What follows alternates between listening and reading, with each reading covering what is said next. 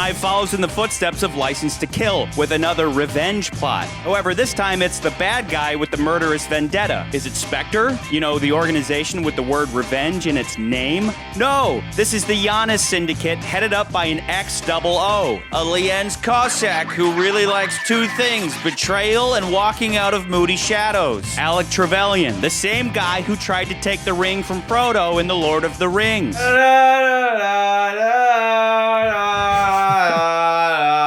Trevelyan and his syndicate steal Mishka and Grishka, the two Russian-made satellites collectively known as GoldenEye, with which they attempt to destroy London because the English government was mean to mad little Alec's Nazi Rusky parents one time.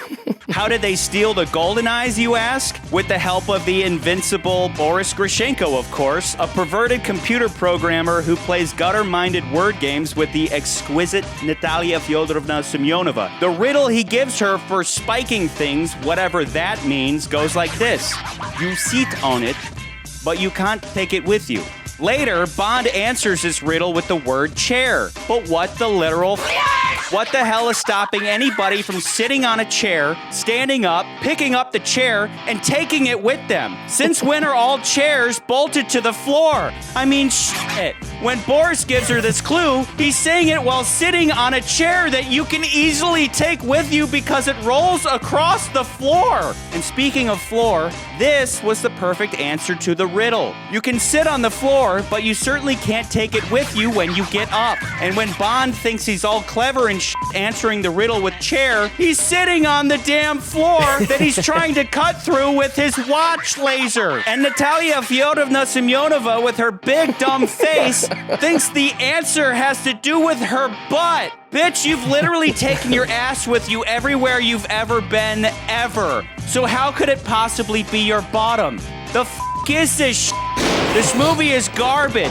How did anybody ever think this was clever and not f***ing stupid? F*** this crap movie. Forget about putting it below You Only Live Twice. I vote we leave this turd mountain off the list entirely and skip Tomorrow Never Dies, skip The World Is Not Enough, and skip Die Another Day, because that's how much Pierce Brosnan and company managed to f*** this franchise right up to 00. Oh.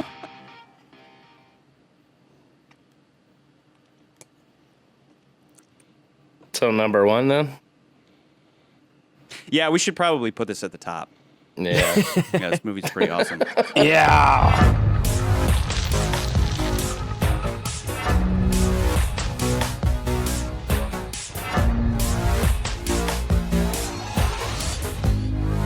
Anyway, got any more nitpicks you want to tell us about? Just kidding.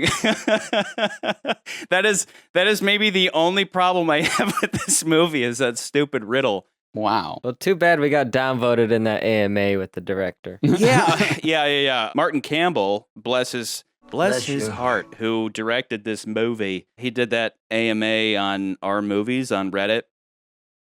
I asked him, why this riddle thing? How did it just it has always bewildered me how the thought process on that. And I really want to go read the original script and see what was in there, because he's like, "Cha," with such confidence, and she's like, "Yeah, that must be it." But it just doesn't make any sense. I think that should have been the passcode in Casino Royale instead of Vesper. Yeah. Just chair.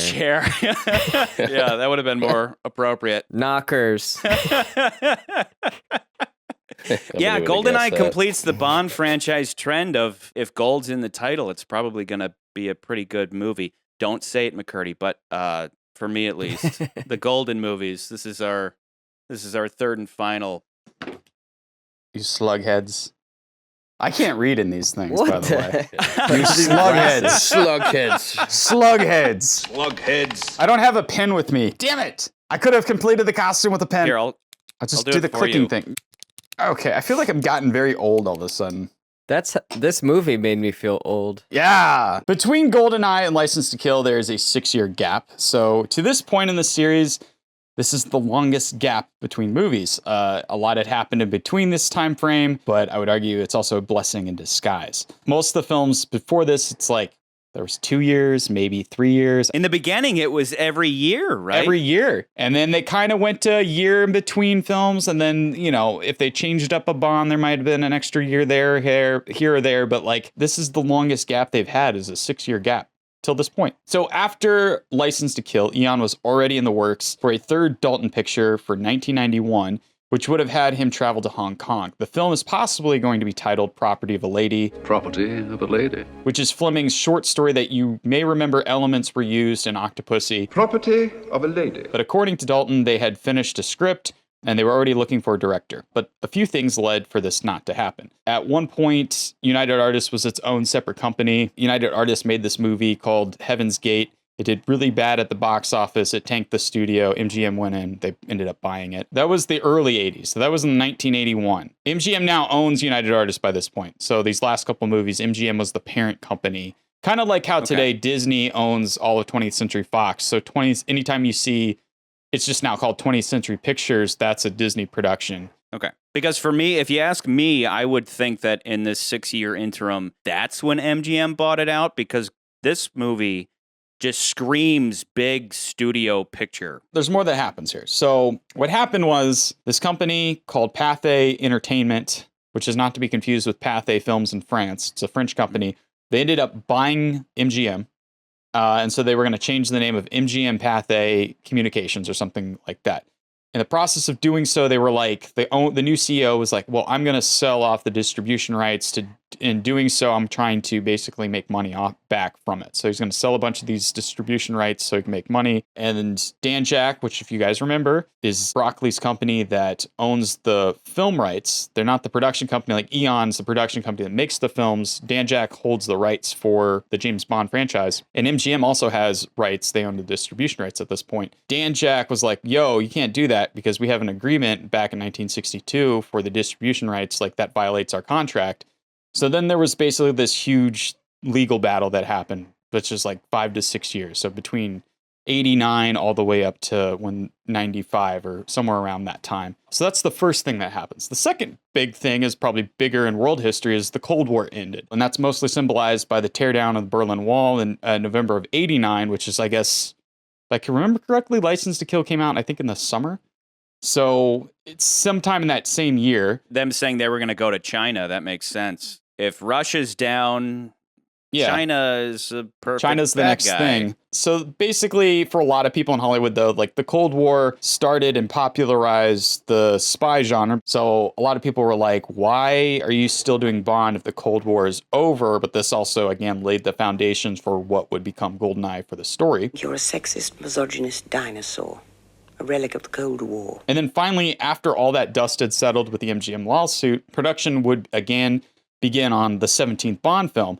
And at this point, Dalton's contract had expired in 93. So they were like, there was a contract that would say, okay, you have to do X number of films between this year, and that would be your contract. But since they hadn't made any movies in that time period, his contract had expired. So they were like, yo, are you going to do this next movie? And he's like, I'm only going to do one. And they really wanted him to come back to do multiple films because it would be weird if he just did 3. So they were like, okay, great, we're going to go with somebody else. And obviously they went back to their original choice before all of this happened. Our favorite Irish Bond, Pierce Brosnan, which we had talked about back in For Your Eyes Only, correct? Yeah. We talked about For Your Eyes Only, and then also in The Living Daylights. We had talked about how he basically became Bond. He was on the set of For Your Eyes Only with his wife, who would later die of cancer in 91 or something. Yeah. And then he was originally supposed to be in The Living Daylights. Yeah. And then NBC re-upped on Remington Steele. So just real quick on that, I recently bought the first season of Remington Steele. I've been watching it. And not only do you have an absolute baby-faced Pierce Brosnan, but it's actually a much more interesting premise than I expected. And you'll like this, McCurdy, because you're a progressive feminist. Okay. I remember always thinking, oh, Remington Steele, that just sounds like such a stereotype of I assumed it was a spy thing. Me too. Oh, Remington Steele, it just, doesn't that sound as generic as possible? Which kind of goes back to what you told us all in the Dr. No episode about how Ian Fleming wanted the name James Bond because it didn't sound like a spy name at all. Ian Fleming, when he was writing the story, he came to try to find the name for the character, and he looked up in his bookshop on his bookshelf, and he saw this book, and it was by an ornithologist, and his name was James Bond. Oh, and that's yeah. It was a real guy. James Bond was this guy, and he just put the name down. Ornithologist. Ornithologist, huh? And then on the opposite end of that, you have Remington Steele. If your name is Remington Steele, you could only be a spy. It sounds ridiculous. Well, it turns out the premise of the show is that there's this female detective who doesn't get any work because nobody hires her because they're thinking she's a chick. I don't want to hire a chick. So she makes up this persona, Remington Steele, and pretends that he's her boss, even though nobody ever sees him. She keeps him all mysterious. He has an office, but he's not real. And then Pierce Brosnan, who's nobody knows, maybe he's a con artist, maybe he's a murderer, maybe he's a thief. In the first episode, he is forced into assuming that persona. And then him and the detective chick, they kind of hit it off to where he just becomes the face of her agency so she can keep solving crimes and he can take all the credit and spend all the money and go on dates and eat caviar and drink champagne. Like he acts like James Bond, but really he's just a schlub. And so it's actually a really great premise for a show. And then I'm thinking, oh, okay, the whole Remington Steele thing makes sense. It was literally a name that she came up with to sound super spy-like. It kind of reminds me of North by Northwest, because in that story, it's kind of the same thing. The government comes up with a fake name, and then the main character, played by Cary Grant, gets confused with it, and it's kind of a spy thriller, and it's in a different way. But yeah, that kind of also reminds me of that. Pierce Brosnan in Remington Steele is obsessed with movies, so he's constantly referencing them, and he'll reference North by Northwest. He'll quote all these movies, and it just lends to him having this weird backstory that nobody knows anything about, but he's probably just a guy who watched too many movies. Yeah, that sounds cool. I might have to check it out now. Yeah, I recommend it. Sounds like some people I know. Yeah. Hey! So, other things that are worth mentioning about this as well is Albert Broccoli wasn't in the best of weather. He wasn't feeling the best. His health was starting to deteriorate. So Michael G. Wilson is now the new producer alongside his daughter, Barbara Broccoli. So you'll notice like they're the main producers on these films, and he is only listed as like a presenting producer. So he's kind of a consultant on this movie. We have new, fresh faces at the helm. The movie is now directed by Martin Campbell, as Charlie had pointed out in the beginning, who is actually the oldest director in the Bond franchise up until this point. He was 62. The previous oldest director was Lewis Gilbert at 59, which I was just like, really? He was 62 when they filmed this? He was 62 when they filmed this. And he got his start doing softcore porn like back in the 70s, which I think is just like definitely came in handy when Xenia was jumping on top of 007. Yeah. Exactly. Xenia throughout this whole film. Yeah. You think you can break me?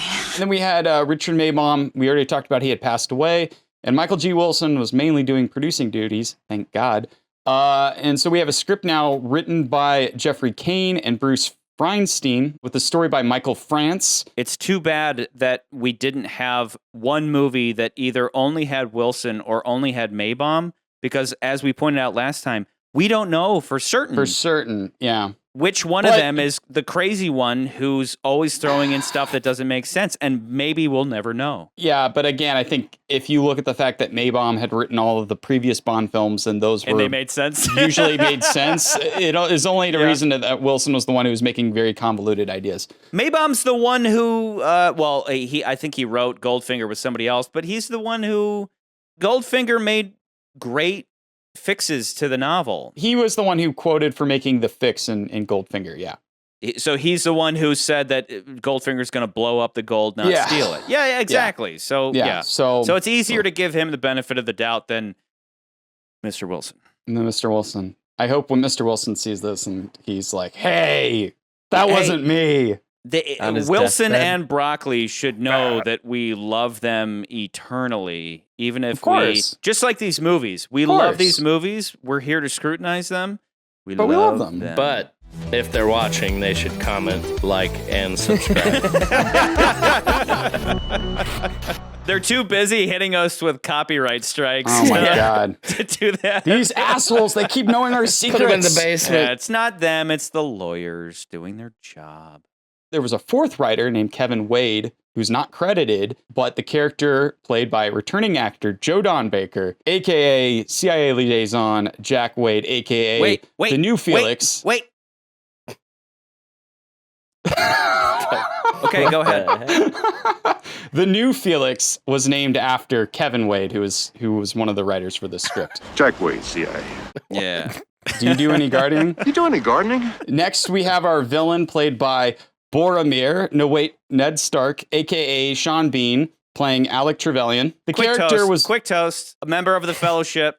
Cheers to Every that. time a member of the Fellowship. God. We didn't do it for Gimli. Here, we wait. did. Hold on, Nance. You'll get your chance. Originally, the character was meant to be more of a mentor of Bond. It was named Augustus Trevelyan, and they wanted either Anthony Hopkins or Alan Rickman. Because remember, Anthony Hopkins had just come off of Silence of the Lambs at this point.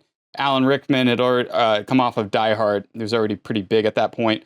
So they wanted that person for the role, but they instead got Sean Bean. And so they rewrote the role. They changed the name to Alec Trevelyan, made him more of a not a mentor, a colleague. A peer. Peer, thank you. Was he going to betray MI6? It doesn't say, but I would assume like it's still going to be a betrayal story. And I think it's funny because Mission I was Impossible, going to which say, came out Mission the same Impossible year, did that with... kind of did the same thing. With, help me out, with... John Voight. With John Voight, yeah. But in that story, John Voight is playing the original character from the television show. Okay. And so it was going to be this, it was a whole other thing. That's a whole other franchise that maybe we should do on this channel. I don't know. So Trevelyan is in this film, creates the Janus Syndicate.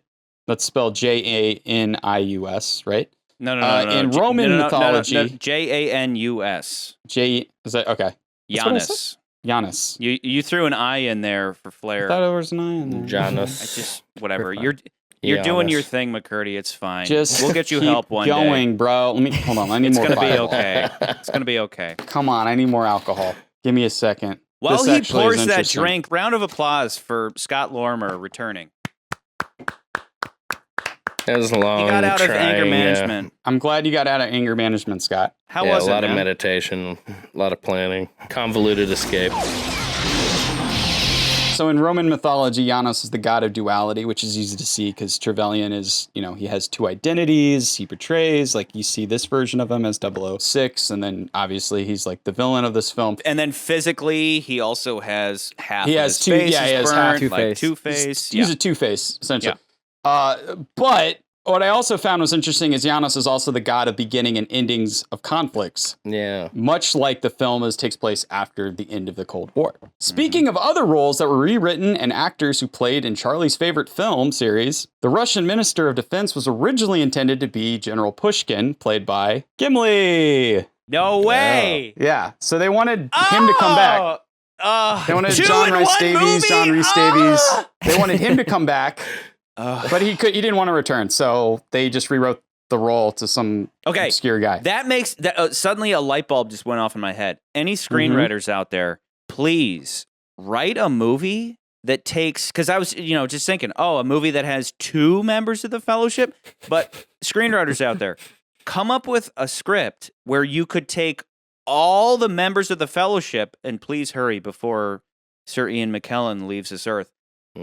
All 9 members of the Fellowship and puts them into a movie. Whatever that movie may be, write a script that could attract all 9 of them back to because they all love each other. Please welcome to Reunited Apart Lord of the Rings edition, the final 2 of the Fellowship, John Rhys Davies and Sean Bean. Oh, where are they? Oh my God! John, hello. John recently was being mute and frozen. This much time has passed, nothing has changed. We're all the same. It's fucking amazing. I love it. So they'd love an excuse to all get back together 20 years later. God, Charlie. You're such a fucking fan. Do that. You're such a fanboy. Back in MI6, we lost Carolyn Bliss for a different Bond, for a different Moneypenny. Actress Samantha Bond now is the new Moneypenny. They gave her that role just because of her name. There's so much nepotism in Hollywood. She's a Bond, so she gets the job. She gets to get the role. It's BS, man. She's actually pretty amazing, though. What would I ever do without you? As far as I can remember, James, you've never had me. The biggest thing in this film that everybody has to comment about is Judi Dench playing the first and only female M. I hear the new M is a lady. A lot of people will say that this was due to MI5's director at the time, Stella Remington. Yeah, that's her name, is Remington. MI5 is a security service in Britain. The closest is like Homeland Security. And as we talked about previously, there were MI There were 1 tons through of different 20 MIs. or something, and then over time they kind of consolidated into just a few. And it was Ministry of Intelligence Sector 6, Sector 5. So there was all these different sectors. Yeah. Consolidated. MI5 and MI6 are the main two that are still left to this day. She had a striking resemblance to Judi Dench from this time period. So if you look at photos from them, they kind of look like you can see where the costume was like, we're going to make you look like Stella here. That's kind of where they went with the character. However, I did see this today, and I'm not sure if this is true or not, but somebody said that Lois Maxwell came up with the idea of her being the new M. And I don't know if that was actually, that would have been interesting, but I don't know if that's 100% true or not. She does have an M name in Moneypenny, but to my knowledge in the books, she's never anything more than just a secretary, so it would make no sense if she took over military intelligence without having any kind of military background. So that would really only work if she, as an actress, took over a new role entirely, but that would just confuse people because they'd be like, wait, wasn't she Moneypenny before? But there's also another reason why that would never work, which is that Bond and Moneypenny always had that sexual tension. We talked last time about how there was a bit of a switcheroo done between Q and M, right? So when Bernard Lee, who played M up until he was missing in For Your Eyes Only, he was very much a father figure to Bond, which is straight up out of the books. And then he was replaced by a new actor, and for 2 movies, Octopussy and A View to a Kill, he more or less was that same M. And then as we talked about in the last episode, when Timothy Dalton came on the scene, suddenly him and M were always at odds, and M was less of a father figure and more of a Saunders. This is highly irregular. I won't be able to get the okay from London for a day at least. Wait, Saunders. By the book, pain in the ass.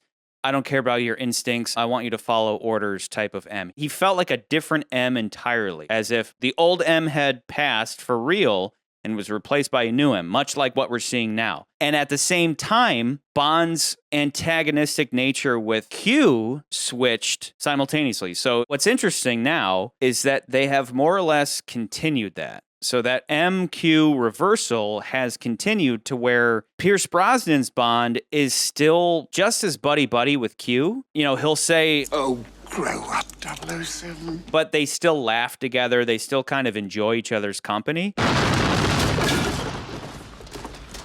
Don't say it. The writing's on the wall, along with the rest of it." Anyway, so my point being that because of this switch, now we have another new M, and she kind of does both. Their scene together is so beautifully written, where she comes at him hot with, You don't like me, Bond. You don't like my methods. You think I'm an accountant. A bean counter, more interested in my numbers than your instincts. The thought had occurred to me. Good. Because I think you're a sexist, misogynist dinosaur. A relic of the Cold War. Point taken. Not quite 007. UM, new M, who is a lady, and I like to bang ladies, and so I don't respect them as much, or so she thinks. If you think for one moment I don't have the balls to send a man out to die, your instincts are dead wrong. Even Tanner is giving her shit because she's now, you know, she'll always talk about the analysts. He sees himself as the next Iron Man of Russia, which is why our political analysts rule him out. He doesn't fit the profile of a traitor. Are these the same analysts who said the GoldenEye couldn't exist? Who said the helicopter posed no immediate threat and wasn't worth following? We found a match. Your missing tiger. In the middle of northern Russia. Seems your hunch was right, 007. It's too bad the evil queen of numbers wouldn't let you play it.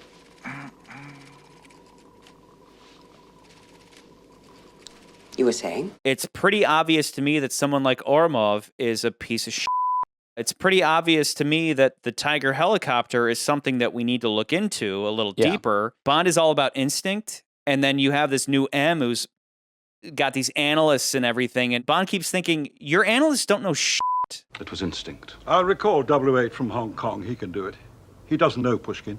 He follows orders, not instincts. 7i might be the ground station for a secret space-based weapons program called GoldenEye, but... Our statistical analysis saw they had neither the finance nor technology to implement it. Numbers were never my strong suit. I have so much experience. I have 16 movies worth of experience, and you're not listening to what I have to say. You care about what these people who sit at a desk all day have to say. One thing I would want to add is that something that they really bring up when they started Living Daylights is the idea of Bond being this misogynist character of going around sleeping with all these women. At the time felt like an outdated premise, or the fact that things were changing in the political world, the political climate. And so, or I should say more like the social climate. So the idea that he just sleeps with all these women had kind of changed. And you really do see that in Living Daylights and in License to Kill. He's kind of really with one woman. This movie kind of reverts back to the old Bond because the him being a woman thing doesn't really work as well as it does in this movie, because they revert back to Bond just sleeping with whoever he wants to sleep with kind of thing, or being the charmer. Especially in the beginning of the movie when the person he's with is like not an analyst, but evaluator. Like a psych evaluator, and he sleeps with the psych evaluator. As you can see, I have no problem with female authority. James, you're incorrigible. What am I going to do with you? And she comments on him doing that. Whose boyish charms they wasted on me obviously appealed to that young woman I sent out to evaluate you. So like the fact that they kind of revert back to him being a misogynist or being this just dude who just, sleeps with women as it, willy-nilly. It's just, that's kind of a testament why I like this movie so much. Anybody who has a problem with Bond banging chicks is kind of obnoxious to me. And it's not just because I want to, oh yeah, Bond, get it in. It's because when you have spies, right, their whole job is to go somewhere and collect information. Yeah. And their means of doing so are, in the case of someone like James Bond, is to weaponize his looks and his confidence and his competency and all that. But more than anything, he happens to be an attractive dude. And he happens to have all these qualities, again, the whole race car driver thing, that women want. And so if he's put in a position where, again, it's what are the stakes? The livelihood of England, of his motherland, right? So what he has to do to pump someone for information is have sex with them. Pump her for information. He has to make that sacrifice, as he said in A View to a Kill. Should certainly bear closer inspection. We're on a mission. Sir Godfrey, on a mission, I am expected to sacrifice myself. These people, these spies, male and female alike, are selected and trained to use every tool at their disposal to get information, including their sex. Xena does the same thing. Yeah, exactly. That's a good point. Xena does the same thing in this story. You mute. Oh my God, he's having sex with all these women. Yeah, because it's for the sake of his country. If you can exploit any weakness, do it. Put short, all's fair in love and war. So you have this guy who is drop dead gorgeous, and he's everything women want, and so hot. And there's the reality of pillow talk and loose lips sink ships, and you take advantage of that. I mean, go watch the movie Red Sparrow. It's such an underrated movie, but Red Sparrow is all about these Russian agents being trained specifically to go somewhere and bang every man and woman alike, bang everybody to get information to bring back to Russia so that they can weaponize it. And then you have people in the audience who are like, that's wrong because it's sexist. He's saving the world, motherfucker, so back off. Yeah. I do feel like in the last two films, they've covered that dynamic more than normal. Going back to the last one, License to Kill, even Q is like comforting the girl, like, oh, well, don't give him too much. Don't judge him too harshly, my dear. Field operatives must often use every means at their disposal to achieve their objectives. All field agents are told to use but she rolls her eyes at that idea. Necessary to gain She's like, knowledge. I'm sure that's the reason why. Bullshit! What I was getting at, though, with the whole M thing, is that now that M is a female, had it been Moneypenny, it would have been a bit odd, right? It would have been cute, but there was always so much sexual tension there between her and 007 that to suddenly have Moneypenny in charge, they make a point of Judi Dench's M saying, your boyish charms won't work on me. And thank God, because look at his scene with Moneypenny. It's so hot. It's just so in this movie. In this movie, it's just where great. She's like, I think that would be sexual harassment or whatever. And it's great. You know, this sort of behavior could qualify as sexual harassment. Really? What's the penalty for that? Someday you have to make good on your innuendos. Maybe I'm the only one, but I don't at all ever interpret that scene as Moneypenny legitimately threatening to report him to HR or something. She's got genuine desire up in them eyes. And I don't sit at home every night praying for some international incident so I can run down here all dressed up to impress James Bond. I was on a date, if you must know, with a gentleman. We went to the theater together. Moneypenny, I'm devastated. She's straight up playing hard to get. I mean, she just told him that she was on a date, and James is like, oh, I might be a little jealous. And she's basically like, I'm still holding out that someday this is going to happen. You know, she does it in like a hard to get, tough way, but this ain't hashtag me too. This is hashtag do me too, please. Someday you have to make good on your innuendos. M is this older person, whether male or female, and because M now is female and Bond is somebody who generally is trying to use his charm to get what he wants out of women, they needed to make her more motherly, right? Well, Just yeah. like M used to be a father figure. And they did that successfully, and they do it beautifully by this very simple scene where she just calls him out on all of that, including having sex with his evaluator just to pass a test, which again is his job. His job is to do just that. And then when he uses it on his own people, M would have to respect that. But that being said, spycraft is a zero-sum game. Use whatever means necessary to get your way. And they needed to not let that work with M. So they hire Judi Dench, who hits him head on with My Way or the Highway and all that. And then at the last second, they kind of pull the rug on that. And she says, Bond, come back alive. So she immediately assumes that motherly role in the same way that Bernard Lee used to have that fatherly role. And it's just perfect. If I found him first, sir, that might change the situation. Dramatically. Wouldn't you say? Good day, Bond.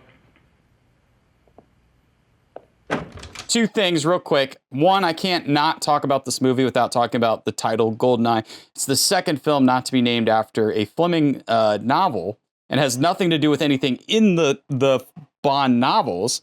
However, and we talked about this back in Dr. No again, this episode is titled after Fleming's home in Jamaica, which was named after an operation he had planned in World War II. It dealt with Spain and Gibraltar, and if Spain had gone into the Axis power, but basically they never had to do the operation. It was one that he had himself had planned out. And then speaking of GoldenEye, so I spent a lot of time, and I think you had the names wrong, Charlie, in the beginning. It's Pita and Mishka. Petya and the Misha. I said Mishka and Grishka because those were the twins from Octopussy. I was just fucking around. Grishka. Oh, okay.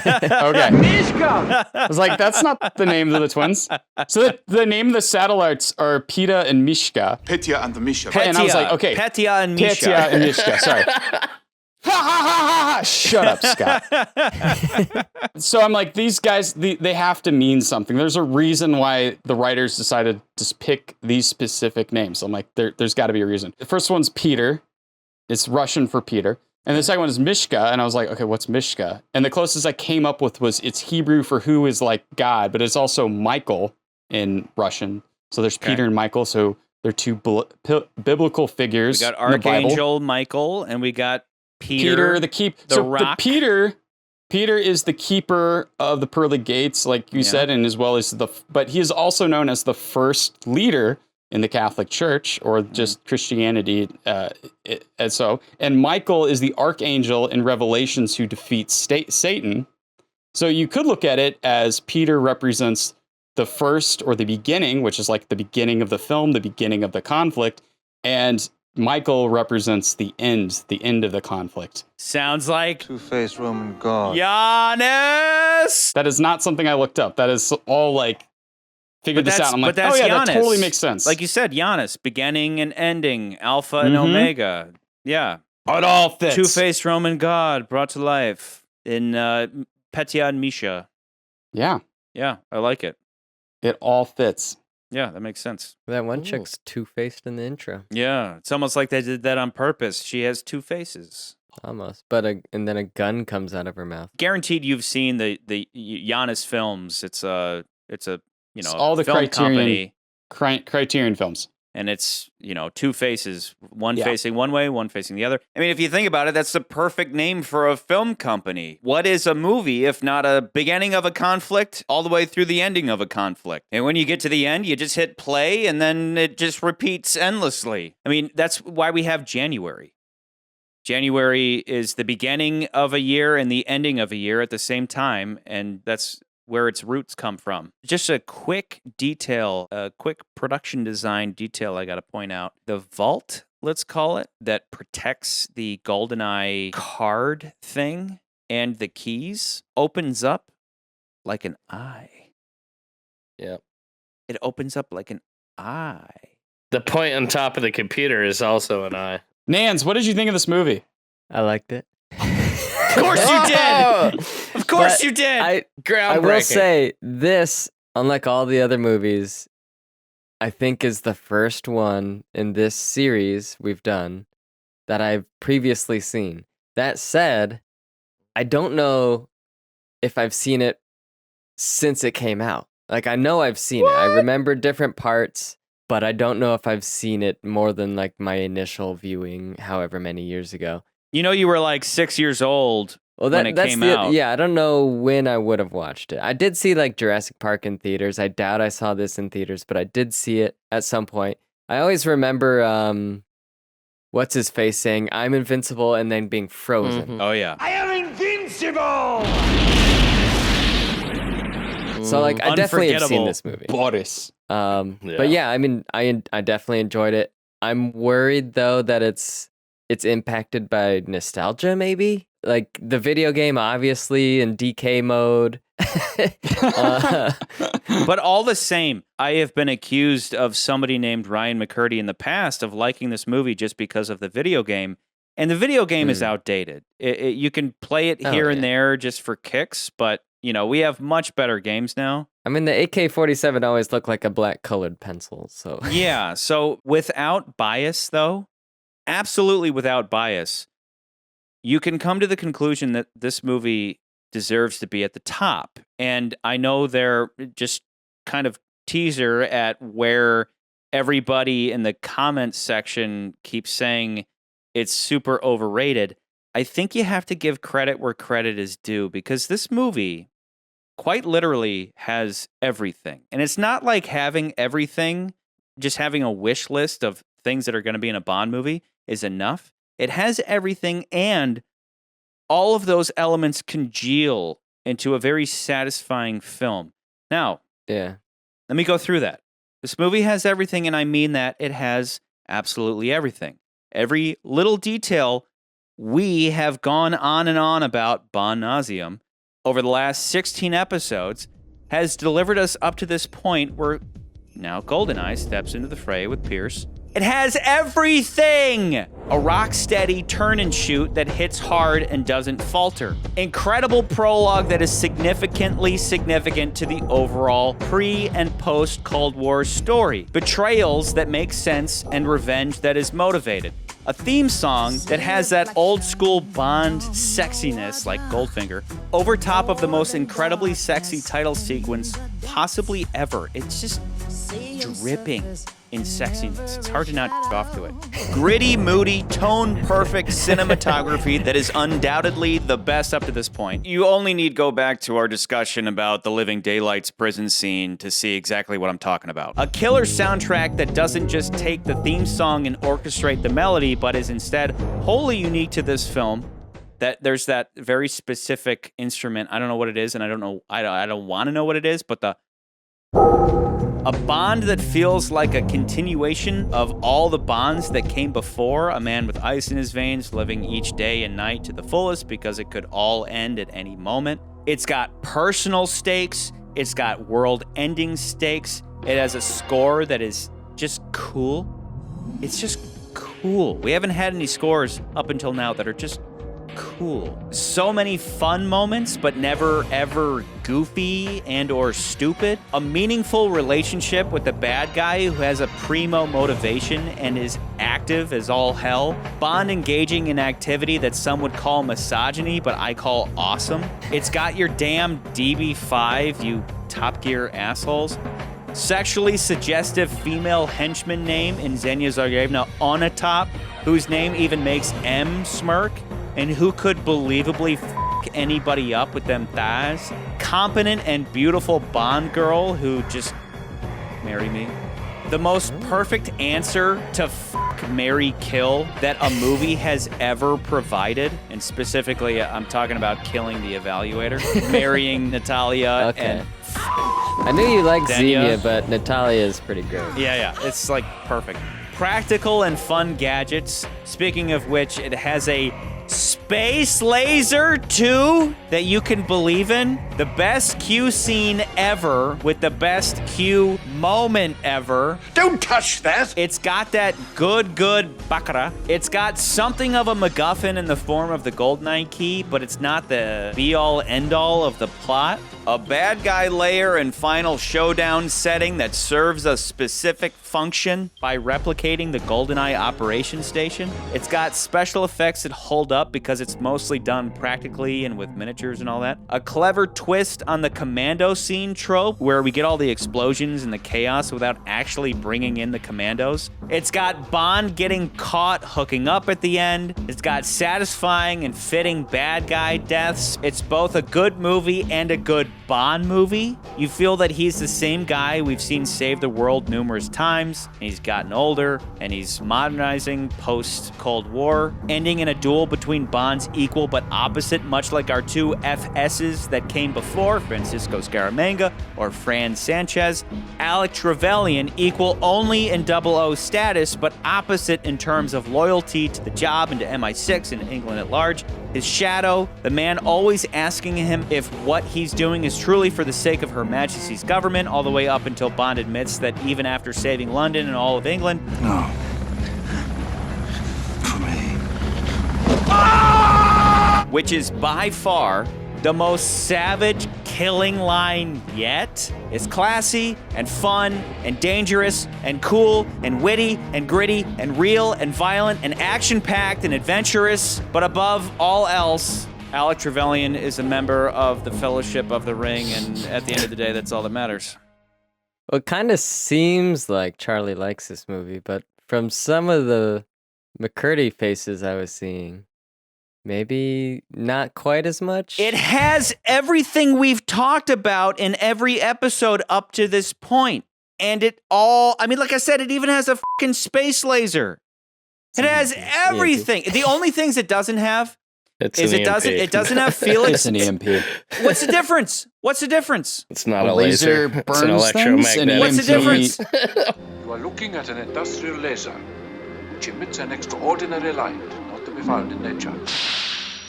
It's literally a satellite Charlie. that's like, shoom, you know, it is practically a space laser, you fuckwits. I get it. I get what you're saying. It's in space and it shoots the things an and it does. EMP delivered via laser-looking thing. I mean, come on, from a plot device perspective, it's no different from Blofeld's space laser.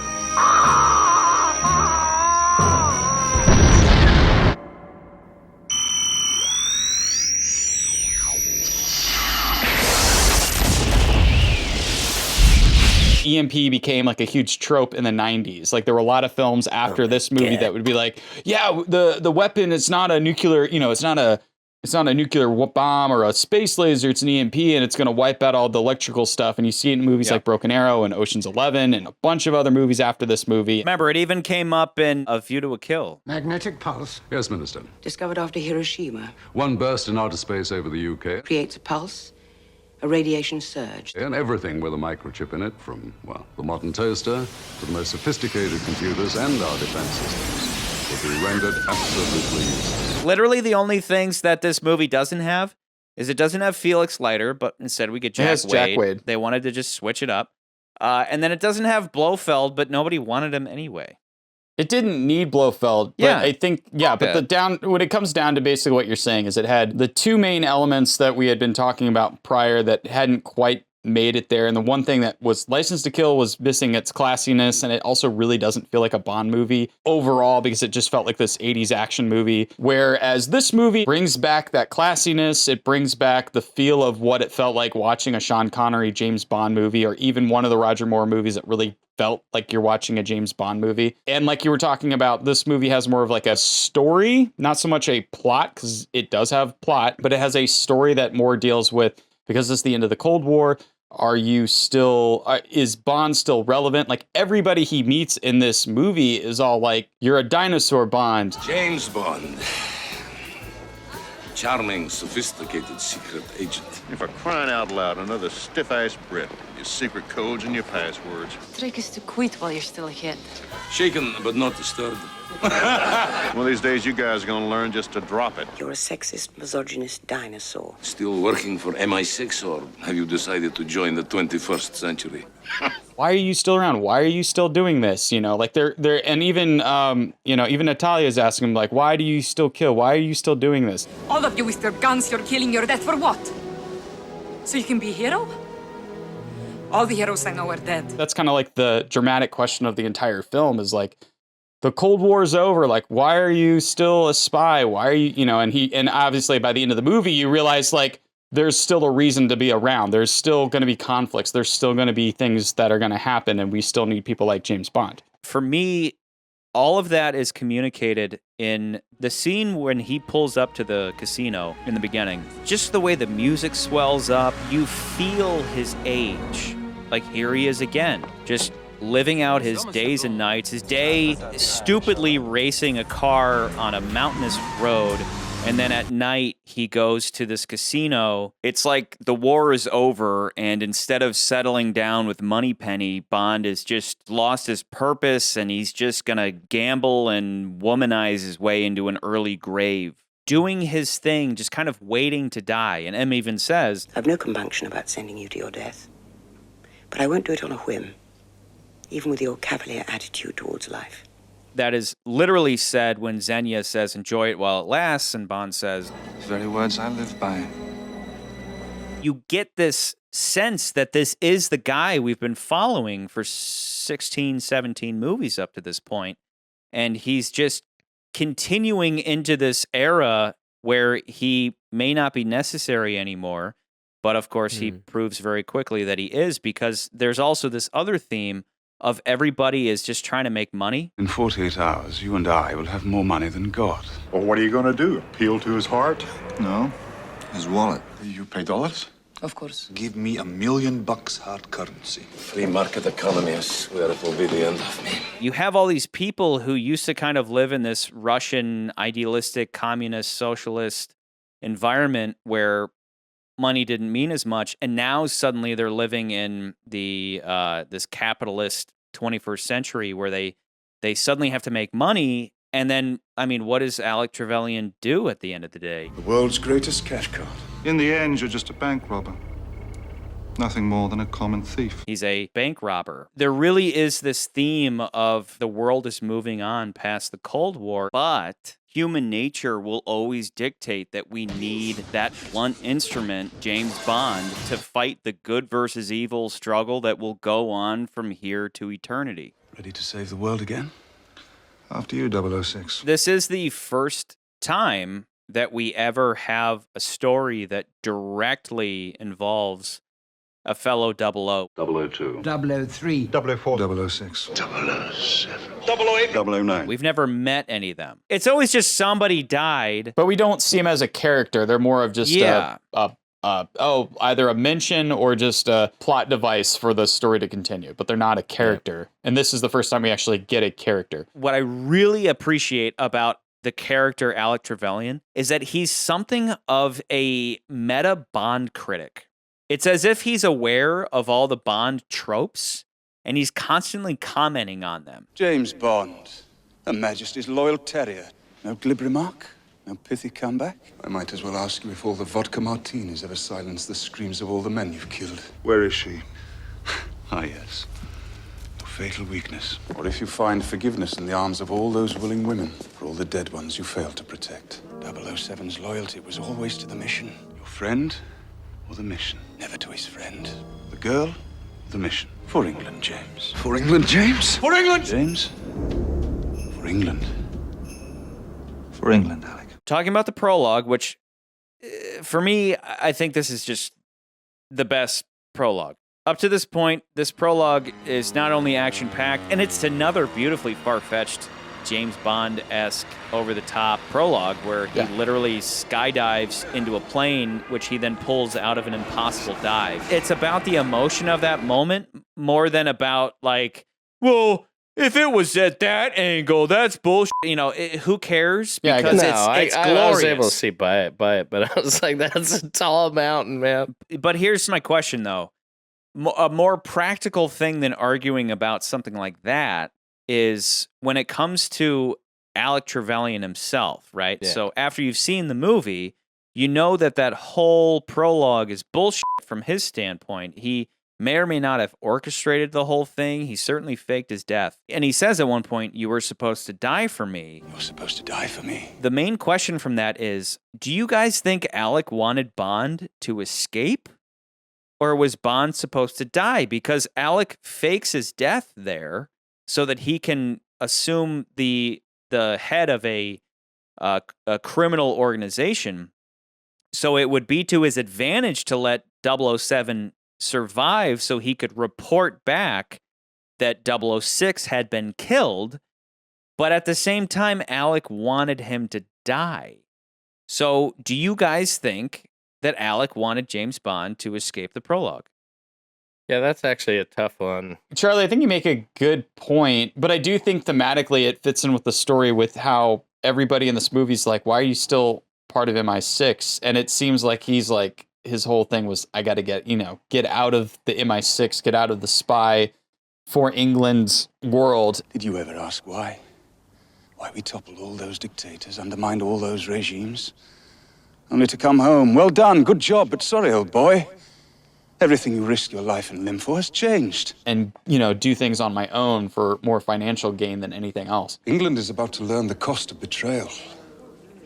Inflation adjusted for 1945. So let's lay it out, right? So Alec, again, if you've seen the movie before, you know that he's the traitor. They both show up to the Archangel, which, by the way, your whole Misha and Petia thing, you have Archangel Michael, Archangel facility in the USSR. Anyway, they show up there. We have our first gadget, which is both a retractable grappling gun and a laser, which is then echoed when he uses a watch laser through the floor. But shows up there, meets up with 006. Their whole mission is to blow up these gas tanks.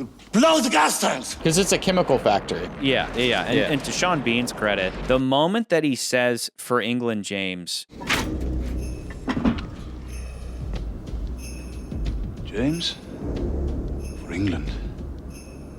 For England, Alec. and Bond looks at him like, well, yeah, for England. You sense a little bit of like, in that moment. It's like, that's weird. That's a little too Boy Scoutish, right? I mean, James Bond is never so upfront about his patriotic intentions. So you get a sense of like, that's kind of weird. And then next, you get... It's too easy. Half of everything is luck, James. And the other half? Fate. Yeah. And then at that point, you have a terrific scene where Bond is surrendering and... Think of it like, what was their plan, right?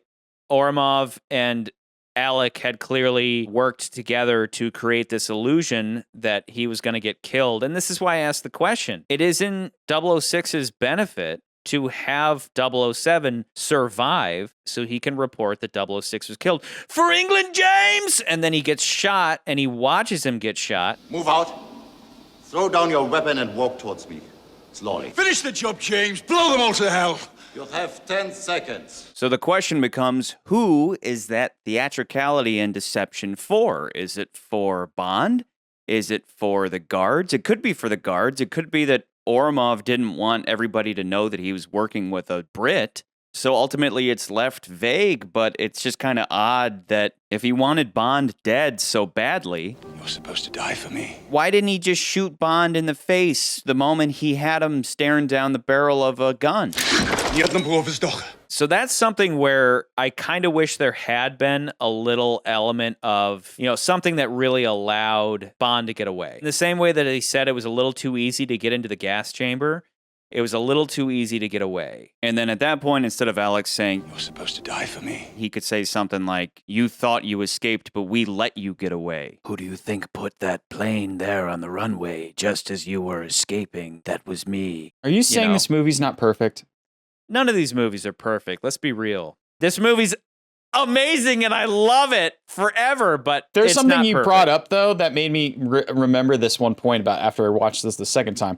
And that's one thing that you will learn if you ever do anything about screenwriting is just how to set up a character so that you like them in the beginning.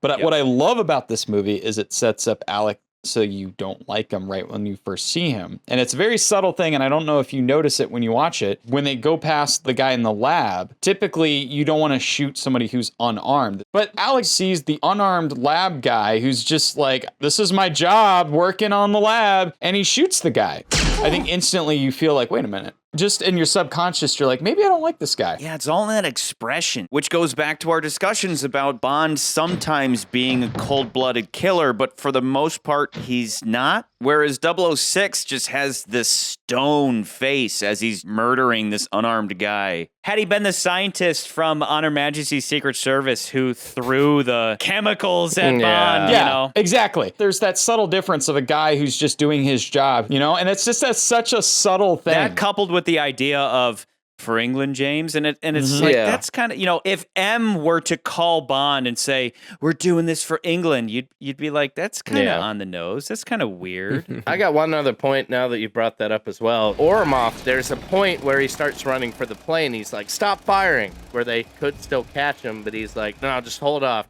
And he smiles and watches as he drives towards the plane. He could keep firing and shooting and chasing him, but he's kind of like, let him try. Let's see if he escapes because it's good for us. Yeah, with some headcanon, you can believe that maybe he wanted Bond to escape. Wait! But I think it's more likely that he just, he's looking at Bond kind of laughing like, really? You really think you're going to survive this? And Bond survives by a thread. And he succeeds in blowing up the facility. So it's like, where's the upside for Oromov here? And then, Alec gets his face burned. This is another one of those instances where if you think about it too much, you'll go crazy. And that's where I try to imagine that in the background, Oromov and Trevelyan had some plan that was thwarted. I mean, obviously the goal was to capture Bond and disarm the bombs. So, but that's what I mean. I try to just focus on the fact that it's vague and not pronounced, and that maybe there's an answer if you sat down with those two and they told you the plan. But it's quite clear that Bond wins the day. And really, that's all you need to know. It's not like Octopussy, where the story itself doesn't make any sense because the plot doesn't make any sense. Here, the fundamental story still checks out, even if there's some uncertainties and unanswered questions. And that's the whole thing, right? Is that we're led to believe that 006 died defending his country and all that. Obviously, I think it works. I've seen the movie 4 billion times, and I really don't have a problem with it, but you do at some point have to ask yourself, did he want Bond to survive? And it's kind of, it reminds me of the argument you made, Scott, back in For Your Eyes Only, where you're like, well, Kristatos maybe realized he wins either way, right? Kristatos was like, if Bond dies, he dies, and he's off my plate. If Bond survives, he'll get the ATAC for us. So with this, it's like, Alec is like, well, whatever. I thought about asking Bond to join my scheme. I assumed he wouldn't. I did think of asking you to join my little scheme, but somehow I knew 007's loyalty was always to the mission. So we're going to go on this thing together. I'm going to fake my death. If Bond survives, then I'm dead. If Bond doesn't survive, then everybody's going to assume I'm dead anyway. And I get to go assume control of Giannis. It really doesn't matter. You never loved me. You never loved your friend. Never to his friend. But that's what's so fascinating about that moment. Finish the job, James. Blow them all to hell. You have 10 seconds. What is Bond doing during that countdown? 9. He's surrendering. So Bond is surrendering for the sake of Alec Trevelyan, which is why Alec Trevelyan expedites his own execution by yelling out for England James, because suddenly his plan with Oromov was backfiring because Bond was giving up. 007's loyalty was always to the mission, never to his friend. Bond knew they were done for, so he did what he could to try to save Alec, even if it meant blowing them all up by cutting the timers in half. So ironically, Alec would have achieved his goals if he would have just let Bond surrender. Instead, they do the whole fake death thing, and then that just pisses off Bond. And we see when Alec dies, that's like the most emotion we ever get out of Bond. And it weighs in on another heavy theme of this movie, which is about trust. He doesn't fit the profile of a traitor. It would seem presumptuous, General, to blame this incident on Siberian separatists before the whereabouts of your own people are determined. The British betrayed them. He'll betray you. Just like everyone else. This is true. You either take your chances with me or your fellow countrymen who killed everyone at Serenaya. Trust me.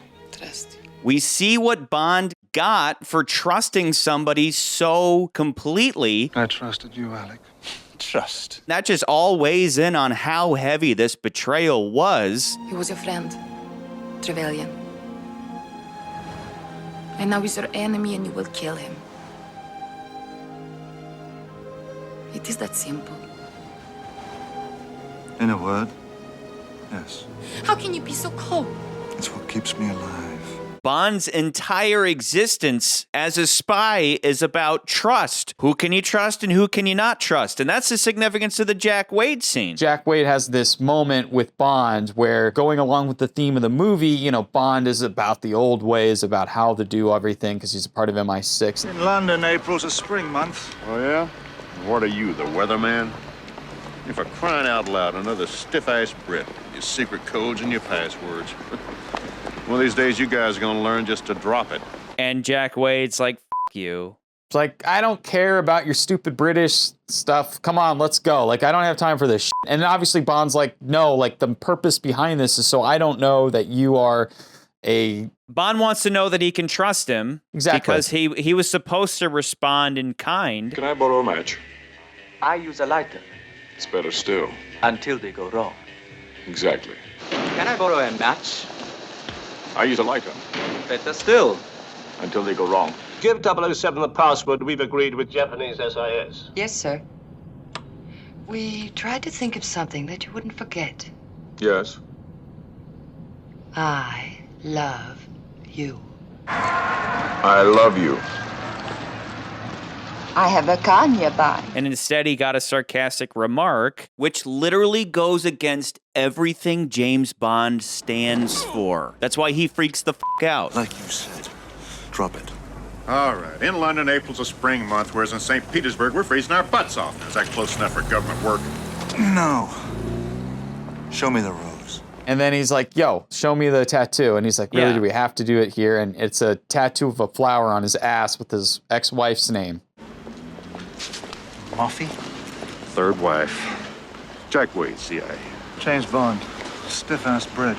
That's a nice move. Nice car. Well, this baby hasn't let me down yet. She's an ugly little bitch, but she gets you there. Hey, Bond, you do any gardening? You do any gardening? Yeah, I wondered about that. I didn't get that. Okay, so Charlie, you tell your reasoning, and then I'll tell you mine. So the reason he asks that at first doesn't make any sense. But as the movie goes on, Jack Wade, this new Felix Leiter character, continues to do something in every scene. Banyan trees. Tobacco plants. The guy is just into gardening. That's all it is. All it was to set up this weird character tick that he has, which is to point out plants, foliage around him at any given moment. That's all it is. And it just got left in the movie, but there is more to the scene apparently. Like that scene was actually extended. There was much more to that scene, but I think it also played into the idea that Americans are so talkative and just all about all sorts of stuff, and you know they'll be on the job, but they'll be talking about in this case he's talking about gardening, and then with Bond's case it's like straight to the point. all about business. And one day, boom, she had been throwing this extra fertilizer out the window. And then suddenly, there they were. I'm talking about blooms the size of hand grenades.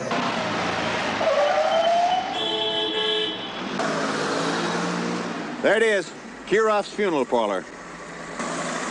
Like I said, the exchange takes place at 4 o'clock this afternoon. Right. I love the build of the character from meeting him in Russia in that shitty little vehicle to winding up in the end ordering the entirety of the Marines. They like force that pilot to drop him off in the middle of nowhere, and then suddenly they're surrounded by Marines. Suppose someone is worth seeing. There's no one within 25 miles, believe me. Yo, Marines! Like, that's exactly where the Marines were, like, right around them, just for that comedic moment. And not only is that done for comedic effect, but also the fact that the helicopters come in out of nowhere. Yeah. It's all done. It's all done to make you laugh. You know? They know. And it is funny. It's, you know, because the fact that you have no reaction from the Marines. Jack Wade's not even hiding there. He's just walking around. It's all done just for emotional effect. Like I said about Felix Leiter parachuting.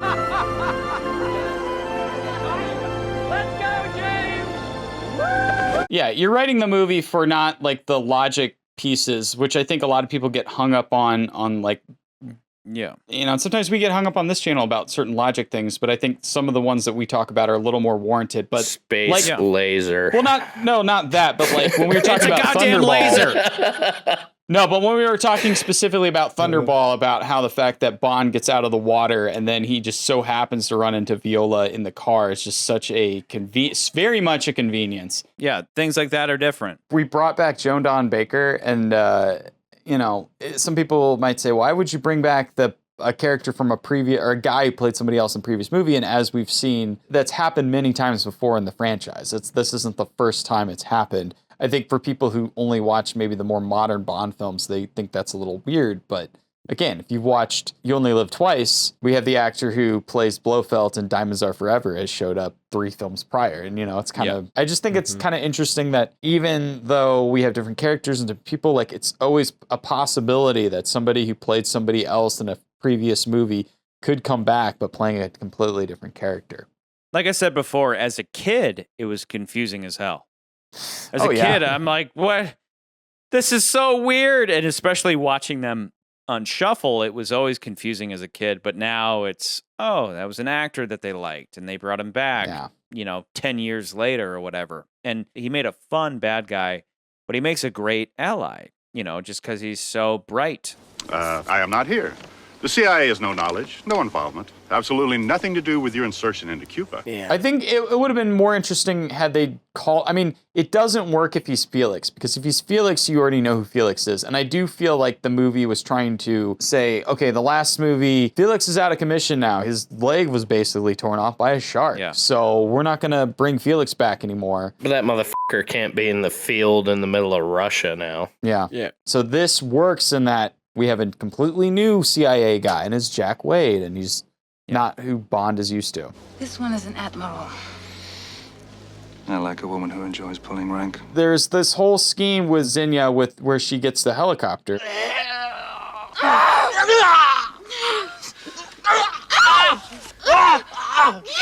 They never reveal the face of the guy who is supposed to be the admiral, the imposter of the admiral. And after watching it this time, I'm like, maybe he was supposed to be Trevelyan. Why not show that person? I think it's supposed to be. I think it's Oromov. Yeah, because Oromov shows up on the plane. I think it's a disguise. But when you watch it, when you rewatch that scene, they never see the guy's face. They don't. They didn't fly from France or whatever. You could fly from France all the way to Russia in that helicopter. But that's stupid. That they flew straight there. No. They wouldn't. They would. But Trevelyan looks too young to disguise as that admiral. Whether that second pilot was Trevelyan or just anybody else, it's probably Trevelyan because they hide his face. Yeah. Had it been Oromov, they would have showed his face. Yeah. Had it been anybody else, they would have showed their face. But because they don't show the face, you can trust that it's Trevelyan. And then later when it's Oromov, because clearly they stopped to get lunch at some point, and they brought in Oromov to take the place of random Trevelyan. gas stop. It doesn't take a fucking genius to put that together. Yeah. But it's just one of those little subtle things about the movie. Like we were talking, like I said earlier about, how Alec kills the scientist in the beginning of the movie. And then the fact that we never see who that extra person is.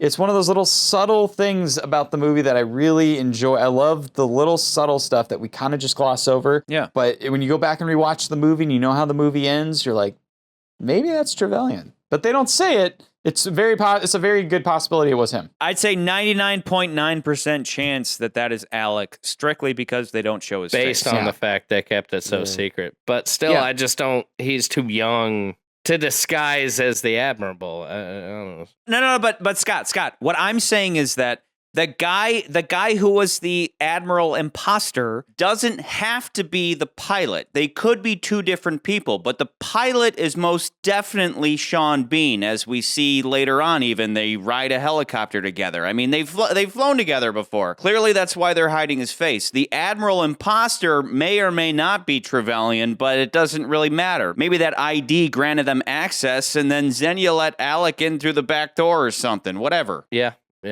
A short, fat guy with a beard doesn't have to be the same one flying the tiger out I of get there. what you're saying now. I think they're the pilot. I think that's the pilot. It could be, but it doesn't have to be. It's one of those things where it's a nitpick. It's like it could be one thing or the other. It doesn't matter. Yeah, but they could have shown a scene in a bathroom where there's a beard and a uniform and a hat laying on the floor. Sure, but then we don't need that. It's like they could have gotten into the plane. That's how they escape. That's how they get out of the clutches of Bond. All that good stuff. Kiros funeral parlor, 4 o'clock this afternoon. There are two things that kind of bother me about this movie. One of the things is the complication between from going to talking to, and remind me of the character's name, the Russian mafia guy. Valentin Zukovsky. Hagrid? Hagrid. You're right. That is Hagrid. Oh my God, it's Hagrid. Hagrid's in this movie. Oh my God. You Harry Potter freak. You're such a nerd. Harry Potter's in this movie? Let's talk about Boromir. I want to talk about Boromir. So anyway, he's in the movie. So one of the things it's not a huge issue, but it does kind of leave to this very unclear thing where it leads from him. He goes to talk to him to basically get an introduction with Janos. And it doesn't, and the one thing that I'm always confused with, and maybe you can point this out, is Bond explains this whole scheme. 200 pounds of C4 explosives hidden in a casket. Your man drives the hearse in. The money's exchanged. Their man drives the hearse out. Their man will be arrested with the explosives. Your man will make a miraculous escape with the money. Your money. Your guy's going to come in with the money and the casket, and the other guy's going to do this, and there's going to be this whole trade-off. So in our minds, I'm thinking, okay, we're going to see this scene, and then we don't. So really, it's just him explaining something. It's like the stinger plot of License to Kill. Felix gave me a letter at his wedding from the Attorney General granting Heller immunity if he gets the stingers back. Heller said he would, and there's a letter from Leiter and immunity and all that. And if you're not paying strict attention, you don't know what's going on. But then, again, with that movie, all you need to know is what Franz is doing bad stuff with stingers and he needs to die anyway. Yeah. And then in this movie, all you need to know is, it checks out, but all you need to know is, I'm going to do a favor for you, and then you're going to get me in touch with Giannis, because they don't show it. So if you're not listening, you'll miss out on it. So what do you know about Giannis? Zilch. Zips. No one's ever seen him. But the man's connected at the Gazoo. KGB, military. Best thing I can do is point you in the direction of his competition. Who is the competition? An ex-KGB guy. Tough mother. Got a limp on his right leg. Named Sukovsky. Valentin Dmitrovich Sukovsky? Yeah. You know him? I gave him the limp. When he's pulling up to Zukovsky's, Jack Wade asks him, what are you going to do? The last guy that was here, they killed and all that. He says, I'm going to appeal to his wallet. And then he lays out this whole plot where Zukovsky can make a quick buck because according to Bond, and according to Valentin Zukovsky himself, he's not really doing that well financially. He's just kind of getting by. I mean, he makes that joke about, it's like, I have 6 helicopters, and you're like, you have 3, and none of them work. I have 6. 3. None that fly. Who's counting? Hey, here's a get-rich-quick scheme, and then in exchange, you're going to set me up with Giannis. I want you to set me up with Giannis. Tell him I'm asking about the chopper. You're going to meet me tonight at the Grand Hotel Europe. And then cut to Bond in the pool. Xenia Zargevna Onatop shows up, and she takes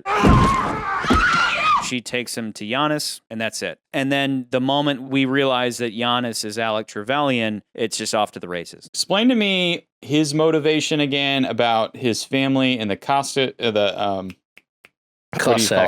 The Cossacks. He's a Lien's Cossack. You knew, didn't you?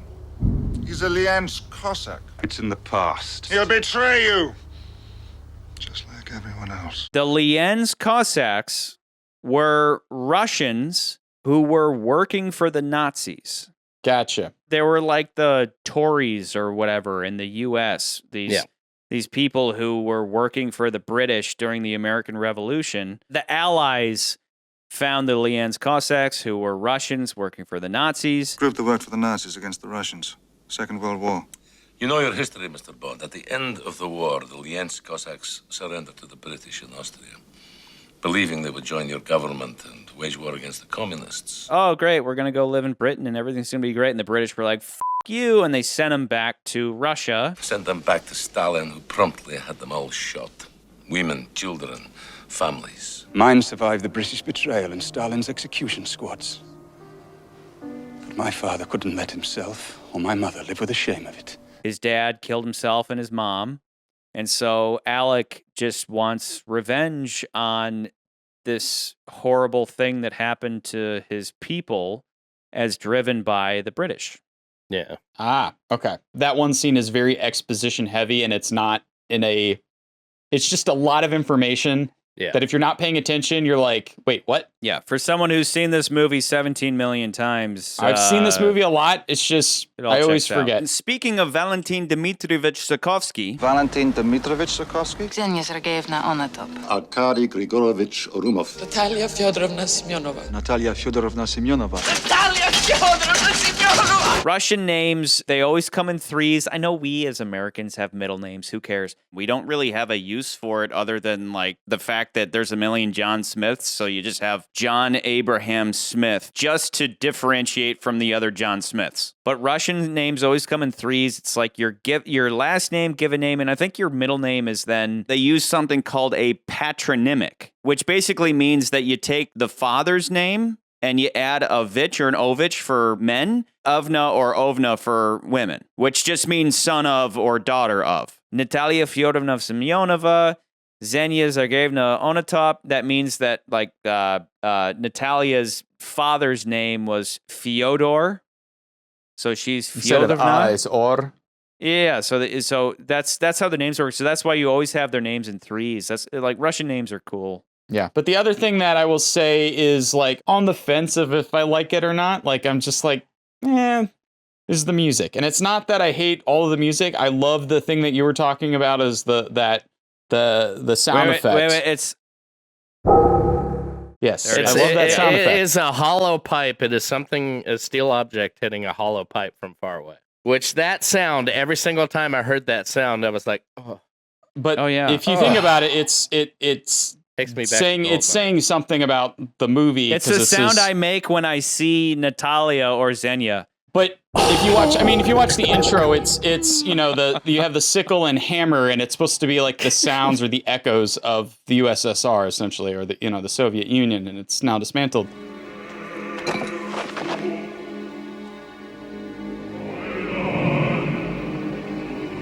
Hello, James.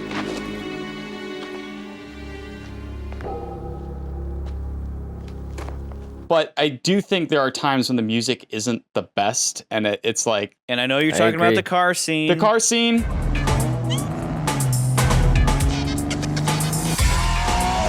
But there's other scenes that I'm like... I'm talking about the ending credits. Bad. That's a terrible song. I didn't play GoldenEye on Nintendo. I just never played that game. Yeah, who cares? Like a lot of other kids did. And I'm only saying that because there are some... No, I didn't. But I'm saying that because I do think that sometimes if it's on the soundtrack of a game and you've played it a lot, that will like play with your emotions because you're like, I like this game a lot. And I remember you listening to the music. I like the music. I like parts of the music. I just don't think the music is the strongest in parts. In fact, I didn't realize this. I was reading this, but apparently Martin Campbell didn't like the music originally done by the composer for the tank scene. And he had to have it completely redone because he didn't like the finished version. So the version that you have in the movie isn't done by a different composer entirely. I pointed out in depth the first thing that I really disagree with this movie, which is the whole Boris Grushenko riddle. I think that was not thought out at all, and I just try to ignore it. As much as I said the scene with M, I think is so strong. I think the dialogue is just perfect, and it just sets up the new M perfectly and the character of Bond perfectly in this new century. But conversely, I think the weakest part of the movie is the scene when Alec reveals himself in the statue yard. Not only is his delivery kind of odd, he's just a little too... Son went to work climbing accident. MI6 parents whose betrayal remember. Ironies. But specifically, and I think it's because of this one line, but Bond says... Hence, Janus. The two-faced Roman god come to life. It wasn't God who gave me this face. It was you.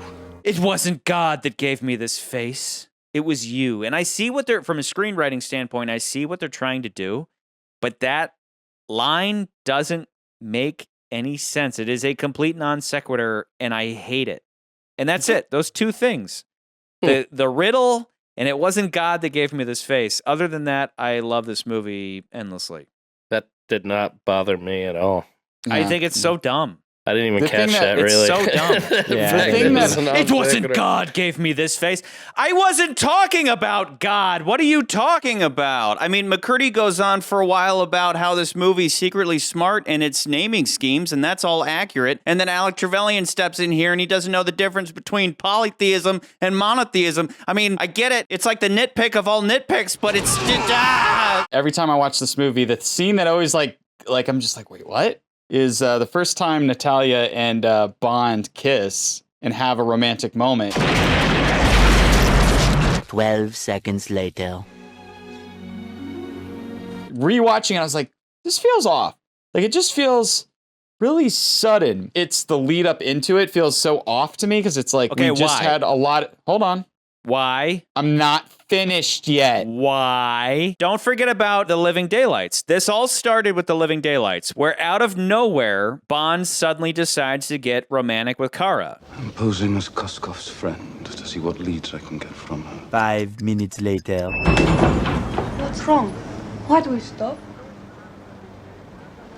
I arranged it. That makes sense. That one made sense. The one in License to Kill is the weird one. But the weird thing is this, that Bond is trying to stay close to Kara so that he can maybe get a lead on where Koskov is, and nothing comes of it. Like, absolutely nothing comes of it. And so in my view, I'm like, that's quick romance that should have been saved for later, like in Afghanistan. And the main misstep for me is that in this movie that's like, okay, Bond's now a one-woman man, we never really feel as though he actually falls in love with Kara. Then fast forward to License to Kill. We have our boat scene. The boat scene's the worst. Leave it to the professionals. Look, pal, I was an army pilot. I have flown to the toughest hellholes in South America, and I will not have you lecture me about professionalism. 1 minute, 37 seconds later. You pay the fuel? You get the plane. Deal. I can compute the thing with Kara, and I can maybe justify it. I think it's kind of but I can justify it compared to License to Kill, where, you know, it's, oh, we ran out of gas, and then they're negotiating the price, and we all agreed they should have saved that for later. Yeah. But then fast forward to this, and here's your series of events, right? Where do they meet? They're in a helicopter, and she yells at him, and he saves her life.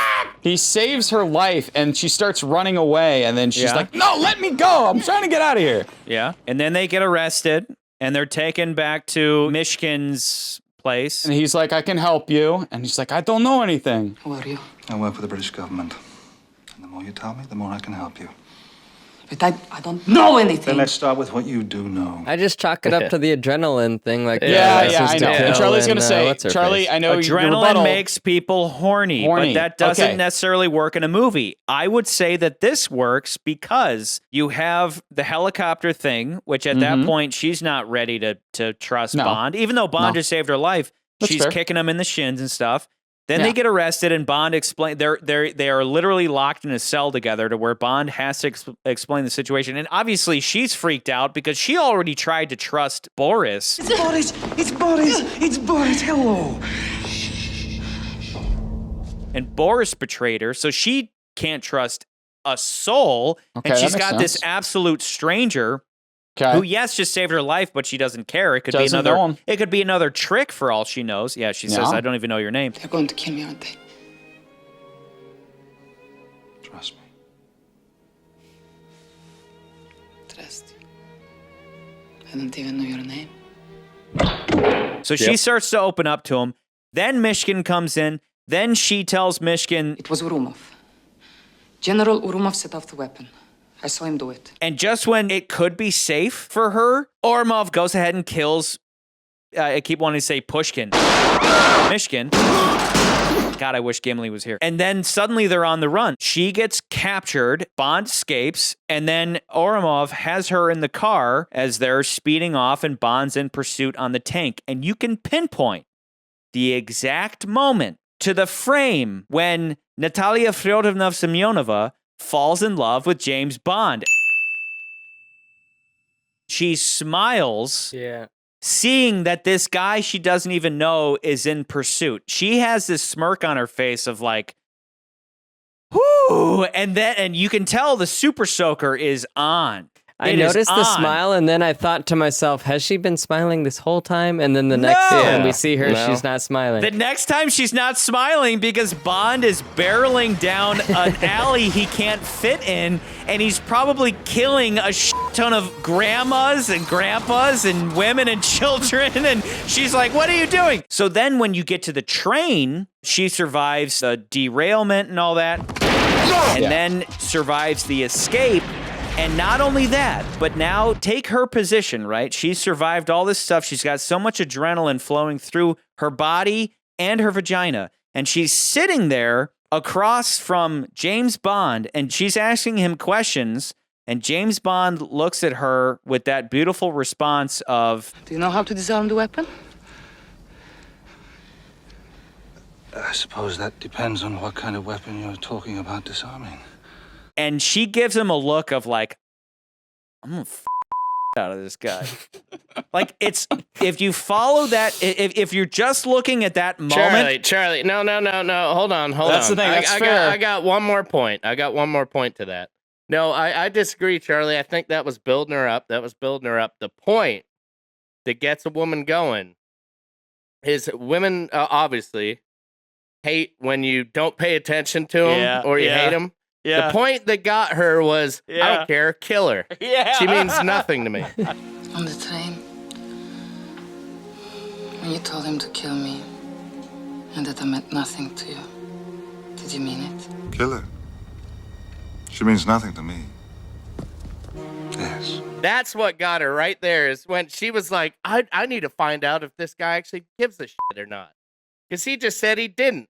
That's the point. It's called that got push-pull, motherfucker. Everything was building it up. The tank, the fucking get captured, to when he said, I don't give a shooter. Pay attention, McCurdy, you could learn something. That's what got her, right there. Thanks. Yeah. As soon as he's like, her, shoot her, I don't care, she's like, wait, no, I'm going to this guy and make him care. I think the romance works because it's cold Bond. It's another one of those weird, not the romance, but the scene that basically highlights romance is the one time in the movie that the movie literally says, all right, we're going to park here. We're just going to park here, guys. We're going to stop the movie.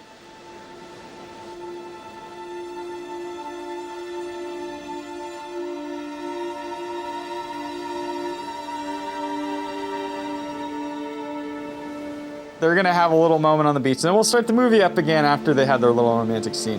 But we're going to stop the movie. It's the one moment in the movie that I don't hate, but it definitely feels like the movie stops very abruptly. Yep. And then it continues. Don't hate it. But at the same time, though, it works for me because, again, showing this older Bond who, when he says... He was your friend, Trevelyan. And now he's your enemy and you will kill him. It is that simple. In a word, yes. Unless he kills you first. Listen to me. How can you act like this? How can you be so cold? It's what keeps me alive. I believe him so far as this is me you're talking to.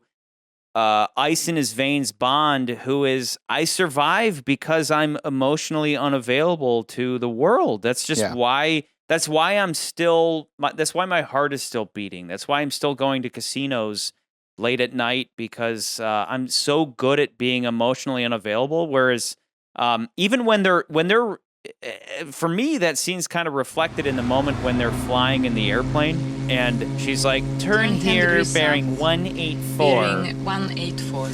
Yes, sir. And then she laughs. She's like, "Ha!" And you know, if I'm Bond, Yes, I'm sir. like, you know, the moment you start getting all happy-go-lucky about this spy stuff, you're gonna get fucking killed. And then 2 seconds later, a missile comes out and nearly kills them.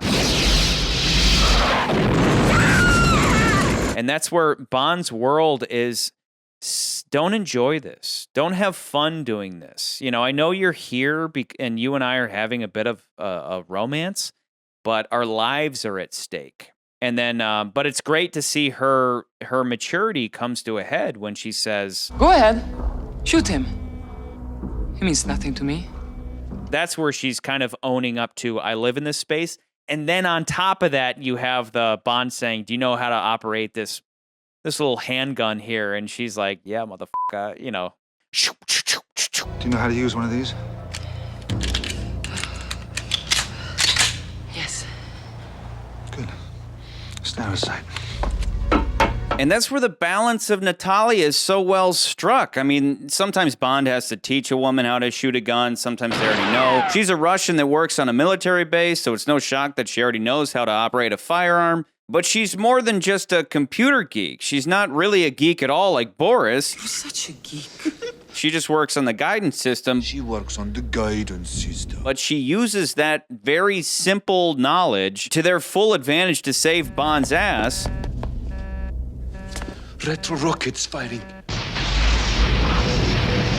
It will burn up somewhere over the Atlantic. Deal with it. And then after that, he sends her away. You know, he's like, hey, like, go cook me dinner. But then she goes and snatches up the helicopter that saves his ass. Just like Domino or Tatiana, she ends up saving Bond's ass. So she perfectly rides that line of damsel in distress sometimes, but she's never truly helpless. You either take your chances with me or your fellow countryman who killed everyone at Serenaya. I've never been to Serenaya. Your watch has. Frozen by the GoldenEye blast. And I'm willing to bet you're the one who climbed up the dish to get out. She's just like a perfect balance of somebody that Bond needs to rescue here and there for forces beyond her control, but then otherwise she's just this tough broad ordering Bond around. It's such a perfect balance. The penalty for terrorism is still death. And what's the penalty for treason? Oh, stop it, both of you. Stop it. You're like boys with toys. But don't stand there. Get us out of here. Yes, sir.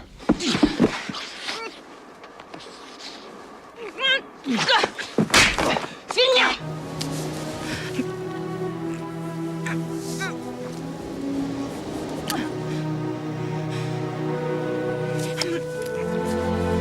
Because of all of this, she's obviously my favorite Bond girl. The only negative I have to say is that I think she's too hot. I think she has too much makeup on. I know it's a Bond movie, but all the same, they should make her a little bit plainer. Maybe later she dresses up kind of like what other Bond girls do, you know? They're like kind of normal, and then there's a moment where they get hot, you know? She's just kind of hot throughout in an odd way. They should have saved that for only Xenia. Xenia should be the one with all the makeup. So anyway, I wanted to talk about Xenia at the Baccarat table. Baccarat. I think this scene is great, but Bond sits down and he says, It appears we share the same passions. 3, anyway. I can't too. Motoring and baccarat. What did Bond mean by the third? What's the third? Sex. I think he meant like fucking. Probably. Because she but says, well, I hope the third is what you excel at. But did they have any interaction where they expose that that's something that they're like motoring? Sure, they have the full chase scene. Baccarat, they're sitting there playing baccarat. It's in the look, you know what I mean? It's in the look. Yeah. But, you know, it's not like he watched Xenia jump on top of the Admiral or anything. So I've always been curious, did Bond mean that? Or maybe he meant horticulture? Motoring, baccarat, and Gardening? We haven't talked about music in several episodes. We have Aha did Living Daylights. Gladys Knight did License to Kill. Which were both kind of, you know, it was like Aha was a natural answer to the 80s. A View to a Kill. Yeah, where You they're had both Duran very Duran, 80s. and then it was Aha. And then you have the most violent Bond movie on record, and you have this romantic. You know, it's somewhat out of place. And then you have this song, which song. again is just, this song goes back to Goldfinger.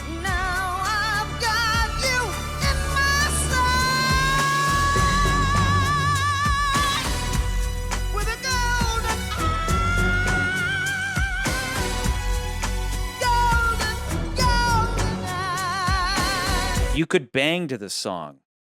But just give us your thoughts on those three songs real quick, Scotty. Honestly, out of the three, if I'm ranking these in order, it's going License to Kill, Living Daylights, then GoldenEye. You don't like this song? I don't not like this song. All three of these are in my top 10. But GoldenEye would rank probably like 7 to 10 out of the whole Bond series. It's up there. It's good, but it's, I don't know. License to Kill, brilliant song.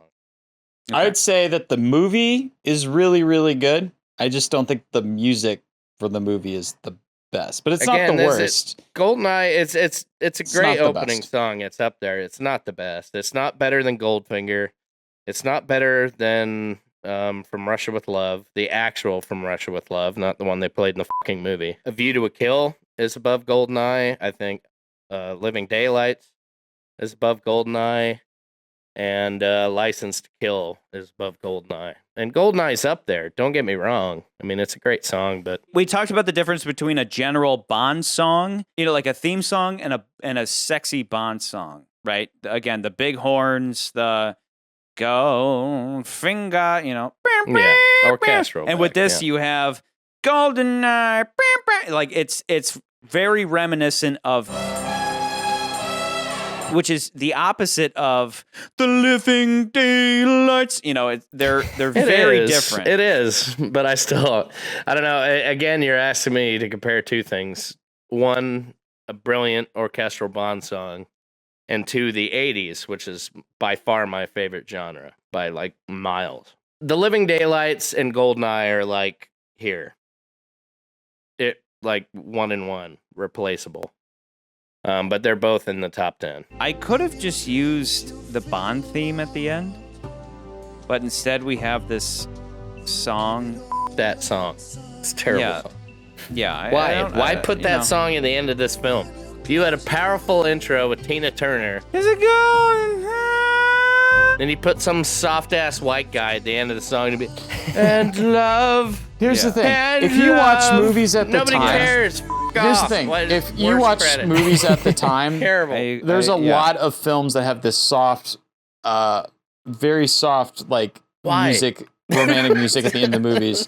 And a lot of it's just, you're leaving the theater, it just kind of signals the audience, like, yep, the movie is over. Ahead, you can or go you're gonna home. fall asleep. You know, versus something like, because, you know, Charlie had pointed out when we were talking about Iron Majesty's Secret Service, how that movie ends with the credits as you're leaving the theater. Tracy is dead, she's dead, she's dead, she is dead, she's dead, Tracy is dead. I just feel like it's not something I'm going to nitpick, but it's also something, I'm just saying that there are a lot of movies that the end credits are very soft music because it just signals the movie is over, you know. And you got to also remember back then, you know, you had to figure out other ways of selling merchandise for these movies, and a great way of doing that was selling soundtracks for films. So you would be like, okay, well, we're going to have the Bond theme is going to be one of the songs. We're going to have songs from the soundtrack. We're going to have the theme from the beginning of the film.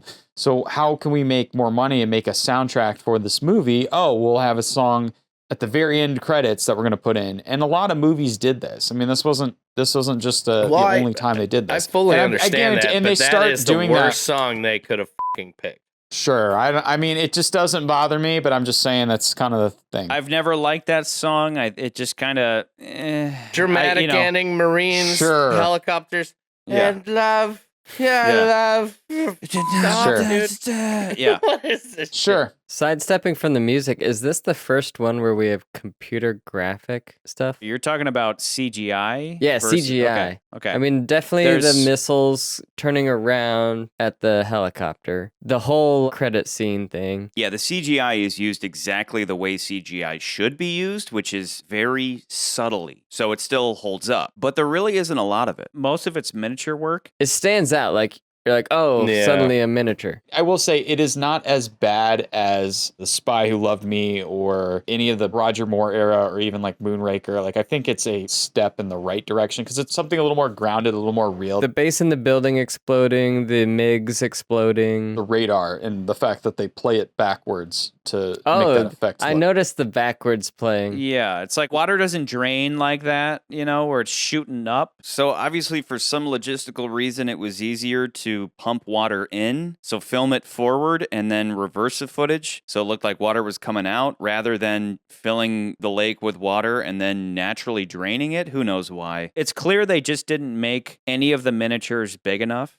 But, this movie predates Lord of the Rings, so what do you expect? They should have made all of them bigger, especially the radar that had to deal with water, because if you don't make a miniature big enough, water kind of looks off, right? So you can tell that the water is just kind of lapping up against a diorama. They needed to make it bigger to make the water not look big, if you know what I mean. I mean, Charlie, they probably made that thing pretty big to begin with. Yeah, sure they did, but it just has to do with the nature of water. And if you don't make your scale model big enough, it's literally that the water looks big. Yeah. And it just has to do with the physics of water. And that's why you need to make your scale model a certain size so that the water looks natural. But the Bond crew didn't learn this lesson until Casino rolled around. Basically, it's at third scale. The reason we're at third scale is because water still scales okay at that. And then the dressing becomes the real sort of miniature work. But I still think it all holds up a lot better than just CGI. That satellite is real. And it did explode like 5 years ago, whatever. They blew it up? Really? It didn't blow up. I think there was something happened and it just collapsed.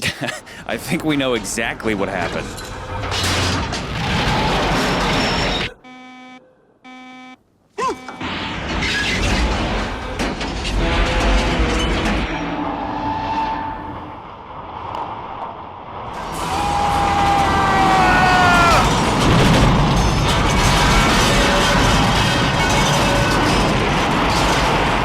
I think we're getting to the point where we're just like nitpicking the movie because there's not, because the strength of the movie is definitely the story and the plot and the action. I mean, the action also is great. Like all of the action scenes in this movie. But that was something I wanted to comment on after rewatching this. All the Bond movies up till this point, we had talked about it had gotten, I think the franchise in a way had gotten stale because it was like everything felt like very much in-house, right? We had the same director, the same writer, the same producers, the same effects team. Like everybody was the same. There was no new blood. It was just like, yeah, we've been doing it this way forever. Like we're going to keep doing it this way forever. Bond walks into the office. Moneypenny is sitting there at the desk. She's framed right. Bond walks framed left through the double door into M's office. And it's the same thing over and over. This is the first time that you feel this breath of fresh air and everything's new. Yeah. And I also like how, remember we talked about the writing in some of these movies, it was, you had the producers in the room, and you had the writer in the room, the director, and the stunt coordinators, because the stunt coordinators are like, yeah, we could do this skydiving thing. We could do this thing where a giant truck tips on two wheels. We now could write a scene around it. Yeah, write this around it. And I felt watching this movie, I don't feel that. I think people will comment about the bungee jumping because I think bungee jumping did become popular right around the early 90s. That's maybe the only little thing. But I think it still serves the story just well enough, and it doesn't feel like any scene particular is like the stunt coordinator saying, hey, we could do this. It just feels like they wrote a script first, then decided what stunts they could, maybe put into the story that would service it. As we've gone through these films, obviously, From Russia with Love, Dr. No, a lot of those towards the top are just timeless classics, brilliant films. Yeah. You can't put them side to side with these films alone on, money and graphics, etc. But we were all longing for, I think, something new. I know I was, and it was refreshing watching License to Kill and this film just kind of slowly updating. I honestly believe that this is the movie that not only delivers everything you could ever want in a Bond movie, but is also just one of the best movies ever made. I'm not sitting here saying it's Oscar worthy or anything like that, but just as far as these Bond movies go, this one, I think I love every moment of it. I mean, other than the little nitpicky things that we pointed out so far. Chair face. It's so cohesive. It just nails its tone from beginning to end while simultaneously managing to be dramatic, to be funny, to be light, to be dark. It somehow manages all these things along with just this compelling story about an evil James Bond. And it just never falters in that. It doesn't have any of the stuff that stuck out like a sore thumb that we've complained about, especially through the Roger Moore era. If you are following along with all of the movies up to this point and everything that we've commented on, this movie is obviously at the top of our list. And I rewatched Goldfinger today because that is at the top of our list right now. And I can poke a million holes in that movie, but I love it. I love Goldfinger. That movie is so enjoyable, and all of its shortcomings don't mean anything next to its emotional punch and just how much fun it can be. The reason it's at the top is, a lot of reasons, but the main one above From Russia with Love was that, as McCurdy pointed out, Bond is just always underestimating Goldfinger, and then Goldfinger, who's just this fat schlub, is just besting him out of nowhere, and Bond can't even understand it himself. And then you have your whole plot twist of blowing up the gold rather than stealing it. But all that aside, GoldenEye, it's like they took this 6-year hiatus. They cleared house entirely, and they completely modernized, and they brought in a new Bond, and they brought in this director who just got it. And this Martin Campbell guy, he didn't give us no fucking double take pigeons. He delivered on everything that Bond used to be, but he also brought it into this new era of what we understand to be modern films. Even down to something I've mentioned before, which is that you should put some care and some thought into the first shot of your hero, and Martin Campbell does that in this movie. He opens it up with just touches of Bond, just pieces of him, not the whole picture, until he's revealed in this really bizarre fashion that is very much a Bond-like thing to kind of have fun with your bad guy by hanging upside down as he's taking a shit. Beg your pardon. Forgot to knock. It's not like some of the previous movies where Bond's just there. He's just there. Oh, there he is. He's laying in bed. He's skiing. There's no thought or care put into his first appearance, but with this one, there is. At the end of the day, you have to give credit where credit is due. Again, if you watch the last 16 of our episodes and you get to this point, it just seems obvious that this movie should be at the top. It's just an explosion of not only new and a new approach, but just a solid story and a solid Bond. I mean, you got to give credit where credit is due. This movie is incredible. It just brings us into modernity beautifully. I'm glad you said modernized, Char, because I was saying at the beginning this was like one of the first ones I remember seeing. Rewatching it this time, I don't know how long it's been since I last seen it.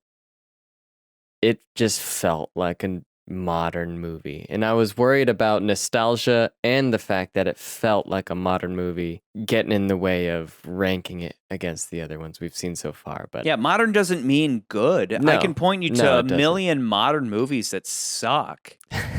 Oh yeah. But this For one, sure. and that's what I mean. Give credit where credit is due. I had that same concern, Nathan, of, ranking nostalgia versus old brilliant Bond films, the ones that obviously we didn't grow up on. But after rewatching this film, I tried to remember all the points that we've ranked or argued about on previous films. One, bad guy. 2, plot, which I think I've figured out that Man with a Golden Gun, License to Kill, and this film, I really enjoy Personal Vendetta Bond. Personally, I love that, but this one brings that balance of, okay, well, I'm still going to save the world, but no, Alec, this is for me, not for country, but I'm still going to save the world.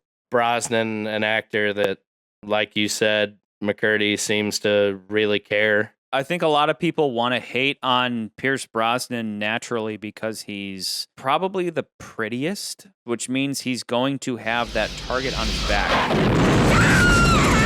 Forget about Remington steel. The guy's always rocking the blue steel. He happens to be attractive, but he's no pretty boy. He's significantly physical as well as being, having an attractive face. And it just lends to the whole idea I was getting at before about how him being attractive is just kind of part of things. It allows him to do his job better. Who are you? Bond. James Bond. My name's Bond. James Bond. My name is Bond. James Bond. Bond. James Bond. Name's Bond. James Bond. For the millionth time, let's put that in context. This is absolutely male fantasy, categorically so, but it's anchored in the truth, which is that the character James Bond is everything that men want to be and that women want to be with. And within his universe, he is literally handpicked by the government to not only be a killer, but to have the ability to approach the most beautiful women in the world and make them fall in love with him so that they're willing to help him save that world. That's nothing to shake a stick at. There are only 6 men that have ever played James Bond, and each of them is the type of fella that no woman would ever say no to. It was the job we were chosen for. And it's not just about being attractive, it's about embodying the ability, that capableness, that competency that attracts these women more than just a pretty face, So I think that I think a lot of people want to hate on Pierce for being that, but I think he just embodies Bond beginning to end. Oh yeah, sure, it would be interesting to see Dalton in this movie. You're late, 007. I had to stop in the bathroom. It's too easy. No more foreplay. It'd be interesting to see Connery in this role, as we always say. But Pierce fits this movie wonderfully. He didn't feel shoehorned in at all. Pierce really took up the reins, and it's just such a natural in it. Yeah, there's one word that Ian Fleming often uses to describe James Bond's appearance, and that's the word cruel. And Pierce Brosnan doesn't have that automatically. He'll show that cruelty, but he doesn't have it built into his face the way that Connery does. But he can access that cruelty, which, if you ask me, makes him all the more dangerous. No. No more foreplay.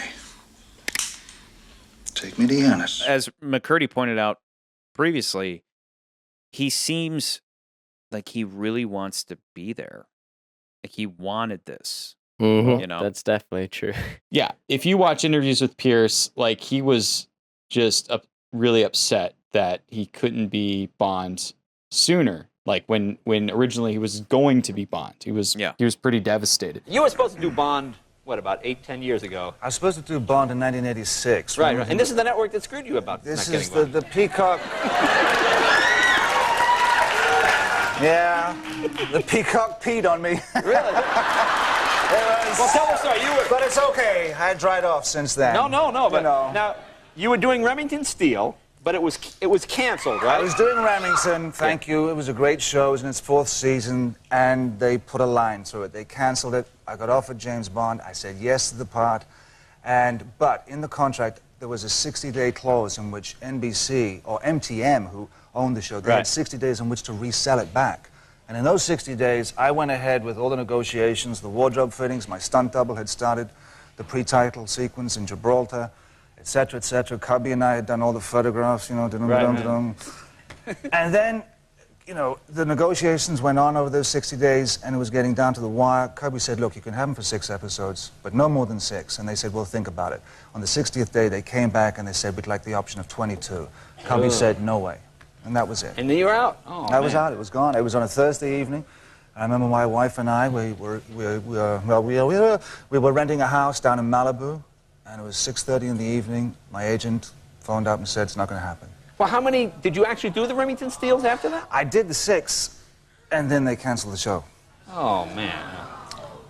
Kev, do I have one of those 60-day clauses? I would check it out, Jay. But you know, see, all good things come around. They all come around. They do. It's amazing that this came around a second time. It's interesting to see that I think Dalton really didn't care to be Bond. I think Dalton is an actor first and just maybe not a fan. Where Connery and Moore kind of paved the way for the character, essentially. Like, they kind of really laid it out. I think Dalton and then after is really the era of, we were fans of this, we wanted to be this, you know? Like, you'll talk about, if you ever talk to like Doctor Who fans, they'll kind of say some similar things about some of the Doctor Who's as, you know, I watched Doctor Who as a kid. I remember Doctor Who. I always wanted to play this character.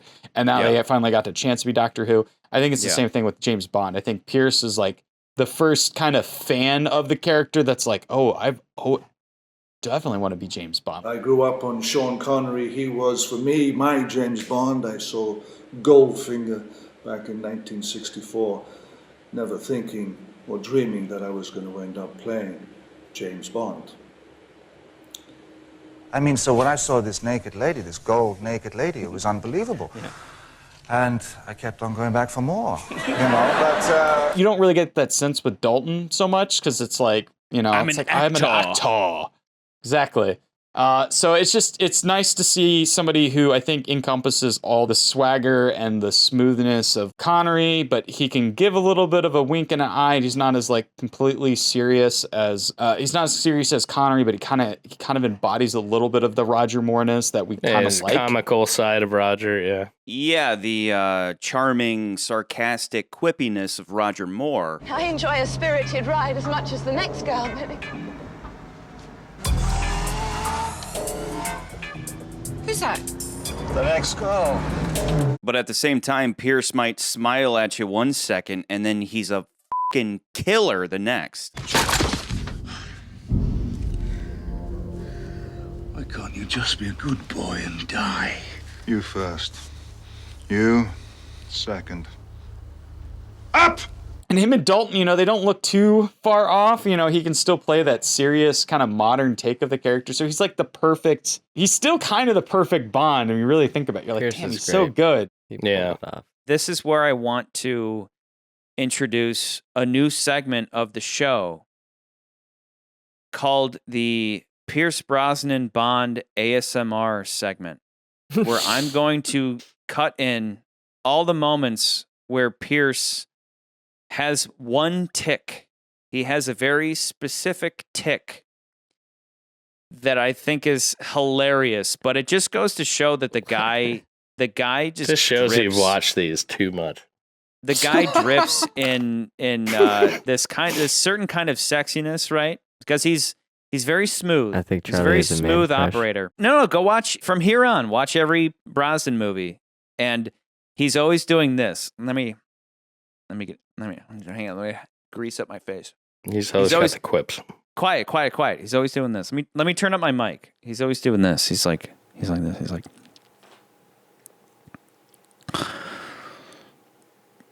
That. He's always doing that. Are you serious? Shut up. Let me do it again. Shut up. Headphones? Shut up. Shut up. Listen. Quiet. This is Pierce Brosnan in a nutshell. What? He constantly sounds like he's taking a drag off of a cigarette. Every scene is he's constantly clicking his mouth, so he's like,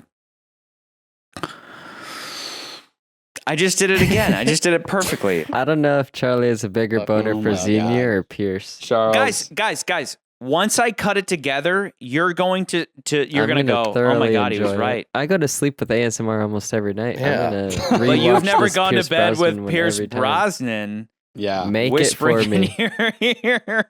Make me a Pierce Brosnan ASMR.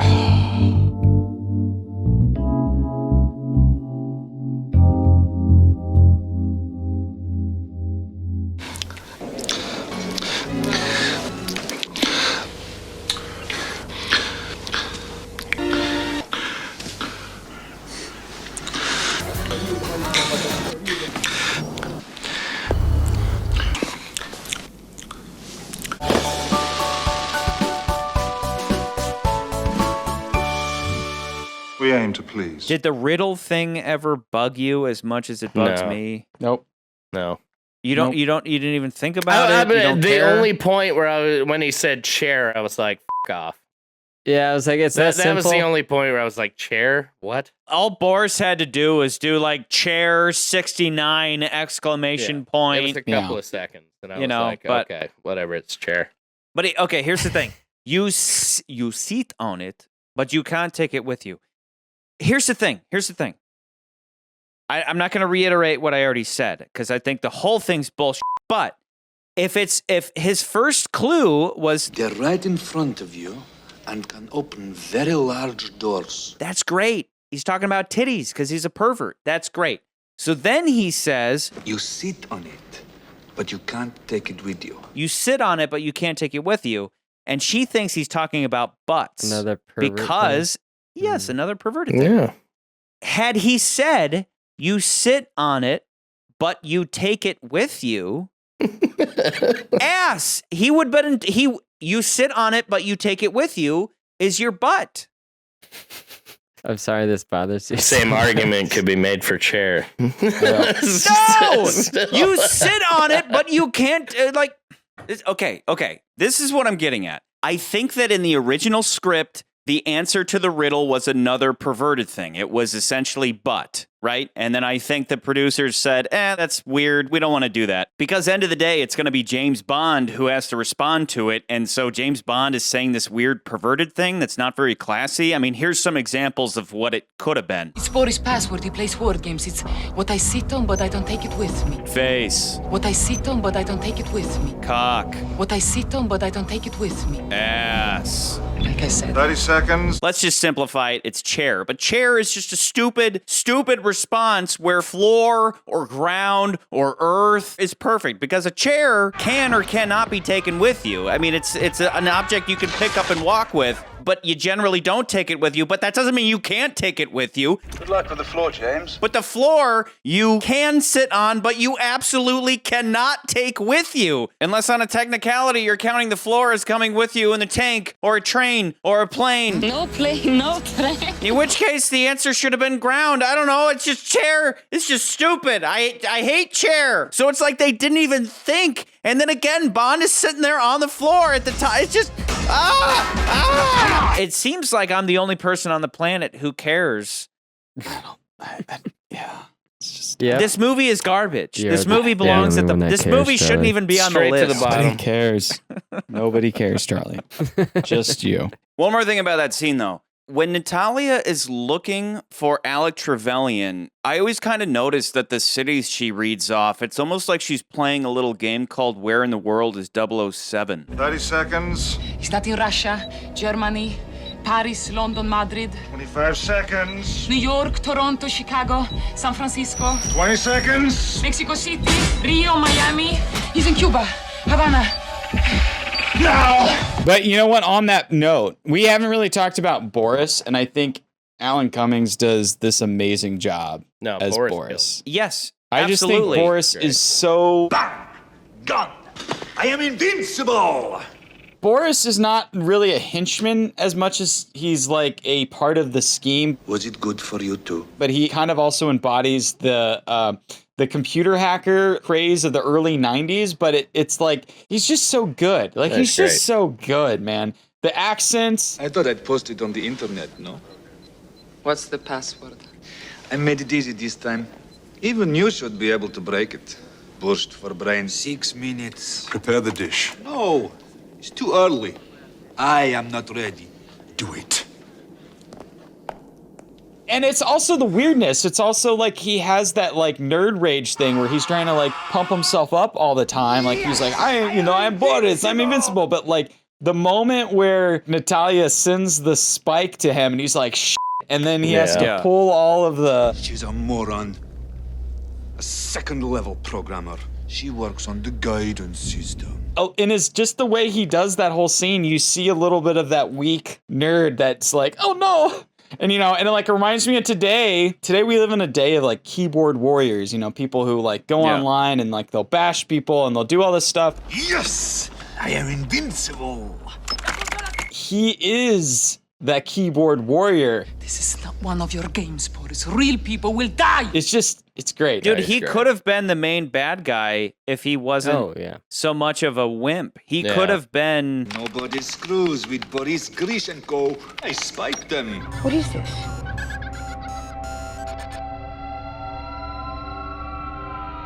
Spike them.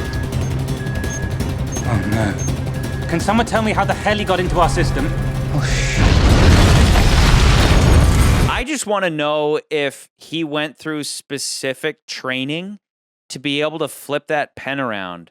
Because I can try right now. I can't. I can't do it. That whole scene with him clicking it and Bond just like 2, no, 3, no. That was just brilliant. I love it. It's hard.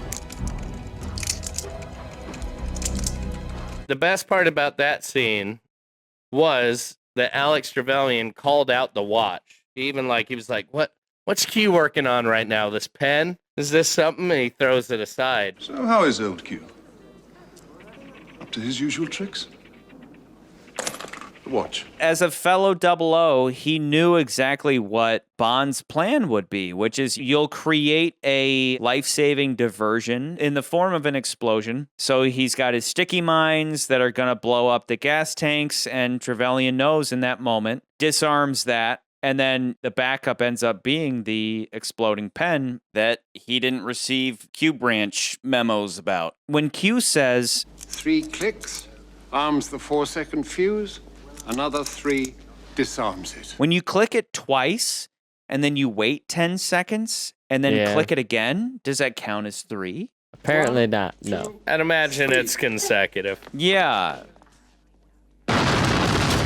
I think it works fine, but it's just kind of vague, right? If I click it 4 times, is it armed?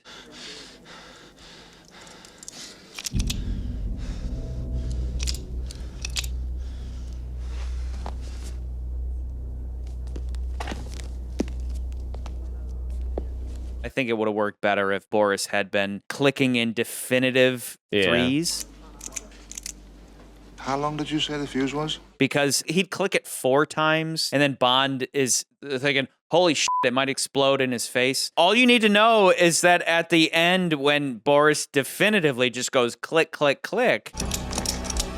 Give me the cards, Natalia! Give them to me! And then without fail, every single time I left my ass off as complete chaos just reigns supreme in that control center. I love that setup. Yeah. I love that they use the gadget in such a nice way. I love that the movie doesn't try to overuse the gadgets. Like, we really only see 2 gadgets being used. That Q specifically explains, but otherwise we have a lot of gadgets. We've got the belt, the spy camera, the watch laser, the dam jump retractable gun / laser, our exploding pen, sticky mines, and a sandwich. Don't touch that! I do think that this Q scene, it is most definitely the best up to this point. Morning, Q. Sorry about the leg. Skiing? Hunting. Yeah, exactly. It's like Campbell's approach to the scene was that every single moment is going to be enjoyable. When you're in Q's realm, anything could be something that it doesn't appear to be. Something crazy is going on in the background all the time. We've had this in the past where there's always something going on. But with this, it's relentless. It's just a constant barrage of things going on. Yeah. And then it leads up to the single greatest moment ever, which is 007 picks up the sandwich and he's looking at it like, what could this be? And he's like, Don't touch that. It's my lunch. perfect. Yeah. Simple perfection. Now pay attention, 007. First, your new car. This was the first film that introduced BMW as their main car sponsor. The first Aston Martin is in this movie, but the Bond films of the 90s was the BMW. Much like in the 70s, it was the Lotus. Just that story alone was a lot of free marketing because a lot of people were like freaking out the fact that the BMW was the new car. I'm not happy about it. A typical leather belt. Q is getting older, which means that as far as filmmaking goes, they need to kind of compensate for his old age. And it's quite clear that the most useful gadget that Q is using in his Q scene is, in fact, Q cards, so he can read his lines. I didn't notice. Because he can't remember noticed it, a too. lot of what's going on when he's talking. It's just when he's talking about that fucking belt. It's like watching SNL. You know, in SNL, all the characters are always looking at the cue cards, and it's very obvious. All they had to do was cut in for a close up of the belt to kind of save us from seeing that, and for some reason they didn't. Alec? Sandra! General Rumov? Boris! In a lot of these movies, we have a hierarchy of the villains, right? And some of them we have two villains, but we're not quite sure who the main villain is, and it's really muddled and confusing. I really like this group of villains. We have 4 villains, all very distinctly different. Yeah. We have Trevelyan, who's obviously the head of this whole operation, and he's kind of a polar opposite of James Bond. We have Onatop. Onatop? Onatop. Who is also kind of a polar opposite of Bond in a weird, different way. She's like the female assassin, but she has this weird quirk of like getting off to killing people. It is the single greatest reaction shot in the entire James Bond series when they pan over to Ormov and he's like... There's a whole bunch of back and forth about pleasure between those. The Xenia scenes rhyme. Nice to meet you, Mr. Bond. The pleasure, I'm sure, was all mine. Once again, the pleasure was all yours. This time, Mr. Bond, the pleasure will be all mine. And I like that he doesn't fight her, he just...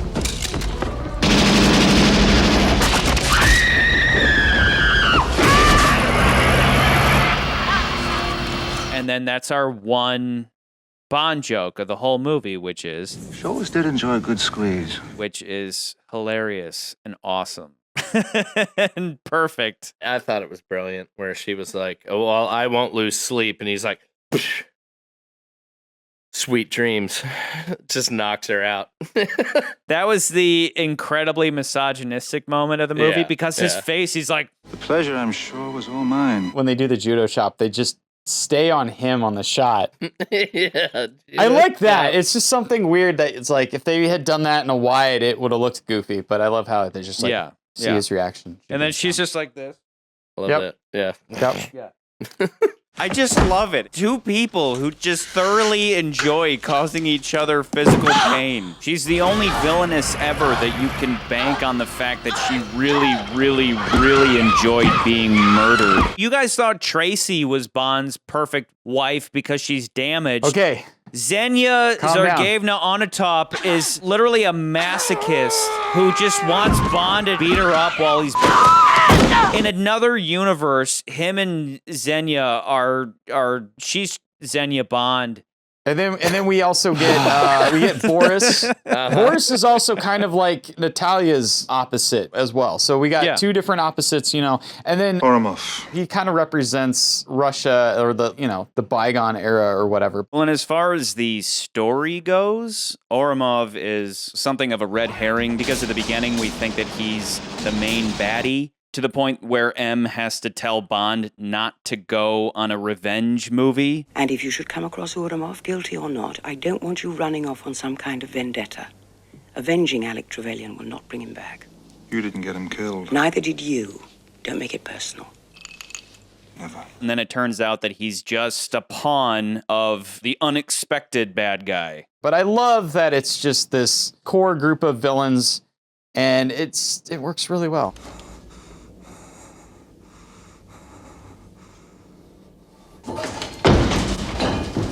I said in the last episode, and this is just my general belief when it comes to showdowns with bad guys, I don't like punch for punches because they are predictable. You just always know the good guy's going to win. So punch for punches are just kind of lame. That's why I like the duel with Scaramanga. That's why I appreciate the whole thing with Sanchez. They have a brief struggle, and then they just have a massive tanker truck accident leading up to the whole gasoline thing. With something like this, though, it's a little different. They are great candidates for a punch for punch because they are equal but opposites, right? Yeah.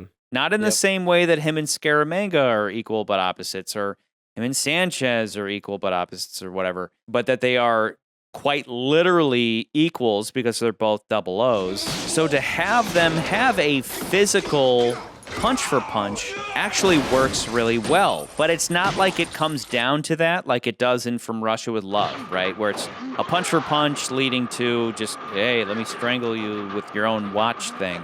Instead, it's a punch for punch that then leads to that great little moment of, You know, James, I was always better.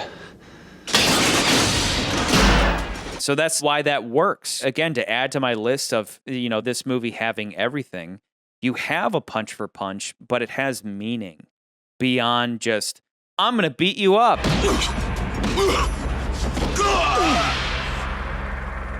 Combining the big world-ending stakes with the personal stakes in that moment of... For England, James? No. For me. It's just so fucking brutal. I love it. When the antenna collapses, you literally have Alex's entire plan falling on top of him. So you got a nice little, visual metaphor there. But then on top of that, you have Boris put in the same position that he put Natalia in himself by betraying her. Remember, Natalia was in Severnaya and the dish collapsed into the control center. So you have Boris surviving the same thing. He's literally put into the same position, and then he only lasts, about 5 seconds. I am invincible!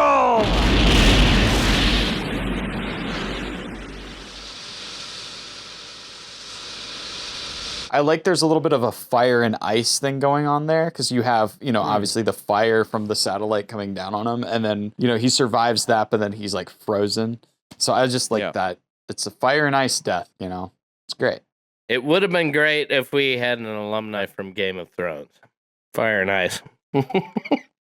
What? And then you have Xenia being killed by being squeezed to death. So they all have these very satisfying and fitting bad guy deaths. Okay, Nikolai Quack. Oh, good old Nikolai. The non-Russian German.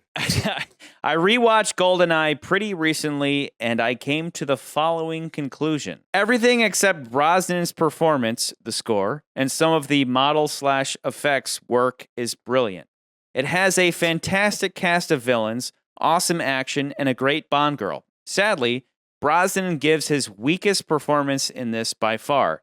He's perfect in the action scenes and has some genuinely good comedic moments, but a lot of the time, he looks like he was super nervous to take on this legendary role. He's very monotone for a lot of it and doesn't show a lot of range. I think if he had been better, it would be top 5 material for sure. The way it stands, it currently ranks as my number 6. On a Top is just perfect, though. We can all agree on that, and Oromov is underrated. Yes, on those last 2 points. Nikolai, come on.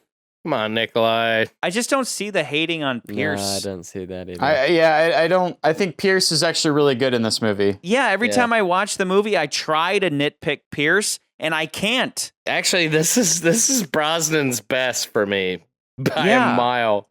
Yeah. The rest you are could argue, I tragic. think someone could make the argument to say that obviously it's Pierce's first time doing the film, playing the role. And then, because even when we were talking about Sean Connery back in the first couple of movies, Connery kind of like, it takes him a while. And then once he gets to Thunderball, it's like, oh, he's really good at this role because he's very comfortable and he's very relaxed. After that, he just begins to stop caring. And same with Roger Moore. I think he kind of ramps up to being really good at his role and trying to figure out how he wants to play the role. But like, I just don't really feel that about Pierce in this movie. I think it's just, he does such a great job of dealing with the betrayal and the all the subtleties with that and how he feels about his own peers. So I don't agree with that at all, really. Yeah, I never felt like he was uncomfortable. I do just have one nitpicky thing so far as his performance is concerned, but it's less of a performance thing and more of an editing thing, which is that I don't think that he always needs to have some kind of comeback.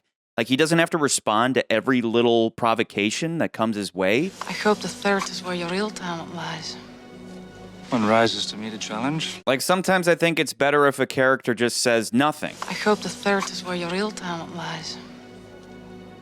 James, what an unpleasant surprise. We aim to please. James, what an unpleasant surprise. Where's the girl? Find her. But at the same time, that's Bond's thing, right? As Alec himself even points out. No glib remark? No pithy comeback? I agree with Nikolai with the music, which we kind of talked about. I'm not saying I outright hate all of the music. It's just, I think there are spots in the music or in the score that aren't the best. Yeah, and I can understand. I personally really like the soundtrack. Like I said, I think it's cool. There's only one scene where I could have done with no music at all, and that would have been the statue yard. It kind of goes sentimental. I don't know. MI6 figured I was too young to remember. But the idea that Pierce Brosnan, who had been a steady working actor for a long time, is nervous, and that reflects in his... I mean, I can't help but think the same, and forgive me, McCurdy, but I can't help but think the same thing as, oh yeah, Roger Moore didn't want to beat up on Maud Adams, and it shows in his performance. And I go, no, just because he secretly, behind the scenes, didn't want to do that doesn't mean that it shows in his performance. He's still a professional actor. I just stuff like that I see as behind the scenes knowledge bleeding in. So tell me, like, the first day on the shoot, you're Bond, you're the new Bond. I mean, is it one of the things you walk in and the camera goes, oh, this is a new Bond, this little fella? Sure, you go on the set and there's a crew there of 160 guys and they're all waiting for you to do your thing. I mean, the pressure for me, I screwed my finger up. I sliced the tendon in this little finger. Yeah. About 8 weeks before I did the film. So I had a finger that was like this. You know, I had a splint for 7 weeks. When I took the splint off, I took it off the morning of shooting. And the first scene that I had to do was with Robbie Coltrane. Big guy. Here I am as James Bond. He comes into shot, and I put the gun to his head. Okay? Now, my finger, I put the gun to his head, and he says the line, what does he say? Only 3 men in the world own that gun, Walter PPK, and I've killed 2 of them. And then it rakes focus to me, and I've got the gun. I'm supposed to say, lucky me. I say, lucky me, and my finger goes, donk. So, it was like, sorry. It was just, it wasn't.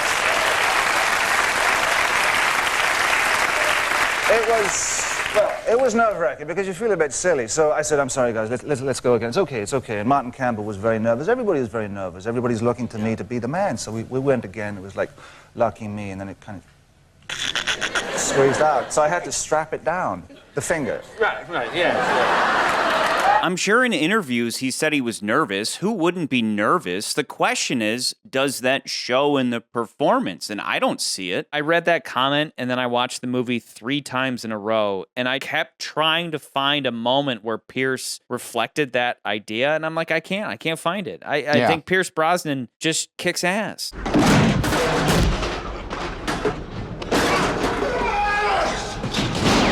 Do you know what gun this is? Walther PPK. Walther PPK.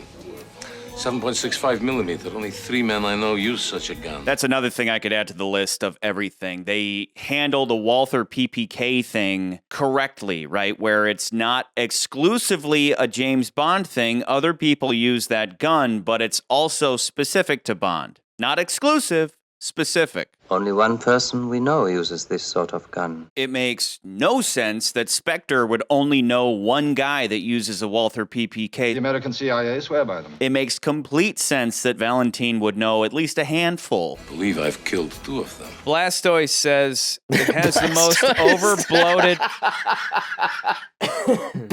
Bond.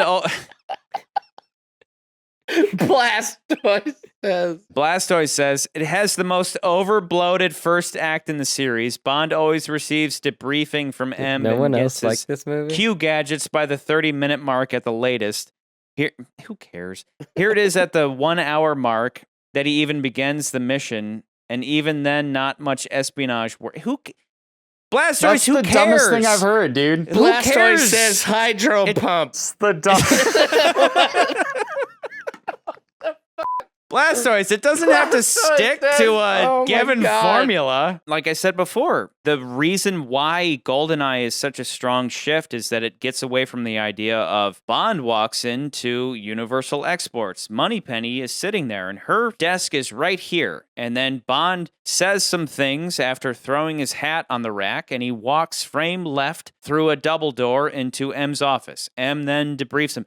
Yeah. Same thing every time, to the minute. That's why I'm such a fan of License to Kill. Even if License to Kill had, I mean, I would still rank it where I did, even if it was the second movie ever made or whatever. But the overall idea is I appreciate when things change and when they shift up. That is the typical kind of thing you see in someone trying to write a script based off of one thing's supposed to happen versus how it naturally develops in the story. And definitely, as we've pointed out in this movie, the beginning of the story happens for a reason because it's supposed to take place in like 86, 87, and it's supposed to establish that Bond had this previous mission that things happen. He lost an agent that, you know, he was friends with, and his espionage happens while he's trying to figure out what's going on with Onatop because he's very suspicious of her. He's trying to figure out why they're trying to steal this helicopter. Well, and don't forget that the main theme of the movie is that there's no espionage to be done because the Cold War is over. But as you pointed out, there's still espionage action type of stuff, spy stuff. So there's like virtually no complaint here.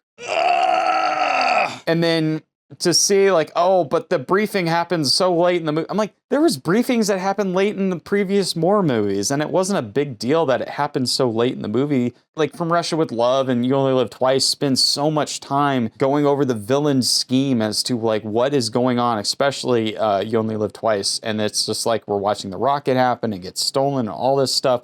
And it takes forever. And then finally we get to Bond. This movie, at least, we see a little bit of the villain's scheme, but we also are following Bond and we're kind of catching up. And then on top of all of that, like we mentioned in the beginning, this movie happened post-Cold War. And if you don't realize how much of a big deal that was to make a spy movie that is a character that was supposed to be during the Cold War, after the Cold War had ended, you're kind of missing the point. I think that's like, to say this is an over-bloated beginning, I'm like, it kind of reestablishes the character not only with this new actor, but also with, hey, we're making Bond for a new era. Cold War's over, but, you know, spy stuff still goes on, guys. Like, this is what we're dealing with. I just disagree completely with the idea that every Bond movie has to be exactly the same to the minute. It's bloated just because it's different. I reject that. But let's hear what Blastoise has to say, though, because we've only read a sentence of what he has to say. All Blastoise can say is Blastoise. Technically, yes. So, how drunk are you? So anyway, backtracking. Don't Here it is unsubscribe. I'm sorry. Here it is at the 1 hour mark that he even begins the mission, and he even Scott, Vance shut the is fuck laughing up! too. God damn Vance it! is laughing too. Let's hear what All right. Blastoise has. to Here it say. is at the 1 hour Blastoise. mark that he even begins the mission, and even then, not much espionage work. He rendezvous with Jack Wade, then meets Zukovsky, which leads him to 006 to get captured immediately. When the action does arrive, it's nonstop with no time to breathe. There's just no intrigue. Oh, good God. That is objectively false. I mean, the entire movie, Bond is trying to solve several mysteries. What's the plan with the helicopter? What's the plan with the GoldenEye? Who is behind Giannis? Oh, wait. It's my old 00 buddy I witnessed getting murdered. And when you total everything up, the theft of a helicopter to steal a doomsday weapon by a 00 who betrays his government because his government betrayed his people, because his people betrayed their country, is the very definition of intrigue. It's very much point A to B, tying all the set pieces together as fast as possible so the ADD generation doesn't get bored. The fastest betting of any Bond girl for Natalia. What? From meeting in the helicopter to escaping the train couldn't have been 2 hours. But what happened in those 2 hours? I'd fuck Bond for that. And technically they don't bang until they get to Cuba. And he never even flirts with her. I suppose that depends on what kind of weapon you're talking about disarming. She hates him, then immediately wants to bang because the explosion gave her a concussion. Dude, again, let me flash her face as James Bond is pursuing in a fucking tank, and she's like, in that moment, the super soaker is turned on. I mean, you would fuck him at that point. As soon as a man is chasing you in a tank. Yeah, I mean, whether they were minor or major Bond girls, there have been far faster bettings where Bond didn't even have to do anything, let alone rescue a woman from an arch nemesis. How do you kill 5 hours in Rio if you don't samba? Judi Dench's M never got the right chemistry with Bond until Craig came along, in my opinion. You've got a bloody cheek. Sorry. We'll definitely talk about this more when we get to Casino, but I guess for now it's interesting to note that when Judi Dench's M is dealing with Pierce Brosnan, it's a much older Bond, and then when she's dealing with Daniel Craig, it's a fresh Bond. But in both scenarios, Bond still has this Bond-esque arrogance that he's right and everybody else is wrong. So in one way, it's apples and oranges, in another way, not so much. But either way, I think that scene between him and M just perfectly brings us into this post-Cold War who is Bond scenario. You're a sex dinosaur. And they shouldn't even bother with Moneypenny if they are going to shit on the flirtatious chemistry that Moore/Connery had with Lois Maxwell that made the character interesting and give Brosnan the cold shoulder in the awkward safety door. Q gets some of his best bits since Octopussy. I think the scene between him and Moneypenny is hot. Is this still Blastoise? It's still Blastoise. Instead of a main baddie, we get 4 henchmen, and they are all unique villains. It works. But 006 is not convincing as 007's greatest best friend. Closing time, James. Last call. Buy me a pint. Well, they never say they're BFF or anything like that. They throw around the word friend, but they're fellow 00s. There's some weight to that. I trusted you, Alec. Trust. What a quaint idea. You can't say it's bloated, but then also say there's not enough substance between them. They're just fellow 00s. That's all you need to know. Shut the door, Alec. There's a draft. Alec? There needed to be more substance to their past, and why does 006 hold such a grudge for Bond cutting the timer in half if it's his fault he faked his death? Well, because he's an asshole. That's why Bond says, should I feel sorry for you? Why does only he get his face burned and not the general? Well, because Ormov was already outside the building. Yeah. Okay, obviously Blastoise didn't rewatch the movie. Yeah. I can't tell if Blastoise is joking here. He says, and Boris's riddle is obviously chair. Is it, though? Well, Blastoise, are you joking about that? Is it chair? The movie, yeah. I don't think it's obviously chair. I think chair is a stupid answer. And I will always blame this as the film for creating the one-man army Bond cliche. Instead of being caught in between 2 rival factions like the Living Daylights, Bond can now shoot his way out by himself against hundreds of enemies, plus a big downgrade in stunts coming off of License to Kill. That being said, a neat epilogue to Cold War Bond. Enjoy it for what it is as the series becomes a shadow of itself. My ranking, number 10, he says, For Your Eyes Only, From Russia With Love, Goldfinger, On Her Majesty's Secret Service, The Spy Who Loved Me, Dr. No, Thunderball, Octopussy, The Living Daylights, GoldenEye, Live and Let Die, You Only Live Twice, Moonraker, License to Kill, A View to a Kill, The Man with the Golden Gun, Diamonds Are Forever. I read all of that off of acronyms. Wow. I'm impressed with myself. That's a good question. Is this the most one army Bond we've seen so far? I would almost agree with him to that point. The tank scene, I think, is I think more like the miss of the commando one scene army at the end. Bond scene we've seen. Yeah, I'm more on with Charlie. I think it's more about like the fact that he is. I mean, he does get captured. He gets captured. There's explosions, people running around, but it's not so much a commando scene. He gets captured. Tank scene. We're not talking about the tank scene. Catch up, bro. I guess I kind of see what he's saying about like the one person army, and even in the beginning of the movie when he's like he's trying to get away from them. Has Bond faced more villains at a single point and gotten away? Well, let's break it down. Because there's a big it depends here. There are 3 main scenes where Bond faces off against a bunch of dudes, whereas before we would just have commando sequences, big battles, big drawn-out battles. These are somewhat different, but it's not Bond going against a giant army like those old commando scenes, just getting rid of the commandos. So the 3 scenes are the opening, but Bond is running away. He kind of has that advantage of running away up until the point that Ourumov calls off the forces. Most likely because he was counting on Bond to surrender, because he literally had no way of escape other than the hope that he could get into the plane in time. Hold your fire because I want to capture this guy, not kill him. Bond goes from being completely trapped in the gas tank chamber, you can't win, to being so desperate that he's willing to jump off a cliff to escape.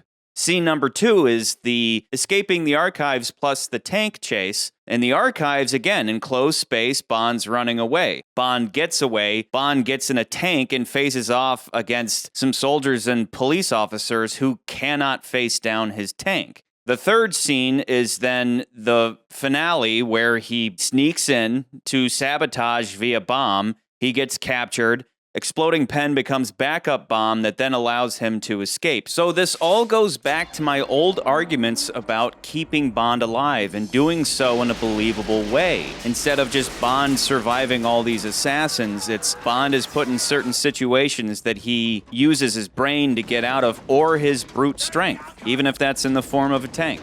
When you look at each scene individually, Bond doesn't kill everybody in these 3 scenes. He kills just enough to get away. Yes, there are a lot of bad guys, but there's never a moment where you're like, this is bullshit, man. Yeah, Bond blows a couple of clips off like Rambo, but it's not a battle to the last man standing, which we may or may not see in another movie.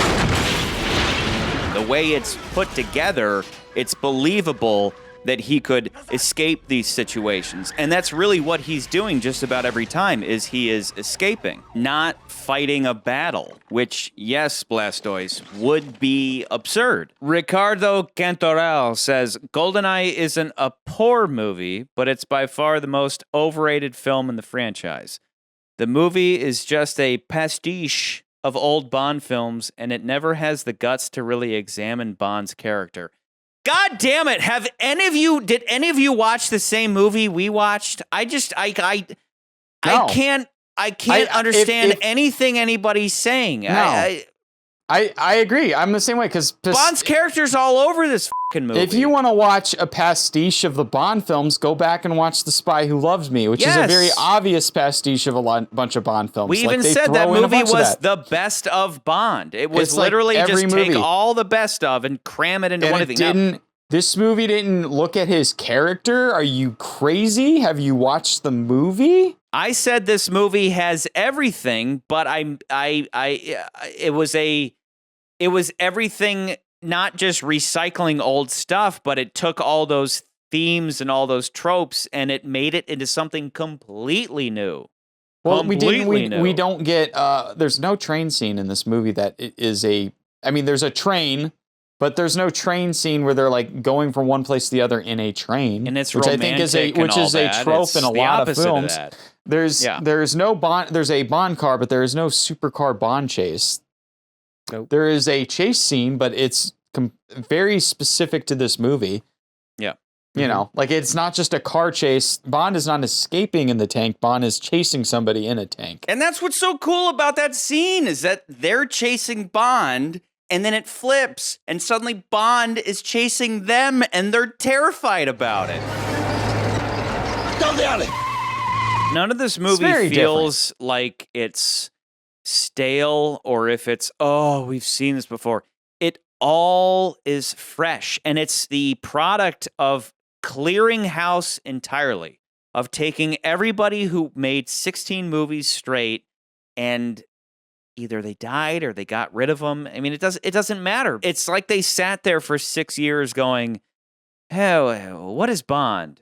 And they just and they nailed it. It is literally the phoenix rising from the ashes and becoming a brand new movie that takes everything that is Bond and renews it. It took a new, fresh set of eyes. It looks at the old material. It says, how can we make this into a modern film? And how does this film, what does this film say about what's going on currently in the world? And it does it in such a great way of, it's still an action film. It's still a film that you can go and watch and you're like, this is fun. I love this.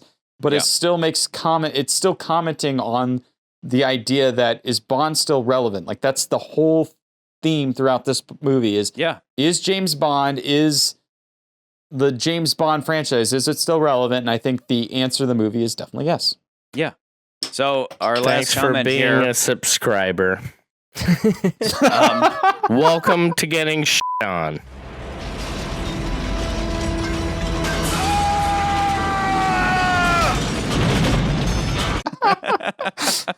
Oh my God. QWERTY Manor says, yeah, it's overrated. Brosnan is overrated. Besides, the world is not enough. And it feels like an apology to License to Kill. So that being said, let me just lay out my theory on this. Because just like Living Daylights, remember, this is the best movie ever because Timothy Dalton's in it. I'm getting the same feeling I had back with Secret Service. I'm talking to you, Nikolai, you motherfucker. Secret Service is a movie that is obviously flawed and is obviously not at the top of the list. If you have a fucking brain in your head, if you are telling the truth, you may like it. I like the movie, but if you're honest with yourself, it's not at the top. But there are people out there, let's call them hipsters, as I've had in the past, who will say that they'll purposely take something that they know in their heart is inferior, and they'll elevate it to being the greatest thing ever. Again, I always use the example of vinyl. Oh, vinyl. Vinyl. It's the best thing ever. It snap, crackles, and pops. I love it. You have these people who will take something that is clearly less than perfect, and they'll elevate it because they get a certain sense of, I don't know, superiority out of it. George Lazenby only made one movie, and you might not have heard of it. Maybe you didn't hear about it, but I know about it. It's the best Bond movie ever. Oh, you've heard of Casino Royale? You've heard of GoldenEye? Oh, those movies are so mainstream. Oh, it's got this hipster feel to it, and then the reverse of that is something like GoldenEye, where it clearly deserves credit. Maybe it's not at the top of your list. That's fine. You know, this is all subjective. But taking something that clearly deserves credit and then shitting on it and saying it's overrated. I'm not a sports fan, but I know that Tom Brady is shit on.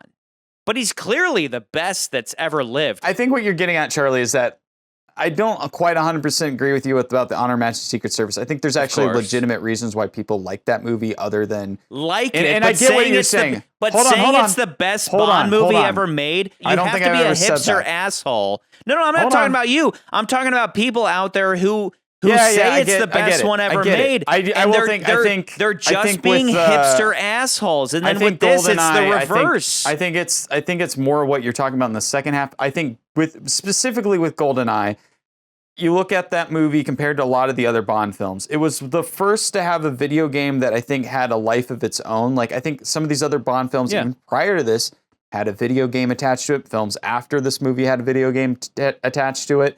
But nobody talks about those video games because they weren't that good. They weren't that revolutionary.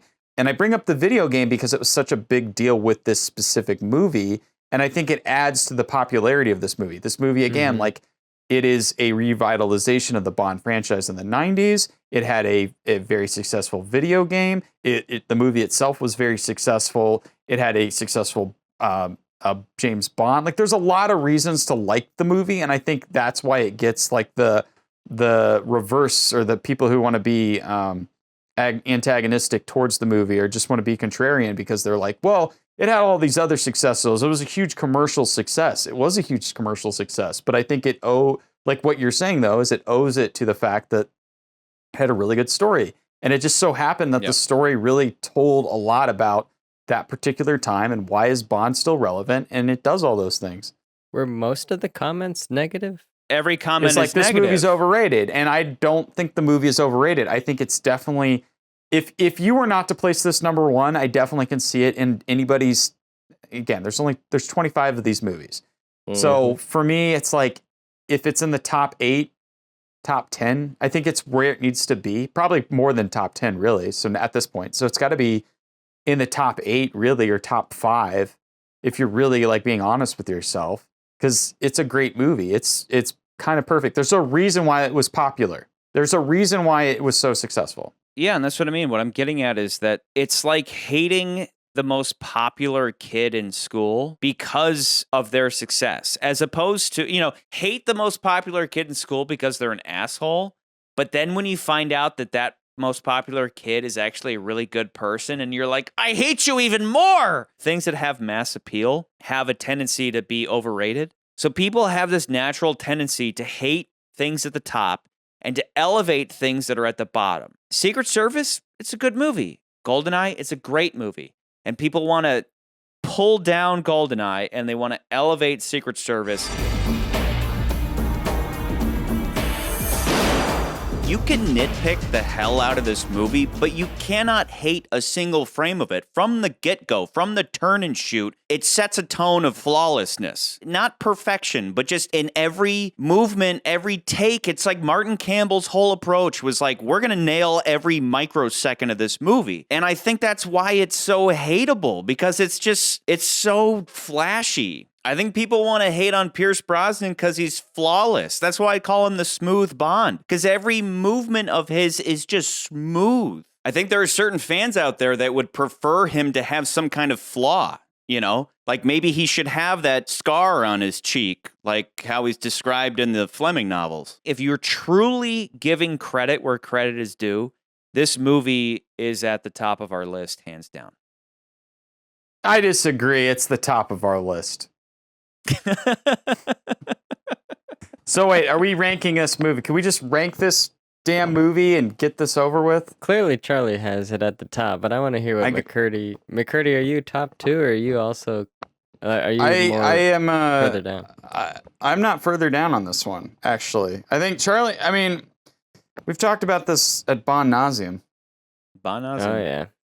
But really bon it's number one, and we just keep saying it all tonight. It's just number one for a lot of reasons. The things that I argued about on Magic Secret Service, the reasons that Charlie would argue for Man with a Golden Gun, which I thought were still stupid. But it's like all the like his argument.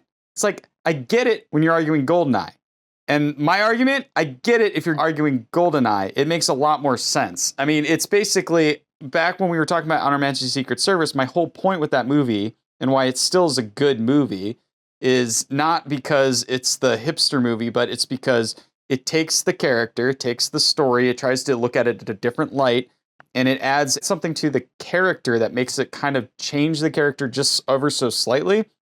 And this movie kind of does that in that fact that we, instead of seeing, Bond just doing his own same thing, saves the world, blah, blah, blah. This movie, it's like, oh, no, this is a peer of his, somebody else that's another 00 that's just like him, who kind of took a darker path than he did. And now there's actually a little bit of a betrayal there. And then it's also questioning, like, is Bond still relevant at this point in time? Like, that's kind of the whole theme of this movie. And obviously it does it so well. Like, the whole movie is just done so well. So yeah, it's at my number 1. It's hard to talk about why it should be number 1 because the moment you start talking about it, everything that makes it number 1, it just has everything. And it's not like it just has it all in this list, check it off the boxes. It's that plus it all congeals into a singular, solid story that is satisfying from beginning to end. I think License to Kill, as much as I know we ranked it very high on our last one, but it does stray away very far from kind of what felt like the formula, which was like the reason you wanted to go see a Bond movie in the first place. Bond movie. It's not a Bond movie. This movie is very firmly goes back to the Cold War roots. It goes back to the spy espionage story. It still keeps like this kind of revengey plot that the bad guy is literally a fellow 00, which is just that's just it great. Stays and it still stays within it, but it modernizes it. Like even though it doesn't do the Spectre thing with like which kind of starts to get into the comic book weeds a little bit. But this is like, no, we're still kind of staying true to what's modern and kind of grounds it a little bit in the story. And so it's just does everything just very well. Just so good. Closing time, James. Last call.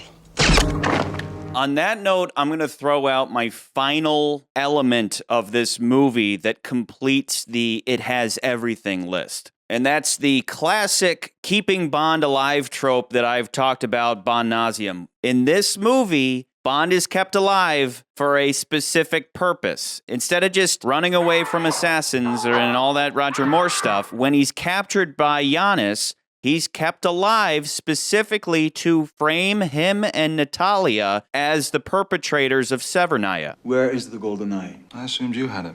I have an English spy, a Severnaya programmer, and the helicopter they stole. Or at least that's what some traitor in your government wanted to Who is look behind like. your attack on Severnaya? Who had the authorization codes? Russia may have changed, but the penalty for terrorism is still death, And what's Mr. the Bond. penalty for treason? Oh, stop it, both of you! And then Bond manages to survive that, only to then later be recaptured by Alec, where he traps him in the train, and then he gives him the, 6 minutes. Same 6 minutes you gave me. What does that mean?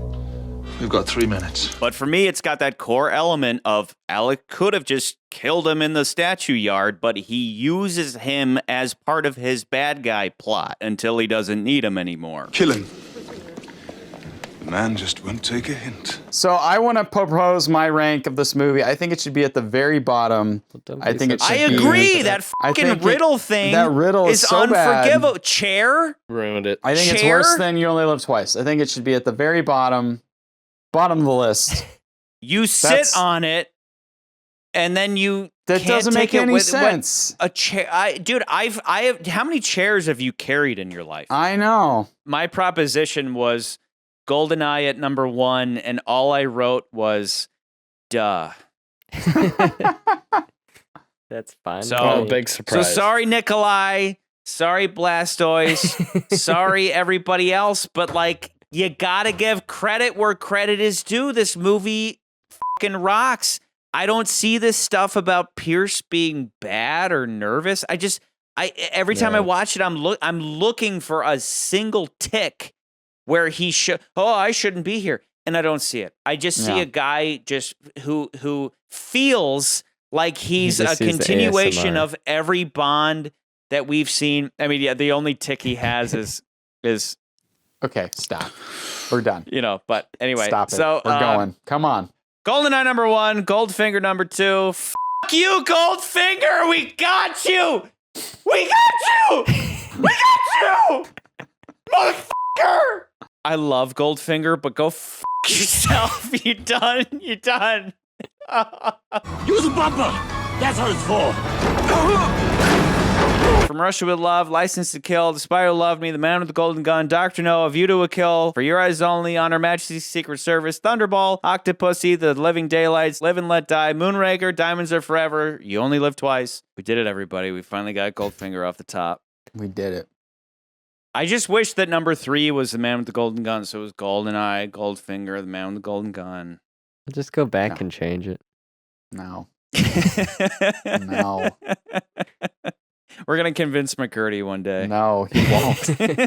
I'm still think you guys are all f***ed. After going through these 16 movies for close to a year and scrutinizing the hell out of them, those first 16 movies were all produced by one man. And He's missing on this one somewhat. It was maybe the first time that the old Cubby Broccoli was not on set. He was still alive when they were making this movie. He was alive, but I could never find an instance of him being on set. Yeah. All the same, for every single one of these movies, you know, he was at least one of two men, but, you know, he had been pretty much the driving force, which also kind of makes the Bond franchise a family endeavor. Yeah. And that was to Albert R. Broccoli, who I'm assuming we're toasting to tonight. Oh, we are most definitely toasting to Mr. Cubby. Cubby is the reason why we are all sitting here tonight. The man produced every movie up to this point, and unfortunately, health conditions put him into a backseat role when it came to GoldenEye. The guy was a showman. You know, he knew how to make these movies stand out. I mean, there may have been decisions that, you know, we may have not agreed with necessarily at times, especially during, you know, that Roger Moore era.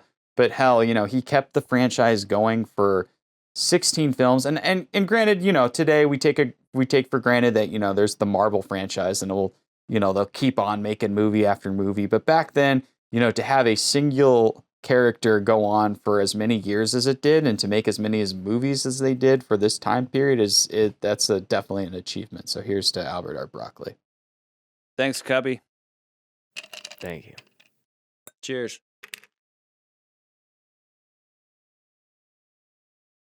Goodbye, GoldenEye, with your motivated action and post-Cold War characterization of James Bond. The spirit of Roger Moore is back for more in Tomorrow Never Dies, the movie about how news for profit is probably the greatest mistake humanity ever made. Because once corporations take over media outlets and get in bed with big government, they warp reality itself to spread ignorance and stupidity in order to manipulate and control populations of sheep-minded f***wads better known as you and me.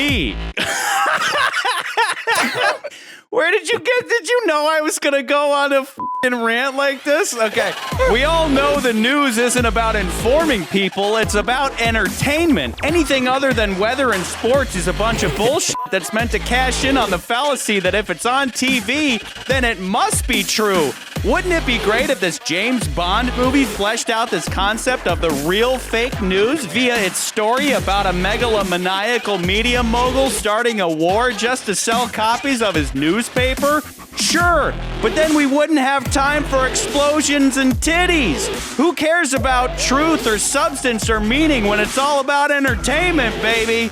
But wait, maybe that's the point. Maybe there's some secret genius here, some kind of commentary on the dangers of one person or franchise having too much influence on the hearts and minds of billions of people. Maybe the over-the-top action is in fact the message. Maybe it's a big dumb action movie as allegory for how the mass media has been bought and sold and corrupted and warped into nothing more than a means to divide the people and distract us from our day-to-day debt slavery. Nah, this movie's about banging, drinking, f***ing up, and looking good while doing it. Give the people what they want. That's entertainment. The only substance I need is that Danish professor's ass, or Terry Hatcher's ass, or remote-controlled cars, which I assume were a big trend in the late 90s. I mean, this is a Bond movie, right? My name's Bond, James Bond. I'll have a vodka martini shaken, not stirred. This is all we need to hear to know we're in the right place, and anything beyond that would hurt my brain. It's cool, sleek. It's the movie that looks like Bond, sounds like Bond, consumes alcohol but never smokes like Bond, runs, bangs, and shoots like Bond, but is ultimately empty. As Dr. Dre once said, you've been found guilty of being a white bread chicken motherfucker. I concur, Doctor. This movie might taste good, but it's just empty calories, something you eat not for sustenance, but purely out of boredom. For you buttheads out there always telling me you just want to turn your brain off and watch a big dumb action movie, look no further than Tomorrow Never Dies, you That's my rant.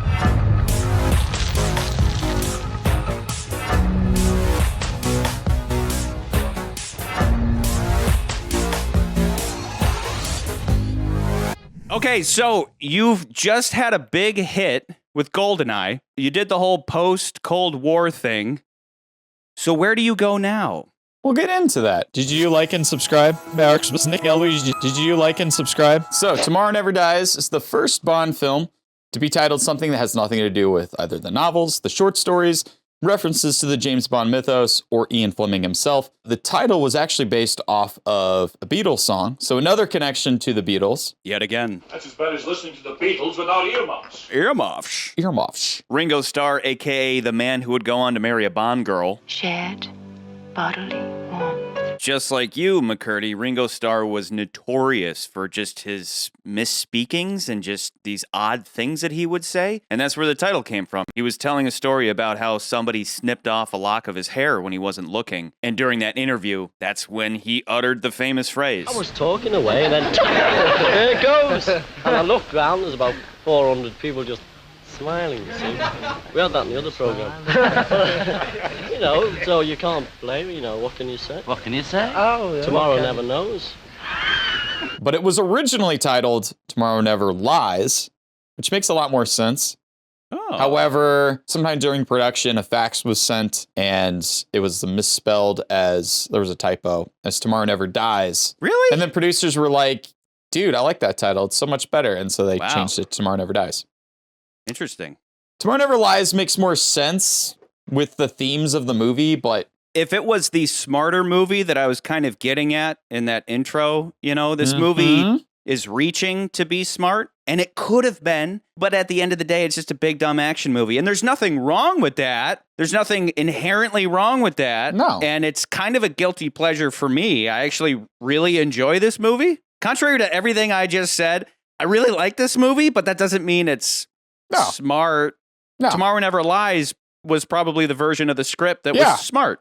So I'll get into that. Speaking of the script, this film had a lot riding on it due to the success of GoldenEye. So MGM wanted the film out by '97 to coincide with stock options that they were going to have available at that time. That makes sense. You can just feel that this movie was rushed.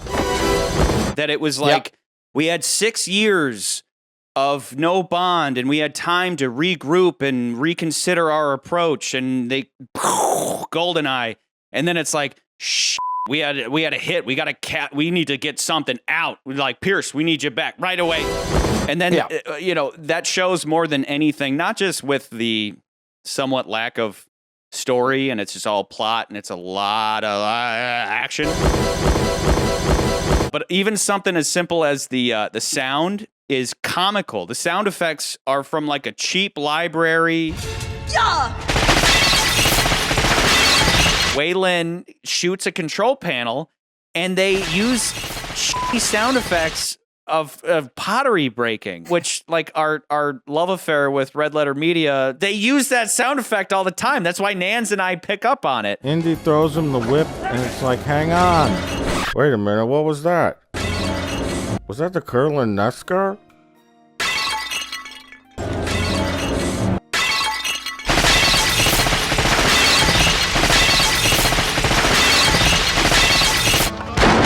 There's even a moment where Bond uses his silenced pistol, and they use the wrong sound effect. Every punch sounds the same. Every kick sounds the same. Maybe this is just the advantage of seeing this like 20 years later. Yeah. Maybe at the time that was new, but now those sound effects are funny. I heard one of these sound effects in the original Ring, the Japanese Ring, and it makes me laugh. I'll cut it in here.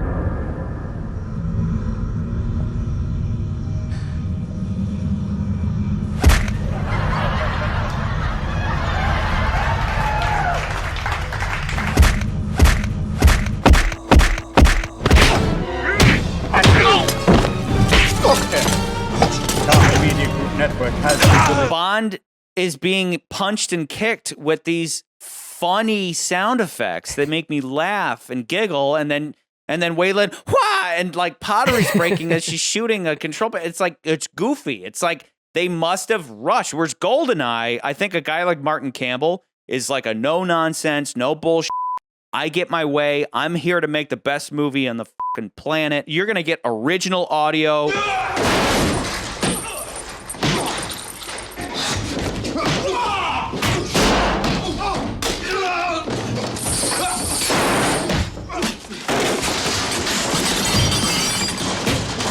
And then Spotswood's like, I don't know, use a stupid sound library. I don't give a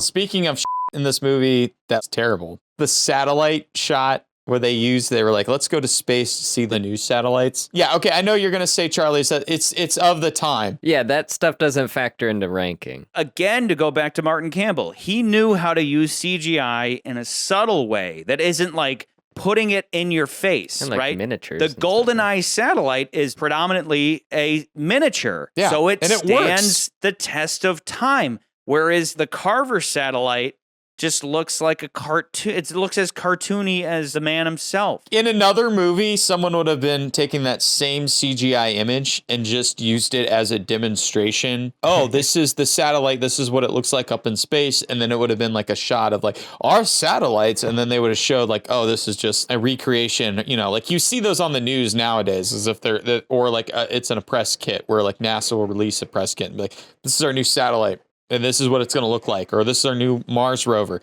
This is what it's going to look like. And they'll They take have the these CGI animations that look like that, yeah. animation. And it looks great for that. But when you watch it and you realize, oh no, this is supposed to be what it actually supposed to look like in space at this exact moment in the movie. This isn't somebody being like, this is the recreation. No, this is what it's supposed to look like.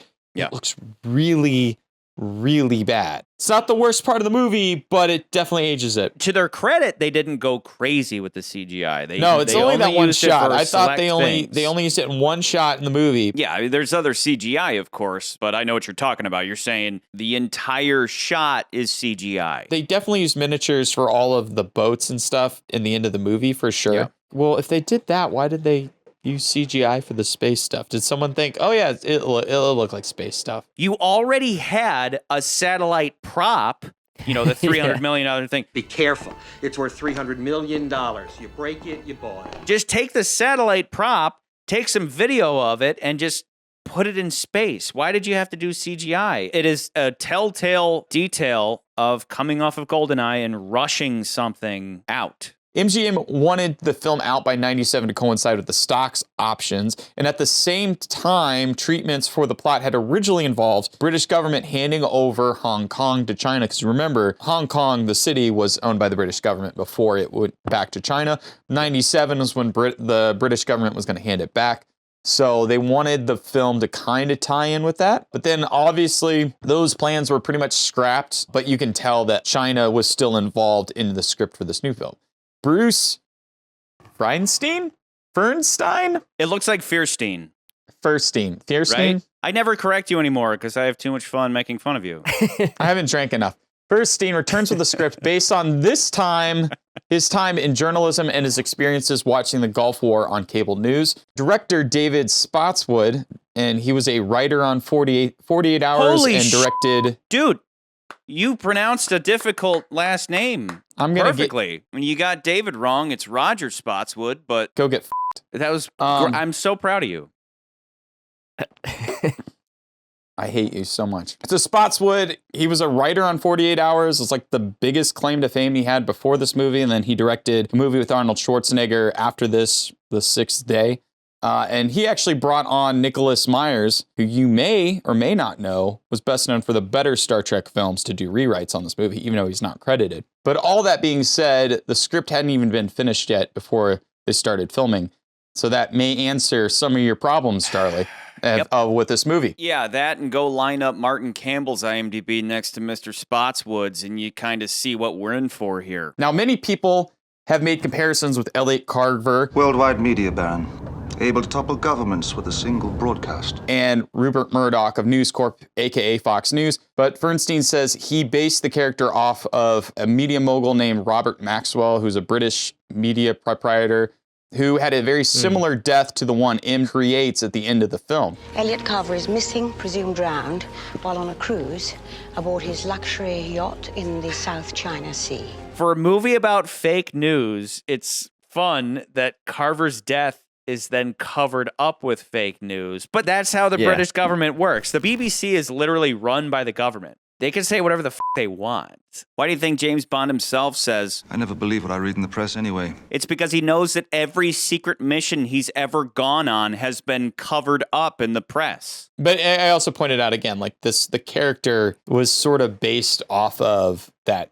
Like that a real British life guy, yeah, who died. Well, apparently the story was, I didn't read all into it, but apparently this guy who was a media mogul of some type in Britain, he was also on Parliament at some point. He killed himself on his yacht.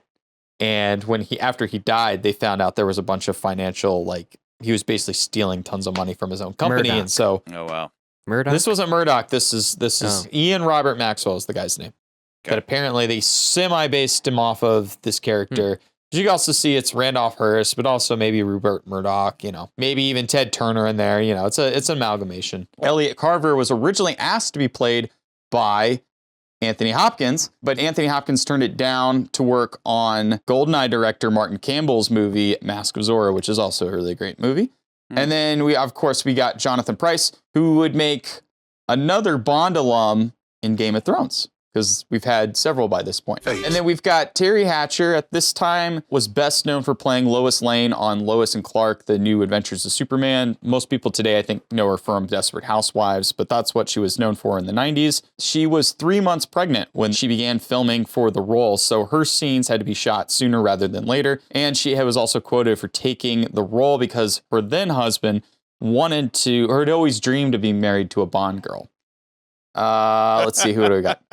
Good for him. For as long as it lasted, good for him. Michelle Yeoh plays the first ethnic Chinese Bond girl, because if you remember, in Dr. No, we had Miss Taro, and she was played by a British actress, but she's supposed to be Chinese. This was her first American role. She had done a bunch of Chinese films, some with Jackie Chan, and then she wanted to do her own stunts for this film, but Spotswood wouldn't let her because of the insurance, because when you're doing a film like this, the insurance for Mission Impossible movies has got to be ridiculous for Tom Cruise to do all those stunts that he does. So he wouldn't let her do any of the stunts. However, she did get to do all of her own fight scenes. Pathetic. Of course, we get the return of JDB as Jack Wade. Because can't get enough JDB. You free fall for 5 miles and use your oxygen, or you'll die of asphyxiation. Sounds like my first marriage. Third wife. We have our first appearance of Charles Robinson, who is MI6 Deputy Chief of Staff, played by Colin Salmon. And that's sort of a pseudo replacement for Bill Tanner because the actor who played Bill Tanner in the previous film couldn't come back. So they created this new character, Charles Robinson, who is, I guess, the second in command because Bill Tanner's the Chief of Staff. So he's the Deputy Chief of Staff. The film also introduces the Walther P99. Hey, Walther. That's cute to get me one of these. Which replaced the Walther PPK until we get to another James Bond down the road. So they just decided they wanted to update the gun because they were like, oh yeah, Walther's got this new gun they wanted to promote. And this movie's, we'll get into talking about this. This movie's very much a commercial. And then the title song for this film was originally composed by the film's composer, David Arnold, and a demo was recorded. However, the producers, of course, wanted someone who had mass appeal. So they had several entries of new songs, and this is kind of par for the course for a lot of the new films. And of course, they picked Sheryl Crow's song, but you can hear his original song at the end of the film. Which is interesting because that song at the end is... The end one's better. The lyrics go harder. I do like the Sheryl Crow one, and I think it fits it's that opening pretty well. It's very 90s, and I like the Sheryl Crow I dig one. it. It doesn't go... Remember, I like my songs to go hard. I like to get into the movie hard. But what I find so interesting about this one is that it sounds as if it's being sung from the perspective of Paris. Darling, I'm killed. I'm in a puddle on the floor, waiting for you to return. Darling, you won. It's no fun. Martinis, girls, and guns. It's murder on our love affair. This job of yours. It's murder on relationships. The one at the end, though, is like, the news is fake. It controls your mind. The news is that I am in control. And I'm like, that's my shit. I like that. If you don't read the newspaper, you're uninformed. If you do read it, you're misinformed. So what do you do? That's a great question. What is the long-term effect of too much information? One of the effects is the need to be first, not even to be true anymore. So what a responsibility you all have to tell the truth, not just to be first. Tomorrow's news today. But to tell the truth. We live in a society now where it's just first. Who cares? Get it out there. We don't care who it hurts. We don't care who we destroy. We don't care if it's true. Just say it, sell it. Anything you practice, you'll get good at, including BS. I believe the one that. at the end is played throughout the movie too, right? In the intro movie. Yeah, where's the give me that. I really wanted Nance. I should have called you and be like, dude, I need you to make a tinfoil hat. So every time Charlie says something bullshit, you just put your tinfoil hat on. It doesn't matter what your politics are. The news is for entertainment. If it bleeds, it leads. You are a fucking nightcrawler. You should know this.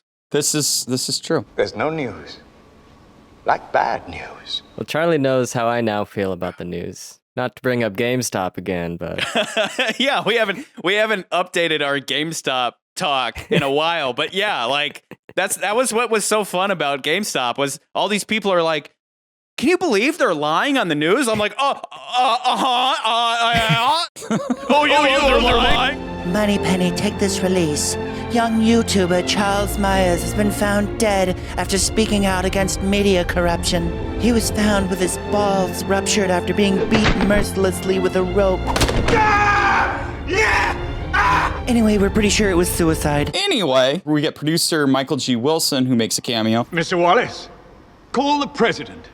Tell him if he doesn't sign the bill lowering the cable rates, we'll release the video of him with a cheerleader in the Chicago motel room. Inspired, sir. And after he signs the bill, release the tape anyway. Consider him slimed. We didn't mention this before because each of his cameos are really small and insignificant, but this one, this is the first time that he legitimately has several lines. He had a line in License to Kill in some of the previous films as like over voiceover and things like that. Yeah, you but could this is slightly almost like hear a his voice. scene. This is his biggest cameo to this point. So, and as just a review, Michael G. Wilson was Cubby Broccoli's stepson, who became producers on many of these films, but he also wrote, and we've joked that his writing style is very convoluted. He likes his plots to make no goddamn sense. Just comes up with crazy ideas, doesn't put down the whiskey, he just writes some bullshit, and then it gets on screen. Diamonds and nukes from this country Charlie, exchanged for that. Charlie, considered him slimed.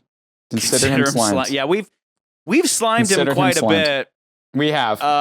But we still love we him. like him. We still considered him slimed. He is the man. Like, he is the man. He has tons of cameos in a lot of these movies. He's kind of the Stan Lee of the James Bond franchise because he's in almost every movie. He's apparently also in Goldfinger, but it was when he was a teenager. You can't really tell if it's him or not. But then there's some that's like, oh yeah, that's definitely him. Anyway, question for you, Nance. Did you spot someone's cameo? Did you see a special little boy toy of yours? Of mine? Yeah. Mm-hmm. I have no idea what you're talking about, so I guess no, I missed it. Did you spot This Is Sparta? We're now down 14 degrees by the stern. No. Oh, this Nance. is sinking! That's basically what his line is. Gerard Butler. Why is he my boy toy? I don't know. But you know you love him. Okay, fine, he's my boy toy. Bitch!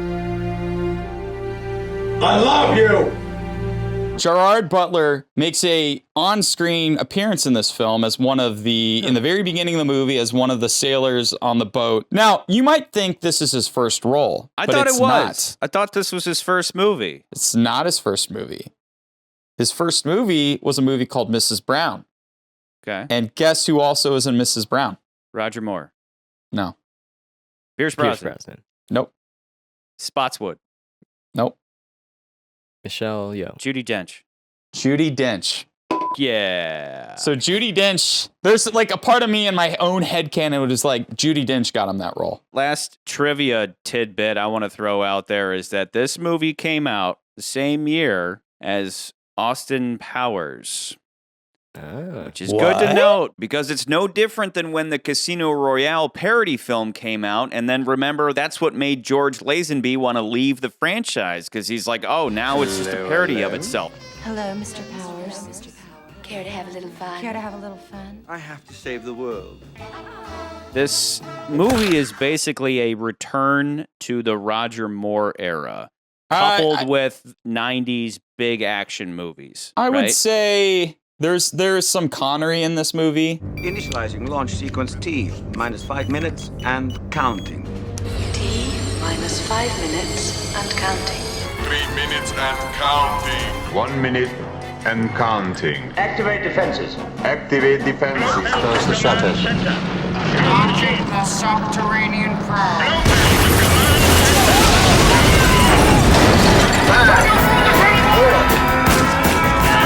There's a man who leads a life of danger. Subterranean information. There's a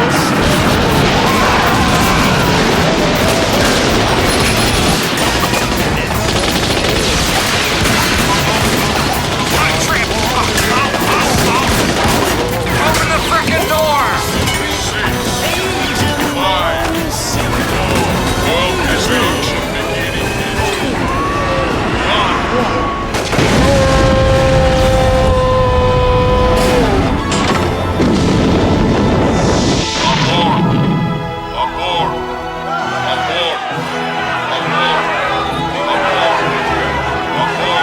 Let me ask you this, Nance. What did you think of this movie? I enjoyed it. But like when it's an enjoyable movie. It's hard. I do like this movie. It's hard to not like this movie. If you actually analyze like the movie and the plot and the bad guy and what's going on, it's not a great movie. You can tell that the script went through different revisions. Carver just needed to pick a lane and go for it. But instead, it's like every scene, it's as if his motivation is switching. His motivation is literally, I want to get the broadcasting rights to China so I can have broadcasting rights to the entire world and, make more money. That's all I got out of it. And I was just like, that's the motivation of our bad guy for the movie. But it's really fun. There's a lot of great action in it. Yeah, I agree. Which goes back to, we kind of struggle through this every time, right? Where it's like, it's cool and it's sleek and it's sexy. Overall, it doesn't really mean anything. It just defines the term guilty pleasure, because all the Bond stuff is there and the plot is, there are a couple plot holes we'll talk about, but overall, it's very easy to follow. It's not like Octopussy. It's not like The Living Daylights. And that's where this movie is going to be hard to place, because it doesn't have those downsides. Right? It's very simple and straightforward, but it's so simple and straightforward that it just becomes big, dumb action movie, where instead of doing smart stuff, like, hey, let's just pump the brakes for a second. Let's sit with the bad guy and let's get into his head and all that. He's just a big cartoon butthead. And 1 billion people around this planet will watch it, hear it, and read about it. So on one side of my brain, I'm like, this movie's a lot of fun, and it is cool and sleek. On the other side, it's like, it's so dumb. It's so fucking dumb. It's got a nice, shiny Bond facade, but there's not a whole lot of depth when you, peek behind what's on the screen. I have to point back at my analogy of just white bread. It tastes good, but you're not getting any nourishment from it. There's nothing there to sustain you. No. Nan's gut reaction number for this. Gut reaction number, I was thinking below Thunderball at number 12, above Octopussy. But that was my immediate, this is a fun action movie. I had some coffee, I had some coffee cake. I watched this movie and I was just eyes glazed over, kind of enjoyed the action. Yeah, you turned your brain off. That's what this movie does. So I don't know if I was fully incorporating the okay, there's some weaknesses here or not. But when you actually look and dig, that gets a little bit more difficult. And that's funny, because where I have it is either above or below Octopussy. It doesn't break the Thunderball threshold. Thunderball's pretty much always been a threshold. Yeah, as is OHMSS. Terrible bad guy, but really cool. Nails the underwater action and all that. It's got your Connery top-notch coolness. It's got some stupid plot stuff. Of the Connery movies, it's the big dumb action movie. Maybe You Only Live Twice as well, but Thunderball's the big dumb action movie equivalent. But it doesn't break that threshold at all, I would say, even though I fucking hate Largo and I always will. I probably prefer Elliot Carver to stupid-ass Largo. Yeah, Media Mogul idea is cool. Yeah, this movie is the equivalent of a feel-good movie within this franchise, a guilty pleasure, if you will. Sleek, it's cool, it's big, it's loud.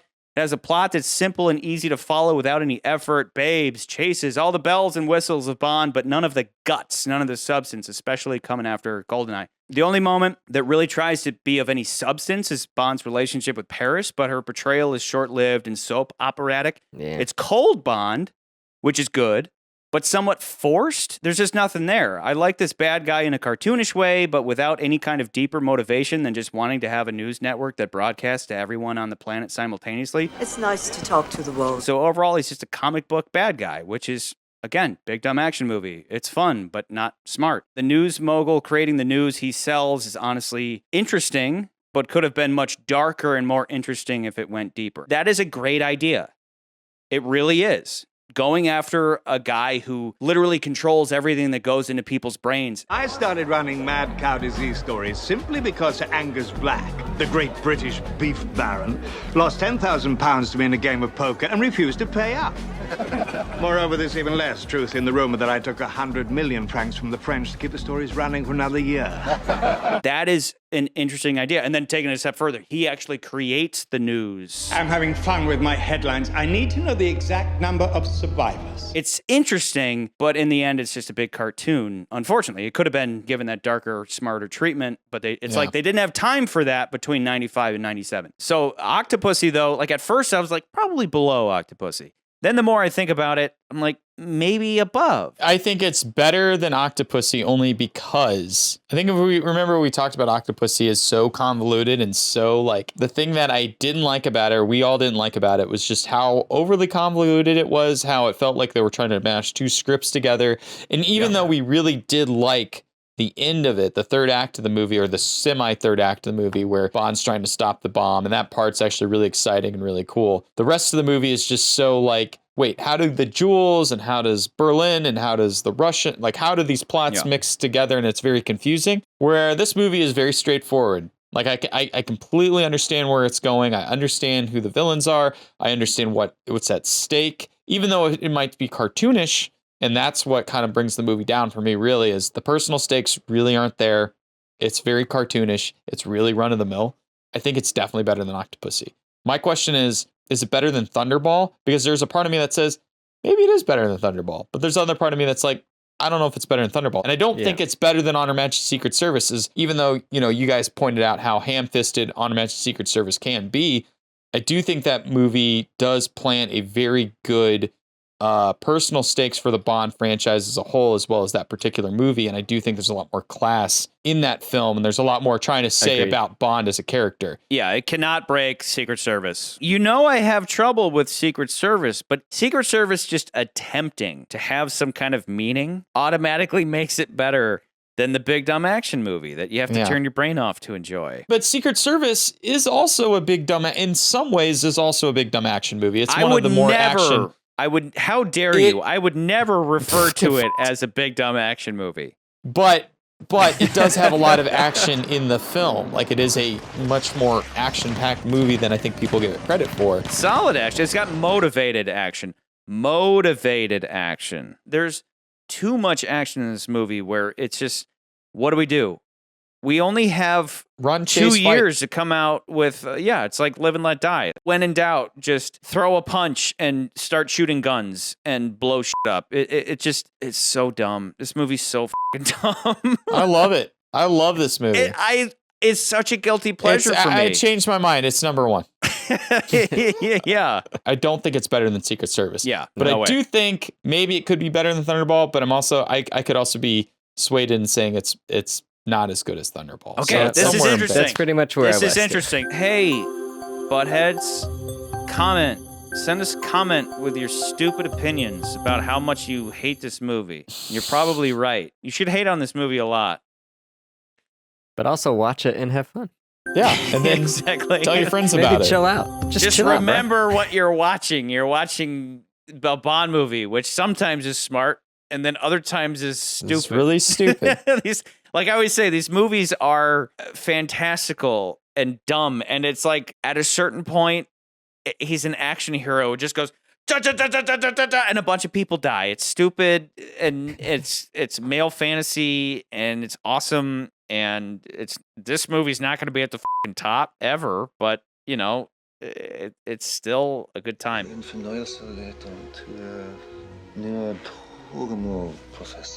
Early on, I felt like there was so much innuendo going on. Yes. And lots of jokes. Like, they really threw a lot of jokes in. The late Commander Bond, who is, I believe, at this moment on his way to the bottom of the South China Sea. I always wondered how I'd feel if I ever saw you again. He's my new anchorman.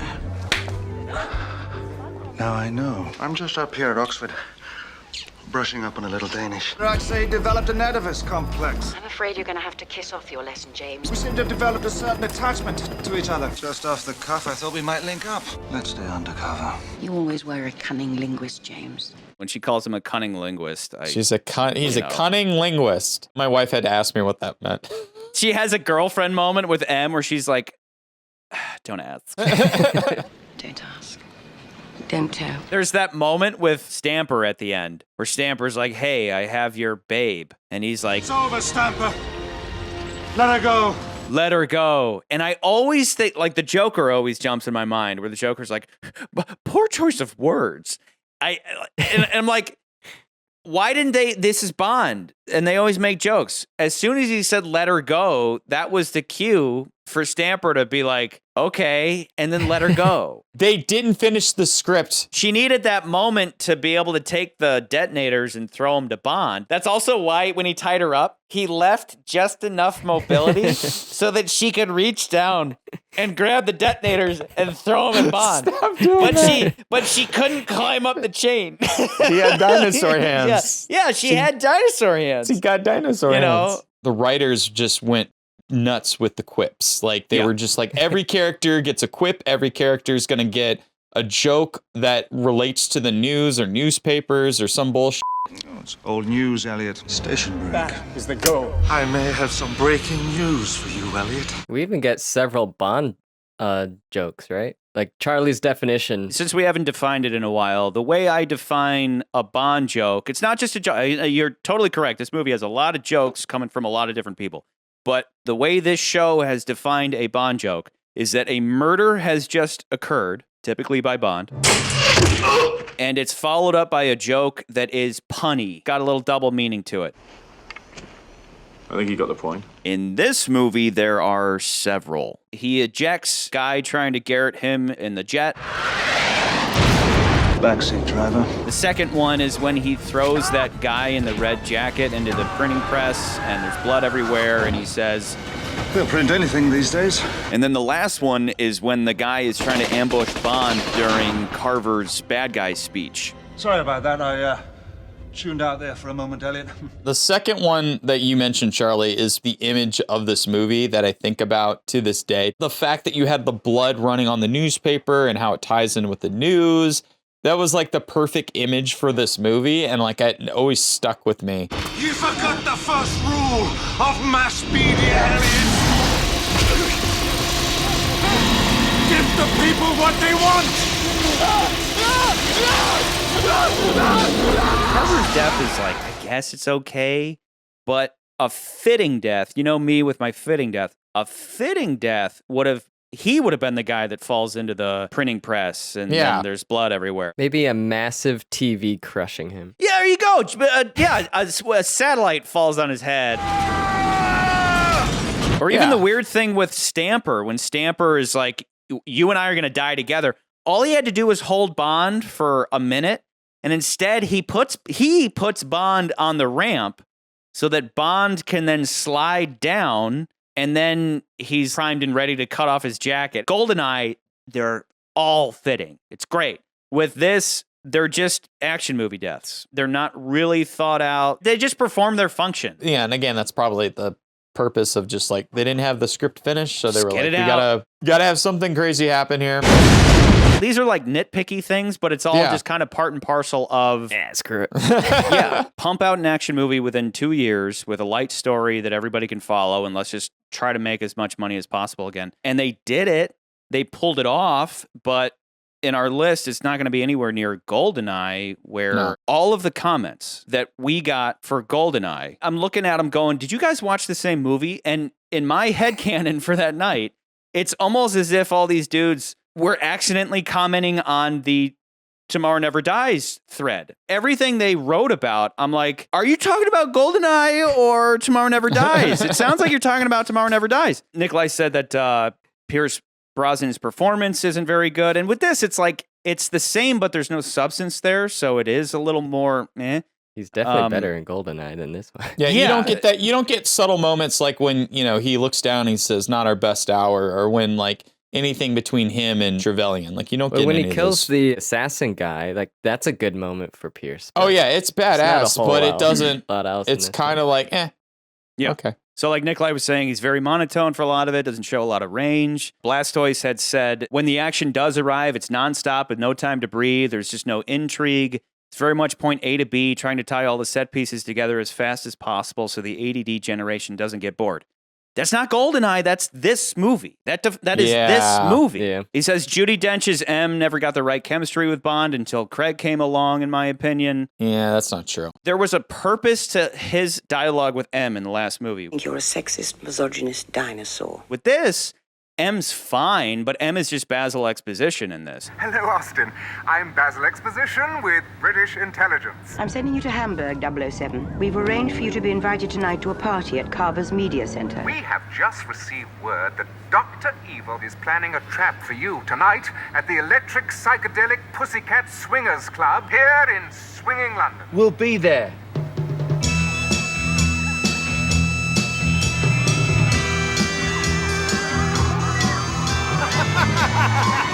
Austin, it's a swinging shindig. It's my happening, baby, and it freaks me out. Yeah, man! There's nothing deep about it. She's just performing her She function. stands up for him and like the let's not just go blowing stuff up. She gets the one quip with balls. With all due respect, Tim, sometimes I don't think you have the balls for this job. Perhaps. But the advantage is I don't have to think with them all the time. What's he doing? What the hell is he doing? His job. I like that. That's some classic Bernard Lee M action there.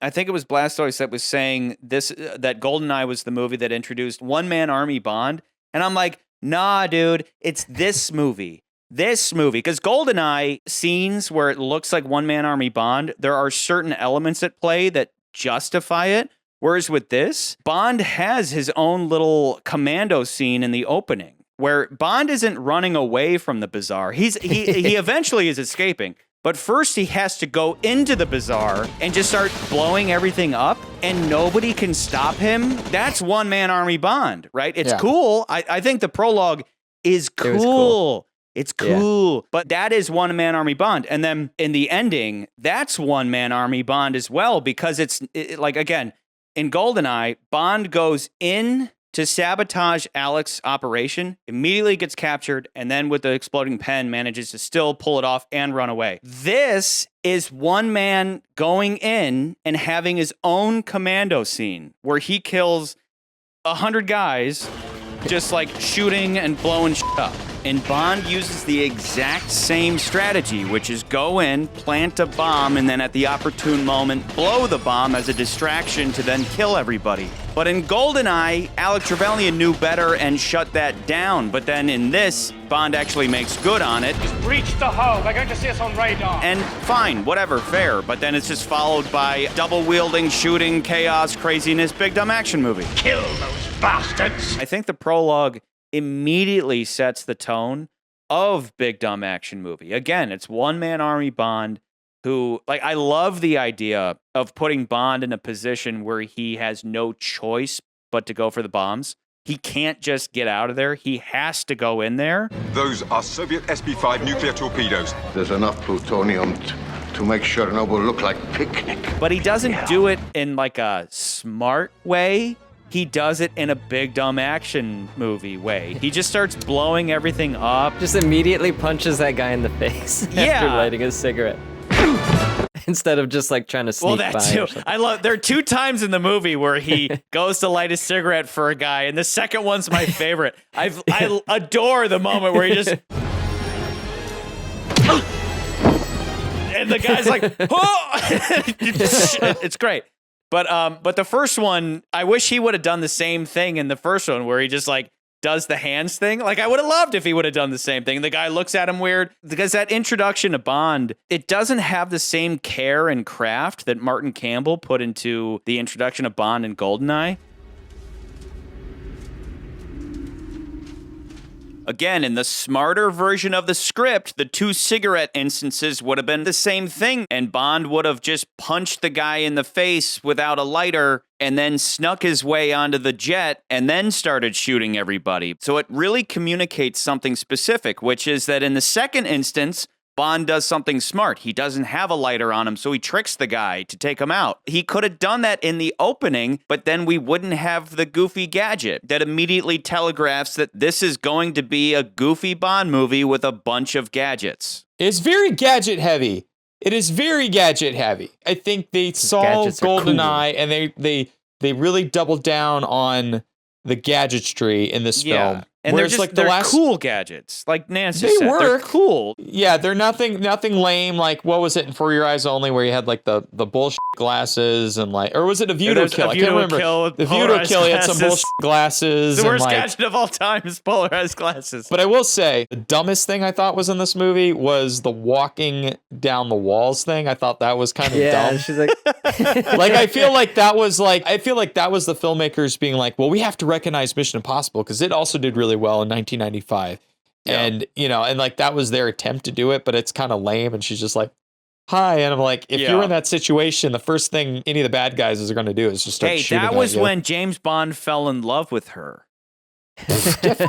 Okay, so we've got the lighter grenade and the sticky grenade from the opening. Okay. We have the cell phone that's got the stun gun and the fingerprint thing, and it drives his car. That's cool. We have got the watch detonator that's got like the little sonic thing that breaks the jar at the end. Okay. And then Chinese stuff. We have like a Chinese Q scene almost where Bond's going through all their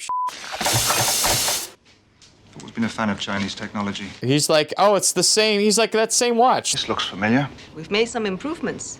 Because it's China, and they basically take any American product and they make a cheaper version of it that you can go and buy. I was trying to figure out what that was. I thought it was like a gadget he had in a previous movie that did the same thing or something. Yeah, he's basically telling her, he's like, oh wait, I've seen this before. This is Omega watch that Q made. But you guys made a ripoff of it. Yeah. I love Pierce's reaction to the flame-throwing dragon thing, though. Yeah. It's like seems really like he was actually surprised on set or something. That's like how Remington Steele would have reacted to that. Visible to radar, but not the human eye. Very novel. So to get to my ultimate point, it's that the smarter version of this movie is GoldenEye. GoldenEye was such a hit that they said, just make the same movie again, but they made it in appearance, only in appearance, with zero understanding for the story elements that were underlying that movie. And they put a dumbass in charge of this one instead of a smart dude who cares like Martin Campbell. They just put a rented director in there who didn't understand GoldenEye and remade it, but only in appearance, and then rushed it out the door. It's like shameless in that regard. And that's where it's not the worst Bond movie ever made. It's like borderline Diamonds Are Forever, where it's just like we don't give a f*** and we're just shameless. Yeah. Like we're here to eat popcorn and titties and explosions. Yeah, as big dumb action as the pre-title sequence is, I really like it. It's hard to hate it. You can't hate this movie. You try to hate this movie, but you can't. I will say the difference though between those two movies though, it's like GoldenEye, they're introducing a new Bond. We're getting our first appearance of Pierce Brosnan, so we're slowly showing Pierce Brosnan in the film. And we kind of do that in this movie, but the introduction is more like you said, it's a lot louder. And the other thing is it doesn't really weigh. It barely weighs on the plot. Yes, we see one of Carver's minions and he's got the device, but that's it. Exactly. We always talk about a pre-title sequence, a prologue that is like relevant. And this one is, but only just in like one minor detail. Just introduces another character and you're like, okay, and it doesn't play on the rest of the plot. I do appreciate, though, that continuing the post-Soviet Union thing, there was a problem with like, okay, this entire country is falling apart, and they have all these weapons. It's like a terrorist supermarket. Can't you people keep anything locked up? Yeah. Well, that was a real thing. It was hard to keep a lid on all these things. But all in all, okay, here's the encoder. Who cares? We introduced that briefly. But let's get back to where would he like the bombs delivered? Like it's cool and sleek, but it's big dumb shit. It's like, and then naked women, naked digital women, and all that, and X-rays. For some reason, we have X-rays. And then, it was cool. And then, where does the movie open up? Bond's just in bed with a supermodel. We don't know why. He just is. That's the hottest part. And you know what? You know what I find strange is that is also the hottest part of this movie is when he's sleeping with the supermodel. Yeah, he has this sexy moment with Terry Hatcher, but it's like a brief, just unzips her dress and then you see her from their backside, and you're like, so you don't see her pregnant belly. You don't see her pregnant belly. And then she obviously sleeps with Bond, but we don't really see much else than that except for her walk of shame. Yeah. And then that scene ends. And then the next time we see anything remotely sexy is maybe that shower scene, which is kind of like, eh. Yeah. And then the very end of the movie is them making out. And you're like, okay. But like compared to the last movie, we had GoldenEye and, Natasha and him are like they sleep together before even the third act. And like, it's a pretty hot, steamy scene. And he has a hot scene with Onatop. Oh, you think you can hurt me? And there's a scene before that with Onatop killing that guy. It's kind of hot. Don't remind Charlie. It's so much better. He does a lot of biting in this movie. Yeah, I know. I specifically noticed that. Like, my theory is, I think he misses Xenia Zargevna Onatop, who just all the bite, like they, and he's like trying to find himself another S&M babe, but he's just like, he's so bitey. Nans, speaking of all this Pierce Brosnan sex appeal, how have you been sleeping lately? Fine. Because back to the Pierce Brosnan ASMR segment.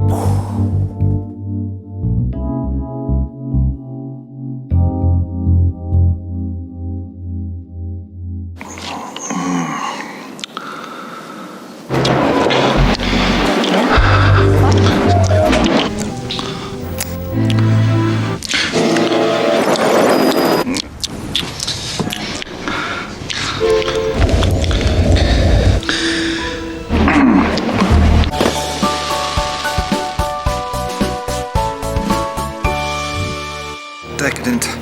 Maybe that's why I needed my coffee in the middle of this movie. I do remember this was the first Bond movie that was heavily like marketed and like, I remember seeing the commercials for things for this movie that I remember at least. Like even though GoldenEye had come out. Well, it's like GoldenEye was something of a sleeper, right? The video game, if you look into the history of the video game, it just kind of happened. It wasn't this... Yeah. It wasn't a thing where the board convened and everybody's like, we gotta, it wasn't like Elliot Carver's speech where he's like, I want films, I want books. I want books, I want films, I want TV, I want radio. I want the world. I want the whole world. Worldwide I want to domination. lock it all up in my pocket. It's utter, my bar and total chocolate. worldwide I want domination. 24 hours a day. I want tomorrow. And then, with this movie, it's like the video games were planned. I wouldn't be surprised if there were toys and shit. It was like GoldenEye was such a hit. This is the follow-up where what do? we already did our Cold War thing. We already milked the end of the Cold War. What the do we do now? Let's just do like big action movie. What's the plot? What's the story? Shit if I know, but we need to cash in immediately, so let's just get a rough outline going on and fill in the gaps with action to distract everybody from the reality that there's really no story going on here, and then just throw a bunch of product placement over it like Moonraker. Well, you kind of said in the beginning about how this movie is like, some of the stuff that happens in this movie is relevant today, and I'll get out my, my tinfoil hat and put it on, whether it's social media or the actual news outlets. We have 24-hour news and like how it has affected us and how we see the world now, controlling them in a way that's just more like, this is what's going on in the world, and people believing it and taking it for face value. Are they merely tools for information, Mr. Bond?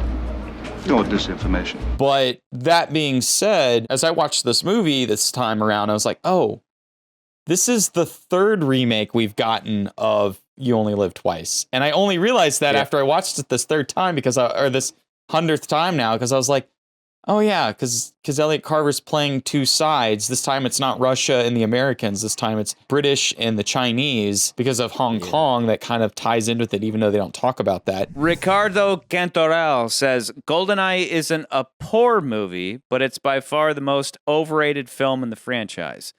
The movie is just a pastiche of old Bond films, and it never has the guts to really examine Bond's character. Bond's character's all over this fucking movie. If you want to watch a pastiche of the Bond films, go back and watch The Spy Who Loved Me, which is a very obvious pastiche of a bunch of Bond films. We even said that movie was the best of Bond. Second remake being The Spy Who Loved Me. Yeah, You Only Live Twice, Spy Who Loved Me. There's also a little For Your Eyes Only in there. They go inside the sunken ship, and then there's like chaos, and they got to escape. In my notes, I put such a vast improvement in underwater searching through a ship since For Your Eyes Only, which was in the 80s. And coupled with The Spy Who Loved Me, boat layer, like there's certainly an influence from previous movies. It's subtle. Yeah, like when I say it's a remake of You Only Live Twice, and I think more so The Spy Who Loved Me, because it's two government agents, teaming up to solve this problem. And falling in love. A British agent in love with a Russian agent. Could this possibly be the moment for us to pool our resources? Get down! We're going to finish this together. How romantic. It's not as over the top. Whereas like The Spy Who Loved Me is very it's very obvious when you have, they're taking these ships, much like they took the spaceships in You Only Live Twice. Yeah, it's the World War III stakes of You Only Live Twice, coupled with the underwater stolen missile of Thunderball, coupled with the spy romance. But at the same time, it does come across as wholly new. It has the distinct news thing, which is interesting enough that's very, no other movie has that. I'd say this is their return to the days of Moonraker and The Spy Who Loved Me, where you have your big megalomaniacal, robber baron type of guy. Megalomaniacal characters. Megalomaniacal.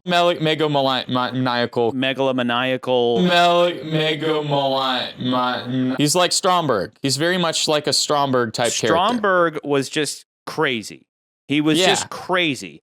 Yeah. Hugo Drax thought he was saving humanity. Not crazy. With this, I wanted one or the other. You really are quite insane. The distance between insanity and genius is measured only by success. I wish we got hints of it, but we didn't really get a fully fleshed out picture of an Elliot Carver who thinks he's saving the world. Because today, I would argue, where you and I kind of sparred with the Man with the Golden Gun, where you were saying, the movie's outdated because of, we're not in an energy crisis. And I was like, dude, we are always in an energy crisis every day. That's where that movie is timeless. But this story where it's like human beings head up the news and they're not always objective, that's also eternal. Like believing that these corruptible, fallible human beings are always objective about the news, where that's especially today, demonstrably false, especially when they turn all of their news people into celebrities and they put them in movies and There are no more journalists. There's just actors spouting off pre-written lines. That should freak people out. Every single news anchor is an actor now, and we just believe that everything they say is objective. Doesn't matter what your politics are. Like, if you believe the news, you're just a fucking idiot. Oh, we're off the air. We're off the air. What I'm getting at is that the people doing that, though, are either opportunists or they think they're saving the world, right? We may be twisting the truth a little bit, just a little bit, but we're saving the world. He says, though, at one point, great men have always manipulated the media to save the world. Okay, now you're saving the world? Like, since when are you saving the world? What do you get? Just exclusive broadcasting rights in China for the next 100 years. But please, Elliot, pick a lane. Are you trying to just secure lucrative broadcasting rights in China, or are you trying to save the world? Which one is it? And I could go along with it being both, but there really isn't ever a time that they tie both of them together, except for his speech in the opening. I promise to report the news without fear or favor. I promise to be a force for good in this world. But you can't really trust his speech in the opening because it's not like it's something that he delivers to Bond in a personal manner. It's something that he's delivering to the entire world. So obviously it's going to be a bunch of BS when his whole entire shtick is manipulating all the people watching to achieve his goals. So it couldn't pick a lane. Starting a war for ratings. Save the world. I have to save the world. What? This guy's just a cartoon. It would have worked if maybe it was something like the Brits and the English were already at each other's throats because of, I don't know, Hong Kong. And his plan was to ignite the fire between them and then immediately use General Chang to come to peace. But he will be just in time to take over the government, negotiate a truce, and emerge as a world leader. And then at the same time also make some money by getting the broadcasting rights. Instead, he causes the tensions in the first place, which is the key ingredient in making him a cartoony character because his motivation is more on the side of just pure evil.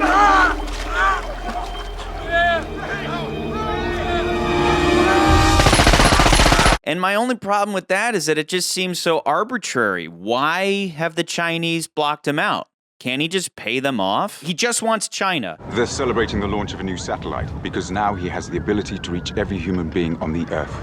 Except the Chinese, who've refused broadcast rights. But why? I think it's a very important why the Chinese have not given him broadcasting rights, because he's shown that he's a corrupt motherfucker and that he would be willing to say whatever they want him to say. So why? Why is China blocking him? It seems like they're a match made in heaven. Use it to make it a fake news! Outstanding. He already has money. He's got a ton of money. But it's like, I just want to be able to go on and just like, I turn on a camera and I'm worldwide. It's like not enough of a motivation. It needed that element of, I'm doing this not for me. You don't understand, Mr. Bond. The people of the earth are sheep, and I am their shepherd. I must save humanity from itself. You really are quite insane. I'm saving the world. Because at one point, he equates himself to God. And by midnight tonight, I'll have reached and influenced more people than anyone in the history of this planet, save God himself. So it's like, okay, we've got our little, like, megalomaniacal God complex here. Or as Bond puts it, he has an Oedipus complex. But it seems like it really is just an ego thing, which is less interesting than characterizing him in a way where you might actually be on his side. Again, like I said about Hugo Drax. Well, that's why, like, for me, his motivation was weak because I thought that was his only motivation was I want 100-year exclusive rights. He says that, right? Which, by the way, if you read his lips, he says 50. And they overdubbed it with 100, yeah. And which 100 is better. But anyway, What I'm saying is that I would have preferred, his character would have been more like Hugo Drax. Again, I love Hugo Drax because his whole thing is you can actually understand why he's doing what he's doing. He's not doing it just to be evil. I want to kill everybody. He's like, no, we're saving humanity. He thinks he's the good guy. And that's why he's interesting. Stromberg, just crazy. He just wants to fish. That's it. Elliot Carver could have been crazy, but he wasn't. Instead, he hints at the fact that he's making the world better in his initial speech. The power to illuminate the far corners of the globe, not for higher profits, but for higher understanding between the people of this great planet. He gives his Declaration of Principles, which is straight up a William Randolph Hearst thing. Declaration of Principles. My Declaration of Principles. Which then he later references William Randolph Hearst. Look at William Randolph Hearst. who told his photographers, you provide the pictures, I'll provide the war. I've just taken it one step further. Some people have speculated or is outright saying that he started the Spanish-American War. Exactly. Put on your tinfoil hat. That's why I keep saying this is nothing new. 17 British sailors murdered. Well, this settles it. We sent in the fleet. That's why it's frustrating that this movie could have been smart, but is just not. Recently, we pulled out of a country, right? And everything went to shit.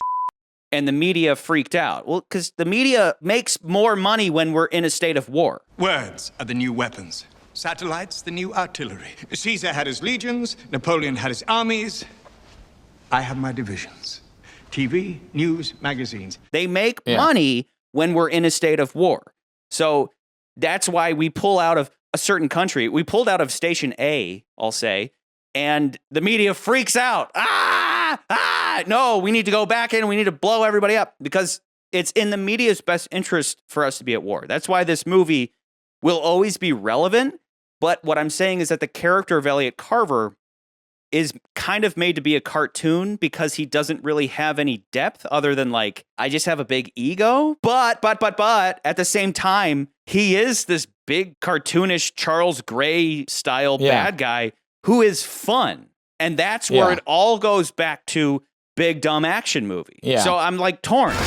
It seems like they were trying to make a modern version of like a Blofeld or a Stromberg that doesn't 100% fit that profile, but it doesn't really matter because the movie's entertaining and the character's entertaining, so you just kind of forget about it. But that's kind of where the cartoony aspect comes in, is while people want to put a face to an issue that people have problems with, at the same time it just comes off as cartoony because it reminds me of Captain Planet. Most environmentalists or scientists or whatever, they don't like Captain Planet because they basically took a lot of these big problems with big industrialists and made them into bad guys. In reality, a lot of these people are trying to work with industrialists to figure out ways to curb any kind of pollution or problems that we have in the world. And this movie kind of does the same thing where you're basically just saying, News Corp bad guy, and that's may or may not always be the case. And so they just make him and he's in a cartoon in that sense where it's just like, yeah, he's the bad guy and he does all the bad things and he has hired all these bad people. On top of that, he's like, his performance is, he even says at one point that he likes an audience.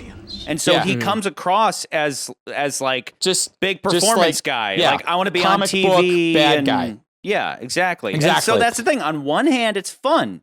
On one hand, it fits big dumb action movie. I want movies. I want books. But on the other hand, it's a wasted opportunity, especially following in the footsteps of Alec Trevelyan, who was fully fleshed out. Why? Hilarious question. I want to know why. I want TV shows. You know, like it's crazy. He needs an audience. You know, he needs his audience, and Nance is that audience, right, Nance? That's me. But this is why I say it goes back to Moonraker and The Spy Who Loved Me, where there's no commonality between Bond and the bad guy. This goes back to, like, again, GoldenEye, as far as Pierce goes, GoldenEye was like equal but opposite in Alec Trevelyan. Now we're back to the days of big megalomaniacal rich bad guy who has some kind of like world domination scheme. Him and Bond, they have no similarities at all. And when Bond is in his presence, he's constantly just undermining his ego. I would have thought watching your TV shows was torture enough. I mean, when it comes to undermining somebody's ego, there's no better method than ripping a massive 20-story photograph of them in half. Like I've said before, I love when Bond is the provocateur, when he goes into a situation and he just starts talking shit because he wants to get a reaction from the bad guy. With this, it's almost too much. Like he straight up is like, you been on a boat lately? Say if you wanted to manipulate the course of governments, or people, or even a ship. Perhaps I should commission you to write a novel. Oh, heavens no, I'd be lost at sea. Adrift. He's more Hugo Drax than anybody because even at the beginning, M says, I didn't want to discuss it in front of the minister, but that mysterious signal came from one of Carver's satellites. PM would have my head if he knew you were investigating him. He could never be a bad guy. He's Hugo Drax. On behalf of the British government, I apologize. There is a hilarious, giant, gaping plot hole in this movie when it comes to that banner escape. Before I say it, can you guys pinpoint it? No. So they jump off the building and it rips, and then they break through the window. Yeah, and then they probably took an elevator or something, right? Had the banner taken them all the way down to the ground level, and then they had to immediately get the hell away, and they grabbed the bike and all that. I mean, I love the idea. It's a great concept for a chase, that they are handcuffed together and that they have to work together to get away. What are you? Give me that! Clutch! It's fun. It's a really fun chase. Right! Go left! Who's driving? We'll get to the helicopter part. The helicopter is dumb, but it's cool. It's cool. It's sleek. The whole fucking movie is cool and sleek, but it's dumb. But what does she do the moment that things cool down? And they're in the shower. She uses her earring to take the handcuff off. Yeah, why the didn't she do that the moment they landed through that window and they stood up and they're looking around at all the business people? She should have immediately taken the handcuffs off. And that's what I'm saying. Had they been... She liked being cuffed to Bond. But Charlie, you're not that character. She was not in the mindset, much like, Maude Adams pointing a gun at Bond, even though she knows that Bond's here to save her. No, she's a secret agent who would have wanted to immediately take that handcuff off. It's not the same at all. Charlie, I'm being facetious. Yes, but the character of Wei Lin is smart enough to go, what do I need to do right now? I mean, even in the helicopter, as they're flying there, she could have taken it and undid it. Like, at any moment, she could have undone the handcuffs, and she just didn't, so that they could have a fun, cool, sleek chase scene. Why did she wait that long? Did she want to be handcuffed to Mr. Handsome? No, yes, she didn't. Stupid. She didn't. Stupid. Okay, so helicopter chase. The helicopter chase is just dumb. Awesome. Why do they jump the helicopter? Why do they do that? Because it's awesome, Charlie. That's a cool stunt. Well, they back up to get speed, right? And I was like, oh, I guess that direction is blocked off, but we don't see that.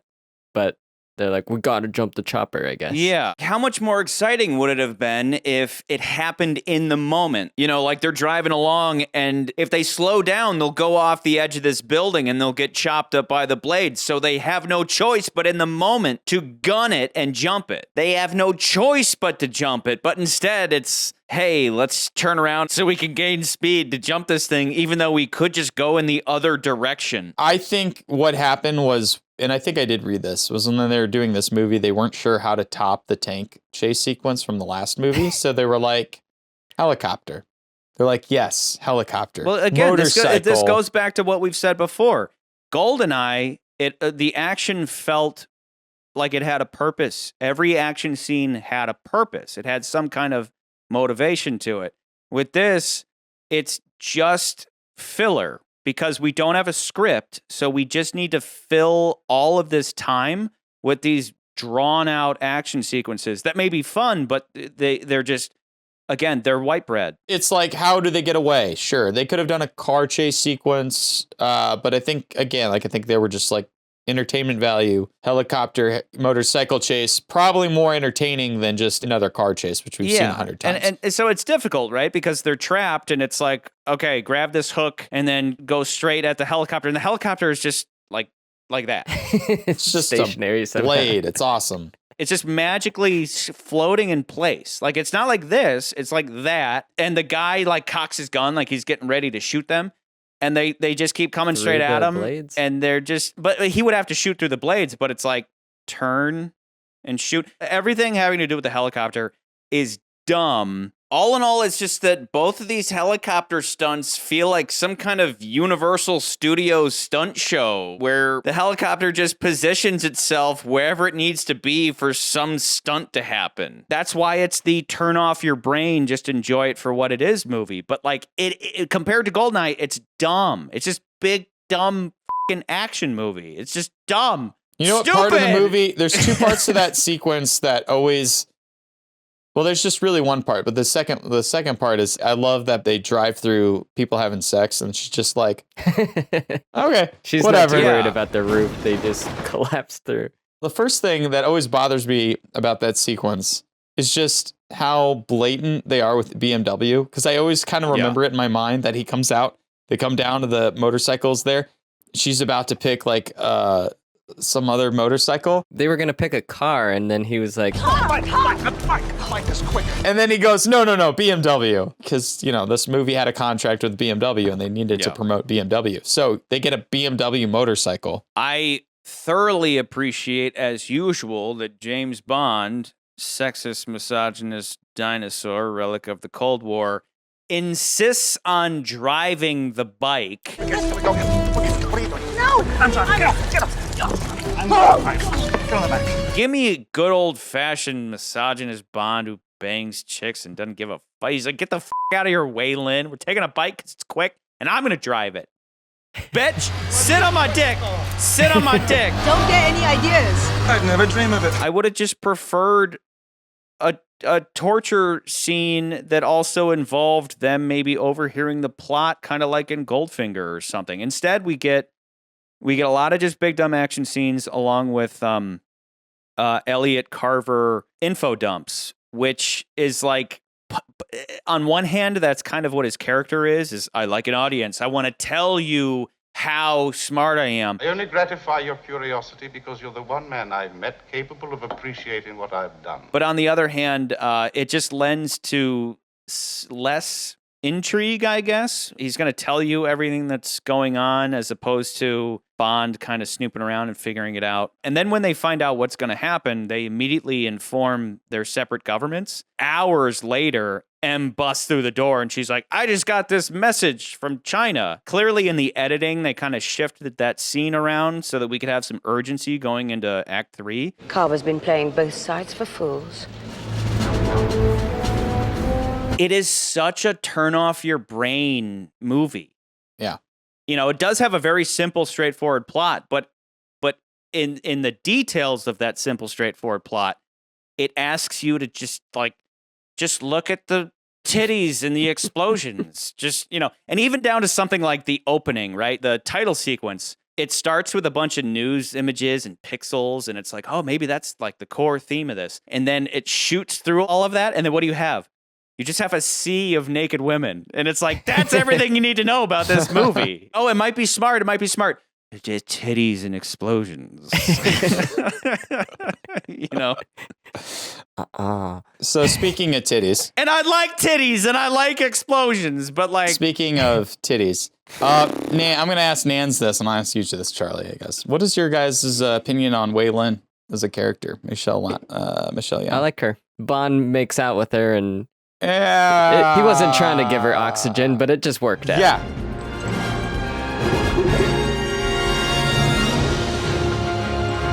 They don't have the moment, right? No. They don't have the moment where they fall for each other. Yeah, there's no romance between those two characters. Not a bit. Even throughout the entire movie, even though they have all these little fun play against each other moments because they're both kind of competing for the same information and then they kind of team up eventually. Good. That's which good. is great. We did that in That's the Spy Who Loved Me. That's the Spy Who Loved Me. But I feel like there's no romance between these two characters. No. Like some might say there's no chemistry. I wouldn't say there's no chemistry necessarily, as there is just nothing romantic between the two of them. I feel like Wei Lin is a great character. I feel like she's badass, of course. Yeah. She kicks, she beats up all these dudes, and I totally believe it. Yeah, that's cool. But at the same time, she just feels like another secret agent to James Bond. There are a couple times where they share a look, but they come out of nowhere. When he's in her like secret queue room, he looks at her and it gets that little like, oh.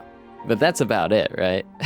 There's never that moment where you feel like, okay, it's on. And then even when he finger quotes kisses her at the end, technically he's just giving her air, and they big romantic swell, right? Big romantic music swell. But it's like, he's not kissing her so much as he's giving her the breath of life.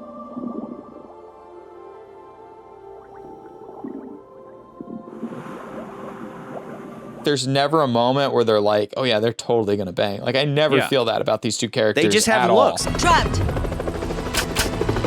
Never. He says never. And then And then they have like their cute moment in the shower. Yeah, that shower scene doesn't even really work for me. Like if they had a romantic moment before. Maybe Wei Lin just slept with Elliot Carver. He just slept with Paris Carver, and they meet up in the hallway, and he's like, "What'd you find out? Here's what I found out." That's honestly interesting. No, that's honestly interesting because the whole time, great. you know, like when he's telling Paris, like, I think I might give her a job, and she's like, oh yeah, I bet she's gonna give you the job, yeah. I'm thinking of getting Wei Lin behind a news desk. That's wonderful. I'm sure she won't resist too much.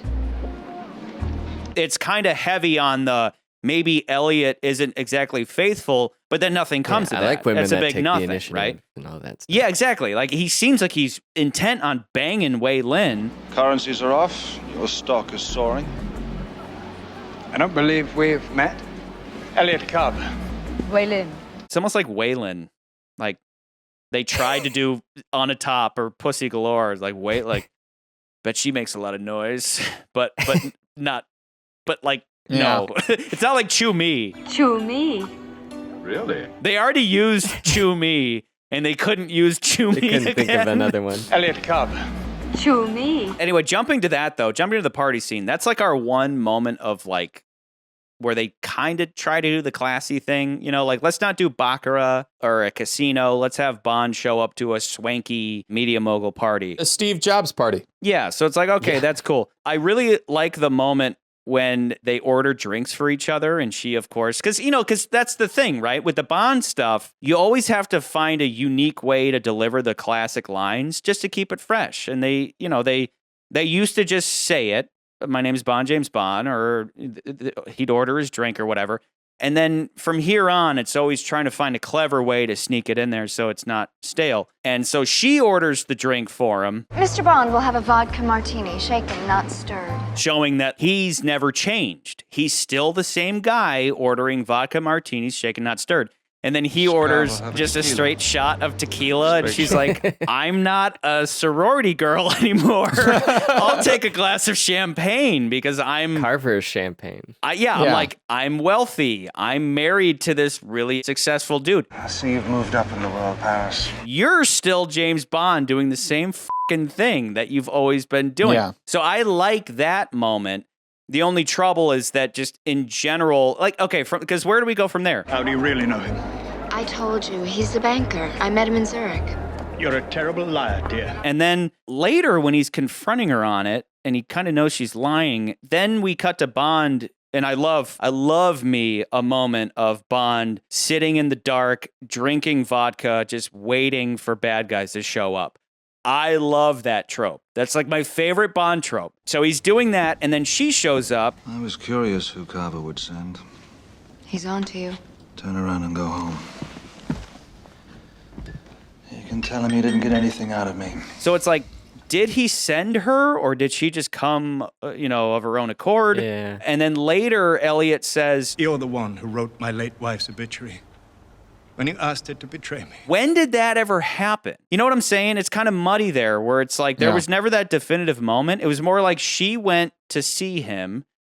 We don't know if Carver sent her or not. So then she bangs him. And yes, that is betraying him. But we never get that moment where Carver comes to find out that his wife just cheated on him. He only thinks that they may have had sex years ago before they were married. Tell me, James, do you still sleep with a gun under your pillow? So then she tells him about the secret hatch after letting him inside of her Terry hatch. But Carver doesn't know about either of those. But before that, it's like, okay, wait. Did Carver send her? Because if he did, why? Why? What he should have done was send Dr. Kaufman straight to Bond's hotel room. Instead, he sends his sexy-ass wife. And then later, he's all pissed off because she says the gun under the pillow thing.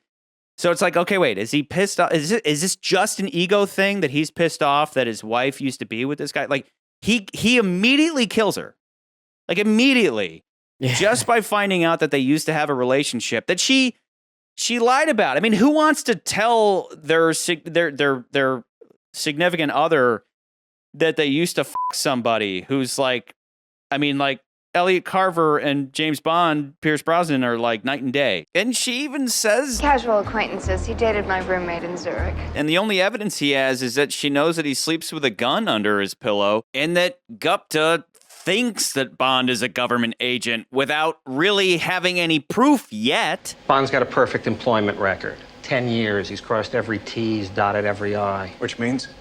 Government agent. I think we should set an appointment for my wife with the doctor. Within that false context, she could be telling the truth. Her roommate could easily have told her that her boyfriend sleeps with a gun under his pillow. My whole point being that he never confronts her on it. He just immediately murders her. You know what I mean? It's like he immediately kills her. Like, immediately kills her, as opposed to kind of fleshing that out a little more so that maybe we give a shit when she dies. You know, there was something there. It would make more sense to immediately kill her if it was just a woman he was sleeping with, but they're actually married, which was, I thought, kind of weird. Yeah. So he's like, she betrayed me. It's like, well, dude, she banged Bond way before you got married. And then Bond left her devastated. And so yes, like it would have made more sense if he would have found out that she slept with him and then kill her. But it's just do you still sleep with a gun under your pillow? And immediately he's like, I got to kill this bitch. You don't like the idea that there's not another scene in between there. And I do feel like... Because a normal guy would just be like, well, I got her in the end, so... Yeah, you would think that there was like, had they gone with Brosnan, you know, in the movie, Bond's like, I can get you out of the country in 4 hours. And they had done something like that where, you know, they left, they leave wherever they're at, they go someplace else. There's another scene where they're on some island someplace, and then she got killed. But I do think the movie's just trying to condense action and just trying to make it's like quicker. All that, we just need another chase scene. Like it's kind of like you get it. Like, there was a prior relationship. We needed this. And I really do feel like that was one of the things that they were just like, oh crap, we need some personal thing. We were comparing it to GoldenEye, and GoldenEye had these really great personal stakes where, you know, he's going up against one of his fellow former agents, somebody who was, you know, one of his good colleagues and everything. How do we get that in this movie? He has a former love interest who's played by Lois Lane. Well, now it's more personal that Bond offs Carver because, you know, he killed her. Apparently Paris is an important love interest of Bond's. Paris is an important love interest of Bond, but you really don't really get that, and it feels kind of flat. Yeah, shoehorn it in. But if that scene wasn't in the movie, he's probably going to kill Carver anyway. That would have been more interesting, like we've seen her. We know there's like a past love interest there. Yeah. Unlike with whoever the heck Paris Carver is. Yeah, Paris Carver. Wait. You're saying that Paris Carver should have been somebody reprising a role? Yeah, possibly. We'll get to that. That's in the comments section. And she's in the movie for like not 5 minutes. very long. Yeah. She's in the movie. She shows up. She has a sex scene with Bond. And literally there's an innuendo about Bond pumping her for information. My favorite line. Yeah. Pump her for information. Pumping chicks for information. Pump her for information. And he pumps her for information. That's what spies do. M kind of calls him out for being a misogynist in GoldenEye, and then he's like, go pump her for information in this movie. Pump her for information is like my favorite line ever. I've referenced it. Every episode I reference it because it is so spy-esque. It's what they do. It's what they're trained to do. Speaking of pumping for information, though, I do really appreciate the fact that that briefing scene takes place in a car. That was cool. It adds a sense of urgency because the whole thing is that, you know, you have 48 hours to investigate. Investigate. I went on and on and on last episode about the whole, we're getting away from Bond walks into the office, Moneypenny's sitting at the desk, he goes through the double door, briefed by M. Now we're kind of more in modern movies where it's different every time. It's a little unique. And it was fun in the past where they were always mixing up how Bond got his hat on the rack. It was cute, but it's done now. And now it's like, we can do whatever we want. And so doing it in the car and, you know, like M sitting there sipping whiskey and like the car's like shaking the whole time and you know, and they've got the motorcade with them. It adds a sense of urgency. We have 2 days to figure this out before World War III happens. I was excited for that 48-hour ticking clock, but it would have been nice if they referred to it throughout Not all the time, but like reminded us, hey, like, we're running out of time. The movie hints at having some kind of deeper meaning about the media's tendency to misinform. Put your hat on. But doesn't really flesh that out beyond Carver's party and maybe the suicide scene. Like, it would have been interesting. Like, Carver never started to really use his influence. Like, he could have been planting more stories that were maybe messing up Bond, like just something, but instead... But that was the things I liked. I do like the whole, he comes back to find Paris, and then you hear the news. It is with great sadness that we announce the death of Paris Carver, who has become an international figure since she became the wife of Elliot Carver. That was cool. That's the best scene of the movie. That was something that worked. Yeah, that works. That is my favorite scene of the movie. But that's just touching on the idea that Carver can mess these people up with his media, right? But nothing ever comes of it because Bond just gets out of the situation. And that's a lot of what happens. A lot of what happens in this movie is, hey, it's going to go this way, and then we just throw it out. Remember back in Live and Let Die, where they jive cab driver takes Bond and they take him to the airport, and he's like, "You going?" No, because he is. He's the jive ass cab driver, and he's like, "Hey Jim, you going skydiving?" And it's like, "Oh wow, how's Bond gonna get out of the situation?" Bond throws a punch and runs away. And then with this, Stamper is gonna take 2 days to slowly take you to pieces, and Bond's like, "No," and he just throws a punch and runs away. It's like, you thought the movie was gonna go in maybe a cool direction, like how is Bond gonna get out of this? Oh, he just throws a punch and grabs a gun and jumps out the window. It's that same level of like, you think every time you think something intelligent might happen, it just turns on another big dumb action scene. And again, part of your brain's like, well, it's kind of cool when they go down the banner, but like, I was kind of looking forward to something smarter there. To be fair, they do set that up. An actual torture scene would have been nice, though. I mean, yeah, an action torture scene would have been nice, but we kind of already, I feel like they were like, well, we already did that when we were at Carver's headquarters where all the old guys are being... That was the thing that I also noted, was that, like, why is like half of Carver's henchmen are all, like, geriatrics? Because they all come out. They're all these old f***ing dudes that are just, like, with baseball bats. Because old people are who they're usually old fall victim to fake news. Exactly. Oh, there we go. There we go. Because like even when they're trying to get into Bond's BMW, mind you, again, we haven't even touched about the fact that this movie is a giant commercial for BMW and Avis, including the motorbike. Yeah. But then when they're trying to get into the BMW, which Nans, as far as Bond cars, where would you rank the BMW? I like the gadgets, but the car itself is a lame vehicle. Exactly. It's a nice vehicle, but it's like something you would see a dad driving around. You're like, cool.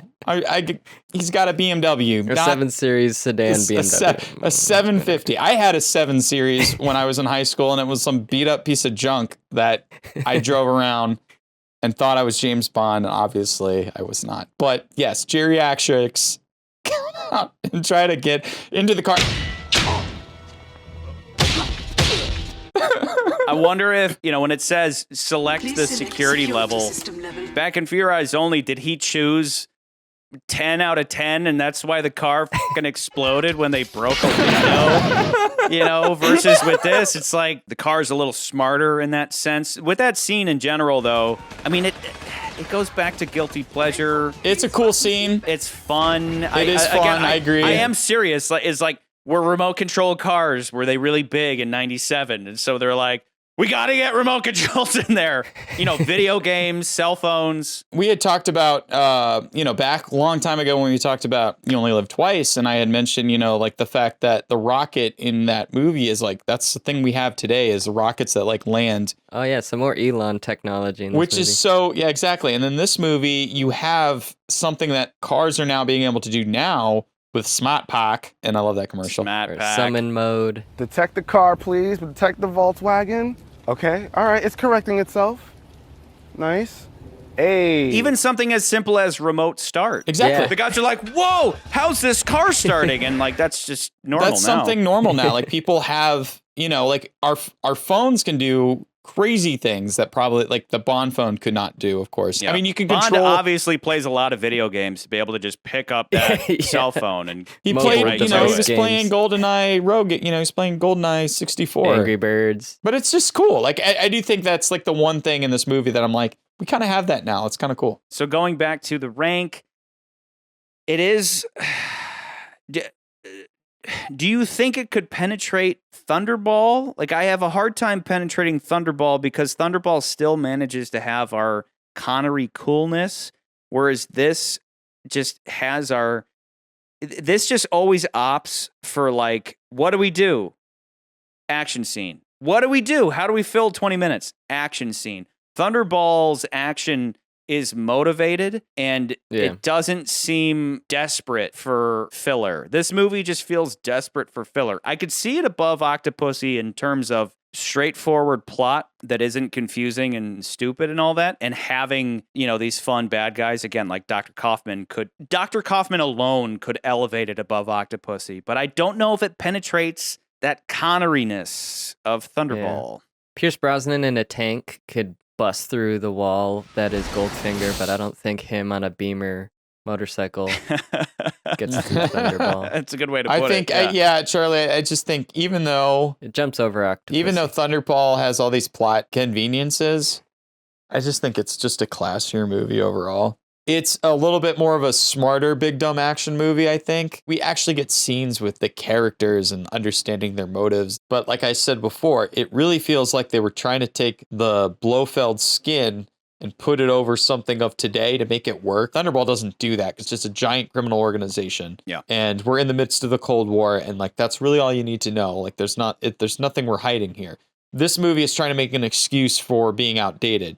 So to do that, we throw this news angle in. It's like, these are the real super villains of today, is the news corporations, cartoony character, give me my tinfoil hat. You know, that kind of bullshit. And it's just like, that's why I don't think it's better than Thunderball. Like Carver himself said, the key to any good story is not who or what or when, but why. Why? And what is the why of this movie? And I think that, like I said, I think Carver's motivation is muddy. Yeah. Whereas Spectre's why is just The their name of the Spectre. Yeah, exactly. Special executive for counterintelligence, Revenge. terrorism, revenge, and extortion. And they're trying to extort like 100 million pounds or something. Oh, hell, let's just do what we always do. Hijack some nuclear weapons and hold the world hostage. Yeah? Good. Pretty It's simple. Like Largo pretty is clear. a big dumb asshole, but Blofeld is there doing his thing. Bond goes to NASA and does his detective thing, and you got Domino there. Like it certainly has more class than this big dumb action movie that I enjoy. There's something about Tomorrow Never Dies that I've always really enjoyed. I never fight, I never protest putting it on. Because it's a movie that's easy to watch. It's definitely, and like my first reaction watching it is just like, oh, this is middle of the list. And I only say that because like, while it has a lot of shortcomings where it doesn't have either personal stakes or just that hint of class that the other films have, it's still fun to watch. Like I just still love watching it like anytime. So let's just summarize real quick. Let's start from the bottom. Come with me, Mr. Bond. Definitely going to be better than You Only Live Twice. Diamonds Are Forever. We all know it's good fun. That movie's shameless. This movie's kind of shameless, but it's kind of what McCurdy was saying. It's serious, coherent and easily followed. So it's like it doesn't have. That's a big like subtract like take your average Bond movie and instead of having goofy stupid and goofy you have big dumb action movie So you have Bond with a gun and he's like. Brrr, brrr. Like, do you notice those moments where he's like spinning the, you know, and they're like, Wei Lin does it too. They're both dual wielding guns, and I was like, is this when like video games added dual wielding? Exactly. Moonraker, yes. Live and Let Die is still just chase scenes and assassinations and fun henchmen and fart deaths to me. The Living Daylights, as usual, Dalton's great and all that, but Bond, who sleeps with women, flirts with Moneypenny, and sits around in hotel rooms getting drunk while he waits for bad guys, is so much better than the one-woman Bond of The Living Daylights, which overall is still just hard to give a shit about. Dalton cool, Dalton great, top 5, but just still the movie overall lacking. Octopussy, even with its convoluted plot and clownery, it's entertaining. It's got some stupid stuff. It never becomes a big dumb action movie like this, but it does have stupid goofy stuff. Sit.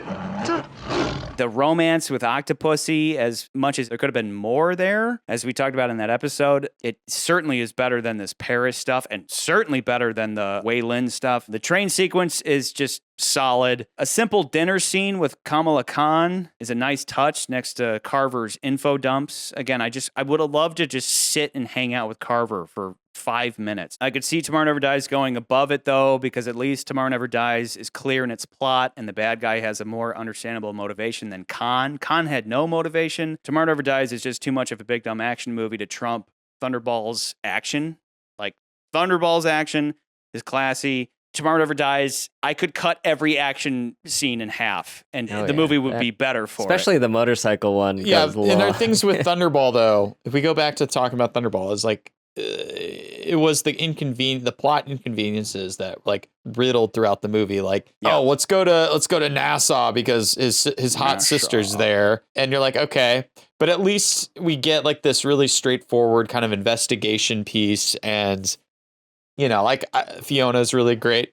You know, she's a really good Terrible villain. Death. And Terrible Death, great villain. Even though Largo is kind of a crap villain, being the number 2 and kind of being short-sighted, I do kind of like how he's intertwined a little bit better with the Bond girl in that film versus this one. Speaking of plot conveniences, how does Wei Lin find the boat? How does she find it? We never know. I don't think it's information we need to know. Wait, what do you mean? So Bond goes to the U.S. with a GPS decoder, whatever thing, to figure out where the ship sank. And she's in the boat when he gets there. It's just like, how does she know where it is? No, that makes actually a lot of sense. She's from China. The Chinese MiGs would have had the information as to find out where it is because they think they're in international waters, and the MiGs don't think so. She could have gone off the information of the MiGs versus the Chinese army is saying, "Hey, you're too close to us," so they know where they're at. Yes, better question is not how did she find it, because from what you guys just said, of course she found it. The better question is, why didn't they check it out sooner? Yeah. Big dumb action movie. That's all you need to know. Titties! Titties! That's all you need to know. But like I said, I could maybe now be persuaded to say it's not as good as Octopussy. It's tough, right? Because it's like, on one hand, you have stupid, goofy Roger Moore shit, but like the train sequence is cool. And then here you have big dumb action movie. It's hard to compare those. I think I prefer dumb action to... Yeah, I'm probably going to say Tomorrow Never Dies. So I am on board with it being number 12. Even though Octopussy, I think, excels in some of those more particular moments where, like, you have better romance. Even though Elliot Carver, like you said, is a cartoon. Going back to Octopussy, Michael G. Wilson couldn't decide who the villain was. So he just takes Kamala Khan and Russian guy. And he's like, they're the villains. And it's 2 villains, and it's not very concise as to who should be the main bad guy. And it's supposed to be kind of this weird partnership where, like, this movie, even though they're like, well, General Chang, and we only see General Chang like in one scene in this whole damn movie. He just walks by. And they talk about him a lot. They're like, oh, General Chang. At least at the end of the day, we're like, okay, Carver's the bad guy. Like, we get it. When it comes down to the henchmen, right, where, in Octopussy, you had Mishka and Grishka, and they're fun and all that. And the saw blade guy and yo-yo guy. Yeah, you got some wacky stuff going on. I am such a fan of Dr. Kaufman. My name is Dr. Kaufman. I am an outstanding pistol marksman. Take my word for it, yeah?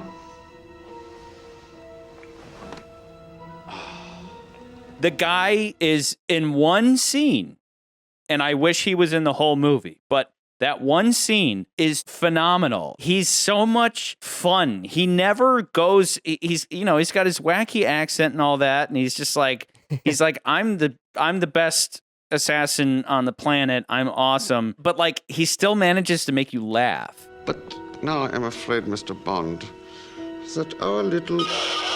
Stumper! Stop yelling in my ear, yeah?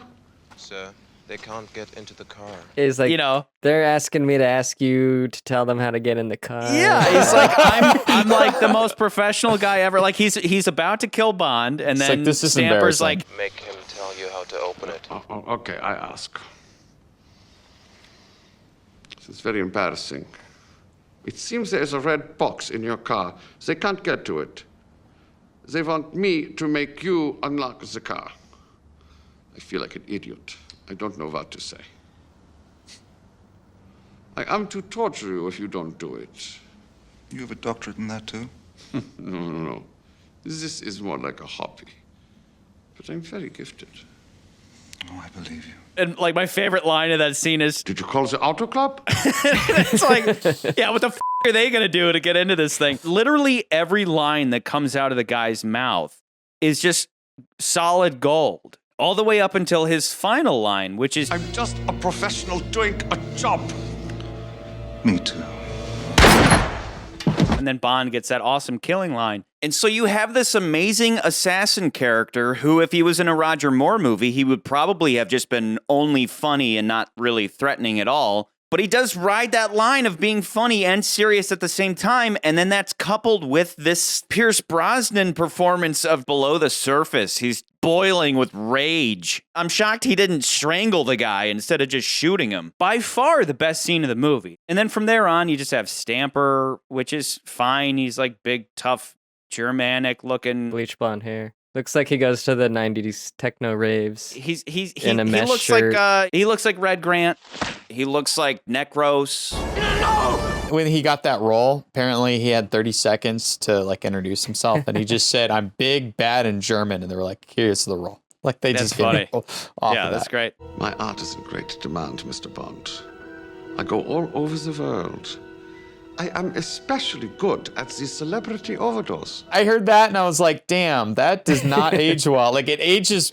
It Well, no, ages no, no. well. It's ages great. well. Okay, because you said before, how is it that Elliot Carver is in contact with these people? And it's like, Elliot Carver has shown he's a guy who's willing to manipulate real world events so that he can report on them. Creates the news. So, like, go kill a celebrity, have Dr. Kaufman go kill a celebrity, and then you can sell a ton of newspapers from it. That whole scene is great. And then even just down to Bond walks in, the tape is playing, talking about Paris being dead, and then A body was discovered along with the body of an unidentified man who appeared to be the victim of a self-inflicted gun wound. It won't look like a suicide if you shoot me from over there.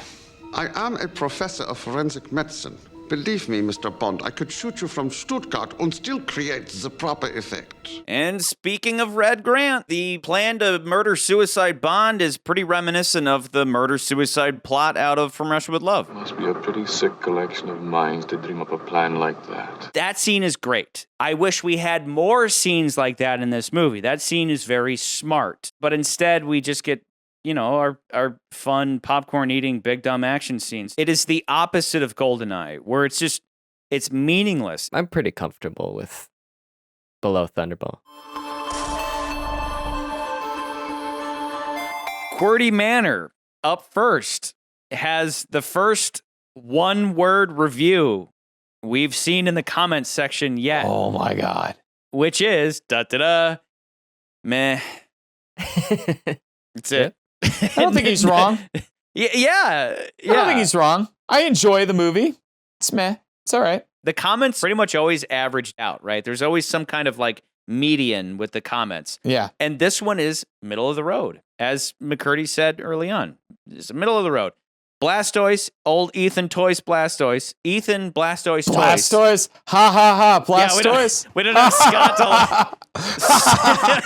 Blastoise. Who Blastoise cares? Says hydro pumps. The dog. His name is Blastoise. Ha ha ha ha ha. Anyway. Yeah, Blastoise, who we flung a lot of shit at last time, but For no reason. But like No this reason. time I think we'll somewhat agree with him. But in Yeah. the reverse. Currently dead last on my ranking. The Michael Bay of Bonds. Throw enough crappy editing and explosions and the audience will be too distracted to realize it sucks. Yeah. Yes. Ugly economy car. If the point was to be inconspicuous, that failed miserably. And chase in an ugly parking garage. Worst villain, what an annoying asshole. The magician they cut out who threw razor cards would have been cool. Oh well. I know nothing about that, but didn't look it up. Henry Gupta, the IT guy, is a magician that's good at throwing cards. And there were scenes that they cut where he like throws cards, I guess. Wait, are you serious? Gupta did that? Yeah. That would have been cool. What? Back up. Okay. Back up. So we were talking about the BMW. I'm confused. He said it doesn't blend in, but it perfectly blends No. in. 'cause I it's think what he's boring. saying, I kind of disagree with him. Like, I like the idea of the car chase taking place within a parking garage. It's kind of fun and different. I think it's fine. I think for now, I don't think there were very many car chases that took place in parking garages. Tell me if I'm wrong, but I think that was kind of the first time we kind of saw that kind of thing. Like, yeah. Now we see in like The Dark Knight, there's this scene that takes place in a parking garage, and sure, there's probably other ones, but that one in particular, I'm like, no, I think it was kind of new for the time. I thought it was fun. I never think twice about it. Yeah. He's got to get out of the parking garage. He's stuck in the parking garage. It's kind of fun. But I think the funniest part of this movie, as I watch it every fucking time, is he parks like an asshole. He doesn't park in the lines. Every time I watch this movie. He's in like 2 spots, maybe more. He's just like, he's just such a rush. He just parks his car, and I'm just thinking like, man, if I was looking for a parking spot right now and that car was there, I'd be so pissed. Yeah. He's so pissed. Well, it's interesting that, the interesting part of the scene is that Bond's sitting there like, I have to get in the car and then I have to escape. Right. So it's cool that he jumps in the car and then he's in the back seat, which is new, but he gets his MacGuffin, which, as a side note, this MacGuffin is an interesting MacGuffin because we actually see it do stuff. So it's not like the Lecter. We never see the Lecter in action. The decoder, we actually see it in action. So it's a pretty cool MacGuffin. And then he jumps out, and then James Bond does such an awkward thing. He does have bouts of hardcore property destruction. Property destruction? Definitely. And in the last movie, in GoldenEye, I made the joke about him driving down that alley in St. Petersburg and he might be killing a ton of people. But before he does it, he's like, oh, shit. Like he reacts like, oh, God. In this, he's laughing as he almost kills a bunch of people. He throws his car over a populated street, not knowing that there's not going to be like some old woman on a scooter who's like, oh, good lordy, as this car slams into her and then goes into the front of an Avis. Congratulations on a safe journey. That is such a movie moment. That's not a James Bond moment. That's just a movie moment of Bond doing something so crazily irresponsible. I mean, again, destroying St. Petersburg in a tank. Well, he had to do that for the interests of Queen and Country. He didn't have to drive a car off a parking garage and almost kill a bunch of people. He didn't have to do that. But he did it for a laugh. Like, what the is that? Again, big dumb action movie. I will say this, though, about that sequence. You can tell, for whatever reason, Brosnan's having the time of his life. He's having so much fun. We talked before about how Pierce Brosnan is kind of a Bond nerd, and then he gets to play Bond. And so it must be really cool to be standing there with Desmond Llewellyn and, be like, hey, you were in Goldfinger. Like you said, he's having fun. He's clearly having fun. He's having a blast. He's not questioning that this is a big dumb action movie. He don't care. He's like, I'm James Bond. Who cares? I'm laying in bed with this bombshell, this blonde bombshell Danish chick. I don't give a It's not my favorite car sequence by any means. Like, I still think The Spy Who Loved Me might be one of my favorite super spy car sequences. It's a fun little commercial if you're like, if you're like trying to sell BMWs to people who are going to watch this movie, because I bet you they sold a lot of BMWs after this movie. Yeah. The stinger going through the windshield and out the back windshield is, that's cool. I just laughed that guy has a Stinger missile. Yeah, right. I do agree with Blastoise in that, like we said earlier, the car is kind of like, that's the Bond car. We get cooler BMWs later. BMW 750. That's the Bond car. Like the last movie, we had a really cool sports car. We didn't see it do anything cool, but we had a really cool sports car. This movie is a movie that every businessman probably owns. even today. You know, you're just kind of like, eh. But anyway, so he says Maylin, not Waylon. Maylin is wooden. Her kung fu is show-offy and useless when Bond can just as easily tap people on the shoulder and punch them when they turn around. Boring despite being one of the shortest. Yes, I think it's worse than that one. I think he's talking about Quantum. That had better car chase, better villains, better girls, better locales, better everything. Sounds like we have Scott back. No, I agree with him in this saying that like with her acting, it's funny because like they made a huge thing about how like, you know, Brosnan's like, oh, she's so great. She's so great. Pathetic. Best part is the Surrender song they didn't use and the David Surrender Arnold song's score. the one at the end that David Arnold wrote. That's the Surrender song. Yeah. So I see his points, but I don't judge the movie that harshly. I'm like, yeah. I get what he's saying. He is 100% correct about it being the Michael Bay movie of the Bond series, but I still don't hate it for that. Murphy Chase says, I think Tomorrow Never Dies is solid. There's nothing about it that really doesn't work, but besides some good action scenes and Carver being a cool villain, it really doesn't stand out when looking at most of the other films in the series. It's a very enjoyable film, but I would personally put it somewhere in the middle. So a couple middles and a bottom. Very middle of the road. Another middle of the road. I agree. I don't necessarily think Carver's interesting, but like you and I were saying. He's interesting, but he's not fully fleshed out. And he's a cartoon. He's a cartoon. He's another one of these bad guys that could have been a lot better, but he's just kind of muddied down by like, what is his why? What is his motivation? K1 says, on the subject of Tomorrow Never Dies, totally serviceable. Terry Hatcher was wasted and should have been Carrie Lowell reprising Pam Bouvier, so I actually cared when she dies. That's what you were saying before, Nans. It should have been somebody pre-established so that we could care a little bit more, which is a good note. I love the Dr. Kaufman scene, and the action is great. Big dumb action movie. But the plot where the media is manipulating everyone on Earth to tear each other apart while they sit back and film the chaos is just too far-fetched. No! No! Put your fucking tinfoil hat on. Jesus Christ. No! Or as Stamper would say, 9! 9! Fucking 9! Jesus Christ. Go to a commercial. Let him speak. Cut that son of a... I'm not sitting here saying the news is manufactured like Carver's, but a story about the news spinning the facts to drive public opinion one way or another, and this stirring up war or riots or whatever is not far-fetched. It's been happening since the dawn of time. All people need to have a certain amount of media literacy so that there's just enough skepticism to not be completely misled by people behind the scenes that you don't know. But unfortunately, there will always be those people who believe everything they see on TV. And again, it's nothing new. But don't take my word for it. Let's see what Remington Steele had to say back in the 80s. We have this magical tool called television. This tool of light and sound. An instrument that can help create the most informed people in the world. In the world's most enlightened republic. Instead, we give you spotlight news. We put on happy faces and happy talk. We serve up wars and disasters like mealtime snacks.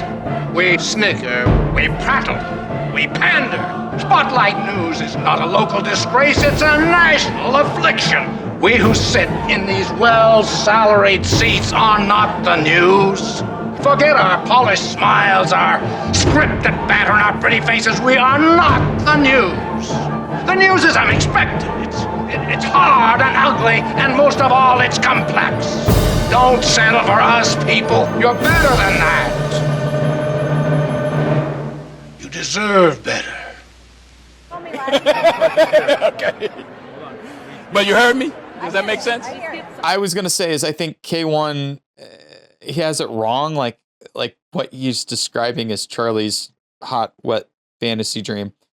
But the movie is not that. So the movie really isn't that necessarily. It You touches can't. on This that. movie, a movie about a guy heading up a corrupt media empire, that's like an eternal That'll always trope. be in something. That'll but I'm always saying be that relevant. the plot of the movie isn't exactly what you were like what he is saying. It's like that's not exactly the plot or the villain's motivations or his plan. That's not really what it is. Yeah, Carver does a lot more than just plant news stories. He's right there the whole time, directly affecting things. Fire one missile at the flagship of each fleet. The Chinese will think the British are rattling the saber. The British will think the Chinese are being belligerent. In precisely 5 minutes after your countrymen have attacked the British fleet, I shall retaliate for dear old England by sending this missile into Beijing. And he does all this specifically for the broadcasting rights, not just to manipulate, stir up trouble, and tear the world apart. Tomorrow Never Dies is the epitome of middle of the list Bond, better than Thunderball, but worse than For Your Eyes Only. So, middle of the road. I kind of lean towards like middle low. Yeah. Not middle high, middle low. I'm happy with Below Thunderball, Above Octopussy. McCurds? I'm gonna agree with that. I'm gonna stay with that. Okay, Below Thunderball, Above Octopussy. Yep. Okay. So number 12. It is a guilty pleasure. It is a big dumb action movie. Yes, Blastoise. It is the Michael Bay movie of this series. But like it's sleek and cool and stupid. Like it's I think where we have it on the list is perfect. GoldenEye still at number 1. Goldfinger from Rush with Love, License to Kill, The Spy Who Loved Me, The Man with the Golden Gun, Dr. No, A View to a Kill, For Your Eyes Only, On Her Majesty's Secret Service, Thunderball, Velkommen. I wish I knew more German. Velkommen to number 12. Yeah. Octopussy, The Living Daylights, Live and Let Die, Moonraker, Diamonds Are Forever, You Only Live Twice. Someday we'll get you out from the bottom. Maybe soon. Big dumb action movie. It's not like a horrible disappointment after GoldenEye. It's No. like I said, it's a return to the Roger Moore era. What do? We just made a ton of money. And we already milked everything about post-Cold War. What do? Let's go back to Roger Moore, baby. Jokes, tits, fucking, and a big megalomaniacal media mogul, bitch. This will be a conversation that maybe we go into when we start talking about the Craig movies. But I feel like this was a good choice for the Brosnan films because if you think about it, we did a deconstruction of James Bond in our last movie, and that was a hit. I think it makes sense to go from deconstruction to something that's a little more run-of-the-mill. Safe. Something safe. Save the cat kind of like, what's the fun of games of James Bond? Tits and action. Like, that's what you should do because if Gadgets, you do it... jokes. Because if you do it in TNA, Craig, if you think about it, in the Daniel Craig movies, they don't do that. Megalomaniacal butthead bad guy who's way over the top. Calm down. More titties. But when you do Daniel Craig's movies, Chinese I feel like people. they do. Can you shut up for 5 seconds? God, you're worse than Scott. Somebody's got to pull the Scott card here. But when you do it with Daniel Craig, when we see in the future... Shut the f*** up, McCurdy. You want to hear my opinion, McCurdy? Shut the f*** up. Let's just do James Bond movie. Like, nothing special, no fancy bells and whistles. Like, we're not doing another On Her Majesty's Secret Service style film. This is just typical James Bond.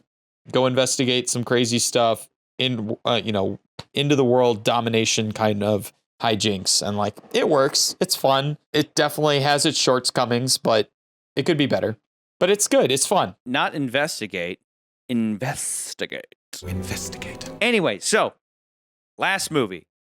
We toasted to Cubby because it was his, he was still alive when they were making it, but it was kind of his last one.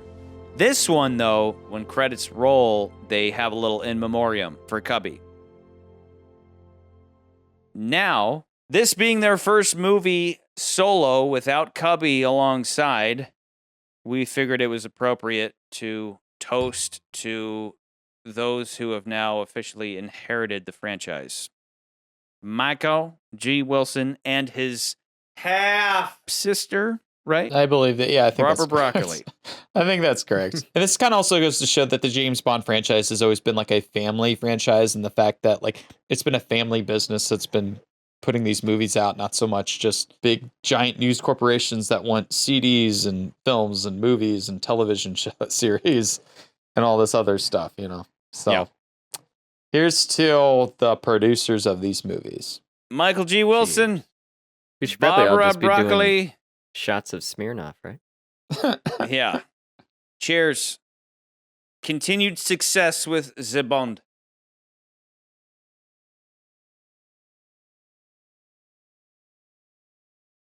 Last time we got a remake of a remake. When You Only Live Twice became The Spy Who Loved Me became Tomorrow Never Dies. And here we go again as Goldfinger became A View to a Kill became The World Is Not Enough. Another plot involving a powerful individual with a vast quantity of something valuable. And they want to blow up everyone else's supply of the valuable thing in order to make their valuable thing even more valuable. Okay. However, this time, instead of a fatso or a Nazi freak baby, we get a spoiled patricidal heiress who is also sexy as Electric King, a real man-eater. This is it, everybody. This may be the ultimate James Bond villain. A woman, a delicious, harpy, succubus, foul temptress of a woman that no man, let alone international ladies man Bond James Bond, can resist. Good thing Bond has another sexy babe on his side to slap back. Oh, and there's also Christmas Jones, a nuclear physicist who ain't afraid to be sassy, but appears to be absolutely terrified of sports bras. There's also an ex-KGB terror anarchist somewhere in there, too. And something about his feelings. Oh, and some Wilsonian backstabbings and betrayals, of course. But Bond shoots everyone, saves Istanbul and all of Karen Bay's wives and sons, and bangs both Bond girls at least a couple times apiece, as evidenced by the classic final line of the film. I thought Christmas only came once a year, which is in fact number 69 on AFI's Top 100 Movie Quotes. Below, Here's Johnny from The Shining, but above, Please Sit on My Face from Grandma's Boy. Bond gets caught banging Roger Moore style, and everyone goes home happy, all except Valentin Dmitrovich Zukovsky, who receives final payment from Elektra in the form of a couple bullets. Bless your heart, sir. By rights, your final shot should have gone straight into Bond's kneecap. Valentin Dmitrovich Zukovsky? My knee aches every single day. I gave him the limp.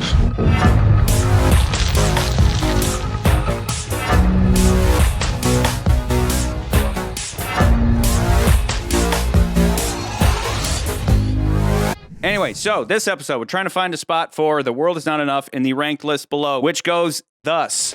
Now. GoldenEye, Goldfinger, From Russia with Love, License to Kill, The Spy Who Loved Me, The Man with the Golden Gun, Dr. No, A View to a Kill, For Your Eyes Only, On Her Majesty's Secret Service, Thunderball, Tomorrow Never Dies, Octopussy, The Living Daylights, Live and Let Die, Moonraker, Diamonds Are Forever, You Only Live Twice. 18 damn movies in the list. It's a lot of movies. Yeah, this is a long series. Nobody told us it was this long. No, they didn't. They didn't tell us. We hadn't been warned. Should have looked it up before we started. All right, McCurdy, what do you got? So, a little behind the scenes of The World Is Not Enough. Shortly before Tomorrow Never Dies, the big dumb action movie was being released. Barbara Broccoli had seen a news report on Dateline about who would be controlling oil in the Caspian Sea in the wake of the fall of the Soviet Union. Again, this is interesting because, you know, we all know GoldenEye is 100% deals with the themes of like what happens after the Soviet Union had collapsed. Broccoli and our boy, who has a hard-on for convoluted plots, Michael G. Wilson, hired writing team Neil Purvis and Robert Wade. And no, it's not the same Wade that we talked about 2 episodes ago with GoldenEye. That for Jack Wade, that was Kevin Wade. So just to clarify, much like in the past where most of the Bond films would be written by either Richard Maybaum, Tom Mankiewicz, or our boy Mikey G. Wiz, Purvis and Wade. I just love the idea that he's Mikey G. Wiz. Okay.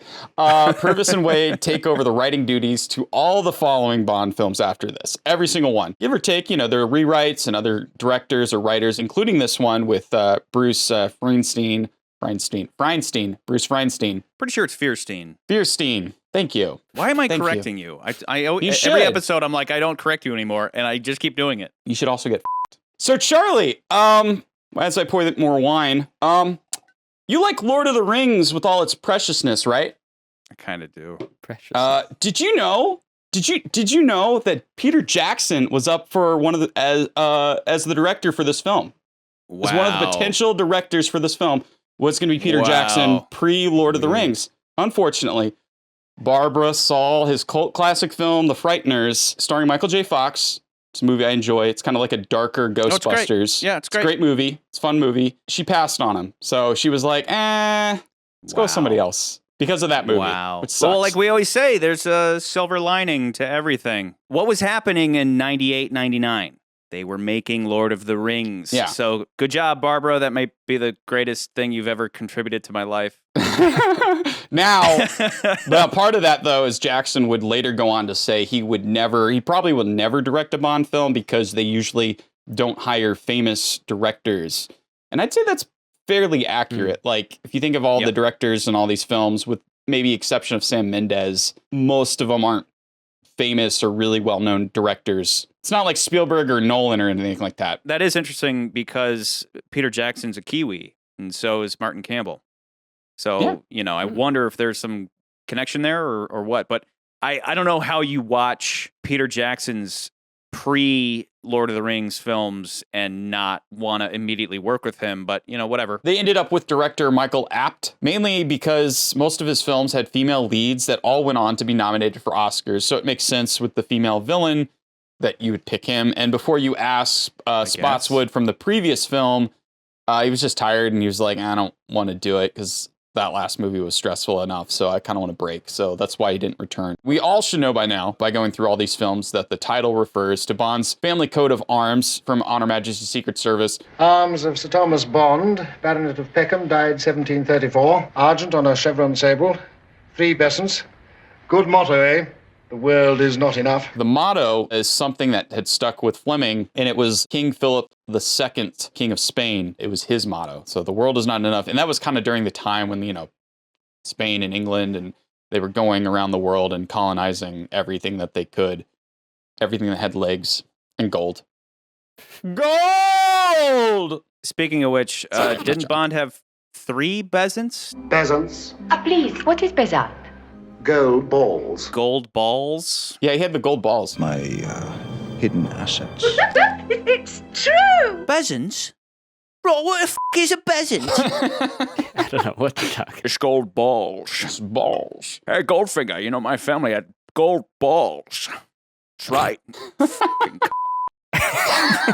So let's talk about the opening sequence real quick. This film marks, until this point in time, the longest opening sequence. Yeah. Before the opening title credits clocks in about 15 minutes. 15 minutes. It's 15 minutes long. GoldenEye prologue is 10 minutes, 41 seconds. And that's right when the first note of the song kicks in. That's where I timed that out. Tomorrow Never Dies, 9 minutes, 48 seconds. This is 14 minutes and 15 seconds. Originally, I know Charlie's probably going to pick up on this very quickly. Originally, the opening was supposed to just be the bank in Spain sequence. And then we'd cut to the opening credits. But they showed the film to a test audience, and because it's very kind of lackluster compared to the last 2 opening credits sequence we had, where, we had Bond in this really cool dam sequence, and then we had all the explosions happen in the next Bond movie, it would have been kind of like, oh, that's not that exciting. He just kind of got away. It would have been a smarter movie had it just been the bank sequence. Yeah, but they decided to extend it to make it a part of the boat sequence, so it was a little more exciting, but it's still it's kind of a long sequence. If it was up to me, what I would have done is, I think it would have been maybe 7.5 minutes long if the money had exploded, and then that triggered the title sequence.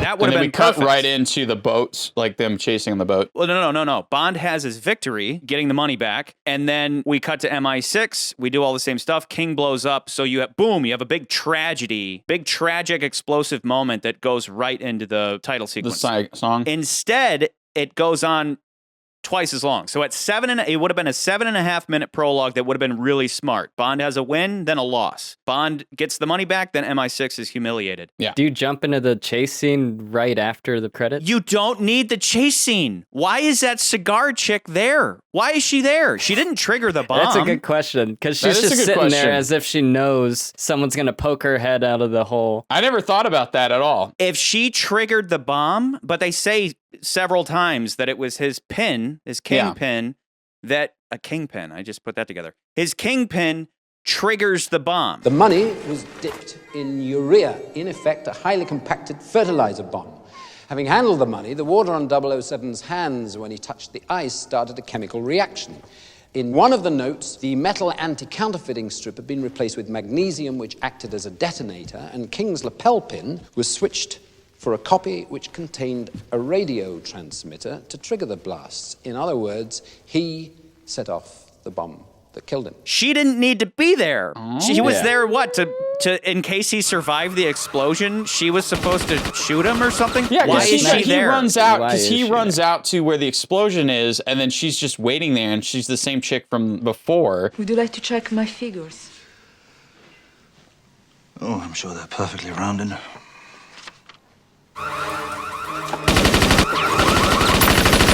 In other words, he set off the bomb. You're right, that doesn't make any sense. But also, Bond walks up to the hole in the wall as if there should be somebody out there. And again, for all Bond knows, maybe there was a trigger man. But he's looking out the hole that was just created in the side of MI6, expecting to see somebody.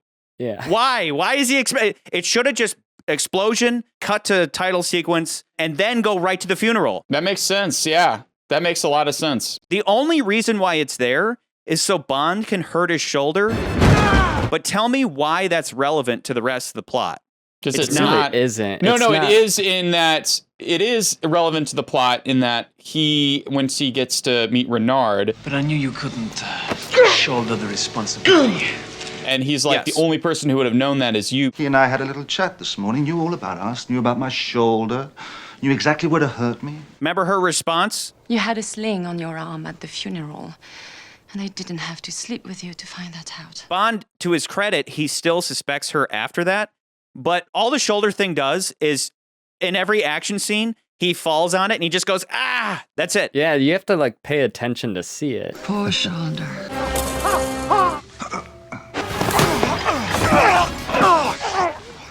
There's never some kind of moment where it really comes into play. You could get rid of that whole thing and you wouldn't miss it. Same as Renard's not feeling pain thing. It's moving through the medulla oblongata, killing off his senses. Touch, smell, he feels no pain. He can push himself harder, longer than any normal man. So the shoulder thing doesn't weigh in at all. And then they could have brought that to a head by, in the fight in the end. He's like choking Bond, and then maybe he just grabs the shoulder and Bond just immediately buckles, right? That would have brought some kind of conclusion to that whole sub-narrative of Bond having this injury. But instead, by the end of the movie, it's not even bugging Bond. He's climbing through this ship. He's having fight scenes. He's swimming underwater. Exactly. Like twisting submarine door latches. He's fully healed at that point. If any more tendons snap, I'm afraid you're going to be out of action for weeks. It's in every action scene, and then it's just gone. Which is like the most frustrating thing ever. Because it's so painfully, no pun intended, painfully obvious. Bond has a hurt shoulder. Renard can't feel pain. Renard is kicking him in the stomach rather than viciously punching him in the collarbone. And who knows, maybe their intention was that the kicking was affecting his shoulder. But remember, this is after we've been watching Bond do acrobatic through the sub for 20 minutes. It just needed to be more visually clear, and it wasn't. Like, come on. If Renard had defeated Bond by taking advantage of his shoulder injury, and then that's what got him trapped in that little thing, and then he had to resort to the gas thing. You feel pain, I don't feel pain. Because that's the whole thing, is his not feeling pain allows him to push himself harder and harder. You know how like Captain America is always like, I could do this all day. He could literally do it all day because you could just beat the crap out of him, and the only thing that would stop him is if his muscles stopped working. But he can just push through anything, and that doesn't really get its own conclusion either. I mean, if you just walked up to somebody on the street and showed them that fight scene, they would have no clue that Renard can't feel pain. It just doesn't weigh in at all. But as for the opening, all they had to do was show Bond get blown back and knocked into the wall. And if you really wanted to keep the shoulder thing. But I'm saying, sure, I could take or leave the shoulder thing if no, we have to have the shoulder thing. He was just in an explosion. Just have that be the opening, and you would cut it in half. But Charlie, we wouldn't get to show off the cool boat. Okay? You mean the Batmobile?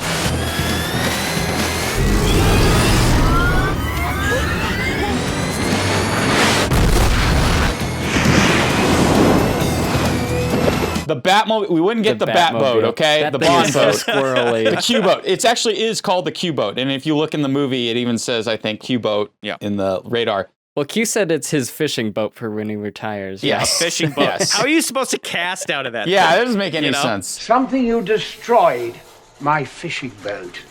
For my retirement, away from you. Maybe he's just throwing out torpedoes and all the fish just, float up from the concussion. Makes sense. Also fun to mention that the little tie adjustment that Bond does when he's going under the water, that was actually Brosnan's idea. And if you look at it, they didn't need that. Like, you could have cut to him coming back up out of the water, but I think Brosnan was like, oh, it would be funny when he goes underwater and he just because remember he does it in GoldenEye? This film ends Eon's 3-film deal with BMW. This film, we get to see the BMW Z8, which I think is definitely a step up from the previous 750, 750, whatever, which is teased to some pretty cool gadgets, but we barely see any of them. And the car is destroyed before it can do much other than fire a missile. This is because the director, Michael App, didn't want to try to top the car chase in the Rich Dad's car from the previous film. So we just get it more of as a little gag with the blade saw on it. Q's not gonna like this. What was he afraid? He's like, I can't top Well, that. this movie was supposed to be a bit more grounded, right? I think with this director, he just seemed more of an actor's director rather an action director, if that makes sense. So I think he was just that like, shows this is not a big dumb action movie. This is definitely more of a character movie. All of the action is motivated in this movie as opposed to the last one. Except for the boat thing, which I still think should go. The rest of the action is motivated. But the boat thing is the best action scene. The boat thing is the best action scene. Batmobile, bro! I gotta get me one of those. Robbie Coltrane. Hagrid. Robbie Coltrane of another fantasy series fame returns as former KGB agent Valentin Sokovsky. I said that right? No. Try to say the full name. I just want to hear you try. I don't have it written down.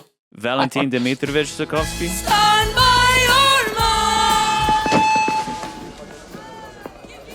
James Bond. I'm strangling the cat. Strangling a cat. Stand by your nans. I believe this is one of the first times an informant from a previous film returns, save for maybe like Jack Wade or Felix Leiter. And also some of his dialogue was lifted from stuff that wasn't used in GoldenEye. But I do think it's really cool to have him back. Just to be like, oh yeah, we're dealing with Russia. We're kind of dealing with the same themes. So it's kind of nice to have what was going on? Like, it would have been like if Kimran Bey came back. And you were like, well, what's he doing these days? That kind of thing. This movie takes place in his home city. Yeah. They could have brought him back. Yeah. If he hadn't have killed himself via shotgun to the chest. But anyway. I want to say too soon, but I know it's not. It just feels that way. Okay. Yeah. Well, they could have brought back his son. Yeah, there could have been any number of sons. All of my key employees are my sons. You must have quite an establishment here. Biggest family payroll in Turkey. Before we had talked about them bringing back other characters and being like, oh, this was supposed to be, Agent X or whoever, and they couldn't do it for whatever reason. And so they created a new character in replacement of it. It's just nice that they finally were able to do it where they were like, oh, well, we're going to bring him back. And it worked out. That is Irina, my mistress. Very talented girl. In the last one, he was all pissed off and angry and threatening to kill Bond. And then they kind of make nice. Yeah. And in this one, he's just a joyful dude. Like, he's like, I made it. Before it was free market economy, it'll be the death of me. Now he's like, Bond, James Bond. like to the point where he's happy to see Bond. So maybe that seed money that he gave him in GoldenEye was enough to, turn his life around. Now let me get you straight, Jimmy. You shot him in the leg, you stole his car, you took his girl. So why did you not kill me? Call it professional courtesy. And I should extend you the same courtesy. Kiros funeral parlor, 4 o'clock this afternoon. Your man will make a miraculous escape with the money. Your money. I'm not sure I can really help you. I'm a legitimate businessman now. I'm successful now and everything's great. Look at all these women running around and all that. Would you care for some caviar? My own brand, Zutkovsky's finest. I just make caviar now. Yeah, exactly. And run a casino. He probably has my favorite funny moment of the movie, which is... Drink? Can't you just say hello like a normal person? Like a normal person? Like it's like his Bond is just constantly just pointing Just brings guns a at gun him and and be everybody else. come on, let's go. After you. No. After you. I insist. Lose the girls, Valentine. We need to talk. Why am I suddenly worried that I'm not carrying enough insurance? Huh? Chill out, James. Maybe chill out. Just chill out, bro. He's so much fun in this movie. Who are you? And how did you get in? I'll call security and congratulate them. And congratulate them. Congratulate them. Denise Richards. Oh my God, let's fucking talk about Denise Richards. Let's talk about Miss Big Boobs. Oh my God. Okay, so Denise Richards. Give her a sports bra. Just please give her. She's gonna trip over her own titties. Just give her a sports bra. Shut up. We'll talk about Denise more. I'm sure we will because I have a lot to say about Denise. It's not necessarily. Anyway, it's fun to note that her costume at the nuclear decommissioning site was inspired by Laura Croft, which in some ways is also influenced by Bond, which is kind of interesting. And you can't call somebody Dr. Jones and not have it be a reference to Indiana. And Denise is also, this is the best part, Denise is also the first Bond. Hang on. Uh-oh. We just lost We didn't Nance. stand by our Nans. We lost our Nance. Maybe if we sing for him, he'll come back. Stand by your Nans. Oh, wait, we were off by a second. One more time. 3, right. 2, 1. Stand by your Nans. Irina, take a hike. I'm still rolling. Just waiting for Nanzo to come back.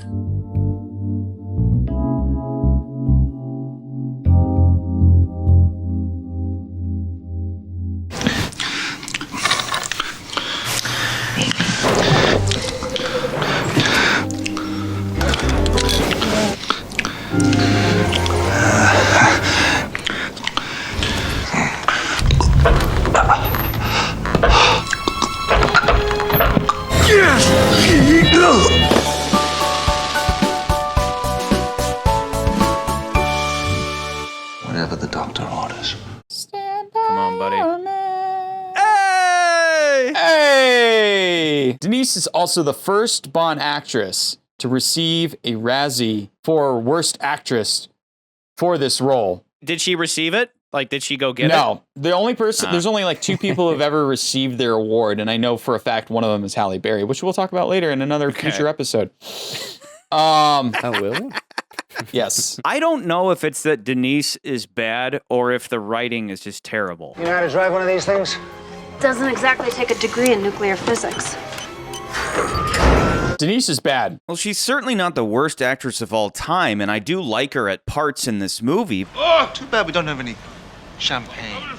Or sour cream. But if you watch her closely, a lot of times when the camera's on her and she doesn't have a line, she kind of looks like she's just drifted off entirely. I don't have a line, so I don't need to do anything here. I think Christmas Jones should have been someone older. And less porn star hot. Yes. Yes. Yes.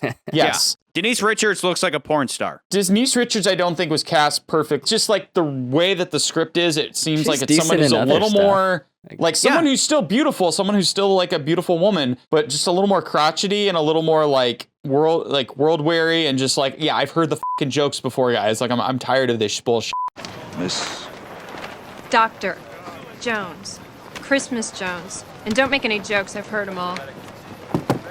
I don't know any doctor jokes. A little more grumpy, like could pull off grumpy, tired of men type woman. Denise Richards does not pull that off at all. Yeah, not at all. And for some reason, right off the bat, she's just pissed off. And it's completely unprovoked. Bond hasn't even said a word to her. And she's like, look, motherfucker, this isn't happening, okay? So it just comes across as forced. Are you here for a reason?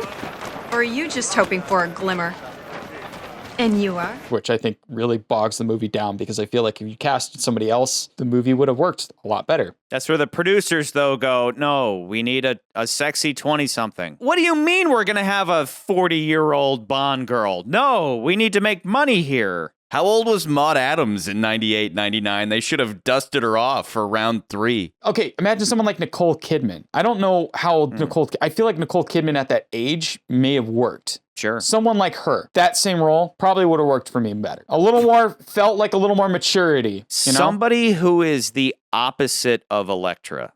Because Denise Richards could have just been Elektra. She could have been this young hottie who's just a spoiled heiress. Yeah. You know, as opposed to somebody a little older, a little more mature, somebody where they don't immediately hypnotize Bond with their floppy titties and their cute face. I love what you're saying. You know? I love the idea of like not Denise Richards, but like a Denise Richards type playing the Elektra role, and then somebody who probably the same actress playing Elektra, playing the role of Christmas Jones. Wait a minute. It's bad. It's just really bad. Well, and every line has to do with nuclear physics and... I'm a nuclear physicist. There's that moment where Bond says something like... There's one critical element here I may have overlooked. And her response is, what, more plutonium? What, more plutonium? And that's such a non sequitur. That doesn't make sense. Like, she has a one-track mind, which is like, nuclear physics, nuclear physics, nuclear physics. Plutonium, plutonium, plutonium, plutonium, plutonium. More plutonium? No, not everything goes back to plutonium and nukes and all. Like, no, and that's. But all that was a setup for beluga, caviar, which was supposed to sound cool and all that. But her response made it dumb. Okay, so now let's shift hardcore gears to some more, like, I guess, heartbreaking news. Like, not as fun. Let's all simmer down. Let's all take a drink. Let's chill, man. Maybe chill out. Just chill out, bro. We don't want to save this for the end? We're going to save this for the end. I'm going to talk about it more. This man is worth a double toast. Throughout. Okay. But it's... Don't even drink. Just pour your whole drink out. Right onto your computer. On my floor. So this film introduces... I live in a piece of shit.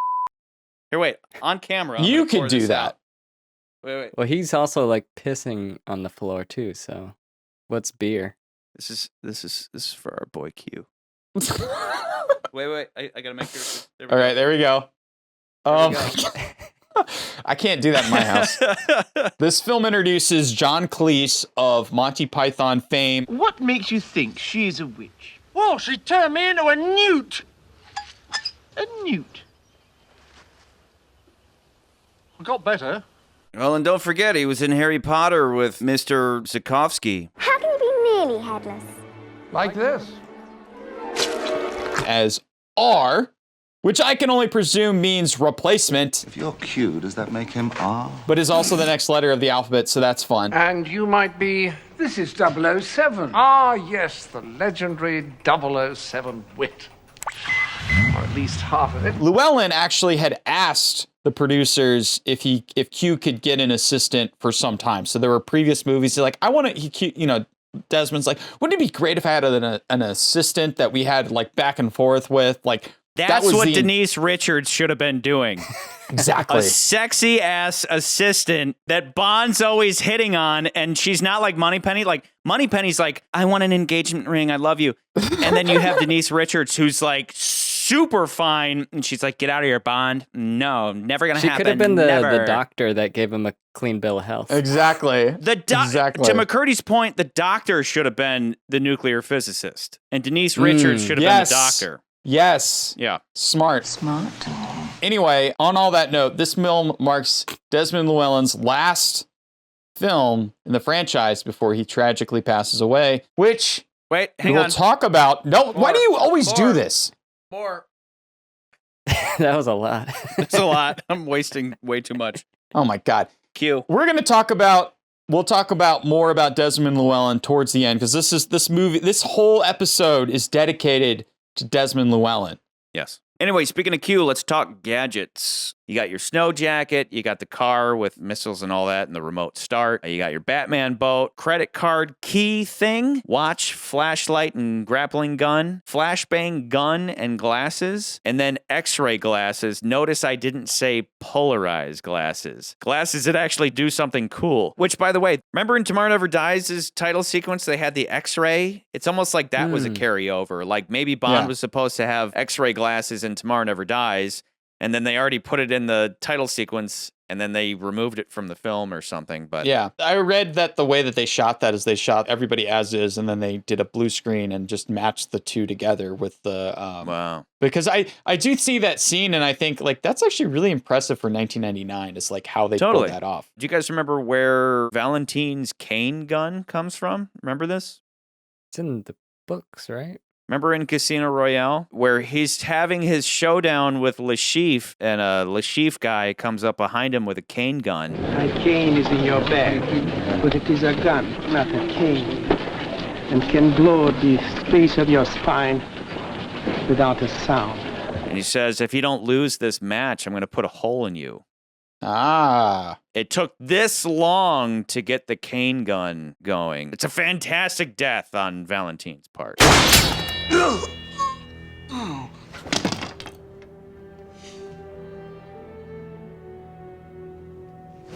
Nance, what did you think of The World Is Not Enough? I didn't love it. Okay. Whoa. That's... So what's your... Okay, keep it tight. Keep it right next to Tomorrow Never Dies. How do you stack it up against Tomorrow Never Dies? Lower. Really? This is one of those movies where I do want to run through the whole plot because it's something of an Octopussy situation. Yes. Did you guys catch on to the Goldfinger A View to a Kill? I did. Thing? Yes. Okay. I was going to bring it up. I'll admit that never crossed my mind until, watching it now. And it's by no means a remake. It's just the central idea of blowing up the supply of something. Gold? No. Black gold. And that's kind of the purpose of the character Bullion. His whole thing is he's obsessed with gold. He's a straight-up Goldfinger reference. What have you been, you golden-crusted buffoon? Who then gets a Truman Lodge-style death. Boss. Another $80 million write-off. So glad to see you. I guess it's time to start turning. Me too. But it's just a business thing, right? Like, take as much control as you can. It's still a nuclear weapon blowing up something then even more makes you directly related. Yeah, something that then gives you supremacy in a certain market. Gold, oil, microchips. You throw in the drama with the King family, and it becomes a completely different film. You make it a chick instead of a dude. Yeah, nobody was trying to bang Goldfinger. Everybody trying to bang Electric King. I could definitely use what you were saying you were going to do, like a run through of the plot. But I mean, I like Electric King and I like the plot and all that. It kind of went back to older Bond in a bad way for me, where it was a bit goofy and the action was not great. The Parahawks or whatever, the snowmobiles on the parachutes. I don't know if that was supposed to be exciting or tense or anything. It was just kind of slow and boring. The submarine fight scene was not interesting. Yeah. Like you just keep seeing Renard like putting the plutonium rod in, and it comes out and he puts it back in, and it comes out and he puts it back in, and it comes out and he puts it back in. It's just like a confined wet space that they're not able to really fight all that well in. As we already kind of touched on, you don't see them take advantage of Bond being injured at all, and he might as well not have been injured. Renard doesn't feel pain. They even say he gets stronger day by day, which I don't understand that. But okay, not feeling pain, sure. They don't take advantage of it, minus he plays hot potato with a guy as punishment, those I two suppose. elements. Those two elements were begging to collide. Bond being injured and Renard. All they mean is that he can push himself really hard. And if you can push yourself really hard, you'll gain strength. But unfortunately, they don't even do anything with that because he doesn't look like Bane. He just looks like some scrawny Englishman. But what they're getting at is that he'll grow stronger until he dies, inevitably. You can't kill me. I'm already dead. So getting to the plot itself, Elektra gets kidnapped, right, by Renard. So she gets Stockholm Syndrome, right? It's called Stockholm Syndrome. Common in kidnappings. Young, impressionable victim. Sheltered. Sexually inexperienced. A powerful kidnapper. Skilled in torture, manipulation. Something snaps in the victim's mind. Captive falls in love with her captor. But then she kind of takes over. It seems like she's the lead bad guy, not really Renard. Yeah. But I don't know if that's fully fleshed out. I think it is. I'm not sure what Renard gets out of the situation. Like, he's killing himself for what? What I'm curious about is this, because I said last episode that I think I agree with our audience that Tomorrow Never Dies is a middle movie, but middle low.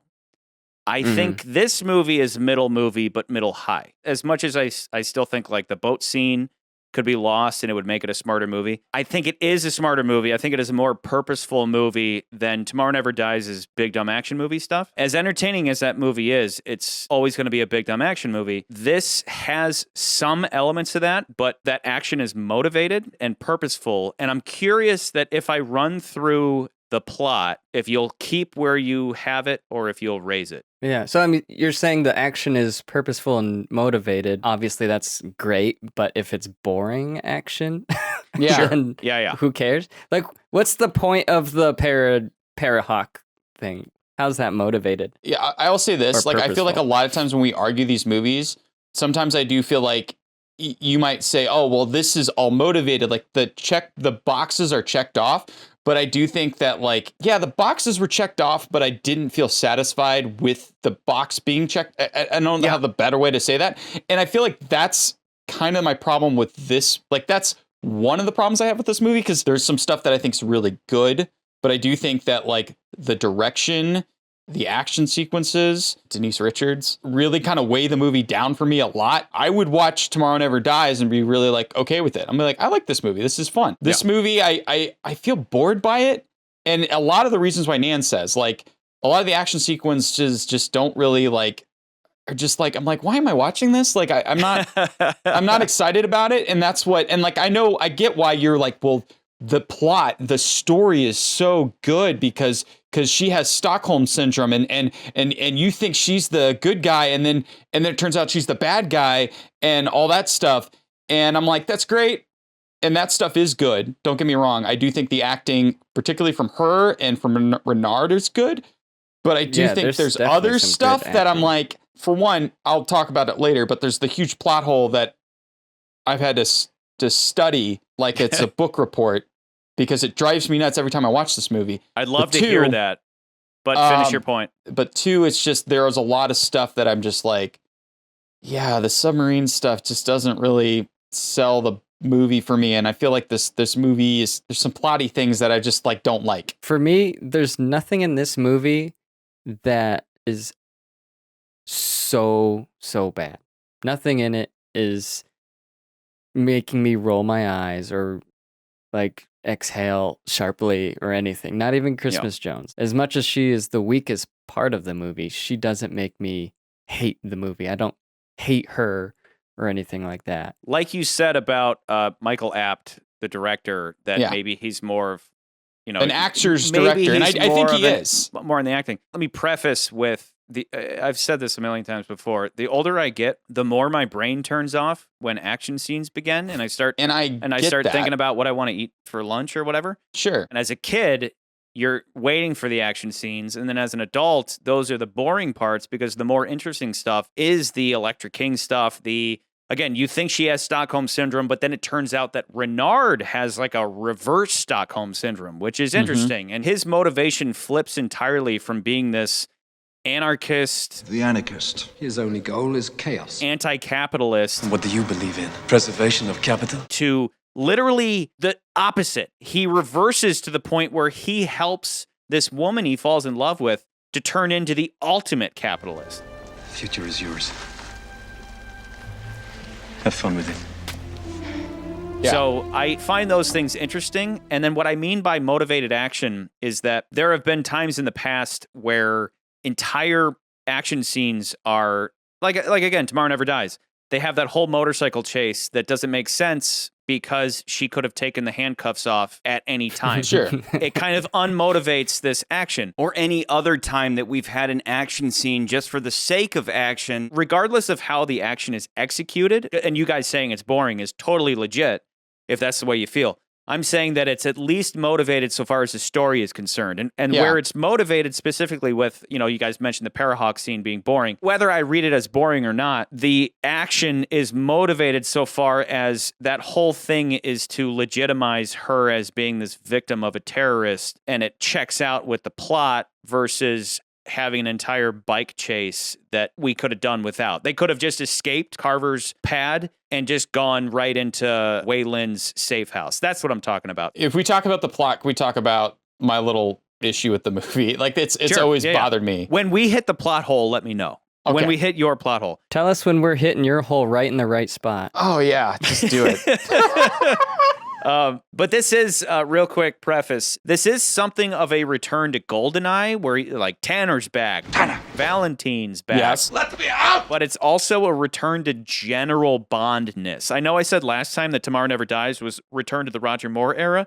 This is This maybe one even feels more like so. a Roger Moore movie Oh, yeah. more. Totally. Like I totally Yeah. agree with what Nan said, because every time I watch this movie, once I get to the point where we get to the caviar factory or farm or whatever you want to call it, I'm like, this movie's a Roger Moore movie. Like that's when I Yeah. get to that. When I get to that point in the movie, I'm like, this is a Roger Moore movie. This isn't a Brosnan movie. You got Bond getting caught banging at the end. 007. 007. If they would have chopped off that boat scene, you would have had a classier movie, but it goes full Roger Moore where it's like popcorn scene. You're not thinking that. I sure am, boy.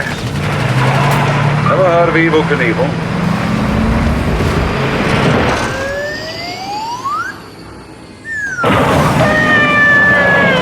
We have a lot of silly lines from actors and scenes. Yeah, and plenty like, of quips and jokes. I came prepared for a cold reception. It was strictly platonic. You seem to have had a small reversal of fortune. I have to get it back, or somebody's gonna have my ass.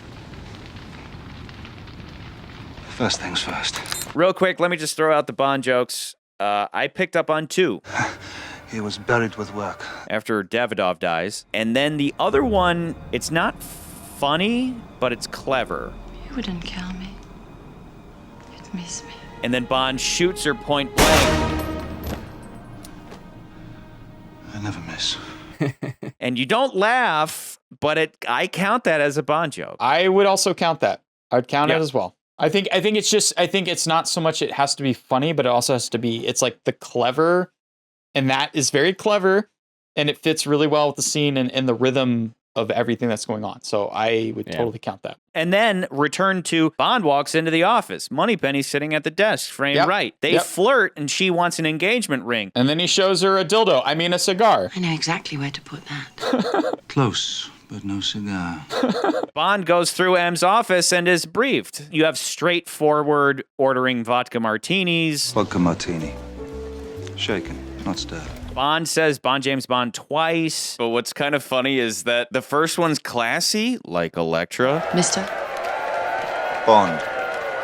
James Bond. And the second one is just kind of flashy and over the top, like Christmas Jones. So you're a British spy. Do you have a name? My name's Bond.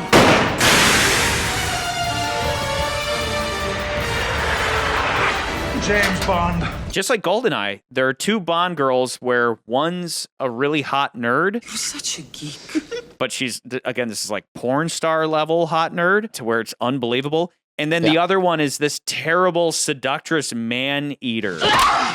Xenia, I can't breathe. One last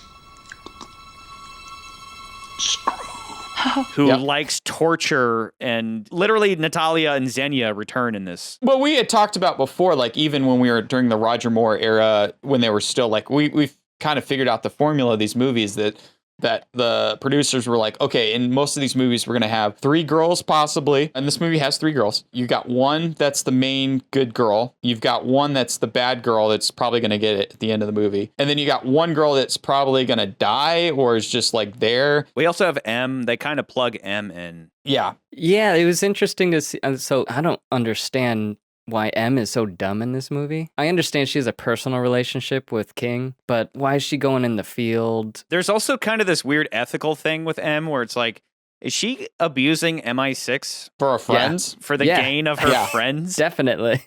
Old friend.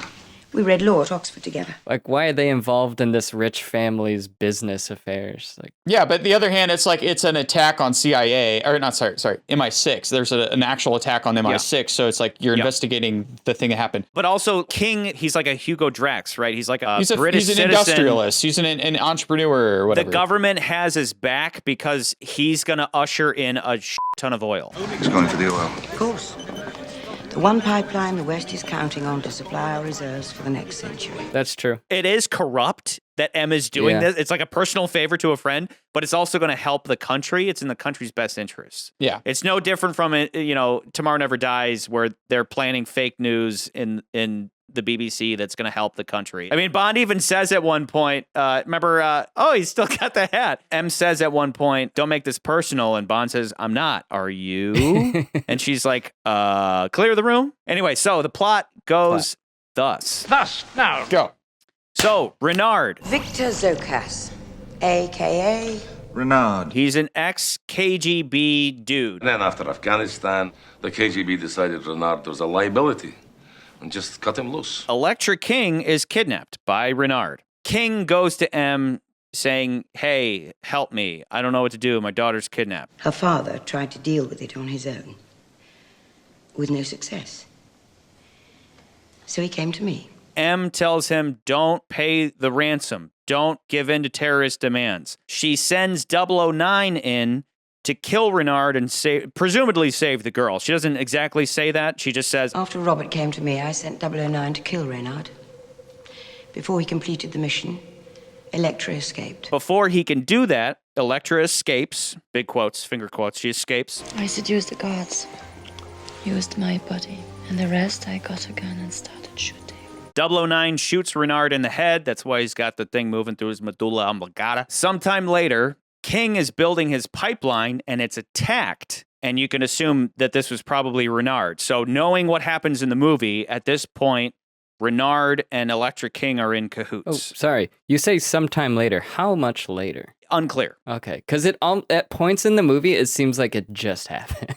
Like, whoa, was this like a month ago? And she's like killing her dad? Like remember when Bond's looking through the research? There's some People magazine-esque thing about Electra King, and I think it says she's 21. You should have had her before, when she was innocent. And then her dossier says that she's currently 28. I could see it being a couple years, like 2 or 3 years down the road. Yeah. Okay. So that's why I say sometime, who knows? But now they're in cahoots. Now that we know what happens in the movie, they're in cahoots. The pipeline gets attacked. You can assume that it's Renard stirring up trouble with her father. An MI6 operative has in his possession a report from the Russians, from the Atomic Energy Division. We don't know how he got it, but it doesn't matter. He had this report. The reports Robert bought were stolen from an MI6 agent who was killed for it. That operative is killed, and this report is stolen from him. King buys that report for $5 million, aka whoever how much pounds. the pounds was. Yeah. What would King want this for? He was led to believe the document was a secret report, identifying the terrorists who'd attacked a new oil pipeline he's building in the region. Remember, this is the same amount of money as the ransom. So he was willing to buy this report that would help him in his business, but not buy back his daughter for the same amount of money. There was a reason why that was the same amount. 2 different instances of $5 million. You're saying that this is supposed to show that, like, my dad would buy this report versus save my life. Yeah. She's very bitter that he didn't pay the ransom. Your people will leave you here to rot. Just like you left me. You and my father. Your father My father was nothing. Got it. Okay, So, keep going. That money from the purchase of the stolen report ends up in the hands of the Swiss banker from the opening. And it's kind of suspect how. Obviously, though, in the grand scheme of things, it was purposely sent back as a secret explosive. They want Bond to take the money back to King. Doesn't Bond get kind of held at gunpoint at the Swiss banker? They're basically like, you should get out of here. I am offering you the opportunity to walk out with the money, Mr. Bond. And I'm giving you the opportunity to walk out with your life. They want him to have the money. They wanted King to get the money so that he could get blowed up. They're trying to get him out of there, and Bond's saying, I am not leaving until you tell me who killed the MI6 operative who had the stolen report. The Swiss bank know. I am merely the middleman. I'm just trying to do the honorable thing, returning the money to its rightful owner. I didn't come for the money. Essentially, Bond knows that the Swiss banker isn't doing this out of the goodness of his heart. And so he's trying to follow the money back to where the banker got the money in the first place because he knows that source is the same person who killed the MI6 operative. Give me the name. All right. But you'll have to protect me. Obviously, at the beginning of the movie, we have no clue who that might be. After having seen the movie, we know that it's Renard, but not just Renard, it's Renard with Elektra. The question isn't how did the banker come by the money, because we know Renard gave him the money to give to Bond to give to King. I've retrieved the money. The man who retrieved my money. The question is why nobody questioned how they got the money back so easily. But when you're staring at $5 million, it's pretty easy to just accept it for what it is. They had no clue it was gonna blow up in their face, literally. But god damn it, that's the whole point of Elektra's scheme, is that she's trying to point out that her father values money more than her. And she took advantage of that to poetically murder him with the same amount of money that he refused to pay to save her. Don't you see? Don't you fucking see? When I realized my father wouldn't rescue me from the kidnappers, I knew I had to form another alliance. So real quickly, let me just lay it out simply. Her motivation is revenge against Daddy and MI6, specifically M. 3-step plan goes thus. Now. Step 1. Have my new terrorist boyfriend attack Daddy's precious pipeline. Step 2. Sell him a report allegedly disclosing the identity of the attackers of Daddy's precious pipeline. Step 3. Return the money used to buy the report as a secret bomb to assassinate Daddy and that fucking bitch who still wants his man meat. I always knew he'd conquer the pussy. We as an audience come into the movie at step 3. Steps 1 and 2 occur before the movie even starts, and we only get bits and pieces that we have to put together. Again, that's why I like this movie, because it's not super straightforward, but it does make sense. Nance has a report for me, and I buy that report. And then you, McCurdy, say, hey, that money you gave Nance, I retrieved it, and I'm going to give it back to you. And I'm like, well, but I bought the thing from him. And that you're makes like, no sense. Kim, that makes no sense. I'm going to give you the money. So that's what I mean. It makes no sense. It should be highly suspect. So good of you to come see me, Mr. Bond, particularly on such short notice. But this isn't a plot hole, because end of the day, the Swiss guy contacts King, says, hey, I have your money. King's like, how'd you get the money? He's like, I got it. Bond shows up. There's the money. There it is. Nobody questions it because it was such a well-disguised bomb. They didn't know it was a bomb. The only thing I can kind of legitimize it with, we're never told, but we can assume that maybe the report was bogus. All that M says something is, like that. That could make sense. M says he was led to believe the document was a secret report. He was led to believe that this report was this thing that could lead him to the identities of the people sabotaging his pipeline. Got it. Okay. Either way, behind the scenes, Elektra knew he would buy the report. He's a man of great integrity. We'll buy stolen reports for £3 million. So she orchestrated the whole plan of having him buy the report, whether the report is legit or illegitimate. It's almost as if he bought the report, and then he's like, wait a second, this report is bogus. So he calls up M, and he's like, hey, can you do me another favor? And M's like, yeah, remember that time in college when we hooked up? And he's like, yeah, anyway, help me get my money back. And then the Swiss banker's like, I got it back for you. So King should have been going, how'd we get that back so easily? And MI6 should have been going, how'd we get that back so easily? And it's Bond who says, it doesn't exactly explain why someone would want me out of their office alive. That's part of my classic keeping Bond alive trope. Renard says, I did spare your life at the banker's office. But that's right. I couldn't kill you. You were working for me. You delivered the money, killed King. It makes sense once you know that Renard and Elektra are behind it, right?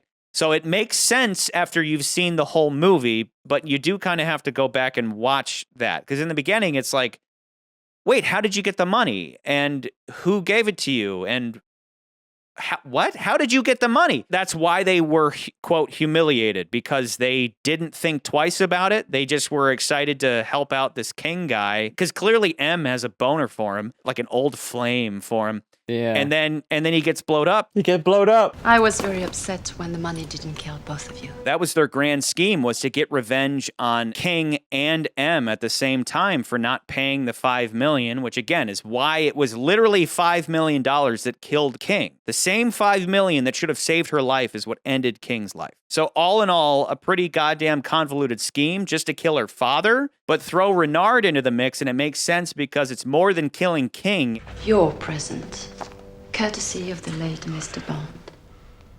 My executioner.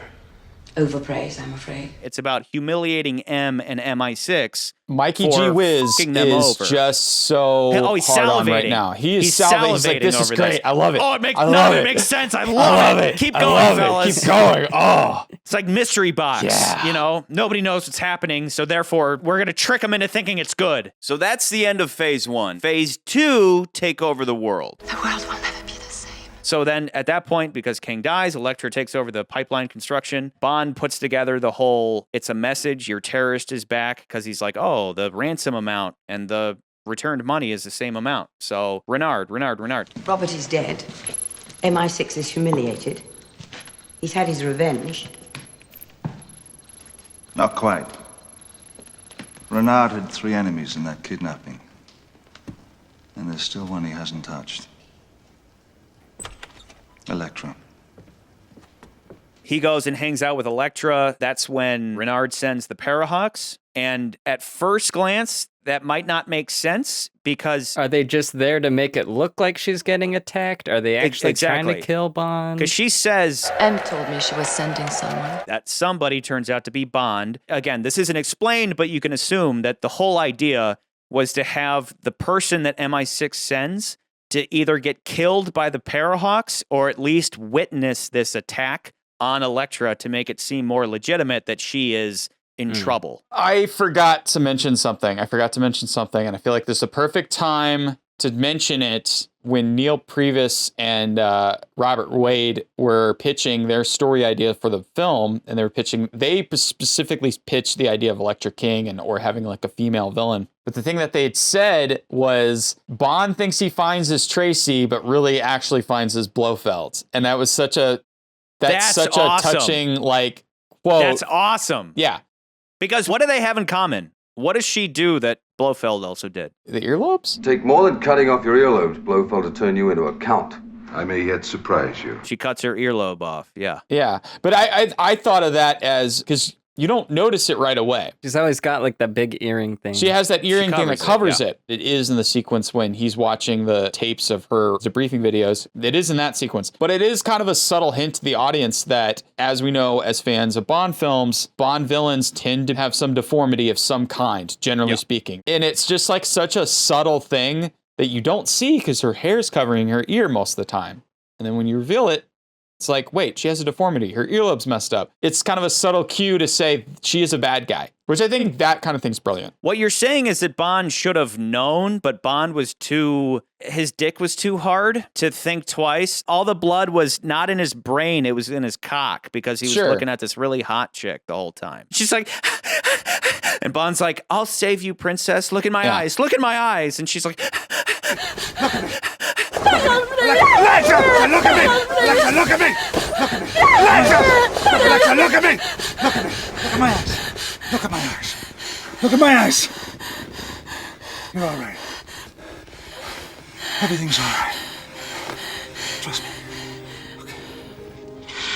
Alexa! She's great. She's great. She's selling him all the time. But that may be the most real moment that they share. They make a very, very subtle reference to Tracy Bond. Have you ever lost a loved one, Mr. Bond? Mm-hmm. And then the next sequence is them skiing together, just like in OHMSS. Yeah. It's like they're happy, and it's like, yay, it's the same sequence. So it is a brilliant turn of he thinks he's found the perfect woman, and then whoosh, snatched away from him again. If you're on the know and you've seen all the movies and you know that he gets married and all this stuff, she asks those questions about, like, have you ever lost somebody or something like that. He doesn't answer the question. He just skims over it because it's too painful for him to answer. It's the only time they refer to Tracy in the Brosnan films, right? Yeah, but it's in such a way that if you're in the know of the films, then you would get it. But if you don't know all the old other movies, it was just kind of like fly by. I think that's a cool reference. So continuing, they do the whole casino thing. There's no point in living if you can't feel alive. And then that's when we cut to our scene with the rocks at Devil's Breath. We have our little reveal of Renard. And I think it's a really cool scene because obviously he can't feel the rocks. To test their devotion to God by holding the scalding rocks in their hands. It's a really good way of introducing him. His speech about, testing someone's devotion, and then he kills Dr. Arkov because Arkov's the one that's like, we should just cancel everything right now. We should scrap the rest of the mission. He failed his test of devotion. Because as Renard shows later on, you have to be willing to die to join whatever cause he's on, even if Renard himself kills you, which he does all the time. I think he kills more of his own men than Bond. And I find that hilarious because he's a guy who has a death sentence. He knows he's gonna die soon.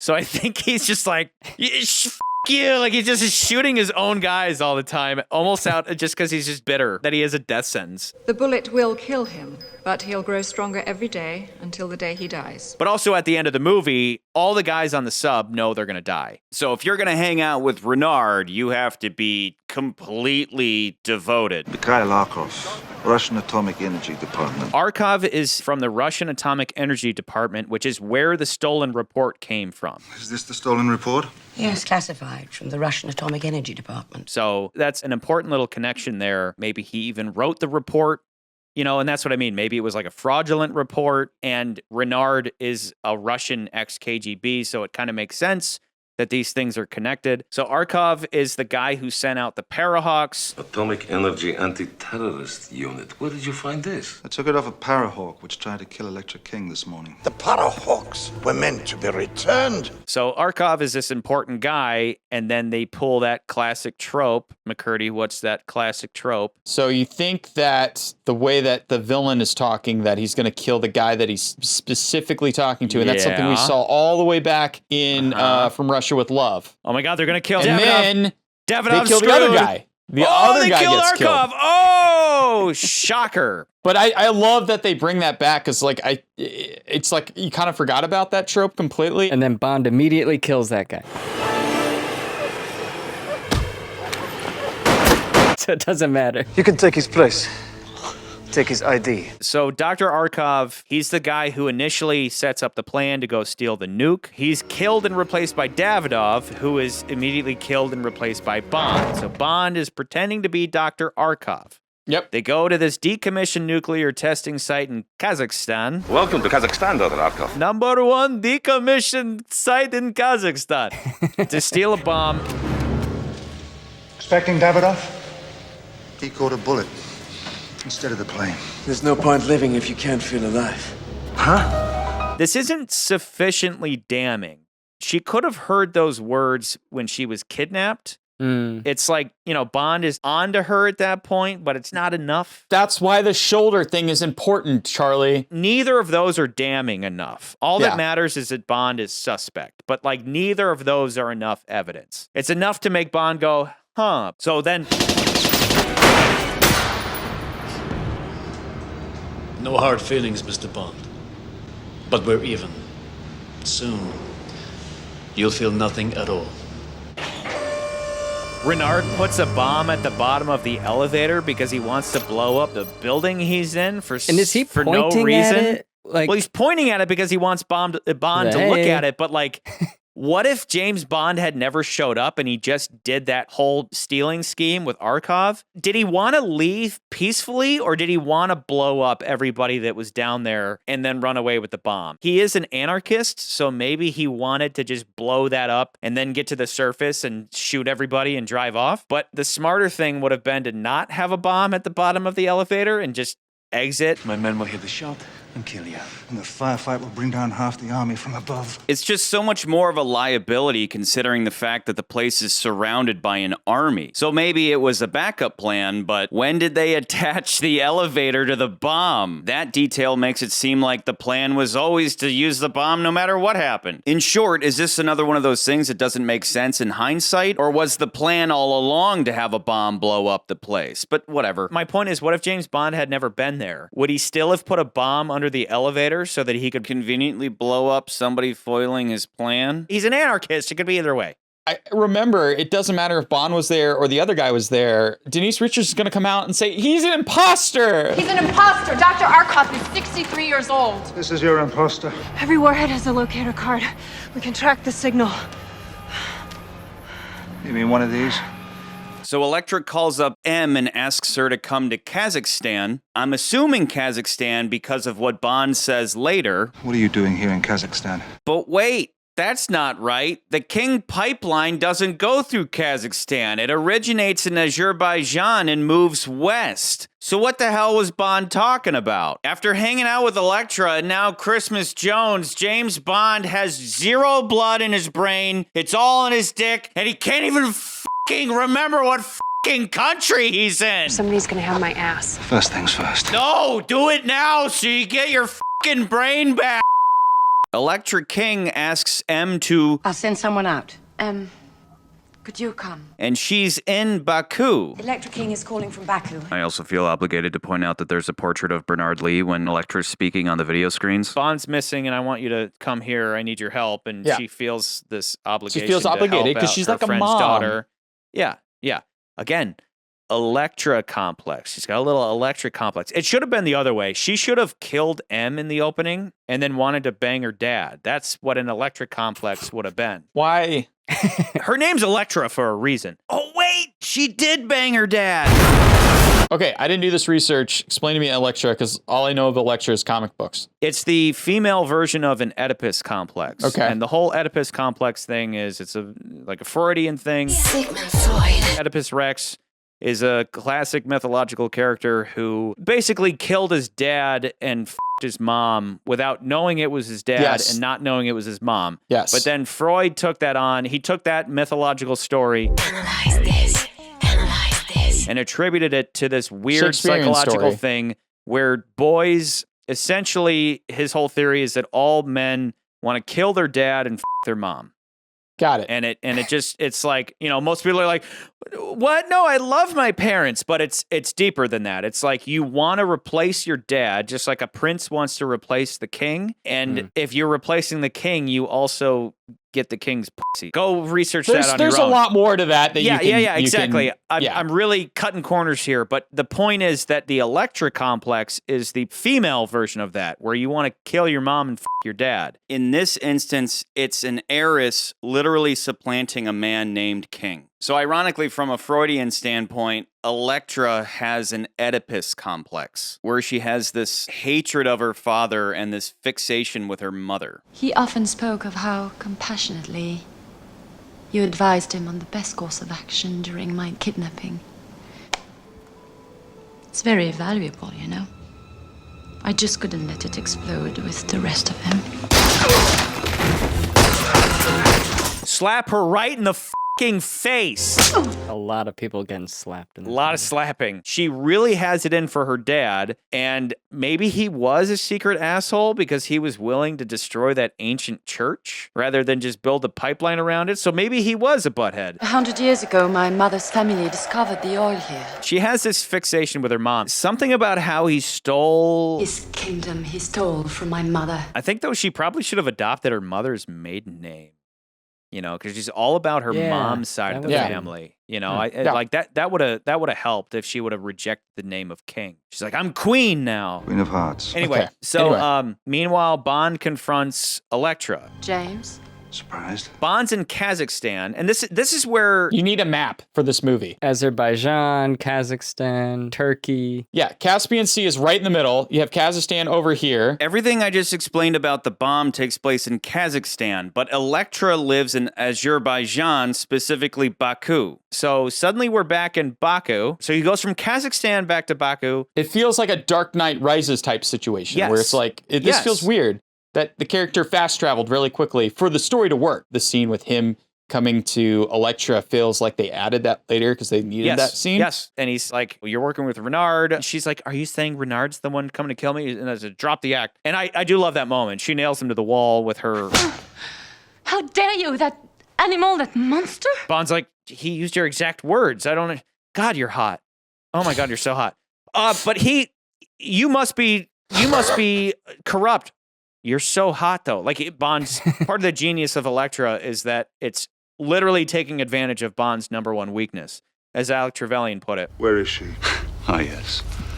Your fatal weakness. Yeah, it's like when a bad guy uses a woman to take advantage of Bond, but in this case, the bad person is a woman. Yeah, so that's all great. In the same way that M's judgment is clouded because of her supposed friendship with King, Bond is blind to Elektra's evil. You know, again, the blood is not in Bond's brain in that moment. It's in his dick, and he's like, he can't even think. He's like, oh my, I'm so horny. Anyway, so then, so that's in that moment, though, that's the third time that we hear the phrase used as bait. You used the girl as bait. You used me as bait. The worm on the hook again. She doesn't need to know it's the same man that may be after her.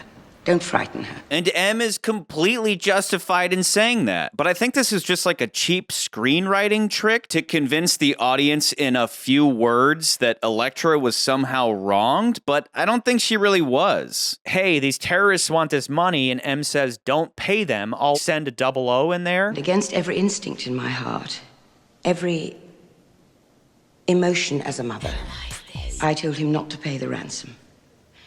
I thought we had time on our side. And Bond's like, so you used her as bait. And I'm like, wait, how are you using her as bait if she's already kidnapped? How is that using her as bait? You're trying to rescue her. And that's where it's kind of loosey-goosey with the whole, like, being bitter about not paying the ransom, because there are a million examples of paying a ransom and then they just kill the kidnapped victim anyway. Well, maybe, and I think in that situation, the bait would have been like, oh, we're using her as bait to make her think like, oh, we're going to bring you the money. Oh, we're not bringing the money. It's 009, and he shoots you in the head. Like, that's maybe what they were referring to. But is that bait, or is that just being smart? You know what I mean? Yeah. So that the whole bait thing, especially in the scene with M, the bait thing seems like a non sequitur, because she's like, we don't negotiate with terrorists, and I told him not to pay the money, and then Bond just says, you used her as bait, and she's like, well, I guess. I mean, I was trying to save her life, but also kill the guys who kidnapped her. Like,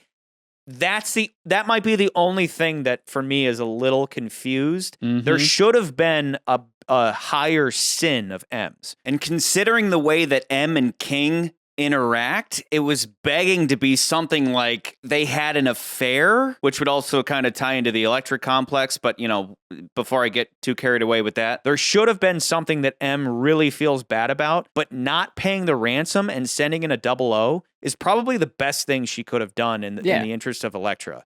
But at the same time, from Elektra's perspective, she's rotting away in a cell, and she is a spoiled brat.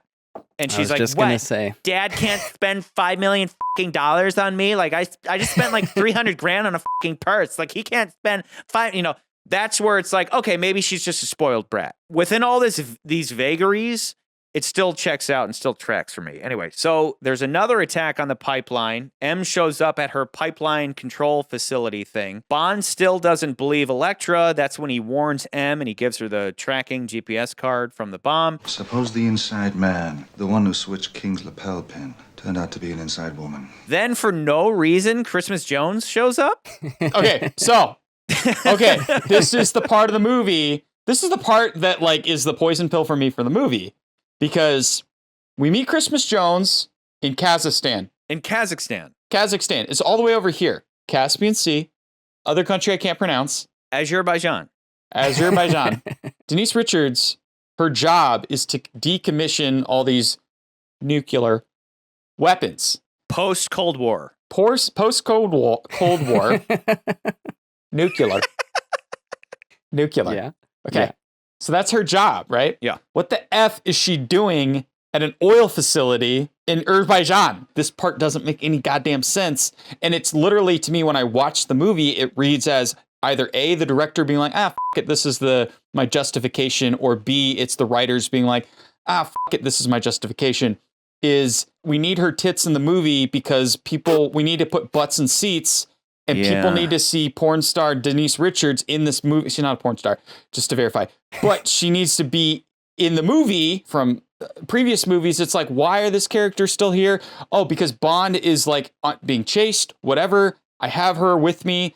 That makes sense. Okay, we're going on to the next thing. Yeah, running around in swimsuits. We're running around. Things are happening. I need you. It doesn't matter what your occupation is. Sometimes it does matter because they actually do have stakes in the plot. She has no stakes in the plot. And for some reason, she's there. I don't know why she's there. Yeah, the only motivation we get is that she doesn't want to get in trouble with her boss. I have to get it back, or somebody's gonna have my ass. Even though she's just a scientist working on the decommissioning site, she acts like they're just gonna pin the whole thing on her. But it's like, well, we need her for the scene so she can defuse the bomb. Yeah. We need her for that scene because she's one of the stars of the movie. We need her for the scene, so she's in the scene of the movie. We go back to we do that cool little CGI oil pipeline chase thing. Let it blow! But I can stop Let it blow! No, just let the bomb go. And she's like, why though let the bomb go? It's just to like let the bomb go because Bond already is suspicious about everything else. He's like, he thinks, oh, we'll kill ourselves. No one was going to know, and then we can come back. Element of surprise. Great. Yeah. After that scene, it's the aftermath of it. They're walking through it, and he literally asked her, what are you doing here? What's your story? What are you doing here in Kazakhstan? Avoiding those kind of questions, just like you. I came here so I didn't have to answer questions like that. And I was just like, when she says just that, like you. Yeah. That's when she says that, I'm like, because the writers didn't know they're why just like, this I don't porn know. star looking chick Why is she here? I don't know. working on bombs. We don't know. The thing that answers my question that isn't in the movie, that for some reason Michael Apt was like, it doesn't belong in the movie. We don't need it in the movie. It just seemed really not to add up to very much. Truly, it didn't help the story. And I'm like, yes, you did need it in the movie, you stupid idiot. You just needed a scene this is literally the scene. Bond comes to M as she's walking into the oil facility, and it's Denise Richards talking to a dude and being like, blah, blah, blah, blah, blah, blah, blah, nuclear physicist, plutonium. In the background, but you don't hear her say that. She probably says that in her because she's stupid. Wait, are you saying this is an actual deleted scene? There's a scientist here from the International Decommissioning Agency, Dr. Jones. She's checking to see if she can find anything. Just to basically say why she is here. That's literally all the scene is there for. So she's there to try to find the bomb, which doesn't quite make sense still, because I'm like, well, why would the bomb be specifically at the oil facility unless I guess it's like, oh, they're afraid that they're going to use it to blow up the oil fields. What's your plan for the bomb?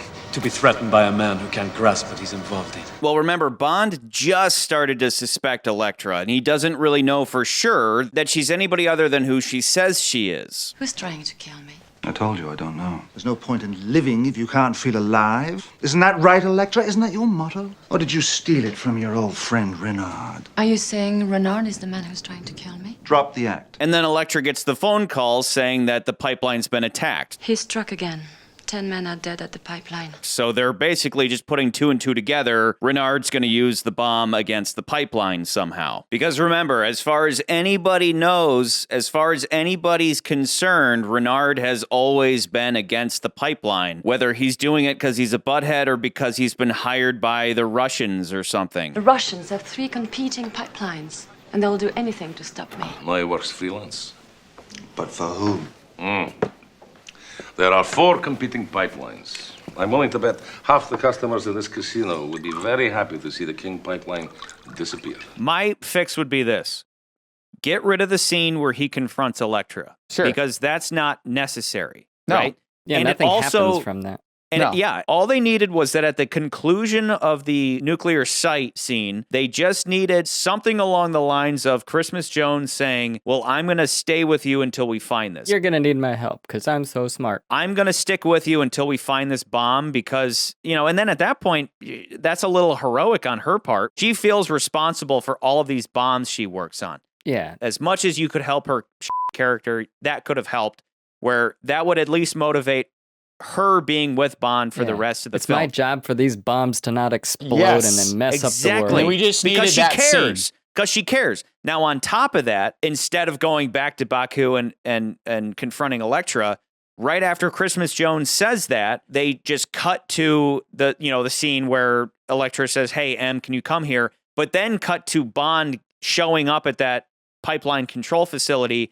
And that's when he just talks to M. You don't even have to change the dialogue. He just says, what if it wasn't an inside man? What if it was an inside woman? And she's like, She kills her father and attacks her own pipeline. they share a common motto and the f***ed up shoulder thing. Those would have been enough for M to say, well, that's not a lot to go on. And Bond's like, I have a feeling, though, that I can't shake. It was instinct. And then that would be the perfect opportunity to pay off that moment where M says in the beginning, Shadows stay in front or behind. never on top. Don't bang her, so M's suddenly fixated on that. 007, I told you not to f her. And Bond's like, forget about that. Don't you understand what I'm saying? This bitch is cray. All of that, would have legitimized Christmas Jones being there, and it would not have changed anything with Elektra's story. I think that the director was thinking like, okay, well, I'm going to focus on the characters and dealing with that stuff, not so much the semantics of like characters being where. But see, as a audience member, those are the things you got to watch out for, because that's what makes Nans feel like, why am I watching this movie and this is boring, because I'm confused and I don't have a lot of clarity. And like, as much as I want to say some of the clarity of you explaining the plot actually helps this movie and compared to something like Octopussy, where I was like confused. Like it helps, but it doesn't sway me enough to be like, yeah, this movie's so much better, but keep going. So continuing, Renard then puts the bomb that he stole in the pipeline, but it's only half of the bomb. Look, half the plutonium's missing. So what are you saying? It couldn't go nuclear? The explosion covers up the theft of the plutonium. They make it look like a terrorist attack. Everybody's like, oh, the bomb's gone. Great. End of story there. I want to question the idea of half plutonium not creating a whole nuclear explosion. Like, I'm not a nuclear physicist. I don't understand how atomic bombs work necessarily, but it would come to reason that plutonium is radioactive, and whatever you do to explode an atomic bomb, does it really make sense? That it feels like such a writer's thing to say. It's like, oh, it's only half the plutonium. So it wasn't actually like a nuclear explosion. Any nuclear physicists watching Please this, explain. please comment, or anybody out there in general. If you have access to Wikipedia, leave a comment right now. If you have half of the plutonium of a given nuke and you just put a match to it, does it blow up like I'm pretty Hiroshima? sure the answer is no. So the nuclear bombs, they're actually nuclear devices. It's not like TNT that just explodes and you have less or more TNT and bigger or smaller explosion. There's like a specific set of chain reactions that have to happen to set off a nuclear bomb. If you explode that plutonium, even if it's half the amount of plutonium, weapons grade plutonium, wouldn't that create a nuclear radiation of some kind, and like the explosion still would have hurt Bond in them? Like, that doesn't make sense. Yeah, I'm not saying you get the same size explosion regardless of how much plutonium you have.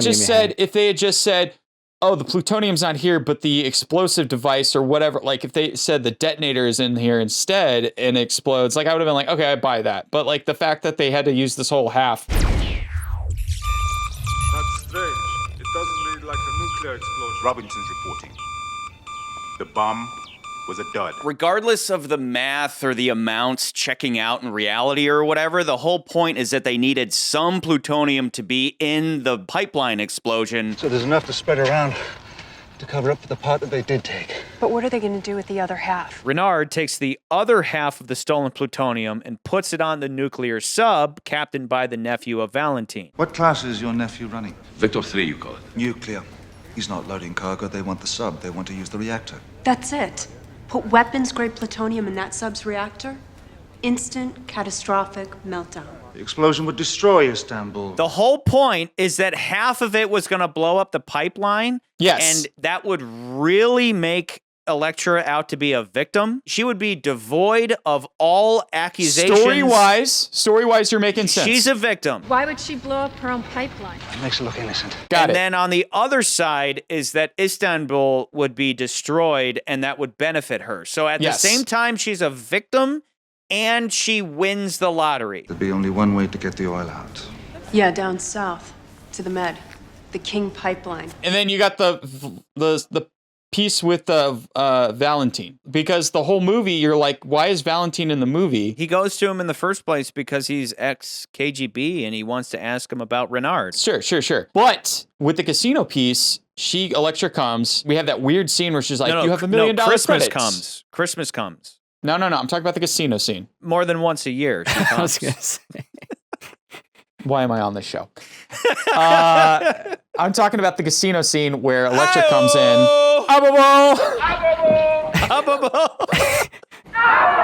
There's only a few episodes left to get there. There is. Okay, so Elektra comes in. One card, hydro, $1 million. So there's this weird cards thing where it's like, even when I watched the movie, I was like, why aren't they playing Baccarat or Blackjack? Like, why aren't they just playing Blackjack? High card just for $1 million. high card. It's like, what? It's such a performance that they're doing this, they're putting this whole thing on for Bond. She drops $1 million in your casino and you don't even blink an eye. What's she paying you off for? My nephew is in the Navy. He's smuggling some machinery for her. And then Valentine and her just kind of play it off like, oh, this is normal. Bond comes back to that. Bond's like, I should have known better the moment that was happening. But again, what was happening in that scene? Did you see her low-cut dress? Bond's blood is not in his brain. It's in his dick. That's fair. And Bond's like, she can do no wrong. And I'm not trying to give the movie a pass. It's like Star Wars, where it's like, I don't know, Palpatine clouded everybody's minds, and that justifies every plot hole. No, in this, her sexy ass self is making everybody dumb. All this because you fell for Renan. I've always had a power over men. But again, we have another one of my favorite tropes, which is that Bond's nemesis is his equal but opposite. No woman can resist Bond. No man can resist Elektra. Even Renard. You turned Renard. She essentially turns Renard the same way that Bond turned Pussy Galore. I must have appealed to her maternal instincts. Used my body. She'd be the greatest secret agent ever. You understand? Nobody can resist me. That's where it's revealed that it's, Elektra is the ultimate bad guy, not Renard. He was kind of a red herring. You killed your father. He killed me. He killed me the day he refused to pay my ransom. Was this all about the oil? It is my oil. Mine. And my family's. Your father's legacy.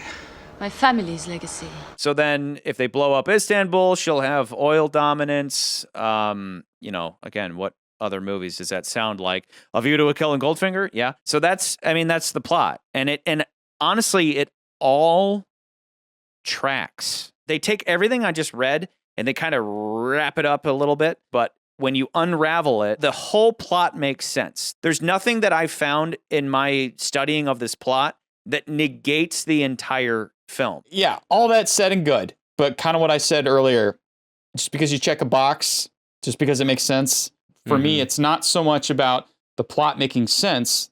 The script is good as far as the checks all the boxes. It's the way the story is told. When you have a director who's like really focused on things like characters, which he does a really good job of. Like I have to applaud him on things like all of the scenes with Renard and Elektra and all that stuff. He does a really great job at those things. Denise, not so much. It's the contrast between the things that are like really good in the movie with the really things that are really bad in the movie. And Christmas Jones is really bad and Elektra is really good. Let me put it this way. Sometimes it's not about what you tell, it's how you tell that story. Yep. And I feel like in the how is where the movie loses itself and it kind of like loses the audience a little bit. And that's fine. That's and Denise fine, Richards' but my point, boobs. my point is that there's a difference between License to Kill and Octopussy. Octopussy, when you scrutinize it, none of the plot is necessary when your main bad guy, whose only goal is to make money, suddenly has the ability to print an unlimited amount of money. Sure. That makes that movie meh. Whereas License to Kill has its own level of things being somewhat unclear and confusing. Yeah. But it's the case of, but you don't need to know that. And GoldenEye too. GoldenEye has some questions, but those questions don't ruin the movie. They don't negate the movie. I agree that the plot makes sense. There is some stuff that I feel like you've said, Lucy. It makes sense. It overall makes sense. And I do like the idea. Yeah, don't get me wrong. The idea with Elektra King, Renard, that whole plot, fine. I don't have an issue with that. It does not bother me. I just find that the movie sometimes feels very slow paced because they're dragged down by this very Mikey G. Whiz plot. It's a thing now. Sorry, it happens. Yep. Mikey G. Whiz, it's like a very Mikey G. Whiz plot, but better because it makes sense, like you're suggesting. But I do feel like the movie overall just gets really dragged down by it in a way that And it really does not help. Like I know in the past we've talked about like that doesn't poison pill the movie. That doesn't poison pill the movie. I really do feel like Denise Richards' performance and her character and the fact that she got cast in this movie really poison pills the movie. As much as I think as Sophie Macau, I think is how you pronounce her name. She's French, so I always assumed it was like Marceau or something like that. Yes. Yeah. Her performance, fantastic. Really great. She does great. I think Pierce does a really good job too. Bond and bad guy is always going to be what I fixate on because those are the important elements, and the Bond chicks are just literal cherries on top. She's my cherry pie. But in this movie in particular, I feel like it's somebody who painted this beautiful painting and then said, "Hey, Denise, can you finish this?" And she put her boobs in some paint, and it was like, okay, woo! And that's what I feel about this movie. That's a great way to put it. And then the action scenes is someone just dipping their fingers in the paint. Just going, yeah. Her titties, though, like the whole time, I'm worried for her physical safety. Like she's gonna trip on her own boobs, and run into the wall or something. The male equivalent would be if James Bond was running around with a boner. You'd be like, is anybody else distracted by James Bond's hard-on right in your constantly face? Shuffling with his waistline of his pants just gets him killed. Why does Bond have a boner? And she's running around and she's just like, it's so distracting. Listen, it's not even the fact that she's hot because, like, as we know, like a lot of Bond girls are these gorgeous women. It's not really that. Yeah. As much as her performance in this film is so bad in so many parts of the movie, and I think it progressively gets worse. But again, is it her or is it the bad writing for her? I think it's her. I think it's her. It's kind of hard to parse, though. It is, but it's her. But I think it's her. I think a good actress can take crappy lines and make them work. Sure. She does an okay job when she's first introduced. And as the film progresses and we get more action-packed scenes, he's an imposter! It's so bad. The hydrogen gas level's too high. One spark and the reactor will blow. I have to stop it. Her stuff in the submarine is really bad. We're safe from the radiation, as long as the reactor coolant doesn't burst. If he had gotten the plutonium rod in the reactor, we could have written off the whole city. James! The submarine itself is a crappy way to end a movie because it's so claustrophobic. Remember, the last two movies sucked to work on. Yeah, the last two movies, we had GoldenEye, we had the satellite facility, there's a lot of space, there's a lot of movement, there's a lot of way of sneaking around. But even when we get into the fight scenes, they're fighting in the satellite, it's all great. When we get to Tomorrow Never Dies, we're on a boat again, but this boat at least feels like it has enough space where you could hide. There's a good geography to everything. Then we get to this movie and it's really, really, really, really, really claustrophobic. Yes, there's the stakes of like, okay, we're gonna die because this boat is sinking and there's water filling up. That's great. But I guess maybe because I'm much more worried about them sinking to the bottom, that Renard putting the plutonium in the thing doesn't have me as worried for some reason. I'm just like, it doesn't, there's just a very big disconnect compared to if that scene took place with a nuclear device or something on the tower that they're at, or, you know, there could have been many other things where like maybe they were driving through Istanbul. I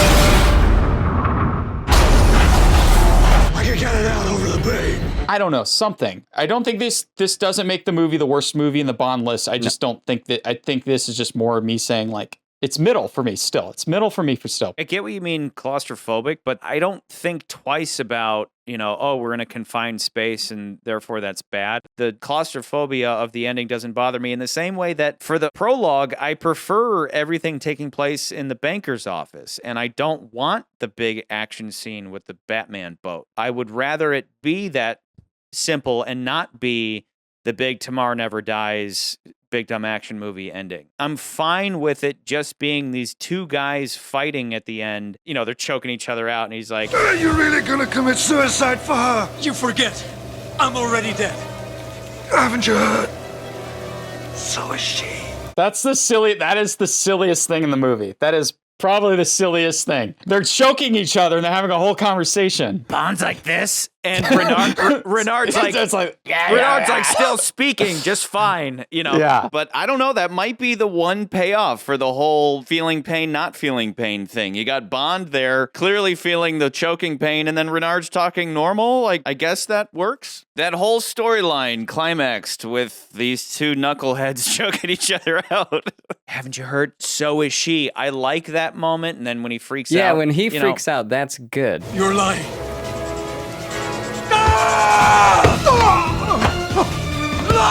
But everything else about that fight scene is weak to me. Like, I think, Nance, going back to what you were saying, the shoulder thing should have paid off and the super strength should have paid off. Instead, what you get is... Welcome to my nuclear family.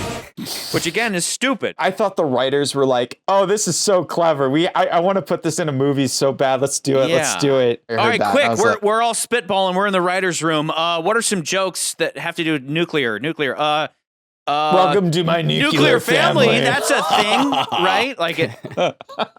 No, that doesn't make any. There was no it's so setup out of or it's punchline so to that. out of place in that whole scene too. It just feels so weird. It's like we need something cool to say here. Let's say that. And it's not cool at all. No, it's not. I'm okay with the claustrophobia and the simple quality of it. Everything that happens in the sub, I'm okay with, other than that was the perfect time to conclude the shoulder and super strength narratives and have those drive the ending. The only other exception maybe would be the moment that Bond makes the sub dive, as opposed to he's in the middle of a struggle and they run into it. Because remember, Bond is a Navy commander. You'd think he would know a little better. So we're going up then. Slight miscalculation. You know, like we talked about in other films about how like a lot of times it's the villain's hubris that gets the best of him as far as like his special strength. Like Dr. No, he had these steel hands and like it's the best of him or whatever. In this movie, it's like you would expect that to be a thing, but it's not. Like maybe somehow he needs that to be able to take the radiation he's exposed to when putting the rod in, or like something. Oh my God, where like, Nance, yes, that would have been awesome if, as he was feeding in the plutonium, his hands were melting. And he couldn't even feel it. And even if it wasn't even the radiation, what if it was just massive amounts of heat from holding that rod and he's just... Here you go. How cool would that have been? And then on the other side, you have him squeezing Bond's shoulder, and Bond is putty in his hands. Bond wants to fight back, but he can't because his shoulder is... Meanwhile, his other hand is melting because he's feeding it into the reactor. And then at that point, Bond is completely helpless, and what they should have done to make us like Christmas Jones more is have her do the science thing, where she grabs the gas thing and goes up, and then she rescues Bond. That would have been perfect, but instead, Bond somehow knows to feed the hydrogen gas back into the thing, and it'll shoot out. Like, that's something that Christmas would have known. You're the scientist, you tell me. I guess not. Now suddenly Bond's the nuclear physicist. You literally had one job this entire time, Toots. Instead, she just lays there helplessly watching Bond do what she should have been doing. What a wasted opportunity for her to do some science to save Bond in exchange for him having saved her. James! Thought I'd forgotten you, eh? I rescued you for two reasons. To help me take down the bad guy, and then afterwards you'd my and then I'd you dumb bitch. Like I said, I'm totally okay with it being claustrophobic and simple and small as long as you're doing exactly what we just laid out. Yeah, that's fine. Like, but I would want like a Red Grant fight scene. That's so much better than what we got. They're just like in a wet, slippery environment. That's what I also mean by like the environment. I think for the end of the film doesn't really work. And again, that is something that could have been as simple as the art direction, where they decided like this is what the thing's going to look like, and this is how that's going to play out. And that's as simple as the director saying, no, I want something different. I want it to look like this. So that when we do the fight scene, it plays out a little bit better, or it's a little bit more interesting of a fight. Yep. This is why I'm saying I think that the movie just needed a better storyteller behind it, even though that he succeeds in the areas that I think they were trying to like hit those notes. I think that the notes that it needed to, and I think most Bond films do, if I'm being very frank, they need to hit that action movie beats that like yeah, as much as people, it's like, well, like much as like you were saying, those are the things that bore you, but like that's why most people are here to watch the movie. They want to see the action. They want to see the fun bullshit Batman boat chase.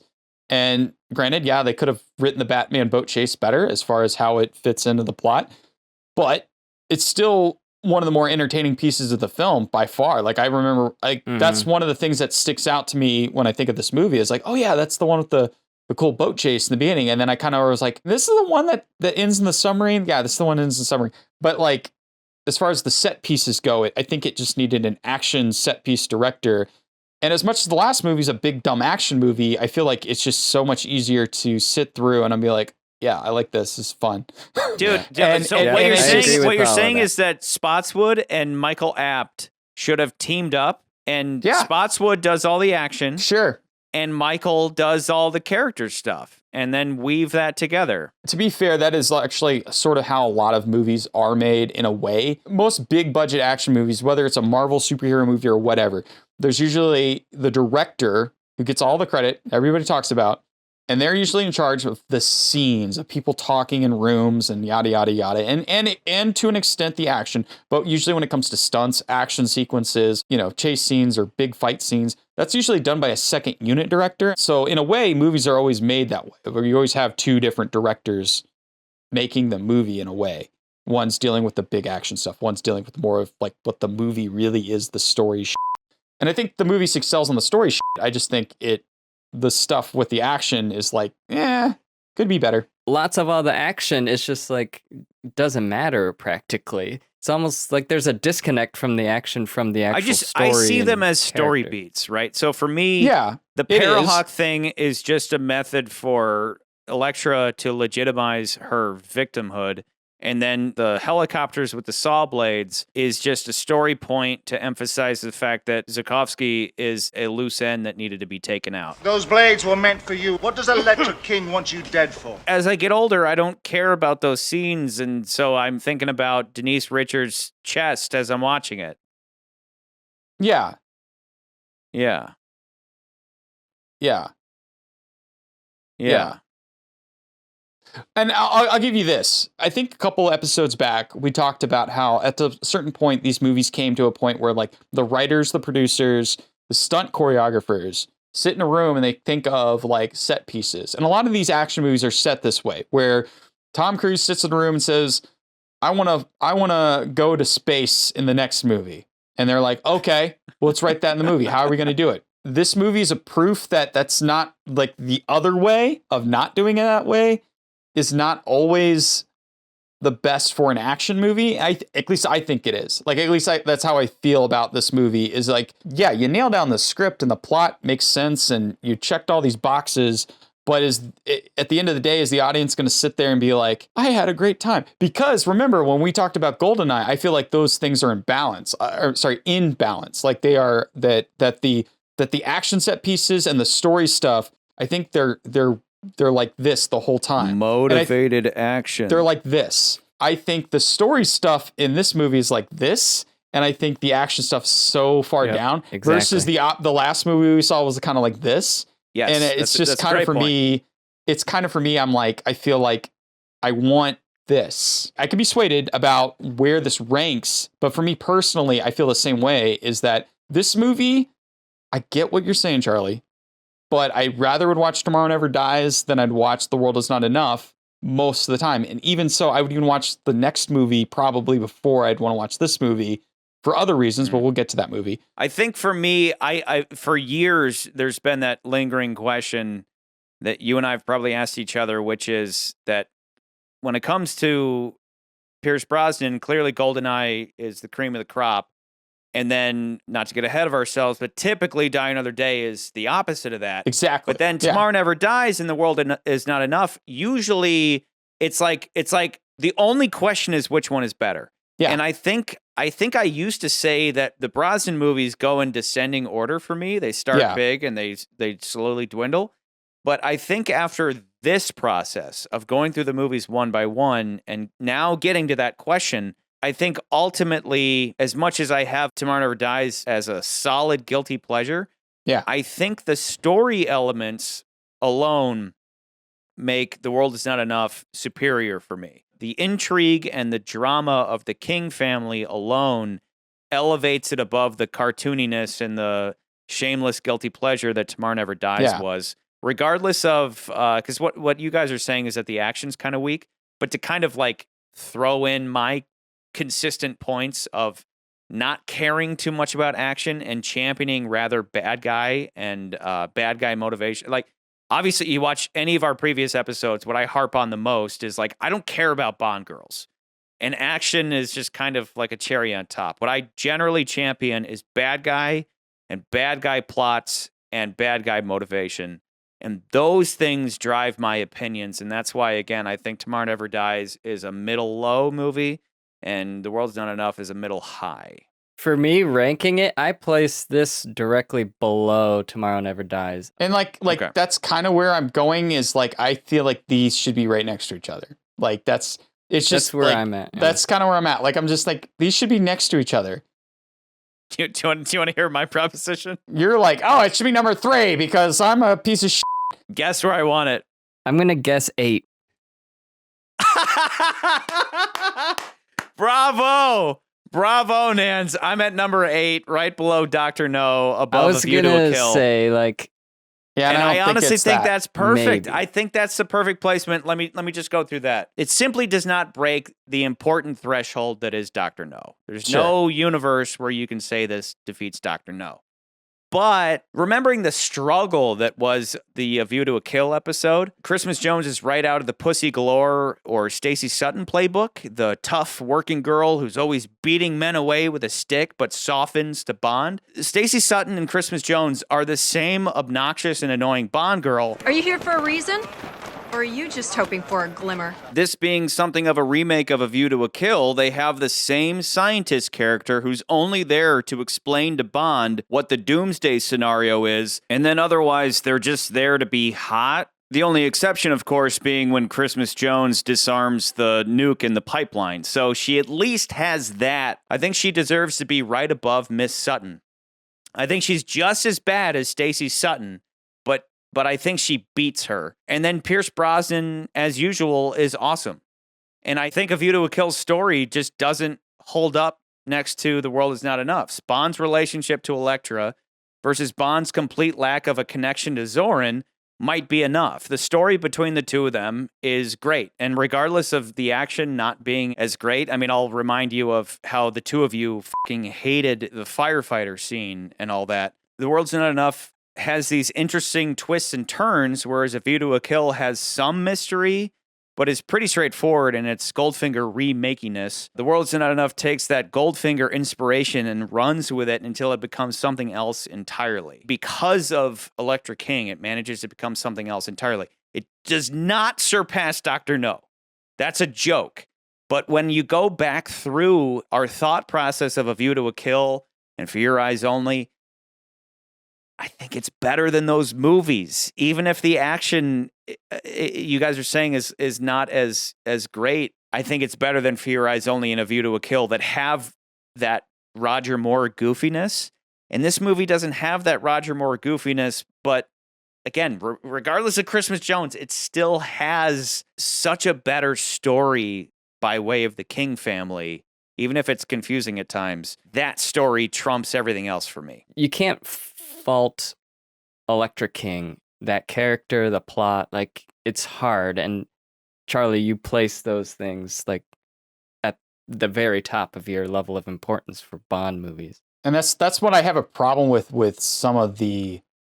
It's like you got to have balance, and I feel like when you have balance, somehow those things doesn't. Like that's why I think GoldenEye works as a number one, because those things are in balance. Like you have a really good story, you have really good action, you have really good characters, all that stuff works really well. Yeah. When one element is out of balance, it throws the whole movie off in a way that just like it's more of a gut reaction, emotional reaction to the film. But that's why this movie isn't going up against GoldenEye, though. It's going up against A View to a Kill in my eyes. I get that.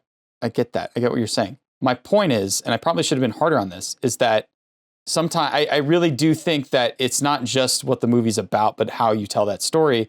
And I feel like it's just like this film in particular is an example of how you can have a really, really great story. And I'm totally on board with that. I just don't think that it's I feel like I leave this movie with, I feel like I wasted my time. And then when I leave Tomorrow Never Dies, I always feel like that was fun. Like I don't know, Nans, if that's how you feel, but that's how I feel. Diamonds Are Forever is also fun, but it's near the bottom. True, but we also know that movie's got a lot of dumb in it. Yeah, Tomorrow Never Dies. A lot of dumb. Big, dumb action movie, to say it for the millionth time, Yeah. I just don't know if it's that high. I don't know if it's like right below Dr. No. Well, let's talk about the things the movie does get right. I love the scene when Renard and Elektra reunite, and we see them for the first time together, and she's kind of cold. So smooth. So warm. How would you know?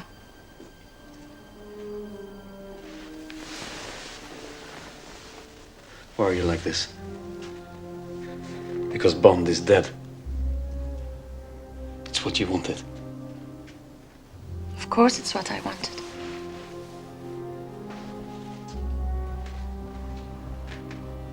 He was a good lover. What do you think? I wouldn't feel anything?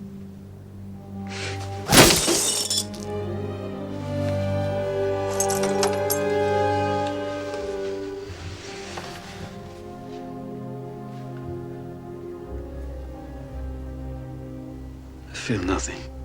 Because he can't feel anything, he's kind of bland now. He can't make passionate love to her. He's like, you miss Bond, don't you? Like, his Bond gave it to you good, and then here I am, and whether he can get a hard on or not, he can't feel it. Your father My father was nothing. And it's right before that we get a speech from Renard talking about how much he cares about Elektra and what he thinks of her, outside of the guise of being her psychopathic kidnapper. I hope you're proud of what you did to her.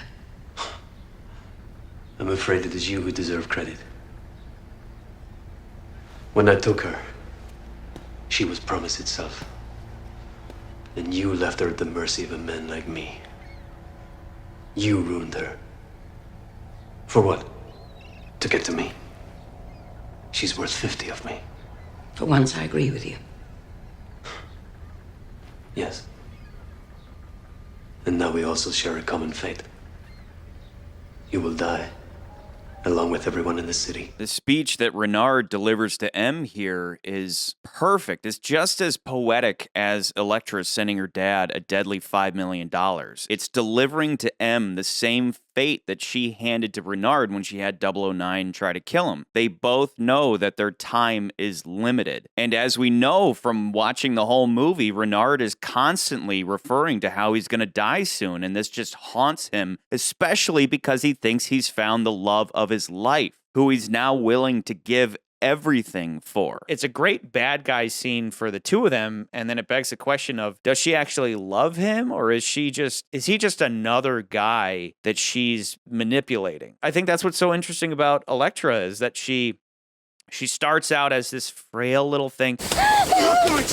And so she ropes guys in with this good girl, victim, I need to be rescued display, and then she cuts their balls off. Renard kind of turns out to be something of a, what's the other movie where you think that somebody's... For Your Eyes Only. Is that what I'm thinking of? Yeah, Or am because I For Your thinking Eyes of Only, Bane? you think that the good guy is going to be this other dude, and then it turns out to be he's actually the villain. I might be thinking of Bane in Dark Knight Rises, where you think Bane is the main bad guy, and then...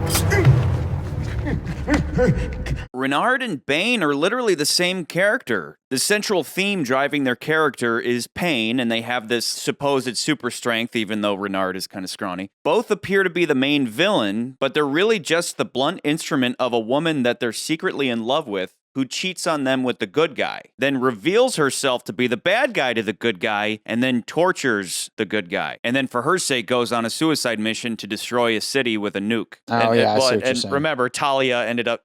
Talia is based on Tracy Bond. That's a good comparison. That is a good comparison, because, yeah, he thinks he's fallen in love with this girl, and then it turns out she's actually the daughter of the guy he sort of semi-killed. My father. And my father? Yeah. Like Renard ends up basically being a red herring. Like the whole movie is Renard. And then it turns out that even Renard is... He's like he's the executioner of the master plan that she's It's doing. literally no different from Bane. Pause for a moment. So after we had already recorded, our buddy K1 posted this comment, but it's kind of relevant, so I'm going to read it right now. It was the first Bond movie I saw in theaters, and I had no idea what was going on and did not like it for a long time. After revisiting the entire Bond franchise, this one became my second favorite of Brosnan's films. Renard is great and very menacing. I don't hate Christmas Jones like some people do, and the I don't know any doctor jokes line always kills me. Christopher Nolan ripped off this entire movie in Dark Knight Rises. The villain that can't feel pain, the lady that is the real villain, daddy issues, nuking a city. What a hack! So, good eye, K1. Anyway, unpause. I don't mean to drag Batman into this again, but Bane is the same thing. Bane is in love with Talia. Bruce Wayne travels to Gotham really quickly, and the same in this movie. Bond goes to Kazakhstan to Air Jabani, and...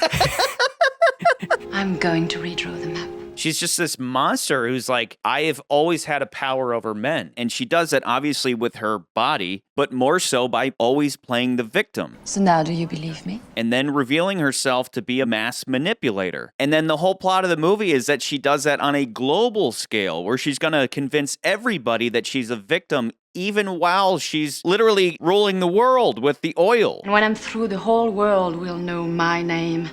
My grandfather's name, the glory of my people. No one will believe this meltdown was an accident. Ha! They will believe. They will all believe. And that's where her relationship with Bond is perfect. What better bad guy is there than, I mean, other than having Alec Trevelyan, who's literally an equal but opposite so far as they're both double O's, but one's good and one's evil. This is Bond's greatest nemesis is a woman who's really hot and irresistible. And Bond can't even put two and two together when he's around her, you know, and that, like, those are the things I care about. And then Christmas Jones, I care about Christmas Jones as much as I care about Mary Goodnight, which is to say that she's just a hot chick there to be in a bikini. But the real importance of the movie is the relationship between Bond and the bad guy. I get your points. I also get that this list is, I think, in my eyes, because it's like there's a lot of stuff that I don't agree with. I think the list is perfect. But even if I think the list is the list is not my point of view of the Bond films. It is our point of view of the Bond films as a whole. Yes. We've talked about the points. We've argued these things out. You seem to, like, this is where you and I are like the what's in the Dark Knight, the immovable object and the... unstoppable force. When it comes to these things. I tend to think, I know you're like harpooning on just villain, Bond. Those are the things that a movie makes great. I'm like, there's more to it than just that element. And that's what I've always tried to argue with some of these other movies that I feel like ended up in the list. And I'm like, that man with the golden gun's not looking too pretty to me still. It's not that great of a movie. And you're like, but the villain's great. And Scaramanga! I'm sure there's an endless list of movies you can cite that have really cool ideas and a key, like, antagonist and a protagonist that really have a great thing, but everything else around it sucks. Yeah, and that's like, and I'm just trying to reiterate this point of, like, again, it's like you can write a great story, but if you tell it in a way, it's not a great story. I don't know if this is told in a way though. But here's my thing about it. Here's what I was gonna say.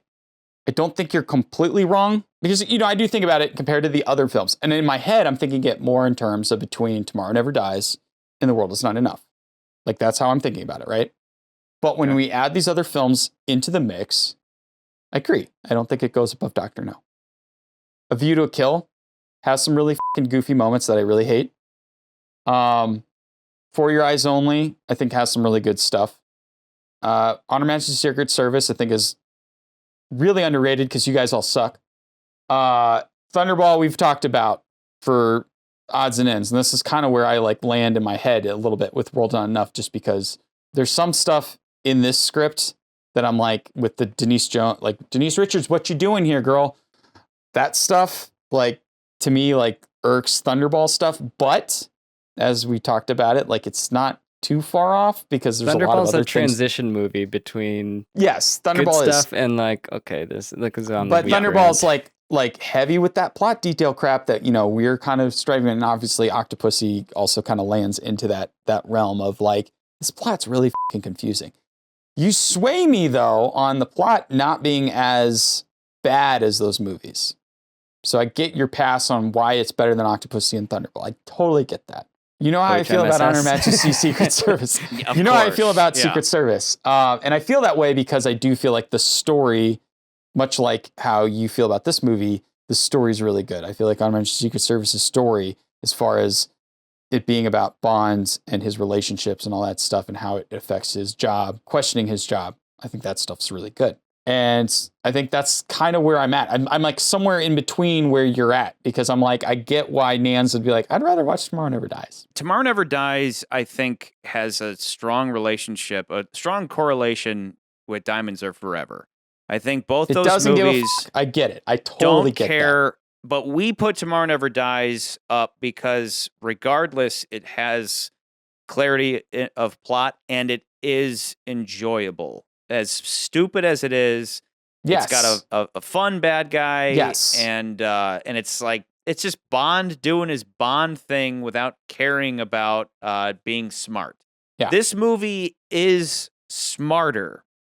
As much as it could have been a lot smarter, it is smarter than Tomorrow Never Dies. You have to kind of want to applaud that, and that's what makes this as hard for me, is I feel like where I would want to place it is more based off like, I'm like, I like this movie more than that movie.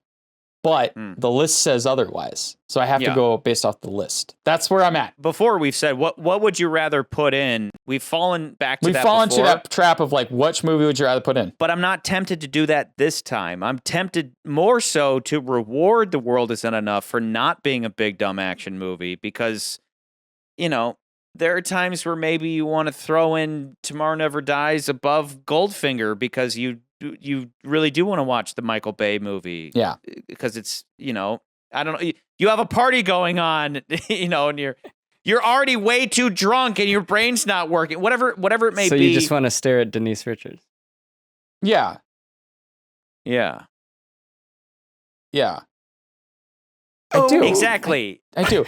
But I think here's the thing though. I think another part of it is, and I hate saying this because A View to a Kill is a movie that I think should have been way lower on the list. And, but I will also say this, I can get through that movie fairly easily. And I do think that action wise, it's like, okay, we got an old crotchety man fighting these villains. He's an imposter. That's not James Bond. That man's 63 years He's old. an James Bond's a 35-year-old secret agent. I think what it is Why that, is this 63-year-old banging Stacey Sutton and all these other 20-year-old chicks? And hanging onto a fire truck ladder. Yes. All right. Yeah. Like, listen, A View to a Kill is probably just way more fun. I think that's the thing. I think that's where I love A View to a Kill. This is my problem with this list, is that I feel like we're fighting between, and I think this goes all the way back to Goldfinger versus From Russia with Love.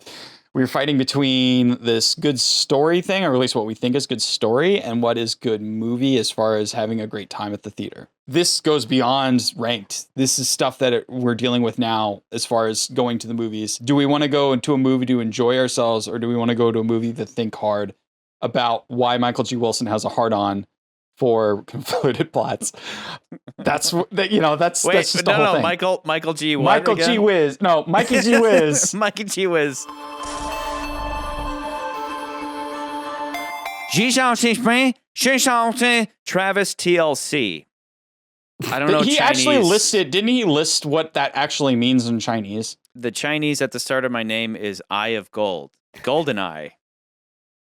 Eye of Gold is GoldenEye. So he's already a fan of the show. I love it. It's awesome. Yeah. I love it. Again, thank you for coming on the show. Travis TLC says, I think this is one of Brosnan's best Bond films. It's so ambitious and has one of the best villains ever and only main female villain. Electra King is such a great villain for so many reasons. I agree. She takes Bond's biggest weakness and turns it on him.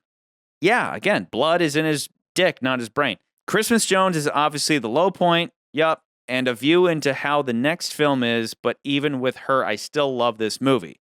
I'm one to agree.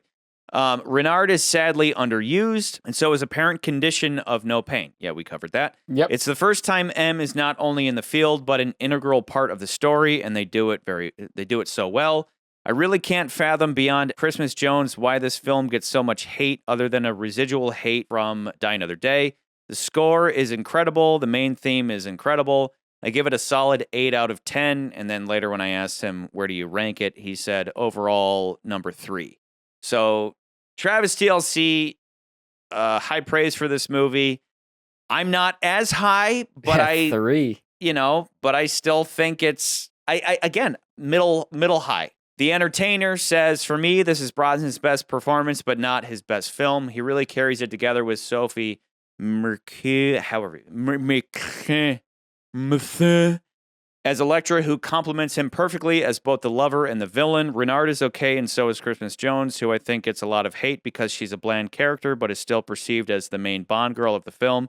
But considering that Elektra is already the real Bond girl while doubling as the main villain, both Christmas and Renard should be considered side characters, although I will admit that I find Renard to also be a pretty captivating villain, although a bit underused. I like the fact that he really doesn't want anything more than to create havoc and leave Elektra to pick up the pieces since he's prepared to die for her and doesn't want money like Blofeld, Zoran, Kananga, and the other villains usually does. Again, yeah, his whole world changes when he falls in love with her.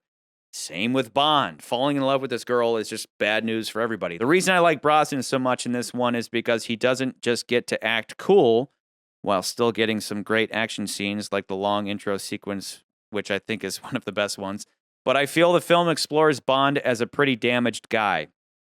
He comes off so good in this one as an assassin that uses sex as a way to get information, but also to cope with himself. And what about you? What do you do to survive? I take pleasure. You turned Renard. Just like you. Only you were even easier. Which is why Elektra gets the better of him as he believes they share a similar traumatic background. I think the skiing scene really conveys it considering its similarities to OHMSS. Yeah, we covered that. That is also why the scene where he kills Elektra works so well, as he's both a stone-cold assassin in not hesitating in killing her, but afterwards leans over and caresses her. Yeah, totally. With the addition of M's facial reaction, we get a short glimpse of how messed up he actually is, but only for a couple of seconds as he immediately continues the mission by jumping out of the window. With that said, I don't think there's much more in this film that stands out. Good action, but not great. David Arnold's score is good, but the title song is garbage. Well, it was performed by garbage. What do you expect? Good. What do you get?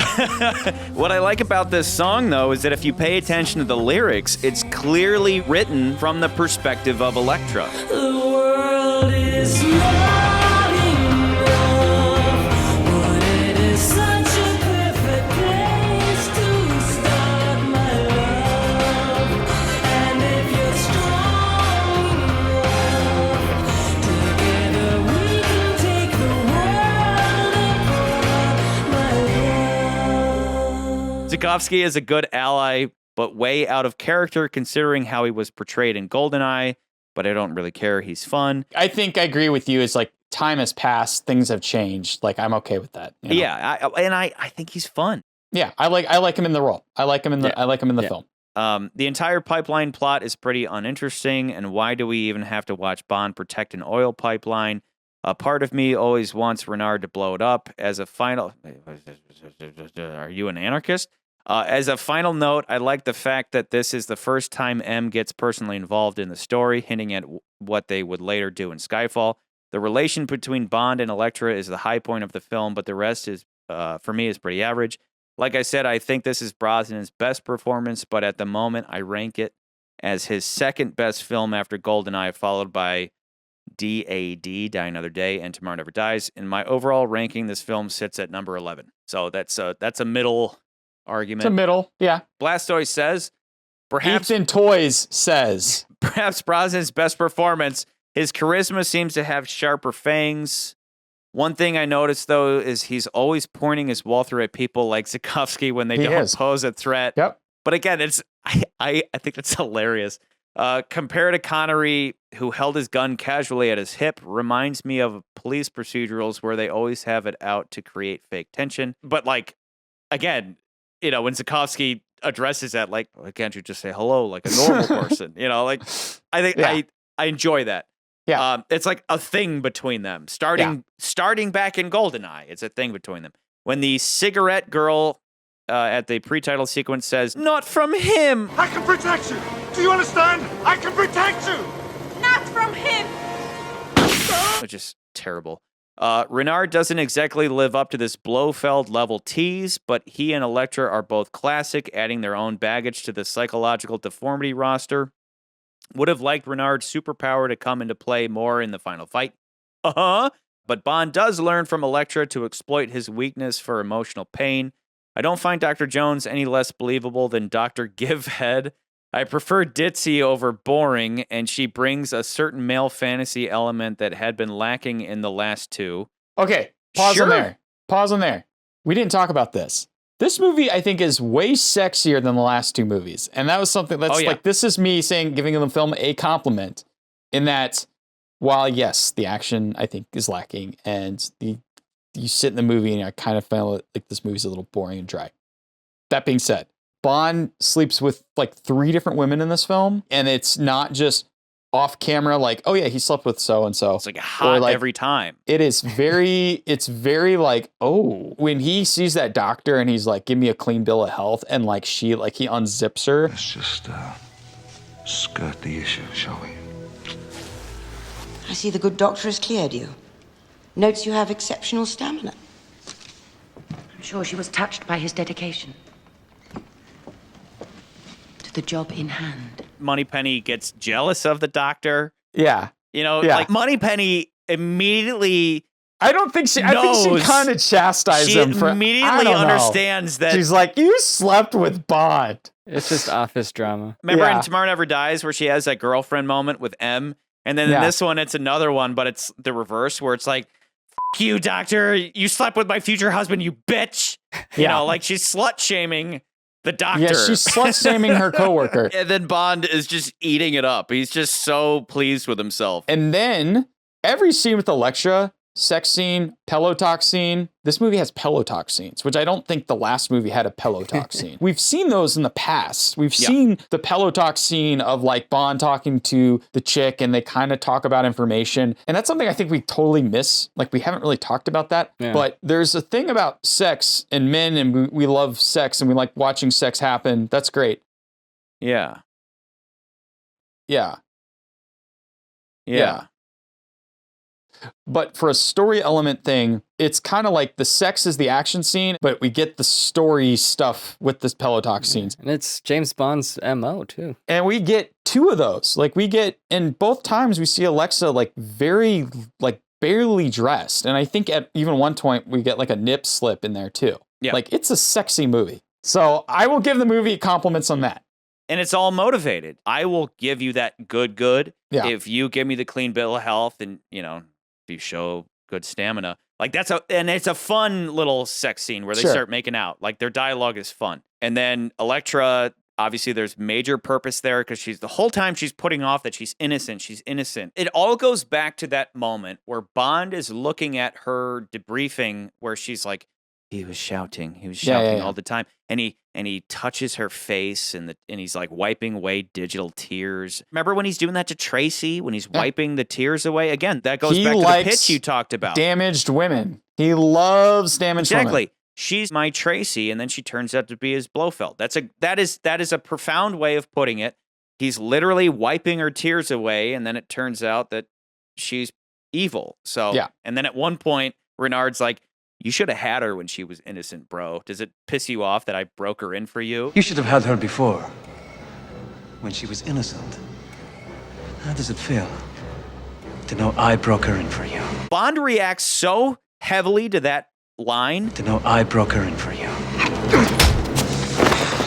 I usually hate killing an unarmed man. Cold-blooded murder is a filthy business. A man tires of being executed.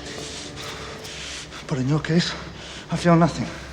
Just like you. It's a well-known character trait of James Bond that he doesn't like killing, but Elektra's hooks are so deep inside of him that he's going to throw that out the window and take pleasure in killing this guy who supposedly raped her. And that's the moment where it's like, okay, Bond has been completely taken by this chick. Bond is way too emotionally involved. He's out of character in a really solid way. Tarkovsky is great and gets more to do than give Bond the bad guy's name. It's true. Very true. The action has a certain adrenaline I felt was lacking in Tomorrow and more high-class locations, even if they skip around a bit. Many set pieces don't flow with the plot and are just thrown in like we saw in Moonraker. I don't know if I agree with that. I disagree with that. I think that the adrenaline's lacking in this film. But there's nothing like, in Moonraker, you just had the sight gag of that stupid-ass gondola. There isn't anything like that in this. No. There's something close.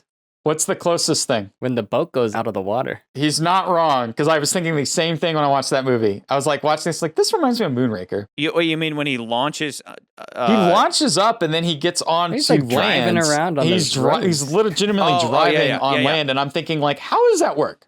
But and that's stupid because it would immediately just fall over. Like, that is dumb, but it's still just a part of the chase, as opposed to the gondola scene is just a sight gag. It that is. You don't need. Yeah. You might as well complain about how Bond launches out of the water and then manages to jump out of the boat and grab the hot air balloon. Sure. That's what I mean. That whole chase is stupid. I think that was where the movie decided to be a popcorn eating movie as opposed to a smart one.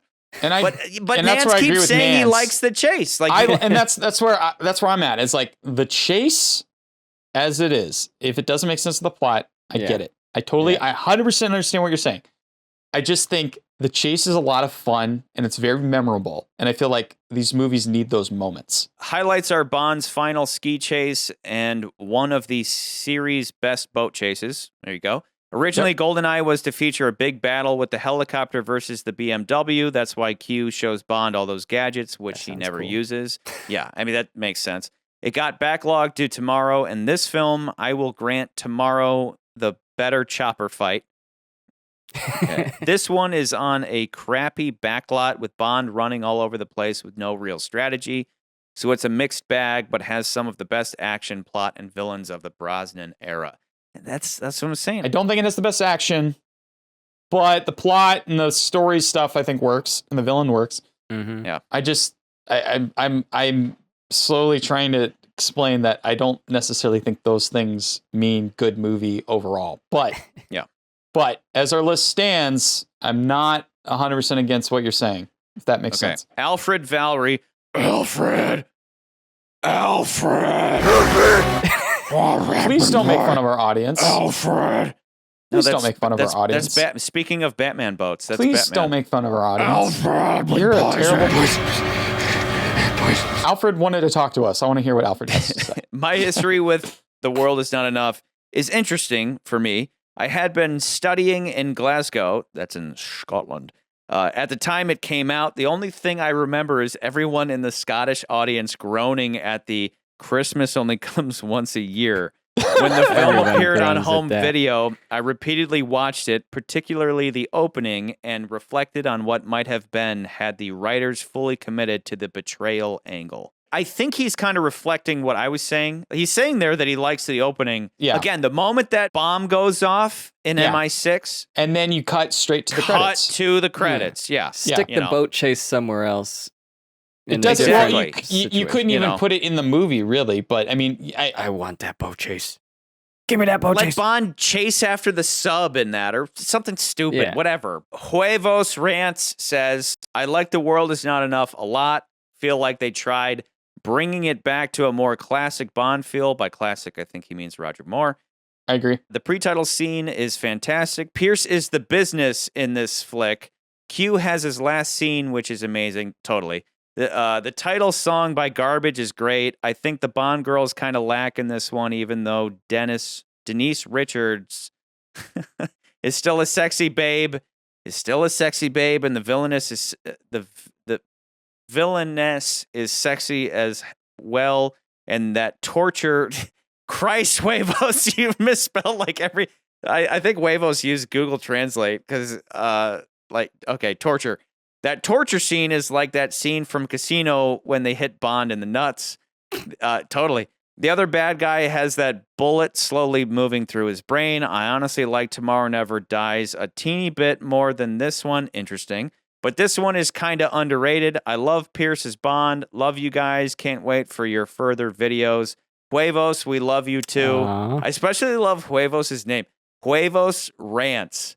I've never looked into the channel, and I don't But now want you have to. I don't want to because I want to just assume that, Huevos means eggs. I just want to assume that he's just ranting about eggs. just ranting Oh my God. about eggs. And nobody knows why. Huevos rancheros, huevos con chorizo. Yeah. I agree with a lot of what he has to say. I'm just in that boat of like, I like Tomorrow Never Dies a little bit more, just slightly more than this. Movie. Is it because it's a guilty pleasure, or do you think it deserves more? Merit? That's what I'm trying to go with when I'm talking to you about this. Is that our list is and you're like, our list isn't it's perfect. I'm Our like, list is perfect. Our list is Our list is perfect. But again, like I said, the list is the combination of your opinion, my opinion, Nan's The opinion. list is sacred. Okay, whatever, dude. Blasphemy! Blasphemy! But when I sit down and I watch Tomorrow Never Dies, and I'm just like, Elliot Carver is a genius. Genius. He's not a genius. When I watch the movie and I'm like, Elliot Carver is ridiculous, but I am still on board for this movie. I am still on board for what's going on. I just like want to know what happens to Bond, and I'm so bored. Interesting. It's just like I'm very captivated. I'm very stuck to the screen. This movie, I find myself getting really bored with it at times. That being said, not saying that anything you've said prior to about the plot, the story, the script doesn't not work. I just think that the problems with this movie, that things that bog it down, for sure, 100%, Denise Richards' performance and the way that the director kind of goes about telling the story, even though like the story kind of works. But I think the story this is no different than the Man with the Golden Gun episode where you're like, I hate Goodnight, and I go, I don't care about Goodnight. I care about Scaramanga. This is no different. I agree Denise Richards is not a good part of this movie, but it doesn't like ruin the movie for me. She's not why I place it. Stacey Sutton is obnoxious, but really hot, but it doesn't ruin Elektra for me. I think for me, at least, I think when you compare it to View to a Kill, I'm like, it's better than View to a Kill. Whatever the best part is about A View to a Kill, it's not as good as the best part about this movie, which is Elektra. Elektra, King, and James Bond, their interaction, Renard, all of that is like spot on, really solid. A View to a Kill has a whole fire truck chase scene, and I'm like, oh god. And then you got Christopher Walken. He's pretty good, but there's a whole lot missing with his character. His character is like, okay, I want to know more about this whole like he was like a science project by the Nazis or whatever. Like, and you never explain it. Yeah. This plot story stuff is better. Yeah, you have this really cool Stockholm Syndrome story going on. And then a reverse Stockholm Syndrome. Yeah, but then you got Denise Richards' performance, and then I'm just thinking like Bond's got to deal with this the whole rest of the movie, and it's not an annoyance to him. Replace Denise Richards with some nerdy guy that Bond gets to like, and he dies or something. Like Luigi. Or just, yeah. What if this movie didn't have Christmas Jones at all, and not even a replacement? What if that just didn't exist? I don't think it really would change it much for me. My brain just blocks out the existence of Christmas Jones. I think there'd be more of a focus on Elektra. I think it would be genius. Yeah. I think it would be a little more, again, the last two, Tomorrow Never Dies in this movie are both, in my book, they're both bogged down by me wishing that there was another universe where I could pull out a copy of the movie that doesn't have stupid choices, where GoldenEye just made good choices throughout the whole story. And it still has the big dumb action, but it all works within the context of the story. Exactly. Whereas these two films, make choices where you go, oh, I see what they're doing. Okay, they're just going back to Roger Moore stuff where it's like, whatever, it's a popcorn movie. So, but the smarter movie would have just gotten rid of Christmas Jones entirely. Yep. Get rid of the TNA of Christmas Jones. And then what that means is that you're fixated. Bond is fixated on what to do with Elektra because Bond could. She says at one point, remember the title of the film? What's the title of the film, boys? The world is not enough. Why does Bond say that? I could have given you the world. The world is not enough. Foolish sentiment. Family motto. Because she says, I could have given you the world. Bond could have said, you know what? I love this chick. And just like Secret Service, f*** my job. F*** you, Queen. F*** you, King and Country. I love this chick. She and I are going to take over the world. Bond could have gone that route. And how cool would that have been if that was the temptation of loyalty to King and Country and Crown and all that crap? Or find his new Tracy and Blofeld at the same time, get with Blofeld and take over the world. Was that offer ever on the table? Did she ever like offer that up? That's what I mean. How interesting would that have been? But instead, he's gallivanting with big tits. You know what I mean? And that's the thing. That's where it's like you have to wonder if the director did not like the idea of Christmas Jones and wanted to do his character piece, you know? Maybe that's why Peter Jackson didn't join up. He's like, I'm going to go make Lord of the Rings.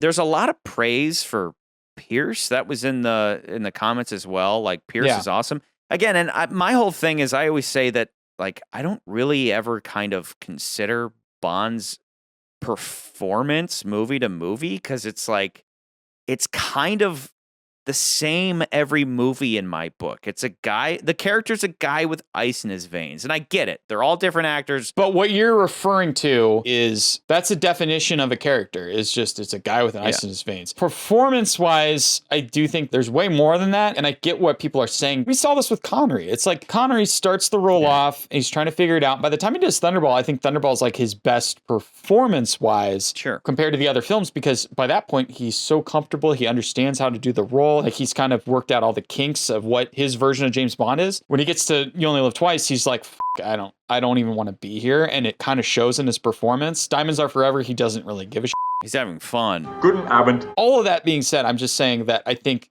it makes sense why people would say this is his best performance as Bond, probably because he's done it 2 other films and now he's kind of gotten into the groove of the character. And so he kind of knows how to play the micros, not the macro. I think when you talk about it, it seems like you're talking about the macro of like, I just don't look at it because it's James Bond thing, James Bond. And I think on the micro level, I think there's more instances of him like, oh yeah, he's doing a really great job here.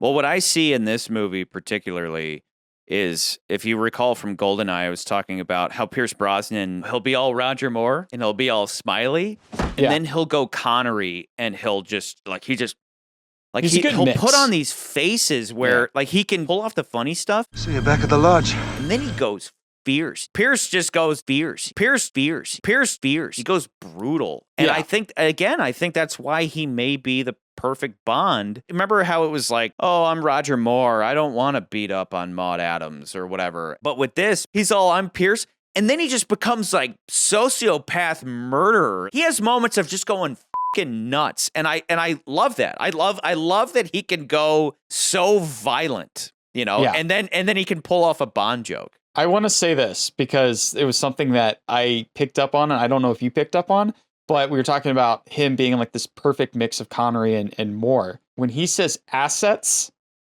in that Spain scene, he says it like Sean Connery. Perhaps you failed to take into account my hidden assets.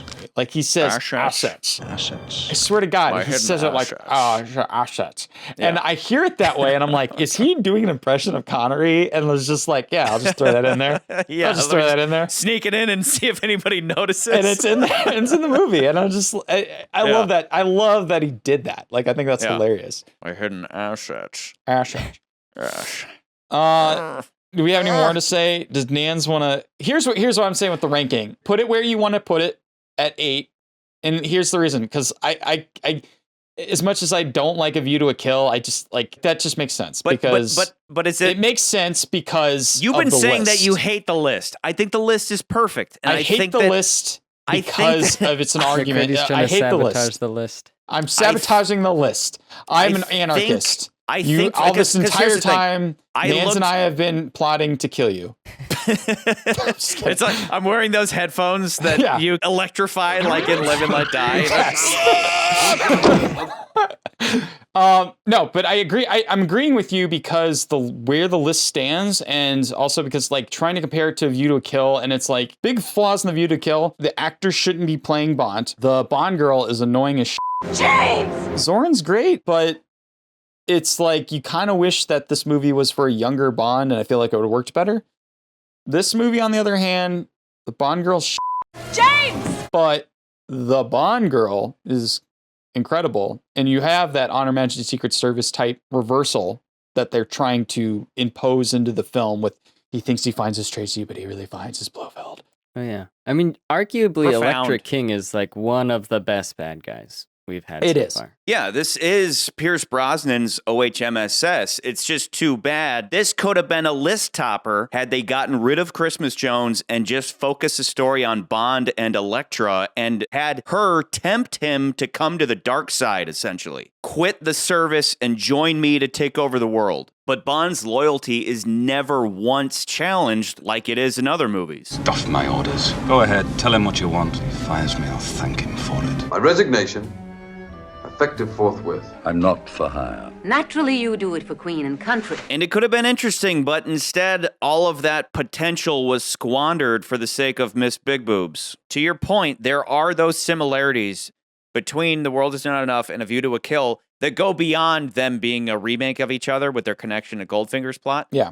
Again, like you just laid out, it's, the Bond girl's annoying and like really, really hot, but annoying. And you kind of question why she's there at all. And then you have Zorin. Remember why we put Zorin below Dr. No? It's because Bond and Dr. No share a connection, whereas Zorin is just another megalomaniacal bad guy who Bond has no connection to. And that's a less interesting story than Goldfinger, where View to a Kill comes from, where they sit down and they talk and they have a battle of words before they have a physical battle. Elektra and her whole family's story is so much more interesting than anything out of A View to a Kill. For all the reasons why we place A View to a Kill where it is, I think that The World Is Not Enough outclasses it. As much as I argue about my whole thing about the action thing, I'm willing to just be like, okay, whatever. Based on I can put the firefighters. boat scene over the firefighter. Boat scene over the firefighters any day. I'm just like, and it's also because I just like, That's I'm my not gonna, least favorite part of the movie. I don't want to stress about this movie that much because I'm just like, it's middling. On my personal list, this movie goes below Tomorrow Never Dies, but the way that these films are ranked up together, I'm like, it's got to go above it. I hate you. I just really hate you. And I hate you because I hate this is where it's landing on the list, and it makes a lot of sense, and that's why I hate you. It makes perfect sense. I think it is the perfect placement. And that is why I hate you, because it makes sense. And you're just upset that it's above Honor Majesty's Secret Service. This list is that's what I'm trying to tell you, and you're like, no, this it's list not. is perfect. This list is my personal list on the Brosnan films. As it stands, until we watch Die Another Day and I change my mind, if I do change my mind, this movie's the bottom of that list only because of how fucking boring this movie is in comparison to the other 5 movies, or the other 4 movies. Sorry, the other 3 movies. I'd watch GoldenEye, I'd watch Tomorrow Never Dies, and then I'd watch Die Another Day, only because Die Another Day is just so much more fun. And then I'd watch this movie. And that's what you're talking about, guilty pleasure. I get Remember that. when somebody said to us, they were like, you guys should maybe consider doing like a, whatever they called it, where a tier list. A tier list, yes, because because not every movie is like Diamonds Are Forever, but Diamonds Are Forever and Tomorrow Never Dies and the next film in the series share a common bond, and that common bond is James Bond. No, that common bond is that they are fun and they're big dumb action movies. And shameless.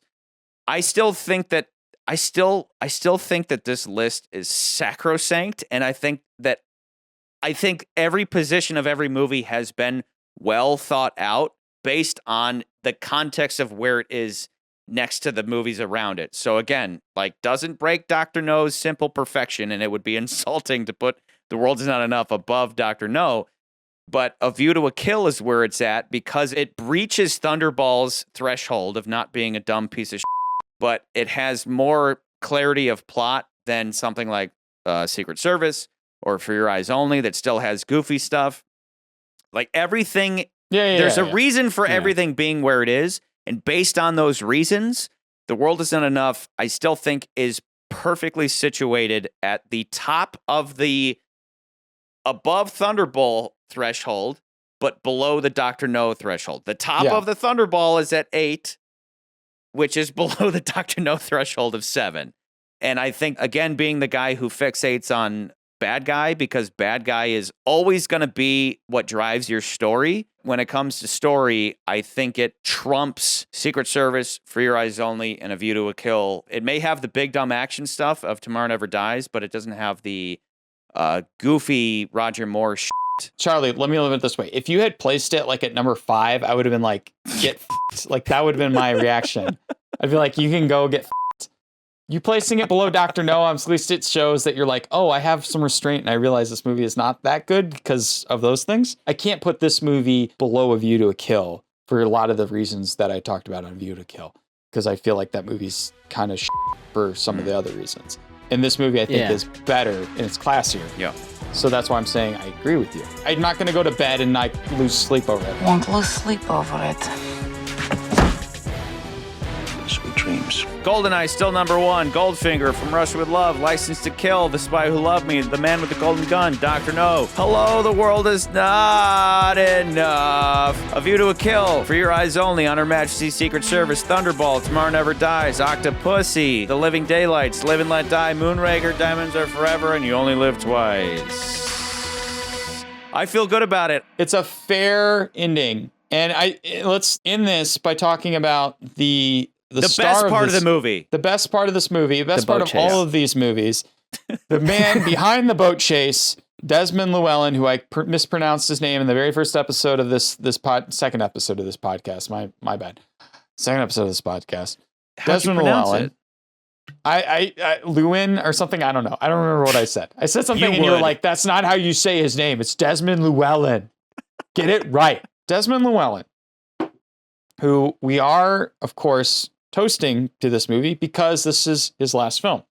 Now pay attention. Now pay attention, 007. The film suggests that Desmond Llewellyn would retire after this film, which in the canon it does, but that wasn't actually the case. In the interviews leading up to the film's release, he had stated that he'd return if the producers wanted him, and I fucking quote, or if God wants me. That's what he said.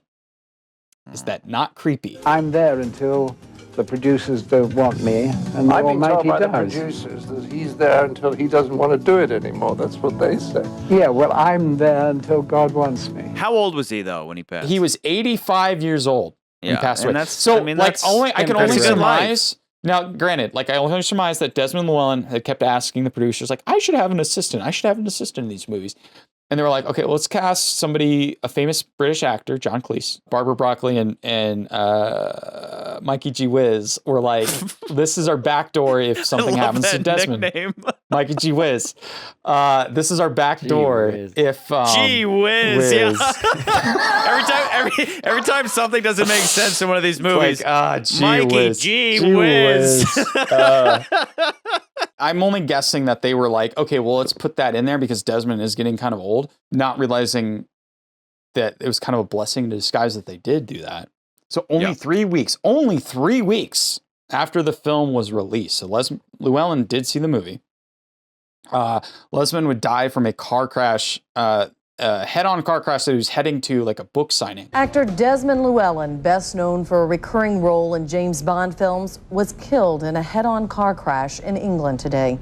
Llewellyn was driving alone on his way home from a book signing. The other person in the other car also was like, the other person in the other car didn't die, but they were also like severely injured. Dang. He didn't die of old age. He died in a car accident. Yes. What? You didn't know that? What? No. Yeah, he passed away in a car crash. Oh my God. What? And it's God it's wanted like, him. It doesn't get any weirder to the fact that like the last time you ever see him, because I as I was watching the movie, I'm like, I thought he's in the end of the movie. He's not in the end of the movie. No. At the end of the movie, if you remember, it's just John Cleese. You're not retiring anytime soon. Are you? Now pay attention, 007. I've always tried to teach you two things. First, never let them see you bleed. And the second? Always have an escape plan.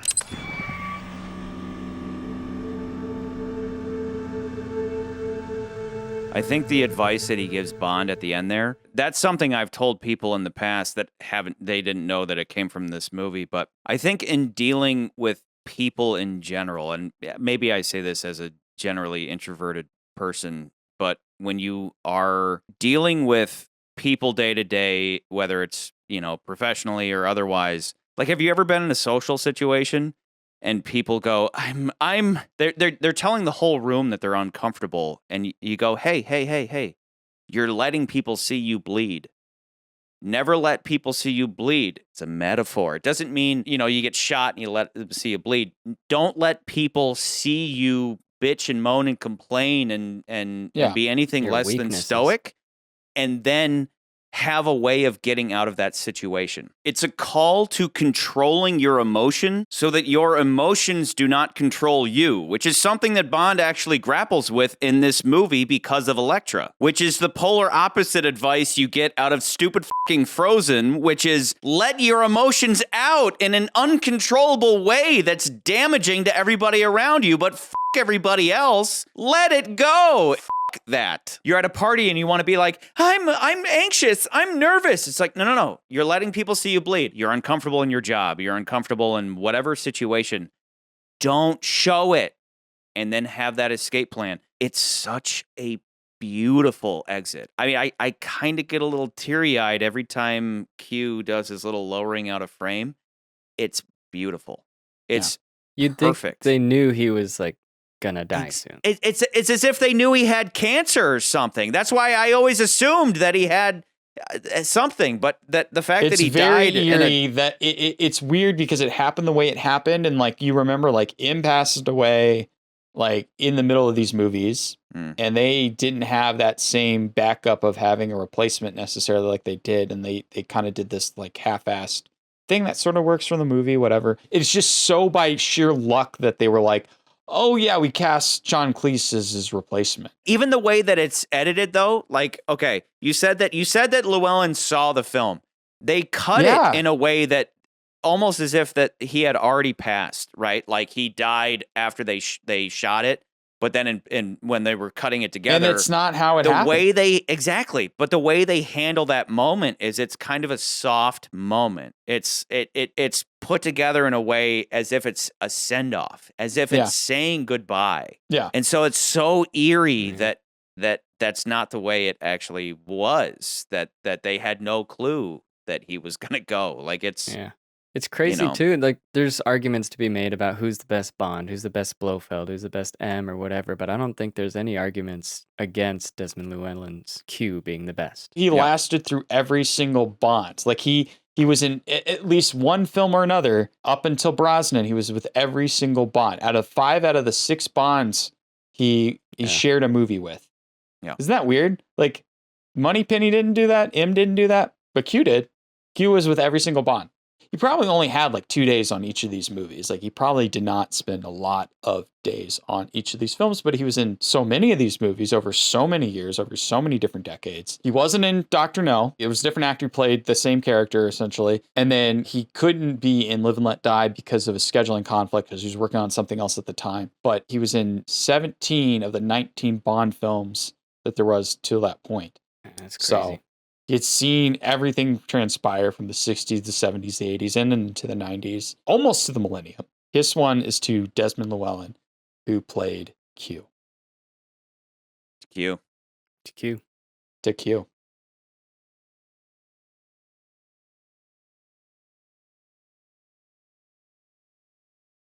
Last episode, Ryan McCurdy left us with this final thought. Do we watch a Bond movie because we want to think hard or because we want to be entertained? Well, I welcome you to Die Another Day, McFuck fuckface. We're thinking hard is verboten. You don't just have to turn your brain off to watch this movie, you have to have a literal laser lobotomy.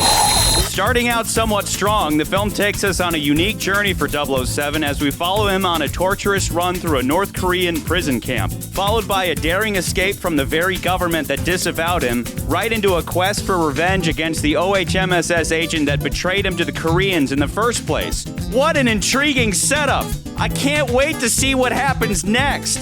However, this is where the movie makes a turn for the worst. Not all at once, but rather slow and steady, and then all at once. From the moment Halle Berry's orange boobs come out of the ocean, tiny details begin to add up and snowball as poor decision upon poor decision begin to compound until you suddenly realize you've left the Bondverse and you've arrived in stupid land. The dumbness grows to cartoon-like proportions like ripples of the sea rising into a CGI tsunami. A wave of embarrassment that crescendos into a perfect storm of stupid, goofy, and tragic. To your shock, horror, and dismay, it hits you. You're watching a farce more defeating than any Roger Moore slide pigeon double take whistle fart death. You are in fact watching a bowel movement, something that started as an appetizing meal but has slowly turned to Pierce Brosnan, my heart goes out to you, big fella.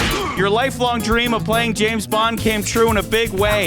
But as you should have learned from every Bond before you, soon as you find yourself driving a motor vehicle on its side, you know the party's over. We're out of ideas, and it's time to hang it up. Even George fucking Lazenby knew better than to do more than one Bond flick. You didn't get a poor send-off, you got an average send-off so far as James Bonds go. And that may be the secret message embedded within this film and the series as a whole. The never-ending iterations of James Bond are the perfect analogy for the cycle of life. We are born, we mature, we survive by way of wit and strength. But there comes a time when there are more days behind us than could possibly lay ahead. Time ticks away, sapping the glory from our precious achievements. We age, we grow soft, we get goofy, and ultimately somebody younger and stronger and better looking comes along to replace us. A Bond has his reign, and then he dies. Seasons pass, and so too 007 hands over his designation, and the cycle goes ever on and on. Goofy, back to reality, then goofy once more. In short, as Xenia Zergevna Onatop once warned, the trick is to quit while you're still ahead. But we can't quit, so we soldier on. We awake each day with a new sun, rising to fight for our very survival in this cold, apathetic world, striving to fight off death for just one more day, and yet the inevitability of doom pursues us ceaselessly, so we eat caviar, drink champagne, and bang chicks, hoping that for a short while it will numb the knowledge of our own frail existence, the awareness of the eventual end of the road, a journey hard fought and bittersweet. For to lose the game of life now, as so many Bond villains have, is to receive the gift of eternal rest, dying mercifully, cut down in one's glorious prime, never to face the humility of old age nor the goofiness of a franchise long past its prime, but to win at the box office is to continue on, to stave off death if only for a short while, to watch oneself grow tired and lame, goofy, and retarded ass. James Bond, the man, the franchise, Michael, Barbara, you, me, and all who breathe, bitch, and bleed defeats death today, only to die another day. That was depressing.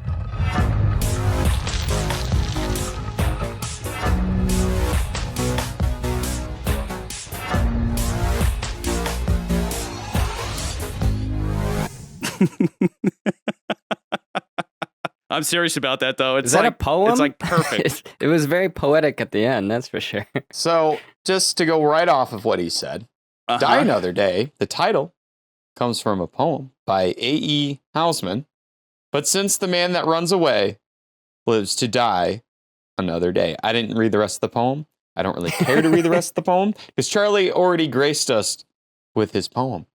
Did you watch this whole movie? If there's one, if you can glean some kind of cosmic lesson from this, it has nothing to do with the story, and it has to do with the meta story of James Bond in general. The longer that anything goes on, it's like Michael Jordan coming out of retirement and being bad. It's like nothing can just die gloriously. It has to just keep going until it's embarrassing. And this is anything that makes money does this. And then you reboot it. It's literally like it has to die and then come back. Like a king dies and the prince takes his place, which is the smartest thing you can say about anything surrounding this movie because it's one of the dumbest fucking movies ever made. It's so great, and I love this movie. I agree. And I'm going to say right off the bat that I don't place it on the bottom, but I'm going to be goddamn near the bottom, that's for sure, because if I have one argument about this whole flick, it's going to be intent. I don't know if they intended the movie to turn out like this. The movie begins one way and ends another, as opposed to other movies seem to be more or less consistent throughout. So just giving you a heads up. Definitely start strong. But anyway, speaking of the list, let's just read it real quick. GoldenEye, Goldfinger, From Russia with Love, License to Kill, The Spy Who Loved Me, The Man with the Golden Gun, Dr. No, The World Is Not Enough, A View to a Kill, For Your Eyes Only, On Her Majesty's Secret Service, Thunderball, Tomorrow Never Dies, Octopussy, The Living Daylights, Live and Let Die, Moonraker, Diamonds Are Forever, You Only Live Twice. I did it in one breath. Nice. So, McCurdy, anything what's up? interesting to tell us about Die Another Day? No. So Die Another Day marks the 20th Bond film and was released in November of 2002, marking 40 years of Bond, James Bond. And as we remember, the first one, Dr. No, came out in 1962, so 2002, that's 40 years. And this is, of course, we're talking about Eon Productions. Wait, one movie every 2 years. Yeah, roughly. There's definitely some crazy. gaps and there's some sped ups and all that stuff. Average, but yeah. on average, right? This leads to many references to prior Bond films as well as Fleming motifs throughout the film. And I want to harp on this point. I think that our boy Mikey G. Wiz and Barbara Broccoli were like, this is the 20th Bond movie, so we should make a bunch of callbacks to all our favorite Bond movies. And unfortunately, it should be noted that this is the first post 9/11 Bond film. You got to remember, when this movie came out, we already had stuff like 24 and Bourne Identity, and it was a very different time. Pretty dog. What's his name? JB. As in James Bond? Bond. James Bond. No. Jason Bourne? Jesus Christ. That's Jason Bourne. No. Jack Bauer? Oh. And so you get a movie like this that is very lighthearted and very goofy and very like, hey, we're going to throw everything at the wall. And then everyone's like, yeah, we're kind of, the world has changed, Bond. The world has changed. And because of that, like some of the script changed it in the film. And that's most noted that like Bond being captive by North Korea. And it's kind of like a lot of media at the time was trying to be like, oh, well, why didn't Superman save us on 9/11? Or why didn't this happen? Or why did this happen? In media that kind of takes place in the real world, they were like, well, James Bond was captured by North Korea. So that's why. That's weird. That's really dumb. That's why that happens. That's so dumb. That's why it happens. But Charlie, people listen. are calling like, how could you let James Bond? He didn't stop 9/11. And they're like, how do we tell these people that he's not real? Just tell him he was in a prison camp. I think dumb. to be fair, Bond takes place in the real world, and I think a lot of media, as far as films and television shows, were really addressing the post 9/11 stuff. I think they were stuck in a rock and a hard place, and that was kind of one of the mistakes of the movie. All these references to all the previous Bond films, it's gonna be fun, but like 9/11 happened, so it's like we talked about in Moonraker, where in that episode I was talking about how obnoxious it can be, how reactive Hollywood is to trends, and obviously we've pointed out Bond nauseum, how the Bond producers are always following trends, and you can see that in the way this movie is put together, which we'll get into, the filmmaking of it. But overall, I know it's easy to say 20 years later, but ignore 9/11 and just make your goddamn movie? Yeah. Is that so fucking hard? But why didn't Gustav shoot the planes down? Well, yeah, we should have let Gustav Graves make his space laser so he could shoot down Al-Qaeda members. Good Lord. And then we got, originally, Michael Apte was asked to direct after Twine, but the producers originally were like, nah, and then they said they were going to ask Tony Scott and... Oh, God damn it.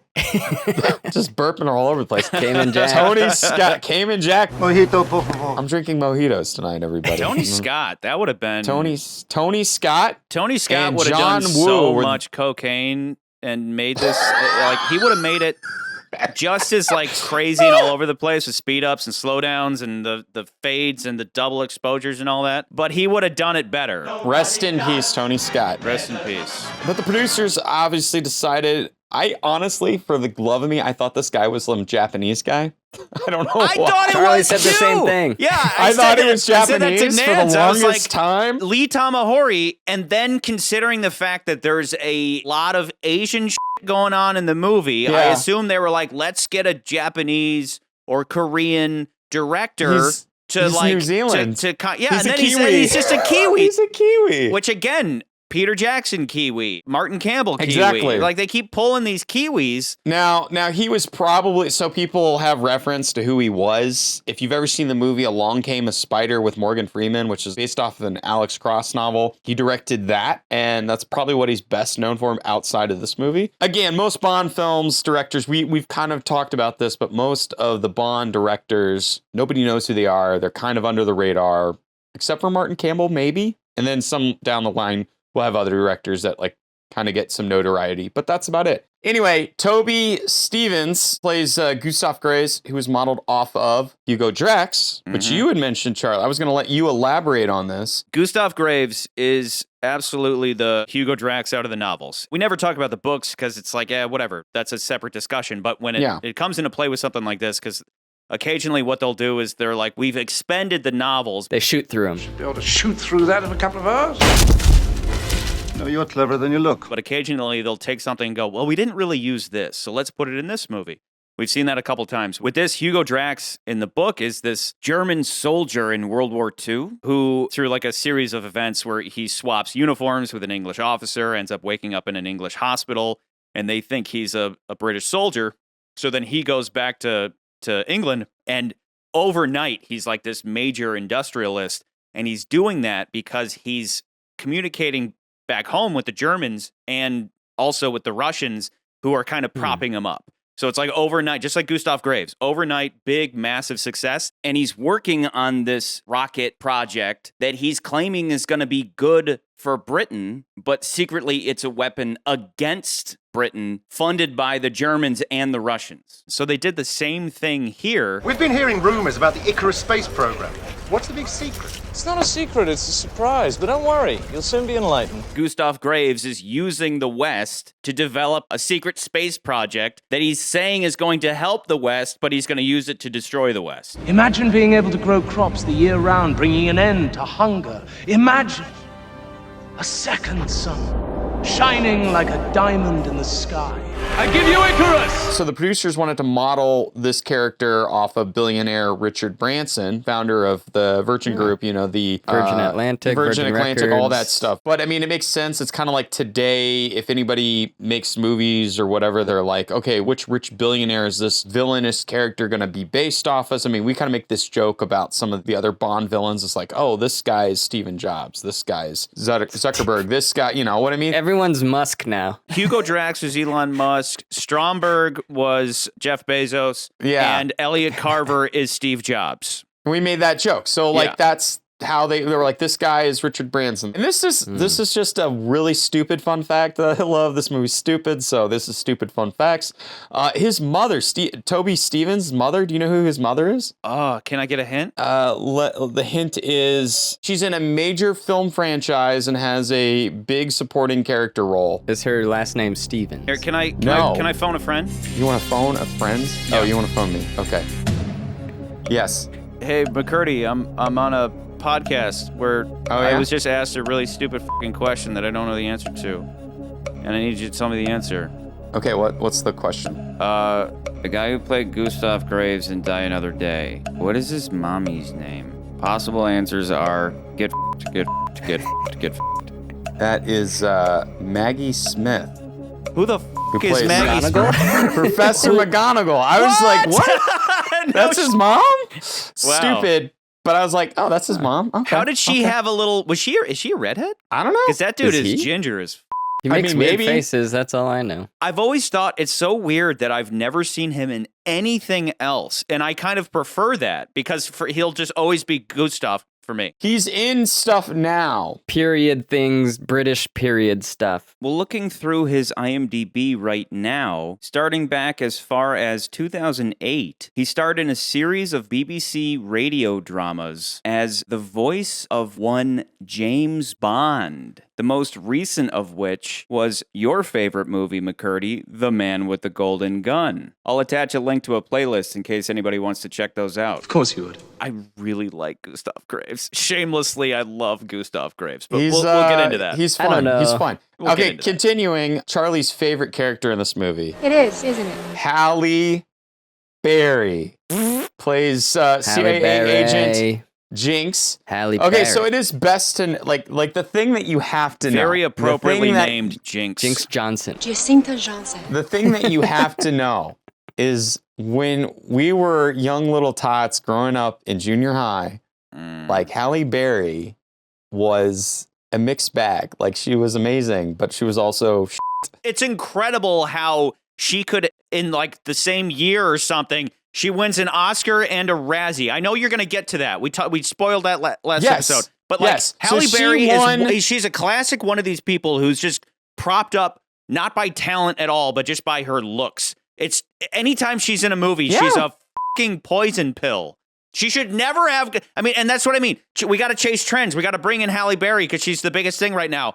Maybe watch one of her movies first before you bring her on. Like, just don't ever bring her into anything. She ruins everything. Your mama. So she was in Monster Ball that had come out, I think, prior to this movie. Won Best Actress, which we had already talked. And I think actually when I was looking at, she's the only other Bond actor that's won an Oscar besides Christopher Walken. And there was also supposed to be a spinoff. They were going to make. Waltz not one? She makes me want to drink. Keep going. They were, I guess, well, up till this point. Oh, okay. They were going to do a Jinx spinoff you. series. Fuck you. They were going to do a Jinx spinoff series after this movie. When did they think that was a good idea? I think before filming. There was probably During? a couple of reasons why it didn't happen. One, obviously, critics hated her performance, and we will get into that because I think Charlie has probably too much to talk about it. Her line deliveries. It's we'll get to it. There's that, but also you have to realize because of how bad this film did and what happens after this movie, I think that also probably just put the kibosh in it. They were just like, no, we're not doing that anymore. So yes, you have Halle Berry, who won an Oscar, but also has one of the worst Bond performances. It just goes to show that Oscars are meaningless. Oscars don't mean anything. I kind of agree. Anyway, our airline hostess. Why do we spend so much time with this airline hostess that says hi to Bond? You know who that is? That is Deborah Moore, Roger Moore's daughter. Oh, so they gave her a little cameo in the movie. On that note, let me ask you a question. Did they bring a lot of people back? Because I noticed one random character returning, and then I was like, maybe they did this throughout the whole movie. Did you find a whole bunch of those? I didn't. Because mine's extremely obscure. Okay, so I rewatched Diamonds Are Forever today because we'll get into how this is a straight remake of Diamonds Are Forever, more so than any other Bond movie. But the dealer in the opening of Diamonds Are Forever in Cairo, that guy, I swear I'm not being racist. Okay. The dealer is one of General Moon's compatriots. He's one of the generals. When they're like, bring in the generals, this guy walks in. I swear it's the same actor. So once again, turning to IMDb, this guy's name was Vincent Wong, and it turns out he was in many things. He was in several Bond movies, including, as I pointed out, Diamonds Are Forever and Die Another Day, but also The Spy Who Loved Me, Goldfinger, and he was in Batman Begins, so he's another one of these guys that our major Bond fan Chris Nolan picked up for one of his flicks. And he was born in Ian Fleming's favorite place, Jamaica. How cool is that? I'm pretty sure James Bond is played by the same actor. Oh, really? Yeah. He looks a little older, but... They should have given cameos to all the Bonds. They should have just brought them all in. They should have done that. That would have been great. Speaking of cameo appearance, our boy, Mikey G. Wiz. Mikey G. Wiz. Gee whiz. I said that a lot this movie. I went, gee whiz. So Michael G. Wiz pops up again in the war room during the final act. He I think after something happens on the screen, he says something like, My God. Mobilize the South Korean troops. Also, so this didn't happen. And again, we've had prior movies where we were like, oh, that was supposed to be this person from this other movie, and it didn't happen. They were supposed to do that again here. Michelle Yeoh's Wei Lin from Tomorrow Never Dies was originally supposed to return to help Bond during the Hong Kong segment, because they kind of do make reference to that, because Hong Kong had reverted back to China. Yeah. And so he goes back to Hong Kong. This is our turf now. Yeah. Yeah. God damn it, Charlie. Hong Kong's our turf now, Bond. Yeah, well, don't worry about it. I'm not here to take it back. Chang is so much fun. My usual suite, please. Do you have a credit card? Or even any luggage, sir? Mr. Bond, so good to see you. It's been a long time. Mr. Chang. Anyway, that was originally supposed to be Wei Lin. For some reason, they changed it. Dude, it'd be hilarious if she was Fountains of Desire or whatever. I'm peaceful fountains of desire. And then he's like, Wei Lin. She's like, no. Just puts a little Fu Manchu on. Like, no. Oh, my God. Oh, my God. Why am I on this show? Anyway, also, did you know that Madonna's in this movie? Sigmund Freud. I want to go through some callbacks real quick. Can we go through some callbacks? What you mentioned before, McCurdy, is that this being the 20th Bond movie, the writers and producers wanted to pack in a ton of Bond references. Of course. And they certainly did. So what we did was each of us wrote a list of everything we picked up on. And so we're going to compare our lists right now and see if we got them all. I have quite a bit. Here's the main references that most people will point out. Jinx's entrance coming out of the water, which is very much an homage to Honey Ryder's entrance in Dr. No. Also, we have James Bond posing as an ornithologist. Ornithologist. Ornithologist, huh? Where does that come from? He's a bird watcher, and he looks at a book of birds of the West Indies. And we mentioned this way back in Dr. No that Ian Fleming had come up with the name of James Bond because he was in the name of an author for a bird watching book. And so it's like, oh, that's so cute. They put it in the movie. And they just perfectly scratched it off, you know? Like you can see a J. But then Halle Berry says, that's a mouthful. Wow. Now there's a mouthful. While staring at his cock. Should I start with mine? Because there's no way I have as many as you guys. Okay, Nans, you go first, and we'll check them off, Okay. and then we'll see what's left. My first one is the bad green screening callback to rear projection in the old movies. He goes obscure right off the bat. There was a scene where he said Bond, James Bond. Is that a reference to other Bond movies? So obviously when he's in Hong Kong, they're like filming him, right? That's from Russia with Love. Ding, ding, ding, ding, ding. Yeah. That is a good one. There's that random room of mirrors. Yes. Rotating mirrors that Bond's walking through. Man with a golden gun. Okay. I totally got a golden gun vibe from that. Gustav's parachuting. I don't know what the point of that whole thing is, but the parachute itself. Yes. Callback to Spy Who Loved Me. It's two things, I think. It's the Spy Who Loved Me British parachute, but it's also parachuting into a social event, just like License to Kill. It's like those two in one. Oh, yeah. That's nice. And it's just to show that he's a renegade, badass, billionaire. I prefer the term adventurer. He's an over-the-top character. Yeah. And going off of Gustav, his engineer, I don't know what you would call him really. I'm not sure what the character's name is, but he gives me Wint and Kid vibe. Similar I don't haircut. know if that's on purpose, but that guy is kind of interesting. I kind of got his voice. Sounds like, who was Lashif again in the 1950s Casino Royale? Peter Lorre. Peter Lorre, yeah. Lorre. Here's the self-defense mechanism. You ask him to build in. 50,000 volts? 100. Ooh, yes, 100,000 volts. He sounds like Peter Lorre. Can it be that they are mad themselves who call me mad? But that goes even before Eon, so I just thought that guy was kind of goofy and reminded me of Winton Kid from like if you combine Winton Kid into one. Yeah. It's their child. That's kind of funny. That's Winton Kid's kid. That's their child. That's their butt baby. Winton Kid's kid. The only other one I have down is when Bond is running down the side of the a little Wei Lin green moment. dome thing. Yeah. Gustav and Bond's fencing match. Let's play for this. Wagers, reminiscent, even though it's a fencing match this time, it's the same premise as we saw in View to the Kill with the horses, but in Goldfinger, it's over Nazi gold. But this time it's a wager over a diamond that is Gustav Graves' diamond, which we know is not a legitimate diamond. So instead of a golf match, they are fencing. Also from Goldfinger, you've got him shooting the gun, getting sucked out. The laser cutter, which is similar from Goldfinger. Yep. You've got a character that is kind of reminiscent of Odd Job and Mr. Kill. I'm Mr. Kill. Well, there's a name to die for. You know, he doesn't throw a hat or anything, but it's like, okay, he's kind of an Asian descent character. Mr. Kill big, buff itself guy. even seems like a kind of meta name. bad. Yeah, like Like before it was Necros, when Necros means death. So it's like hidden. It's veiled a little bit. Where it's just Mr. Kill. It's like a meta joke. He might as well have walked up and said, I'm Mr. Bad Guy. We have the Diamond Satellite from Diamonds Are Forever. It's very similar. We have the parachute antics are similar to Moonraker as far as like, I've got a parachute and now you don't. And he throws the other parachute out. Oh, look! Parachutes for the both of us.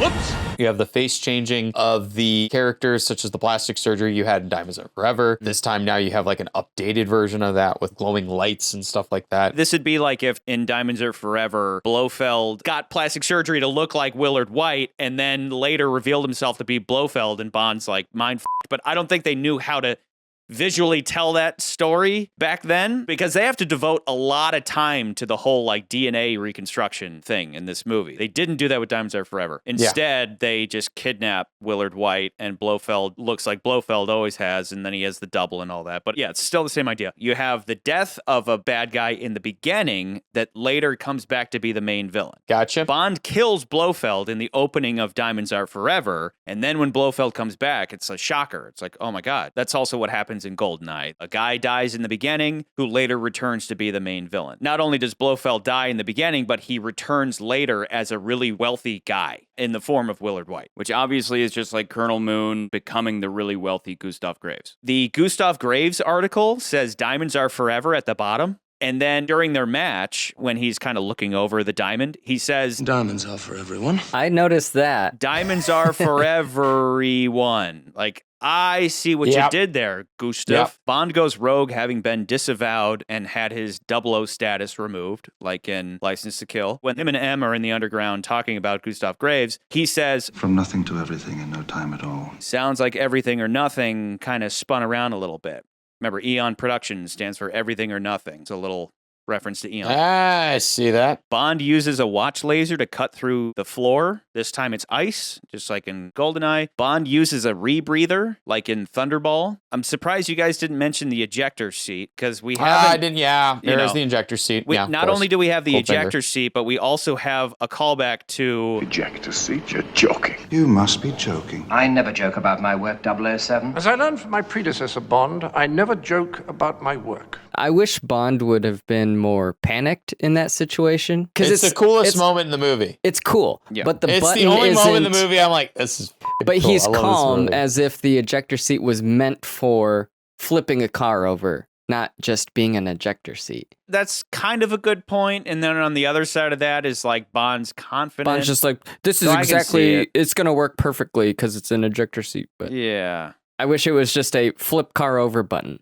If he's going to be that if he's going to be that calm in that situation. Yeah. I mean, it's a tough call, right? Because even when the car flips over initially, Bond doesn't really even react. He just rocks the blue steel again. Bond has his gun under his pillow, which we don't see often. It's like a thing that's mentioned here and there. Occupational hazard. But this might be the first time we actually see him put it under the pillow. Something Bond does every night. He always sleeps with a gun under his pillow. Do you still sleep with a gun under your pillow? As you mentioned, death by laser while tied down to a table thing, and then switch the bloody machine off. No, turn it off! Just like in License to Kill. Switch the bloody machine off! Or even in Man with the Golden Gun. Just push every damn button, will you? Using a snow transportation vehicle that then breaks down, so you use part of it that magically has footholds to surf. Just like in A View to a Kill.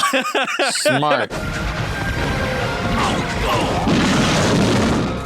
See, that's how you do it, though. Anytime you rip something off of a machine, it just has footholds magically there so you can surf. Quick exit from a plane that is about to crash by getting into a smaller vehicle housed inside the plane, just like in The Living Daylights. Yep. And then at the end, Bond girl begging to keep diamonds, just like at the end of Diamonds Are Forever. She's like, How the hell do we get those diamonds down again? one thing I wish they would have done, and he says to Jinx, how much time do you have? How much time have you got? Until dawn. McCurdy, what do you think she should have said?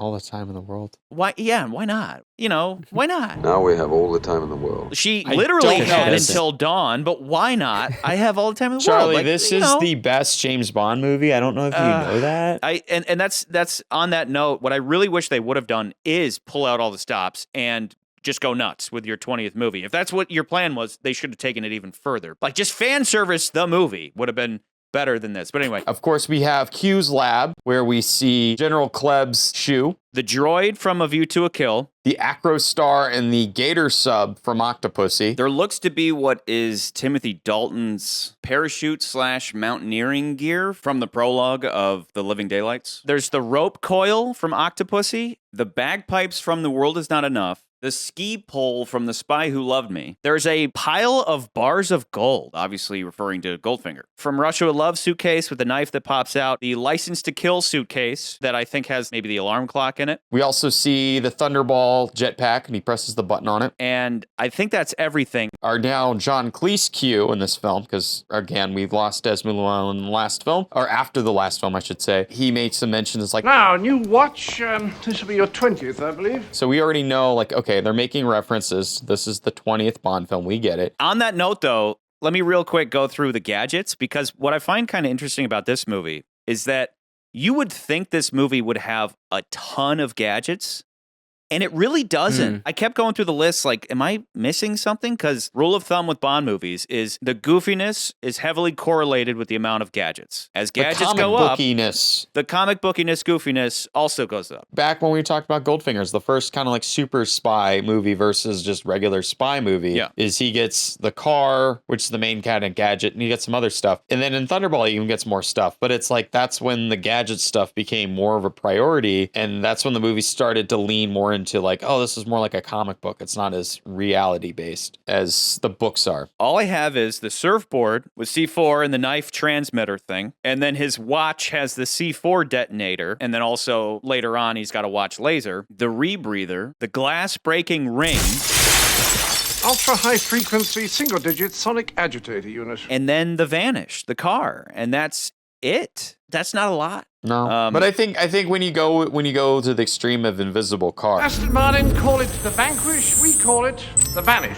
Oh, very good. I think they were just like, it doesn't really matter. That's crazy enough. Exactly. And I think it's no, you have the switchblades, which you did not mention. That's actually a real technology because I was reading about it. Apparently, it's called FAST. Starts PHAAST. That's an actual vehicle that they were prototyping at the time. That's actually a British vehicle that they put in the movie. It's like, remember what we talked about in the previous films where we're like, oh, well, we have this new small airplane thing that's really cool. Let's put it in the movie. Like, but that's like a military thing. Like, I even hesitate maybe to put the car in there as a gadget because it's like, it's separate. It's kind of separate, but the car has gadgets. That'd be like going through all the individual stuff that the Vanish does. Because the Vanish has a lot. Like, and actually, remember before, like, his first supercar just had a bunch of vague switches and stuff. And then now everything's perfectly labeled. This is the ejector seat button so that you can't confuse it with anything else. Don't push any of the buttons on that car. We're just going to go bombing around in it. Exactly. But I also think that the car in itself is a reference to Goldfinger because, one, it's an Aston Martin, and two, it also has a ton of gadgets, and it's been a while since... yes, we got a lot of BMWs with gadgets, but this was like the first time we'd seen it with kind of the supercarness of like the Lotus that we had seen back in Spy Who Loved Me, where it's like he's got missiles and rockets, and it can do all sorts of really cool things. I've had a few optional extras installed. Yeah, it's basically been since The Living Daylights that we've had a proper supercar chase. It's one of my favorite scenes in the movie, actually, is that whole car scene. It's certainly a highlight. It is pretty cool. But I do remember when this movie came out, they heavily marketed the cars in this film. It's not just the Aston Martin. Oh, hang on, what's that? We didn't put that on there. Whoa, those aren't ours either.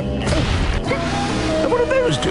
Jaguar XKR. See it in the latest Bond film, Die Another Day. Because we also had a Jaguar driven by Zhao.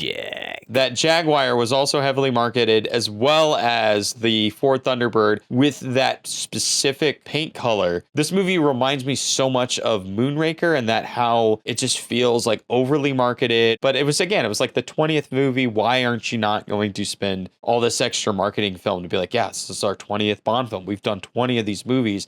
And at that time, I don't think any film franchise has reached 20 movies. I mean, yeah, Marvel has now, but like as far as the same character in every single movie. This was the longest running for a long time. That's crazy. I mean, imagine if they could pump out as many movies as Marvel. It wouldn't make sense. That's where they needed to have a Bond-verse that expanded into the Jinx spinoff and the Wei Lin spinoff. Every Bond girl gets a spinoff. That's the only way that you could do it. As they say in fencing, what's the point? But luckily, Halle Berry single-handedly tanked that initiative. Looks like we're going down together.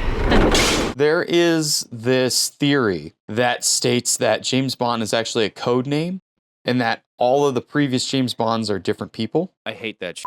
What? What are you talking about? There's this stupid fan theory that says that every time James Bond is played by a new actor, it's actually a different human being altogether, and they go by the name James Bond, essentially saying that 007 isn't the code name. James Bond is the code name that is then passed from new agent to new agent. It's meant to justify periodic recasting of the character, whatever. What McCurdy's getting at, apparently Lee Tamahori wanted to solidify that idea in this movie. He wanted to have Bond get a phone call from a guy in Scotland, and when he goes to see him, it's Sean Connery who then explains that he was the first Bond, and that after he retired, others took up the mantle. It's stupid. I think it's one of those things that somebody comes up with and they think they're smart, and really they're just being an asshole. Fuck you. You do not know this series if you even think that that's a conceivable option, because if you go watch any of the old movies, there are numerous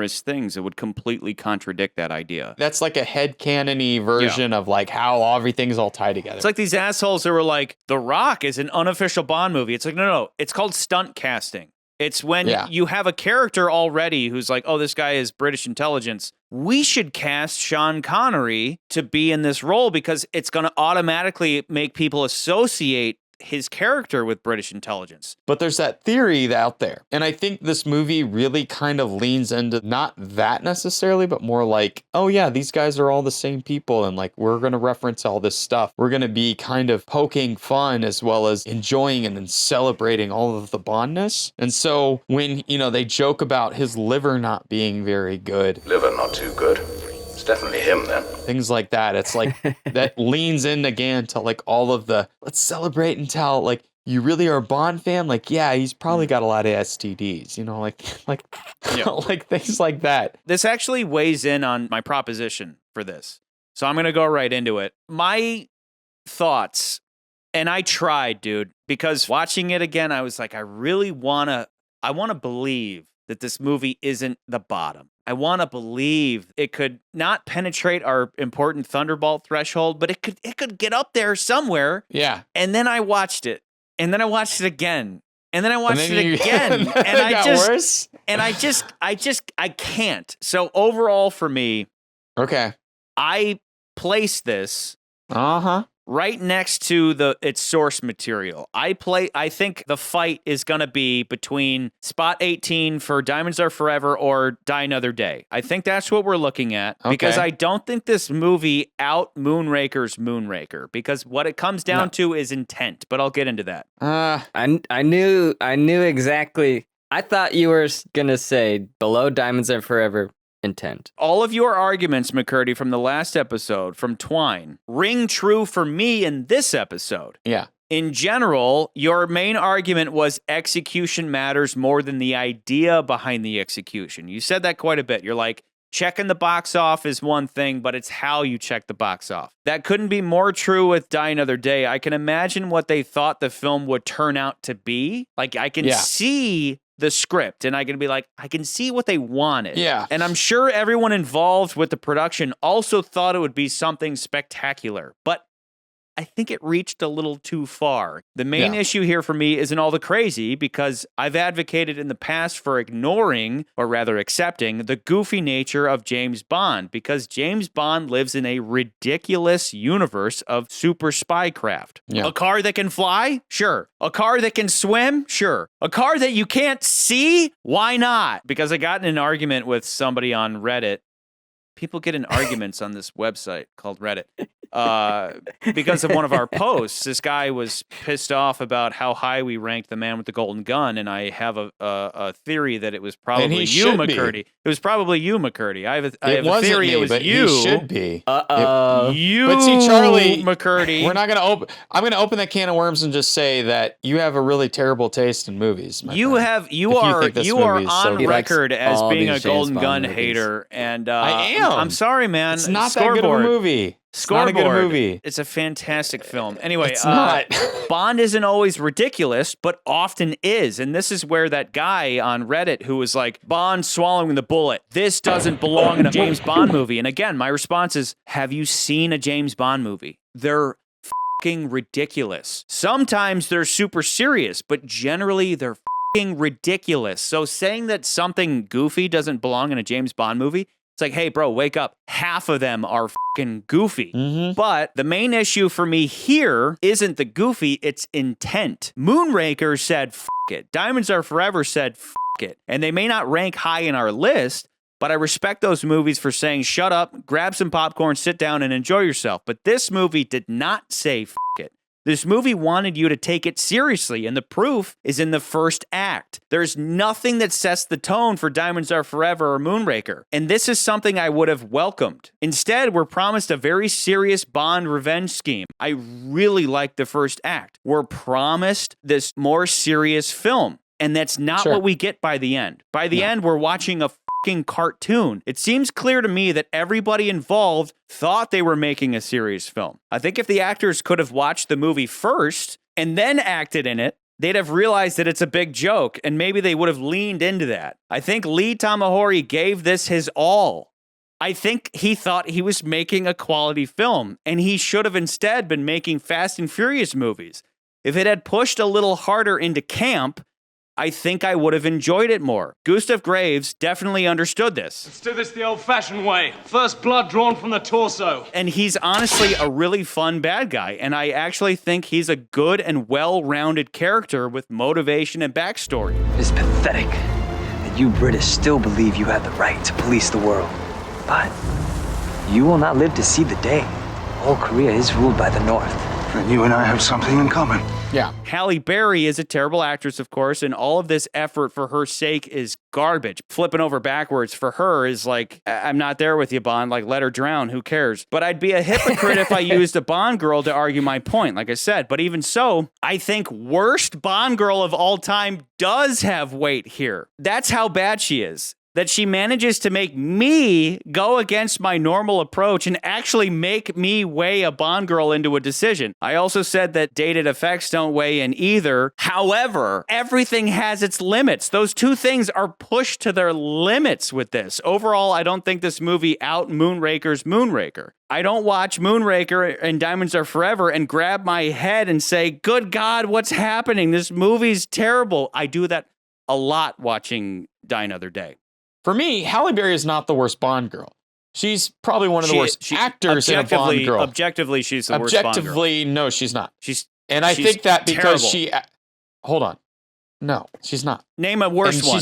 Name a worse one. The one in your favorite Bond movie, The Man with the Golden Gun, who's just obnoxious. Mary Goodnight gets in the way. Dude, Mary Goodnight is a fucking saint next to Jinx. Jinx She's Jinx terrible is embarrassing. Actor, and she gets in the way. And she doesn't do anything. She's fine. You She's think obnoxious. Jinx doesn't get in the way here? No, Jinx, I don't. Jinx, everything about doing Jinx something is and terrible. she has I think a story. it's a question of the character versus the performance. Exactly. I don't think Halle Berry is the worst. I don't think Jinx is the worst character. I think her performance is one of the worst Bond girl performances. What's her character? But she's another super spy. But she actually does stuff, and you can actually see her fight and stuff. And she actually does have kind of. She's a little more sexier than something like Wei Lin. She's bad at everything she does. That's because her performances are bad. I don't think there's a character there. If she and Bond would have just had dinner that first night, we could have gotten to know her. But instead, you are kind of correct where she's like a female version of Bond. She is a female version of Bond, and she actually does stuff. She is, but without any depth. without any depth or any nuance. Great. We didn't sit in a prison camp with her for 14 months and watch her react. We just get to Jinx just doing Jinx stuff, and there's nothing there where it would have not have taken much to give her substance. Here's the thing. I would be more okay with watching Jinx than I would be with Mary Goodnight. That's just how I feel, and that's how I've always felt. I'm the opposite. Mary Goodnight at least has a little bit of substance to her. Mary Goodnight is obnoxious and annoying and gets in the way of everything. And Halle Berry's not. It's annoying. And no, she's not. Did she fight along? How many people did Mary Goodnight kill? One dude because she pushed him into a fucking thing? Sure. That's what she does. That is what Mary Goodnight does. She pushes a dude into a vat of liquid, and you're like, great, good for her. What did Halle Berry do? She fucking kicks Miranda Frost's ass. She fights her. She actually fights somebody, and I'm like, oh, that's kind of cool. The top fencer? The top fencer. She kicks the top fencer's ass. You're saying this character is super interesting because she was capable of having a sword fight. She's not that interesting. Yeah, that's an action. She that's has a thing you can do. Zero substance to her. Okay, cool. I don't care. Mary Goodnight being something of like a foil for Bond, it works fine for me because she's inexperienced and she's trying her best, but overall she's just really unlucky, and that's... You were in love with a terrible movie. I get it. Something. But let me talk about Die Another Day for a little bit. Let's just talk about Die Another Day. Halle Berry has nothing. She has no redeeming qualities in this whole It doesn't matter. movie. Here's the thing. I agree with you that Halle Berry's performance definitely poison pills a lot of this movie. I'm not disagreeing with you with that. My point is, I just don't think the character Jinx is as bad as you're saying it is. And I don't think that I just want to point that out. I just want to point that out. Your mother. Okay? Your mama. Your mama, I mean. Your mama. Your mama. Your mama would have been disappointed with McCurdy, you. your mama's so disappointed with you. She's disappointed with you.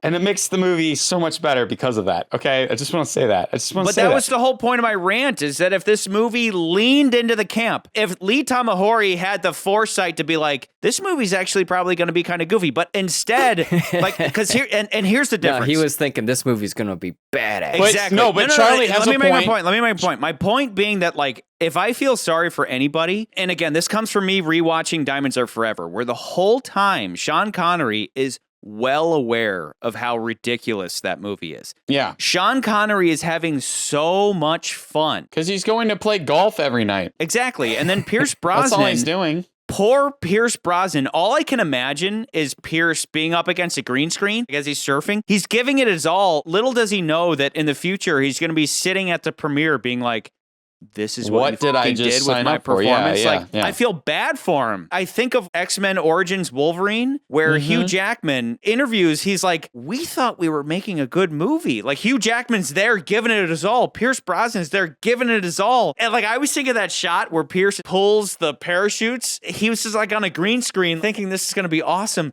And it's embarrassing. Yeah. Like, poor Pierce. The whole thing is like, you write a script, right? You write a script and you hope that it's going to be made into something awesome. But what it comes down to is that in the filmmaking process, you have all these different people handling all these different jobs. And if any one job isn't fulfilled entirely, it risks the entire project. McCurdy, you and I know this well, which is that you hope that all these roles everybody's bringing it, but all it takes is that bad editor, that bad director, that bad set designer, whatever it may be. I mean, even down to like, if the set for the Ice Palace had been better, I might like this movie more. And it's hard to put my finger on it exactly. I think it's just too bright and gaudy. I just don't like it. I don't like looking at it. I understand that practically it was built out of plastic. You know, it's not real ice. Duh. Vodka martini.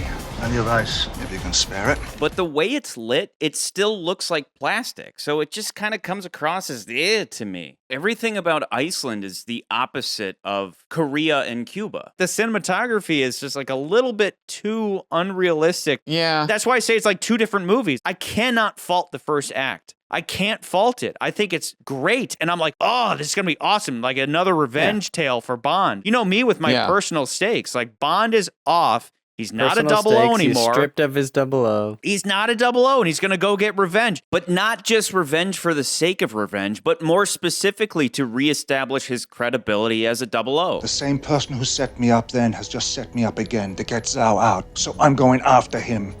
The only place you're going is our evaluation center in the Falklands.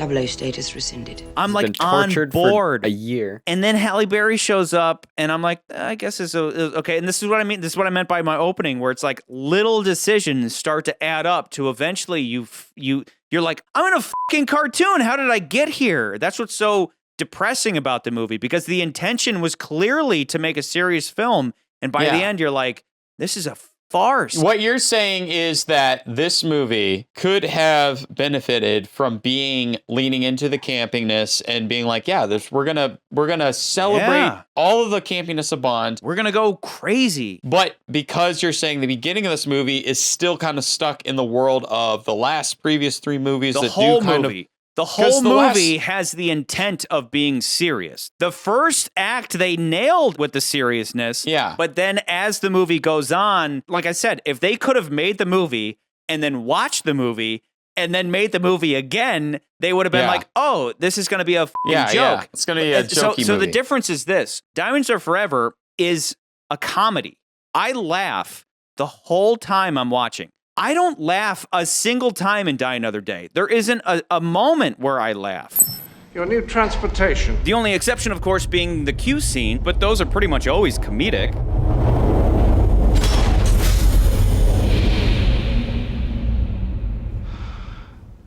Maybe you've been down here too long. And especially now, since Q is a comedian. You know, you're cleverer than you look.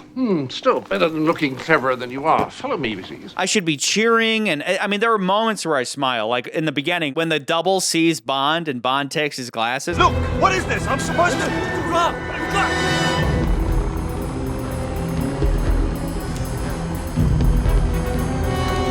that puts a smile on my face, but for the rest of the movie, I'm not laughing. I might be enjoying some of the action. I enjoy the car stuff. But like when I watch Diamonds Are Forever, I'm laughing from beginning to end. The jokes actually land because they were meant to be jokes. I'm afraid you've caught me with more than my hands up. Connery's having a blast. Meanwhile, Brosnan thinks he's in a serious film. Blofeld's probably my favorite Blofeld for the same reason. He's fun. Yeah. Diamonds Are Forever is shameless. It's ridiculous. Most importantly, it's self-aware, and it leans into that really hard. You just killed James Bond. Is that who it was? Die Another Day is unaware that it's a farce, and it's not funny at all. I never laugh once. Diamonds Are Forever is complete in that sense. Well, Die Another Day feels like it's 2 movies mashed into one, and it's unfortunate. I really wish they would. The smart thing would have been like, hey, guys, this movie's probably it's like shaping up to be pretty ridiculous. Let's like really lean into the camp. Let's like fill it with jokes and all that. None of the jokes land. All the jokes are lame. There's a particular scene in this movie that always baffles me. Every time I've watched it. The valve? Like, is it the valve? No, hold on. Okay. Global warming is a terrible thing. Global warming is a terrible thing. The way he's standing when he delivers that line, he's like, I'm so cool. Yeah. Why is he posing when he says that line? Why? Because his mom was there. Marais? His mom was like, it'd be really Maggie cool, Smith son. was like, global warming is a terrible thing. Why? Yeah. Charlie, to your point, I get it. It's not that I don't get it. I just don't think this movie, because this is notoriously like one of the worst Bond films. Like it always gets to the very bottom of the list. And there's a part of me that's like, I don't think this is the worst one, just because the execution and a lot of the other aspects of the film is not the worst. It's not a top tier movie. It's not a mid tier. It's definitely in the bottom. Yeah. I just don't think it's the very bottom, because I agree with you. It definitely rises above some aspects of the movie. Twice. And that's where I'm like, I feel like it's Moonraker level in a lot of respects, because it's like, it doesn't do a lot of bullshit where, I mean, we do have a needle drop in this movie, but that needle drop actually works. London calling to the underground. That's a great song. It's not just the song works, because like the last one was Beach Boys, and it's just out of place because he's surfing, but he's in the Arctic, and it just feels like, what? Yeah, put Beach Boys to him on the CGI tsunami.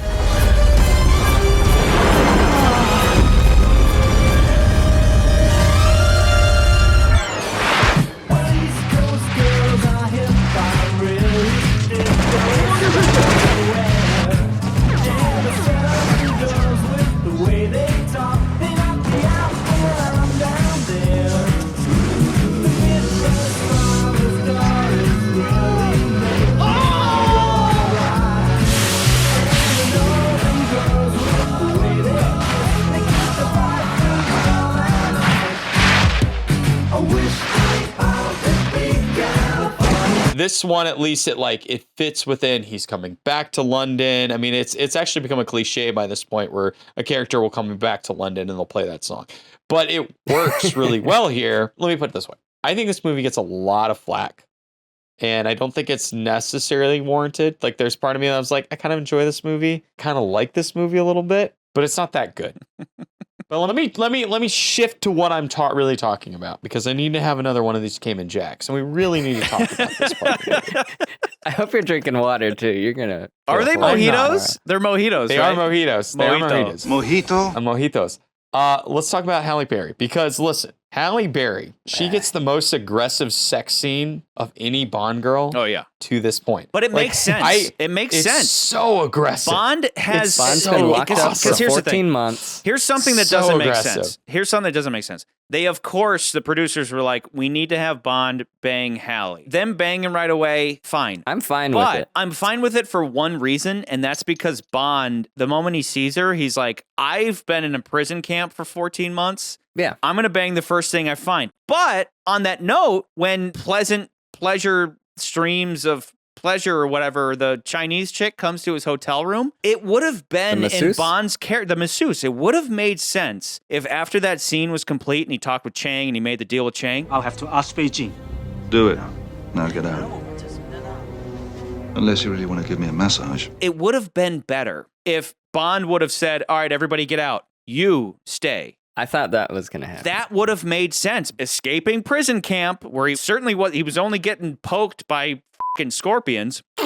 Then he's in the hospital. Then he gets out and he's in this hotel and he's like, I'm going to bang the first thing I see. That would have been a very Bond thing for him to at least ask for her to stay. We didn't have to watch him vigorously fuck her. We just had to, we just needed Bond to say, why don't you stay? And she's like, okay. That would have been completely within character. And then fast forward to Jinx and whatever, they bang as soon as they meet. That's fine if that's what you want to do. But would it not have made more sense, considering the way the story goes, the Americans and the British... Hello? We're on the same side. Doesn't mean we're after the same thing. They're fighting each other the whole time. They're competing. Would it not have made more sense for them to meet but not bang until later? It would have been a better story if they would have butted heads for a bit and then later but instead they just throw that out the window because But you're missing a point. You're missing a point. And I think the point would be Jinx was meant to be kind of a female version of Bond, and that's what they wanted to set her up as. And if you remember in that point, she doesn't realize that he is an MI6 agent. Don't really know. She sees him as just some really nice piece of ass that she's going to have way with, like as if Bond was going to do the same thing. They're both getting the same thing. If he just met some girl at this place, he doesn't know that they are involved in the same operation, so to speak. And I really agree on one level. I agree on like a stupid Hollywood footing, but generally speaking, there are a couple times that Bond kind of breaks character of Mr. Agent Man in this. And one of them is that James Bond, I'm sorry to nitpick it this hard, but James motherfucking Bond would know the difference between a loaded and an unloaded gun. Oh, He just would. It was so good of you to bring your gun to bed with us. Occupational hazard. So that's he would have bad. felt the weight and been like, wait a minute. Not insignificant weight difference. Yes. And then the other is that it's just kind of weird that his instincts didn't tell him that Jinx is a fellow secret agent. It's like when two military people meet and they're like, you're in the military, aren't you? Exactly what kind of banking do you specialize in, Mr. Bond?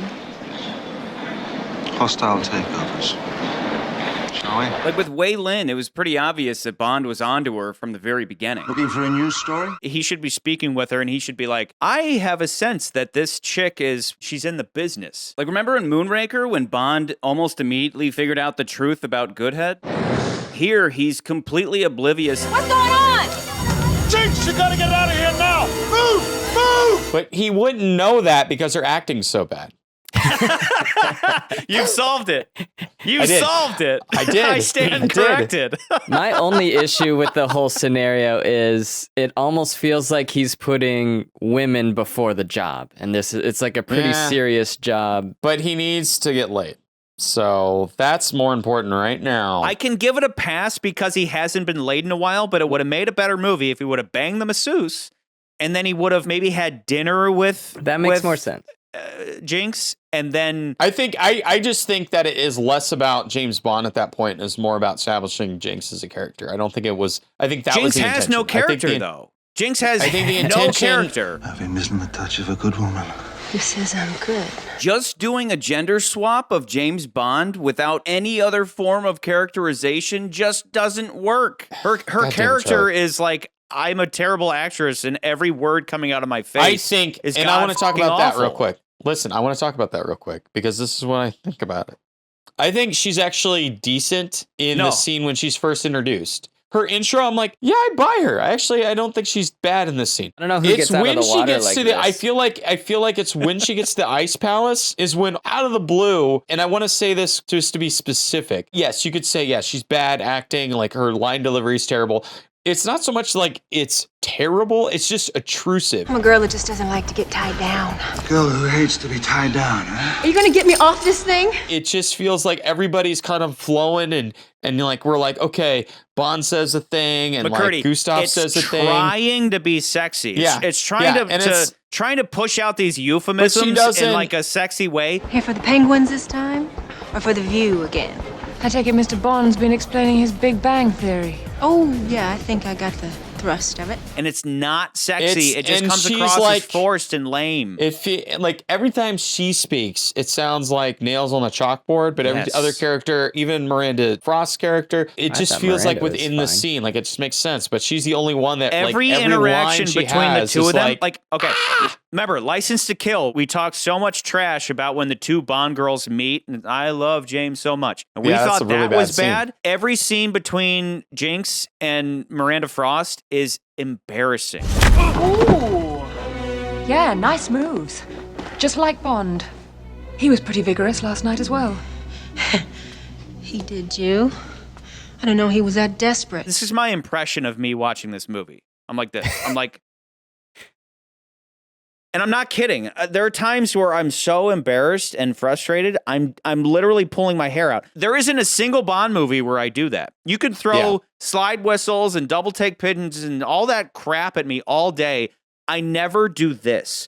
And I think the rule of thumb is that if Halle Berry is there, it's bad. Cuba is bad because of her. The whole Ice Palace is bad because of her. Bad. And then when she's gone, I'm like, maybe this movie's okay. And then she comes back and I'm like, oh God, and my hands go back up to my hair like this. Like I'm constantly doing, and I'm like, oh God, it'll be over soon. For me, the movie gets progressively worse. And there's a point, and I think it's right around the Ice Palace is the line where it's like, oh boy, we've gone too far. Because time to draw the line. I don't think the Cuba stuff's bad. I actually think the Cuba stuff's works. That's where it fine. starts. The Cuba stuff is where it starts. Good. The Cuba stuff's fine for me. Fine. And I'm like, Ice okay, Palace. she's okay. And then when you get to the Ice Palace, that's when everything just turns to shit. I'm like, this is not good. Yeah. But then when I think about the other parts of the movies, like Gustav Graves and Miranda Frost. We talk so much about Denise Richards, and Denise Richards is fine next to Halle Berry. Halle Berry,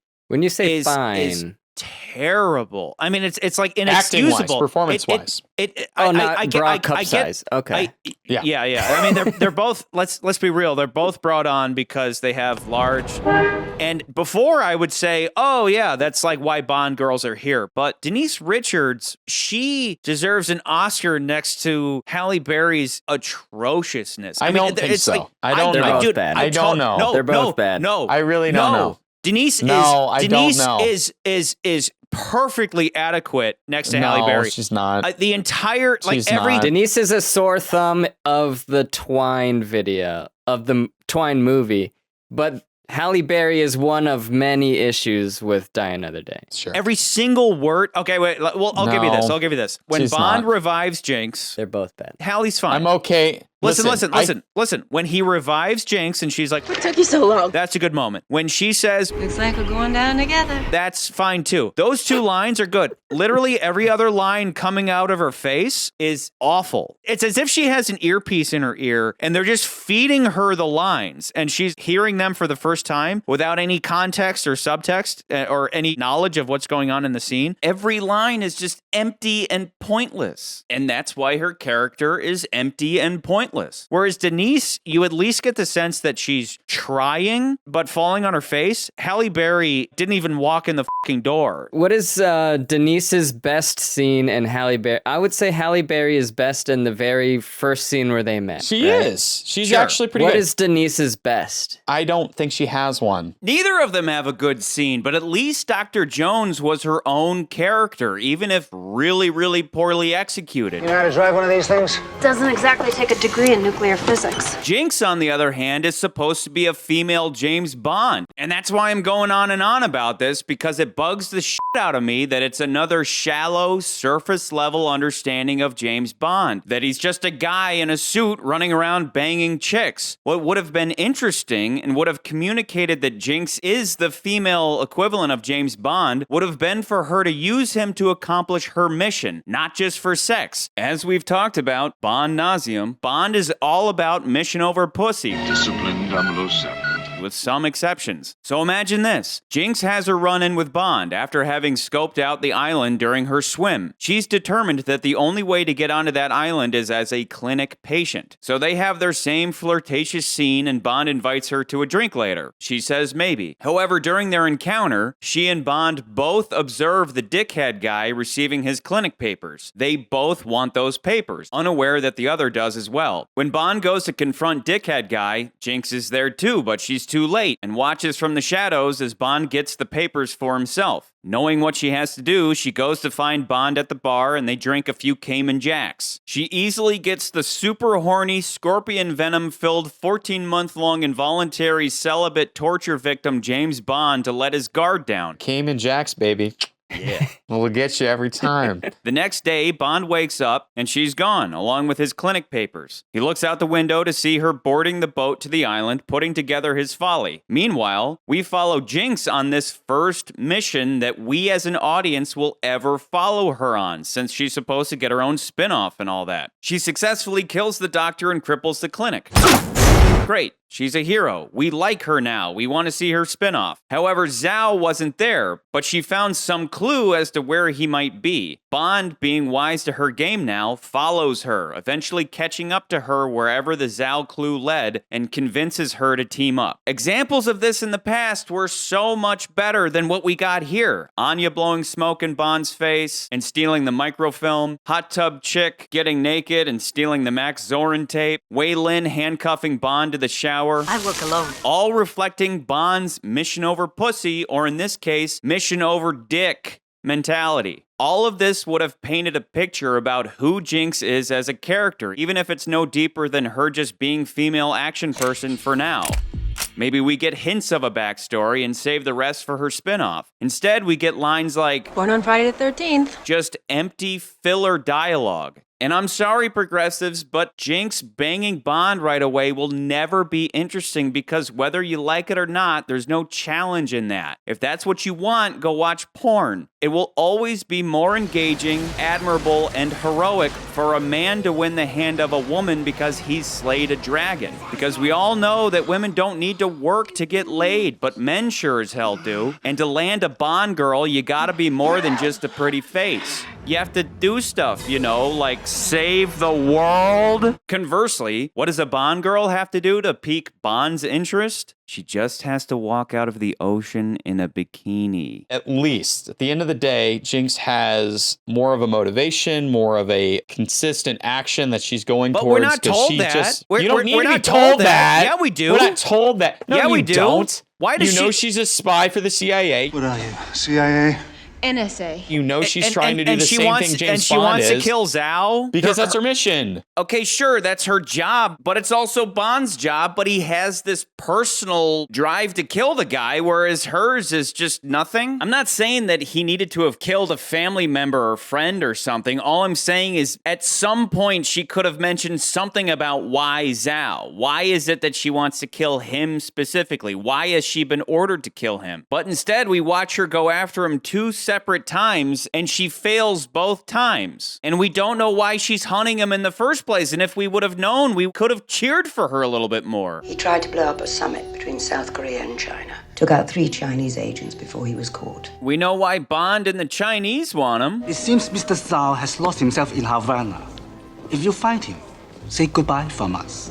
With pleasure. Why do the Americans want him? Why do they care? The top American agent in the North Korean High Command was executed a week ago. The Americans intercepted a signal from your prison naming him. And they think it's me. You were the only inmate. They concluded you cracked under torture and were hemorrhaging information. We had to get you out. So, I'm being traded. So really, the Americans are just covering a loose end. And so ultimately, it's just boring. There's nothing there other than... Doesn't mean we're after the same thing. Sure it does. World peace, unconditional love, and your little friend with the expensive acne. Would it not have been a little more interesting if that killed agent was some associate of hers? Maybe she volunteered for this mission to get a little bit of revenge? I mean, if that were the case, then Jinx would have a solid reason to be prejudiced against Bond, just like her CIA boss. Look at him. You'd think he was some kind of a hero. That would at least give us something, but instead we have nothing. Because if Jinx is supposed to be just like James Bond, and she's obsessed with her mission, Zhao would have been killed by Jinx if Bond had not showed up. Okay, that was her you're plan. missing a point. She You're kills missing the a doctor. major point She to what kills you're... the doctor, Listen, and then she I don't figures out care. where Zhao is, and she's gonna go kill. Her mission is to kill Zhao. I get Instead, it. Bond completely foils that, and then she's not Okay. upset about that. In fact, later she's like, So I left you in an explosive situation. You're a big boy.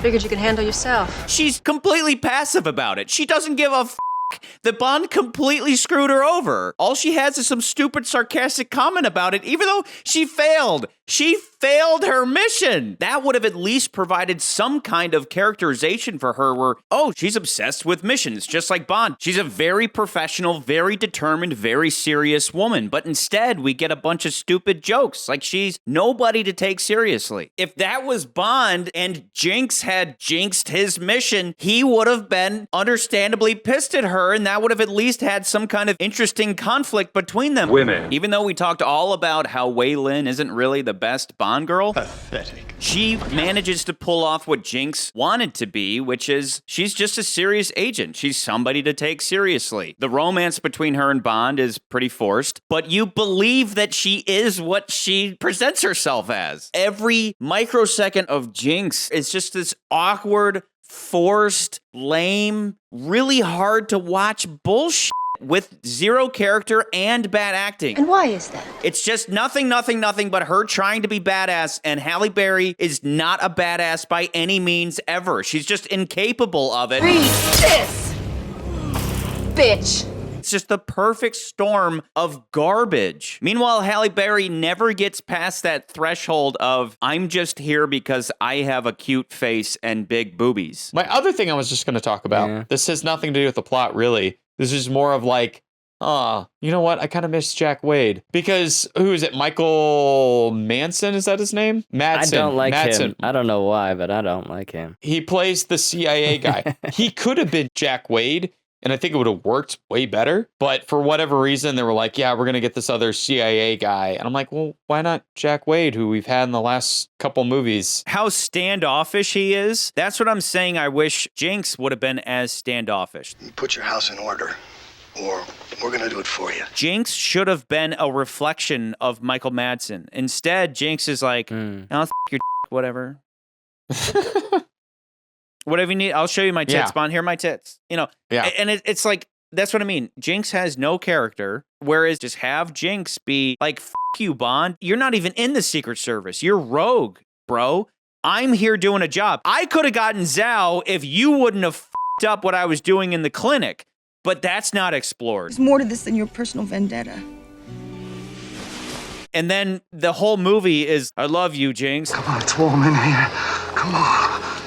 The cold kept your ass. Let her drown. She has no character. Let her drown. Well, that's not going to be the thing Bond's going to do, so I'm sorry. Yeah. He's going to save people because he's a good guy. Sure, but wouldn't you rather him save a good character rather than a big nothing? Your mama. She's nothing more than a carbon copy of Bond, which basically just makes her redundant. If she had some kind of substance to her, it would at least be purposeful, but there's no purpose. There's no purpose to her. And what we miss out on are one of those moments from previous Bond girls that were good Bond girls that weren't just a pretty face, because even at a basic level, they had some kind of character motivation. There was this man who owned the place where we were living. He let me stay on for a while without paying. Then one night he came up to my room. Well, you know. And what happened after that? I put a black widow spider underneath his mosquito net. A female, and they're the worst. It took him a whole week to die. Born on Friday the 13th. From now on, you will do anything he says. And if I refuse? Then you will not leave this room alive.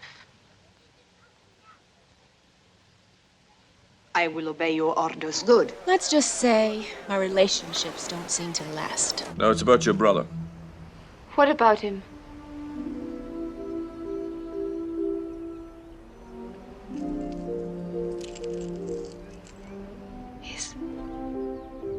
I can learn to like it, if I have the time. Mr. Bond, he's in love with you. That may come too, someday. So you're gonna be busy tonight with the owls, then, huh? By compelling me to earthly love, the gods themselves have taken away my powers. So what do predators do? I want him dead. Name your price, anything, I'll pay it. You can have me too if you like. Not unattractive. Why do you want to kill me? Thought it was the humane thing to do. Then, when this mission is over, I will kill you. Who sent you? Your mama. And she told me to tell you she's really disappointed in you. I don't expect you to understand. You're English. But I'm half Greek. And Greek women, like Electra, always avenged their loved ones. World peace, unconditional love. He was my father. I'd hoped fate would bring us together one day. To avenge him? No, to thank you for giving him an honorable alternative. And another $1 million in reserve. Just drop the lawsuit and shut my mouth. I haven't accepted yet. Cesarin sent along his guerrillas to help you make up your mind. They have.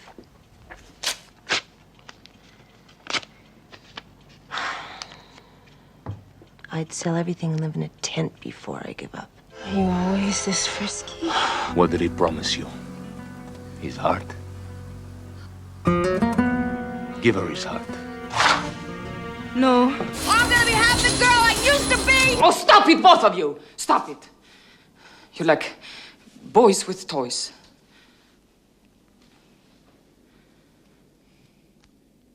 It was Urumov. General Urumov set off the weapon. I saw him do it. He killed everyone and stole the GoldenEye. He says I'm good. He shouted. He shouted all the time.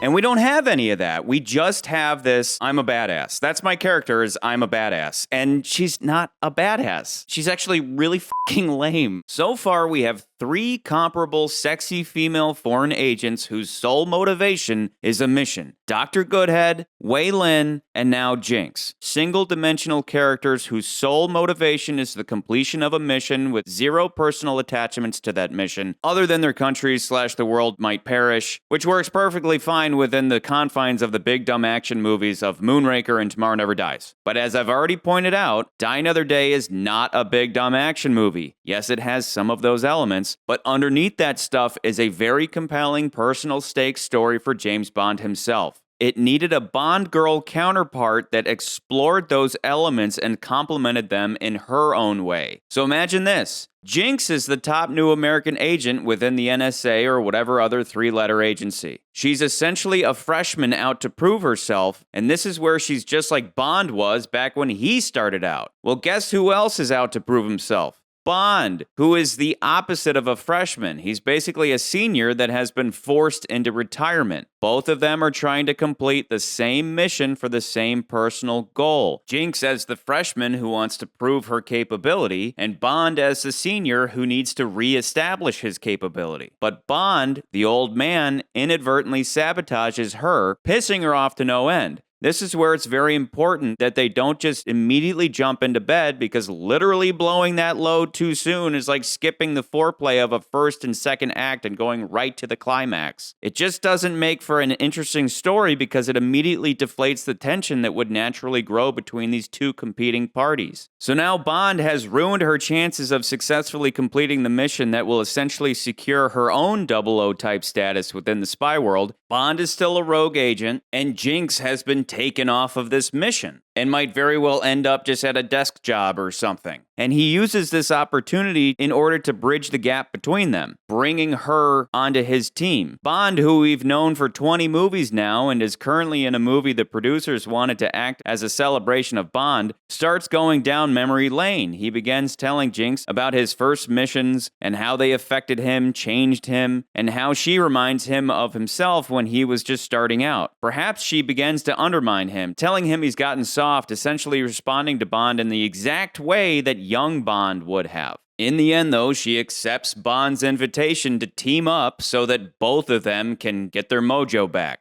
And now they together have a vested interest in completing the mission by finally working together so that both of them can regain their honor, establish their rank, and then and only then go have super duper frisky sexy times. Something like this would have characterized Jinx in a way that would facilitate her own movie franchise, because suddenly she would be a female version of Bond. Instead, what we get is a completely superficial understanding of James Bond as just a guy in a suit that runs around shooting people. As Bond fans, we know that this is sometimes true, but underneath every James Bond is a backstory that is carried with him through every one of his adventures, and by knowing and understanding him as a character, we have an unquenchable thirst to spend time with this man. Meanwhile, nobody wants to spend any time with Jinx because that's not a person. It's a shell of a person. The failure of Die Another Day doesn't rest upon Pierce Brosnan, who is bringing his A game as usual. It's certainly not the delightfully over-the-top Gustav Graves, who is a well-rounded, fully realized character, even if he's a goofy bastard. It's not Miranda Frost, who in hindsight should have been the sole Bond girl. I mean, imagine how much better things would have been if Jinx didn't exist, and Bond had to be completely self-reliant until he's paired with the exceptionally cold, no I won't sleep with you Bond girl, who then turned out to be the secret villain Bond was after. All we get from Halle Berry is I'm sexy and I'm badass, so naturally it comes across as flat and forced and lame because Halle Berry may be sexy,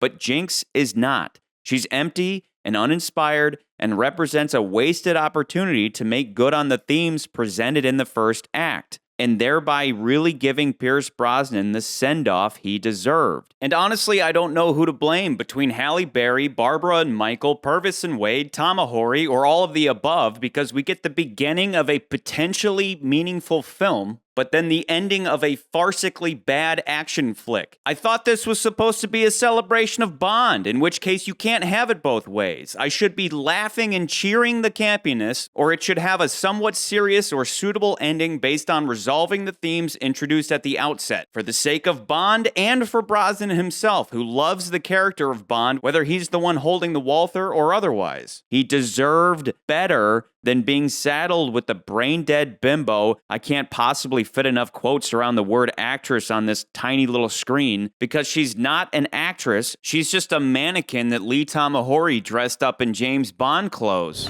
So good. Not bad. The point is that Jinx doesn't have any...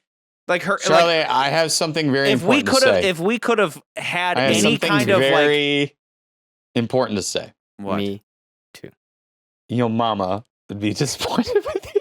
Your mama. You have to ask Nans what he thinks of this movie. I do. Nans, what do you think of this movie? It has some nostalgia for me. F*** nostalgia. Wait, hold on. I have no nostalgia for this movie.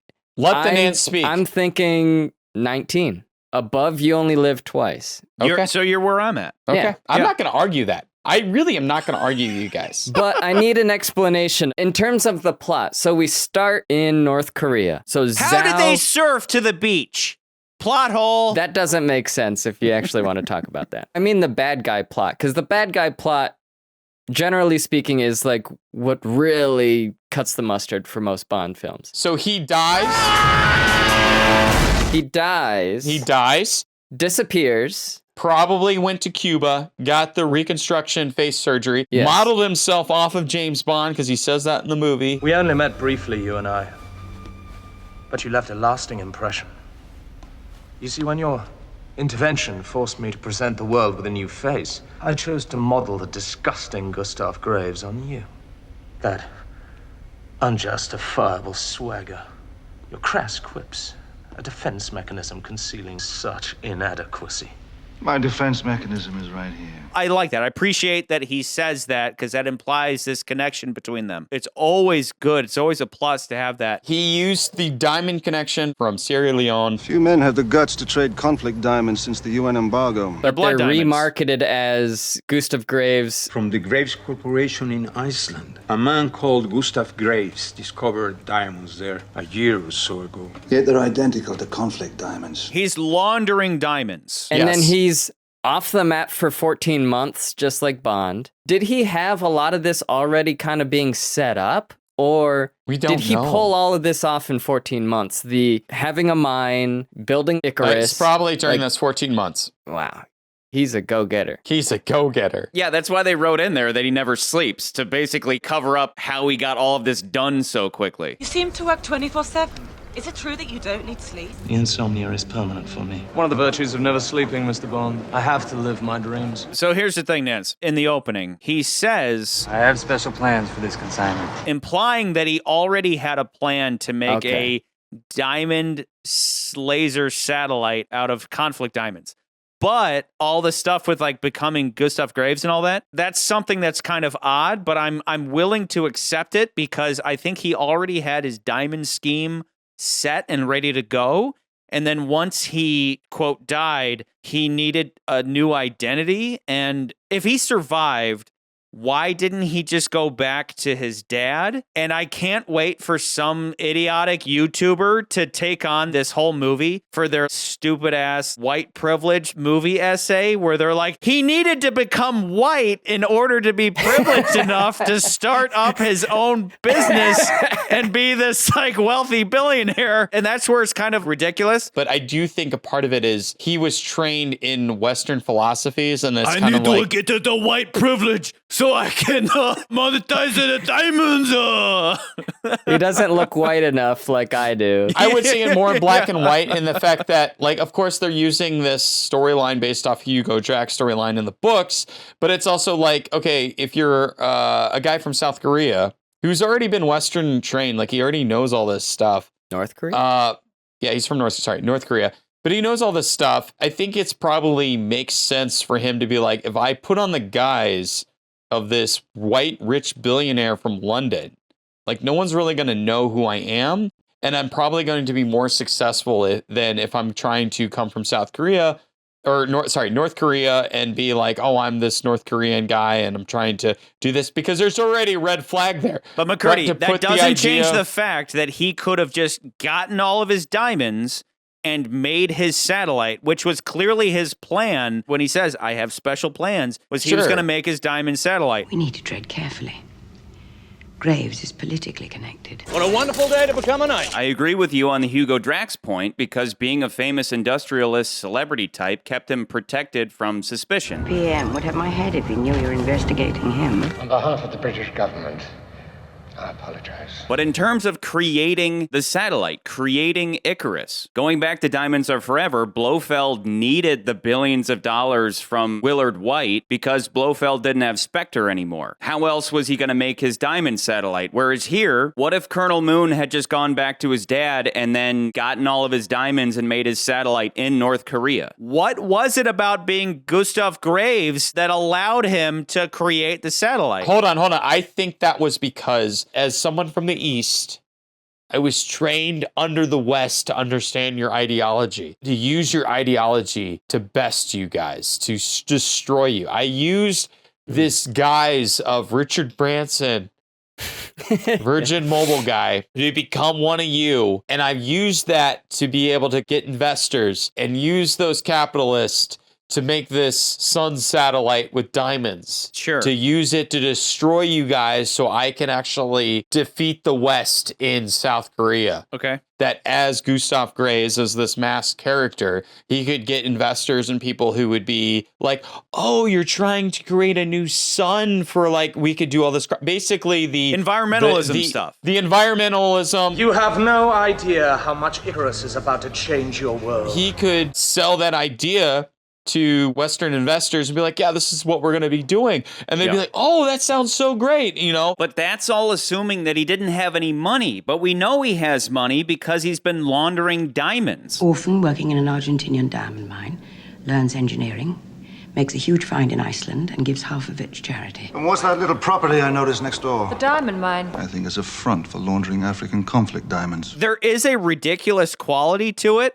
but I'm okay with it simply because they already had planted the seeds of he knew what he was going to do with the diamonds. Now, diamonds aren't just expensive stones. They are the stuff of dreams and the means to make dreams real. I mean, really, I guess when it comes down to it, he just needed to get out from under the wing of his father so that he could go make what he wanted to make and then bring it back to North Korea and then get the generals on his side, I guess. And now the hardliners have their proof. We cannot trust the West. Moon's father won't let this turn into a war.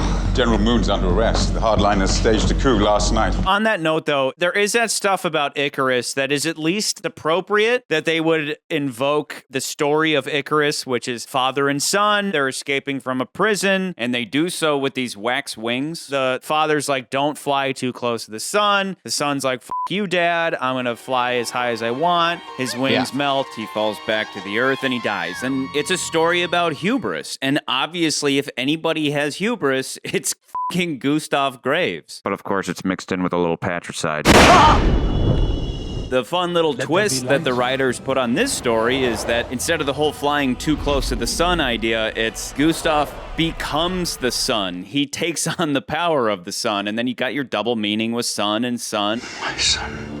Watch the rising of your sun. It's neat. It works. Honestly, the only thing too goofy about it is that he looks like a comic book bad guy because he's wearing Icarus. The whole idea of him having this armor. Well, he has the Nintendo Power Glove, and then he turns into RoboCop. The armor thing is stupid. Yes. It's and there's a line where he says something about like, Vlad, does the word ergonomics mean anything to you? This is still a suitcase.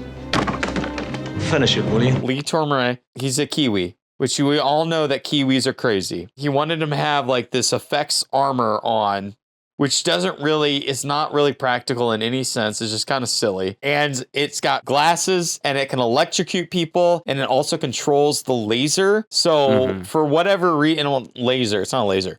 But for whatever reason, when you destroy the armor, it stopped the laser, that's not how that would work. That doesn't make any sense. Because like, if I want to be really nerd about it, remember, this is a satellite in space that is directing sunlight and redirecting it towards the Earth in a concentrated fashion. And to destroy the control chip that does that is not going to instantly stop the satellite from positioning itself in the same position. It also has an automatic mode. They launched against Icarus.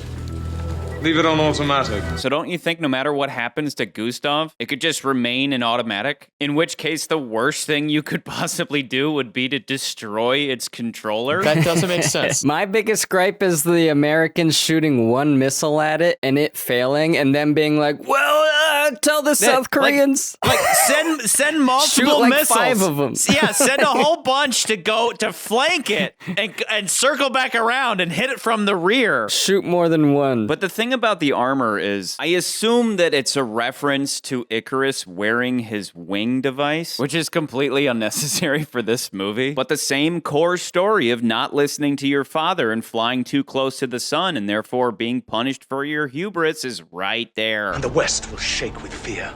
The Americans with their nuclear warheads. Icarus will swat them from the sky.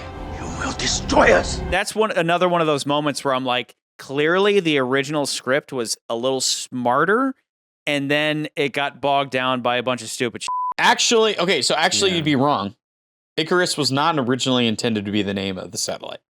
It was actually going to be Solaris. But the problem was there was already a Solaris movie in production, which is a remake of a Russian. It was a remake. It was a remake of a Russian film called Solaris. Yeah. And so they were going to reuse the name Solaris as the satellite. But Icarus is appropriate because it's a story of a father and son. They have the same goal, but the son goes about it in a completely different method than the father. 50 years after the superpowers carved Korea in two. I know all about the UN. I studied at Oxford and Harvard. A Western education would help him become a bridge between our worlds. Majored in Western hypocrisy. From your modest little collection of cars, I would never have guessed. But all it did was to corrupt him. Let me put it this way. Neil Purvis and Robert Wade, they know their history. They know ancient mythology. Again, there's a reason why they named Electra, and there's a reason why they invoke Icarus in this movie. They're aware of these old stories. My point being that clearly the writers are smart dudes, and then they are subject to these producers and directors who take what they write and f it up entirely. I want to talk about filmmaking really quick. We get 20 movies, and it's kind of a film history in a nutshell, because you kind of see the progression of how movies are being made and the technology that's being used at the time. This movie, I think, is very particular. As much as we're going to shit on this movie, I think this movie is very particular because you get to see early 2000s filming techniques that were just like super popular at that particular point in time that we don't use anymore because it looks cheap. Yeah. But the main thing you got to realize is that digital film editing started becoming a thing. People started editing movies more and more on computers, which also lended to using different techniques that you couldn't do prior to. And at the time, they were still shooting on film. Still shooting on film, not digital. They would scan the physical film, and then they would edit it on non-linear editing software. And then I think go back to the negative or whatever. I think they would go back they and would then process recut it. it. But yeah, it was like a sweet spot in history where it was shot on film, not on video, like we're doing right now, and then edited in digitally, and then pieced back together with the film. Weird. Because of the technology, and you can still do this. Charlie could pull this into his editor right now and do a lot of the same techniques that they're doing in this movie. So there's a lot of ramping, and there's a lot of slow-mo in this movie. So ramping is a technique that you've seen in most Zack Snyder films, where the action will speed up really fast and then slow down. So I've listed some of the moments where we see a lot of ramping. When Bond gives himself a cardiac arrest, we see ramping through the Iceland onto the new Aston Martin. We see a shot on Gustav and Miranda when Bond escapes. The Aston Martin Jaguar chase on the ice. When the general is shot by Gustav, we also see this. The same amount we also see with a lot of slow-mo, but to be particular about the slow-mo, usually when you're working movies now, they'll say, okay, we're shooting 48 frames, which means we're not going to shoot a 24 frame per second like we normally would. We're going to shoot 48 frames or 60 frames per second, because when we slow that footage down, it's going to look smooth. But you don't see that here because they're shooting on film, they're shooting at 24 frames.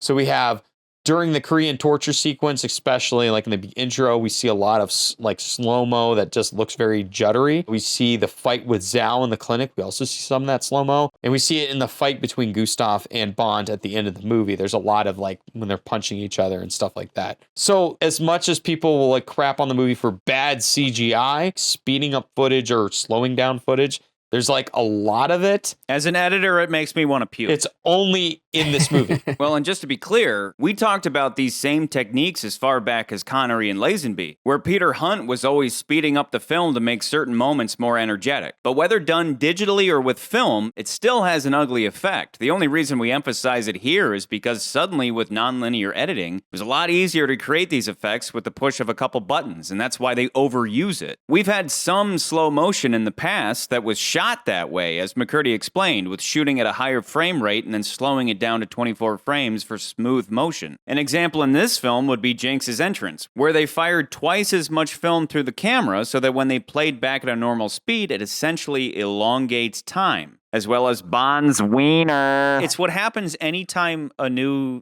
technology is introduced. It goes to its extreme right away, and then almost immediately it becomes cliche or lame. It's unfortunate, but that's how anything, it's like some new technique is there.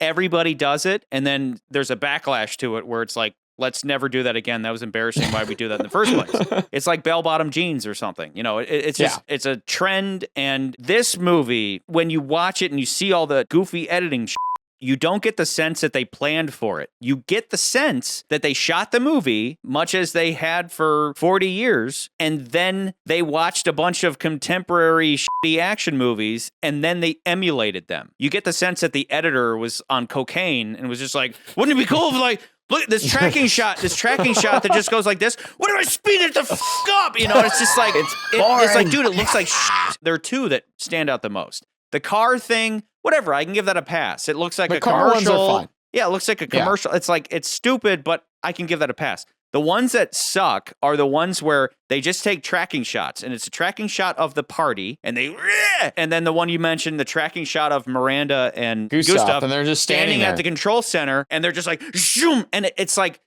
dude, stop doing cocaine for 5 minutes and delete that effect and just cut the fucking thing like normal. God damn it. I hate when the one where Zhao's rotating around Jinx, and it's like all he's doing is turning.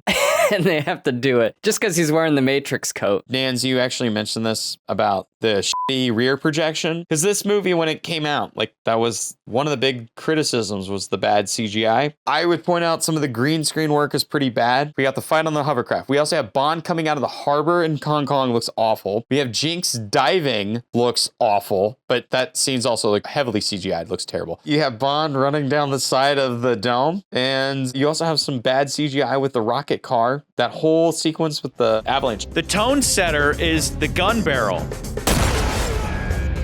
The only time ever the bullet shows that we up? have a bullet that shoots. I mean, it's always been kind of odd that we have blood raining down, even though we're in a gun barrel, but nobody ever cares. But then to also have a bullet come straight at you, that kind of sets the tone for like, we just discovered this thing called CGI. GoldenEye had that bullet, but that was different. This is on the gun barrel moment.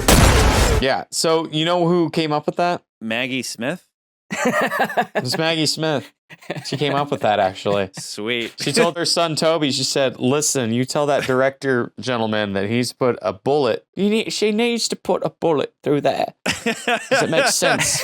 It was the director. It was the Kiwi. It was Lee. It was the Kiwi that should have been Peter Jackson. He was the one who came up with it. He was just like, oh yeah, we should put a bullet through there. It should come through there. Right, you fucking Kiwi sound like this. I come from New Zealand.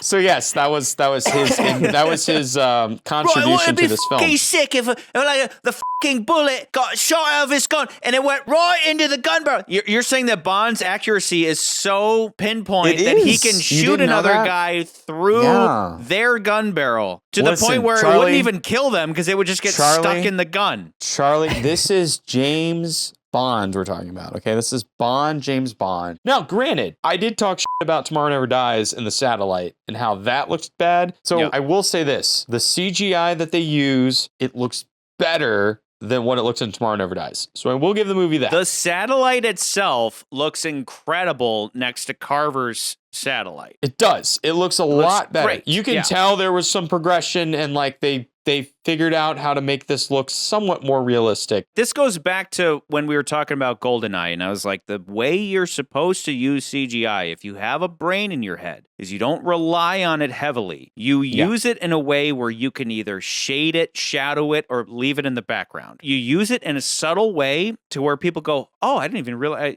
I was so caught up in the story, I didn't even realize that was CGI. This movie throws it in your face, and that's what's so difficult is that I'm going to sound like a hypocrite this episode because the two things that stand out are how awful the Bond girl is and how terrible the effects are. And in the past, I've said, I don't give a shit about the Bond girl. They're just cherries on top. And I'm like, the effects are typically of the time. It's a testament to how awful those things are, where even I am running up against my limitations. My limitations being Halle Berry and the shitty fucking CGI fest that this movie is. For me, it doesn't ruin the movie that much. I can look past the CGI, to be honest. Yeah, I could look past it if that was the only issue with the whole movie. But unfortunately, it's just the tip of the CGI iceberg. Cock. Let's talk about Madonna for a moment. Madonna's in this movie? Wait. Remember when Bond walks into the sword place? James Bond, your lesson. I see you handle your weapon well. That's Madonna? That's Madonna. Yeah. Madonna's Miranda Frost? Holy Yes. Madonna has always been a terrible actress. It's a cameo. Who cares? Who cares? Listen, she was good in A League of Their Own. Don't knock Madonna, okay? Is she better than Halle Berry?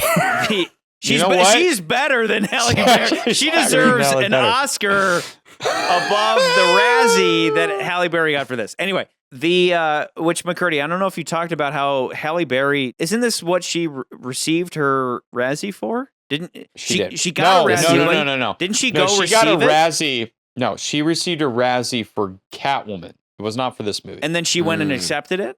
Catwoman was after this movie. Because Catwoman was after this movie. She didn't get a Razzie for this? No. Are you sure about that? She deserved one. Your mama. No. Okay. She should have given her Oscar to Denise Richards, and then Denise Richards should have given her Razzie in exchange for how awful she is in this. No, but who did get a Razzie nomination the same year? It's hilarious. The same year, because the Razzies are more of a joke. To be honest, they're a joke. Yeah. Madonna received a Golden Globe nomination for the song for Die Another Day. But also, same year, she got a Razzie for Worst Song in Die Another Day. That's funny. Okay, let's talk about the song. I don't hate the song. That's fine. Here's my problem with the song. It's a woman I gotta singing say, it. because I hate when women sing. They should just keep their mouths shut all the time. Women. Man talk. A woman. I have no problem with female authority. Wow, you're hurting my arm. Women. So what do predators do? Man talk, man talk, man talk, man talk, man talk. Okay, this song isn't the worst thing ever. But no, it's not. Here's my take it's a fine on it. Song. I think, first off, the title sequence is interesting, and you both know why I think it's interesting. Cool. The title sequence is interesting because it's utilizing the title sequence for something other than showing a bunch of names. Instead of showing Bond getting tortured for 15 minutes or whatever, we go through the title sequence, and the title sequence acts as a part of the film, part of the story. Yeah, thumbs up. I think that's the only time in Bond history that's the case. I would make the argument that GoldenEye, which is the movie that we placed number one on this podcast. GoldenEye's title sequence is relevant to the story? No. You're wrong. F off. No. It is. It's relevant in that it displays how things had changed prior to the Cold War till after the Cold War, because visually how all these statues and all these things are falling apart, like the Soviet Union was falling apart. You're right in a vague sense. I am right in a sense because I am right. Die Another Day is more specific. It's specifically following Bond throughout his whole prison stay, so that that is why this movie should be actually number one. By the end of the title sequence, it's like, oh, we've gone through that. Exactly. It's a fantastic utilization of the title sequence. Kudos to you, Die Another Day, you piece of shit. So, that's all well and good, but the theme song... This is so good, dude. My point being that the song is it's all right, but I get the feeling that the song we got is the club remix and not the original. What they should have done was have Madonna make your straightforward Bond mix and then make your like radio club banger, like the club remix or whatever. But instead we get Sigmund Freud, Analyze This. I'm torn when I'm listening to the song because sometimes it's like, oh, this song's good. And then it gets really embarrassing and bad. And then it goes back to good. We needed the good version. We needed the film version. And then, if you really want to, Madonna, put out your club banger later. But that's what's difficult about it. I really do love the Fire and Ice theme. I love the CGI babes kind of like helping Bond get through this thing. I really like all that and like all the nudity. I'm right there with you, Fire and Ice babes. but the song is like 50% awesome and 50% shit. No, you're wrong. The song is good, separate from Bond title sequence. Let's talk about this sword fight. You want to continue? Of course I want to bloody continue! It's one of the best scenes. Because, again, like I said before, this scene is reminiscent of Goldfinger. That's why, Charlie, my biggest argument with you is that I feel like this is more Goldfinger than it is Diamonds, but maybe I'll be more swayed. Why is this reminiscent of Goldfinger? Just because they have a wager? What's your game, Mr. Bond? My game? You didn't come here to play golf. You want to up the wager? How much can you afford? Let's play for this. The wager scene does. Okay. But then there's also the lasers, there's the Mr. Kills. He's on the airplane at the end. Sure. I mean, those are vague. Those but little like, things. Yeah. The most references are to Diamonds Are Forever. Diamonds Are Forever. The most Yeah. references. And like the overall plot is straight up a remake of Diamonds Are Forever. The bad guy dies in the beginning, then comes back later, and he's pretending to be this rich guy now, and then he has a diamond satellite that he holds the world hostage with. That's the general plot. That's why this is a remake of Diamonds Are Forever. Now, with the sword fight scene, you're saying the wager is reminiscent of Goldfinger, and I'll give you that. But I can't help but point out that they open the scene with a shot of a statue that I think is a Count of Monte Cristo reference, because Count of Monte Cristo, fantastic book and film. Consume that, people. Go watch those and read that. But Count of Monte Cristo, the whole thing is guy in the beginning gets betrayed, is wrongfully imprisoned. As he's in prison, he's figuring out his revenge scheme. Then he gets out and he goes off on his revenge scheme in the guise of a rich guy. So it's like they took Count of Monte Cristo and split it up between Bond and Graves. Bond gets the wrongfully imprisoned thing and then gets out and goes on a revenge scheme. Meanwhile, Graves has become this rich guy who has his own style of revenge plot. And also Bond spends 14 months in the prison. Guess how long Count of Monte Cristo guy spends in prison? 14 years. So there you go. Undoubtedly, I think it goes beyond coincidence that there's all these similarities between the two stories. And I think that statue at the opening of the sword fight is a reference to Count of Monte Cristo, especially because swordplay is a heavy component of Count of Monte Cristo. Yeah. Again, these are elements where I think the writers are smart, but the filmmakers are kind of dumb. The sword fight is obviously awesome. It's an awesome sword fight. We also get a second sword fight in this movie. And it's like, it's okay. It's awesome. It's fine. Because it says that Jinx is awesome. Jinx is soulless She's and so awesome. She's one-dimensional and terrible. She's but you great keep, as you keep one. giving her a She pass. can It's throw cool. throwing knife. On that note, though, let me go through the Bond jokes. You gave a whole movie a pass, and it's okay. Because they give okay. they give Jinx a double Bond joke. I can read your every move. Read this. Bitch. And then she gets a second Bond joke where she says, I think I broke her heart. they give her two Bond jokes for one kill. Then Bond gets, Looks like your friends have bailed. after everybody falls out of the airplane. Got it. Before I get to the last and best Bond joke, I want to throw in a belated one because Diamonds Are Forever, when Willard White, you know, when Bond's like, Saxby. Bert Saxby? Yeah. Tell him he's fired. tell him he's fired. Tell him he's fired. Technically, that's a Bond joke because Bert Saxby just got shot. That's a belated Bond joke that we're going to give credit right now. But the best Bond joke of this movie is right there in the prologue. Saved by the Bell. Saved by the Bell.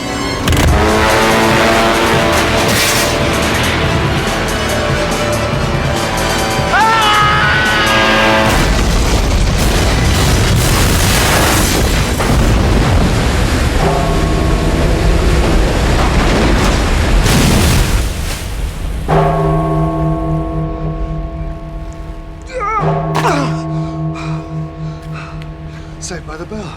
I like that. I like that. That's a solid Bond joke. I was wondering if that even counts because it's not a comment on I how agree the with person It's not dies. a comment on the death. No. The bell doesn't. But remember, it's somebody dies, and then, you know, like a clever punny joke. You know, he killed the guy, and Bond should have died alongside Colonel Moon. but instead he's saved by the bell. I count it. So you live to die another day. But I think if there's any objection, it's not about the pun, it's about the dying, because Colonel Moon doesn't die. But in the moment, we think he did die. My son is dead. I object. That man didn't actually die, but I will counter that with, remember when his dad says, the son I knew died long ago. There was a spiritual death in that moment. Shut up. Physical death. That's not what I'm saying. Utter one more syllable and I'll have you killed. So, there's something I want to ask you about, McCurds, and it has to do with Pierce Brosnan's face. I know you love his face. I know you love his ASMR. I love his face. And you want to sit on it? I want to get a sample of his DNA so I can go to Cuba and painfully go through a process to look just like him. Okay. Then you can stay up all night and edit these videos faster. Yeah. Boom. Oh my God. Plenty of time to sleep when you're dead. I'll sleep when I'm dead. You're talking about his facial scar that he has on his right cheek, right above his lip. Which is serendipitous. I don't know if I noticed. Why is it serendipitous? Because it's how he was written in the novel, but he also has a scar. The book version of James Bond has a scar on his right cheek, and Pierce Brosnan has this scar that has only been there ever since Tomorrow Never Dies, because apparently during the filming of the climax on the stealth boat, somehow Pierce, his beautiful face got whacked, and he has had a scar there ever since. We saved it till now because it's in this movie that they directly reference it. So when Zhao gets the little memo from Miranda Frost to his PDA or phone or whatever that lays out Bond's dossier, if you look closely, there's a little section that says scar on his upper right lip. And obviously the serendipity there is that the real James Bond, the novel form of James Bond, has a scar on his right cheek. And so they could put that little detail in the movie saying he has a scar on his, they say upper lip, right cheek, whatever, same thing. So it's almost true to life. It's like the perfect PR story to put out there. Yeah. Pierce Brosnan has the same scar as the real life James Bond. It's just a fun little detail. Huh. Speaking of which, though, let's right now do the Pierce Brosnan ASMR segment. Go.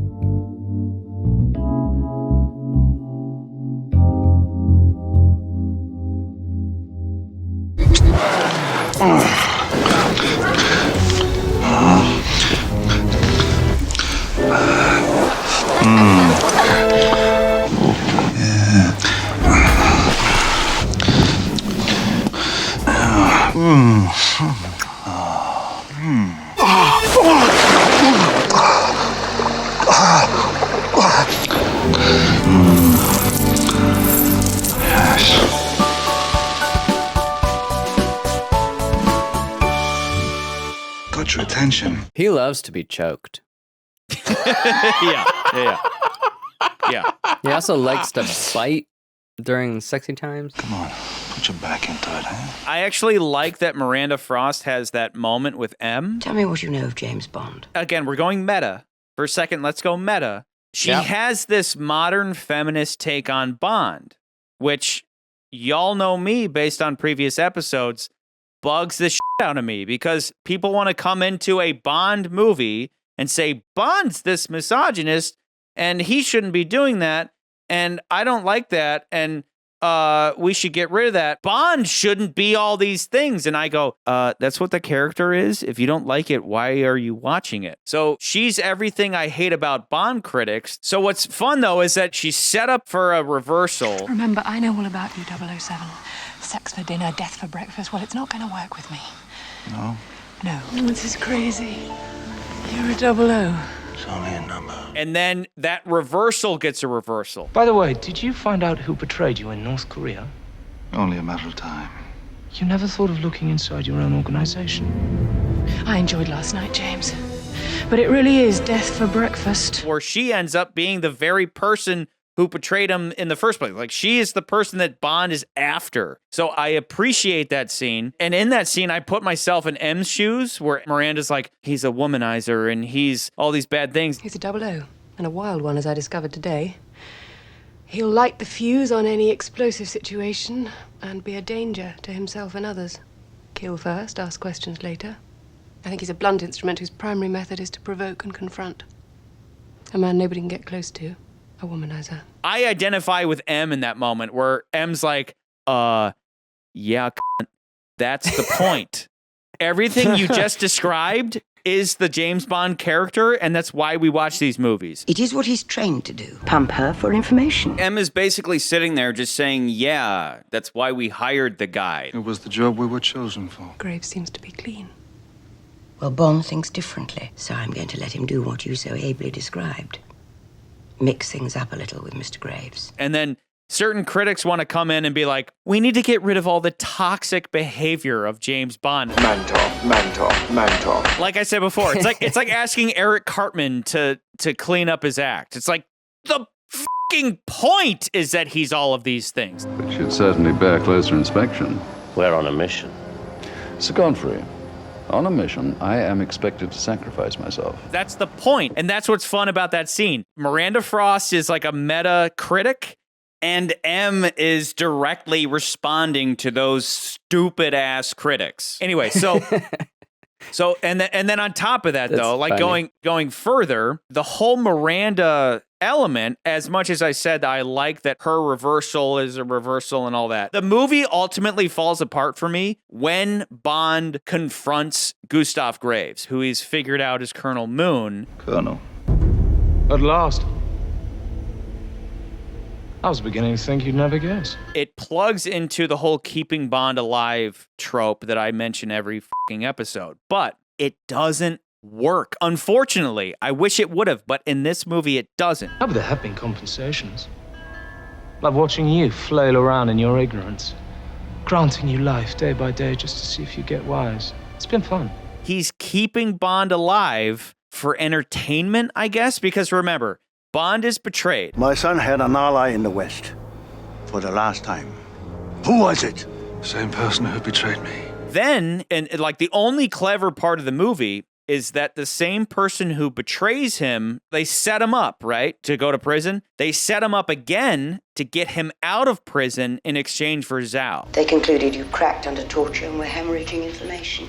We had to get you out. That's very clever. They use Bond to get Zhao traded back to North Korea, literally adding insult to injury. That's all well and good. But then when Bond goes and confronts Graves, Graves is like, yeah, it's been fun watching you day to day helplessly. That doesn't make sense. And at that point, what I wish they would have done is revert back to goofy assassins. As much as I talked shit about how every Roger Moore movie was sending a bunch of goofy assassins to kill Bond, and it's like, how does Bond just keep defeating all these assassins? And why doesn't Hugo Drax just walk up to him and just shoot him in the face? It would have been appropriate if Gustav Graves actually wanted Bond dead and tried to keep making that happen. Instead, the only explanation we get is, it's been fun watching you in your ignorance. What you're saying is that Gustav Graves should have had more of like a revenge. Right? Yes. Because it makes more sense that he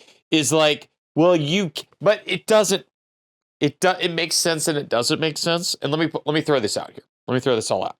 So Bond kills Colonel Moon.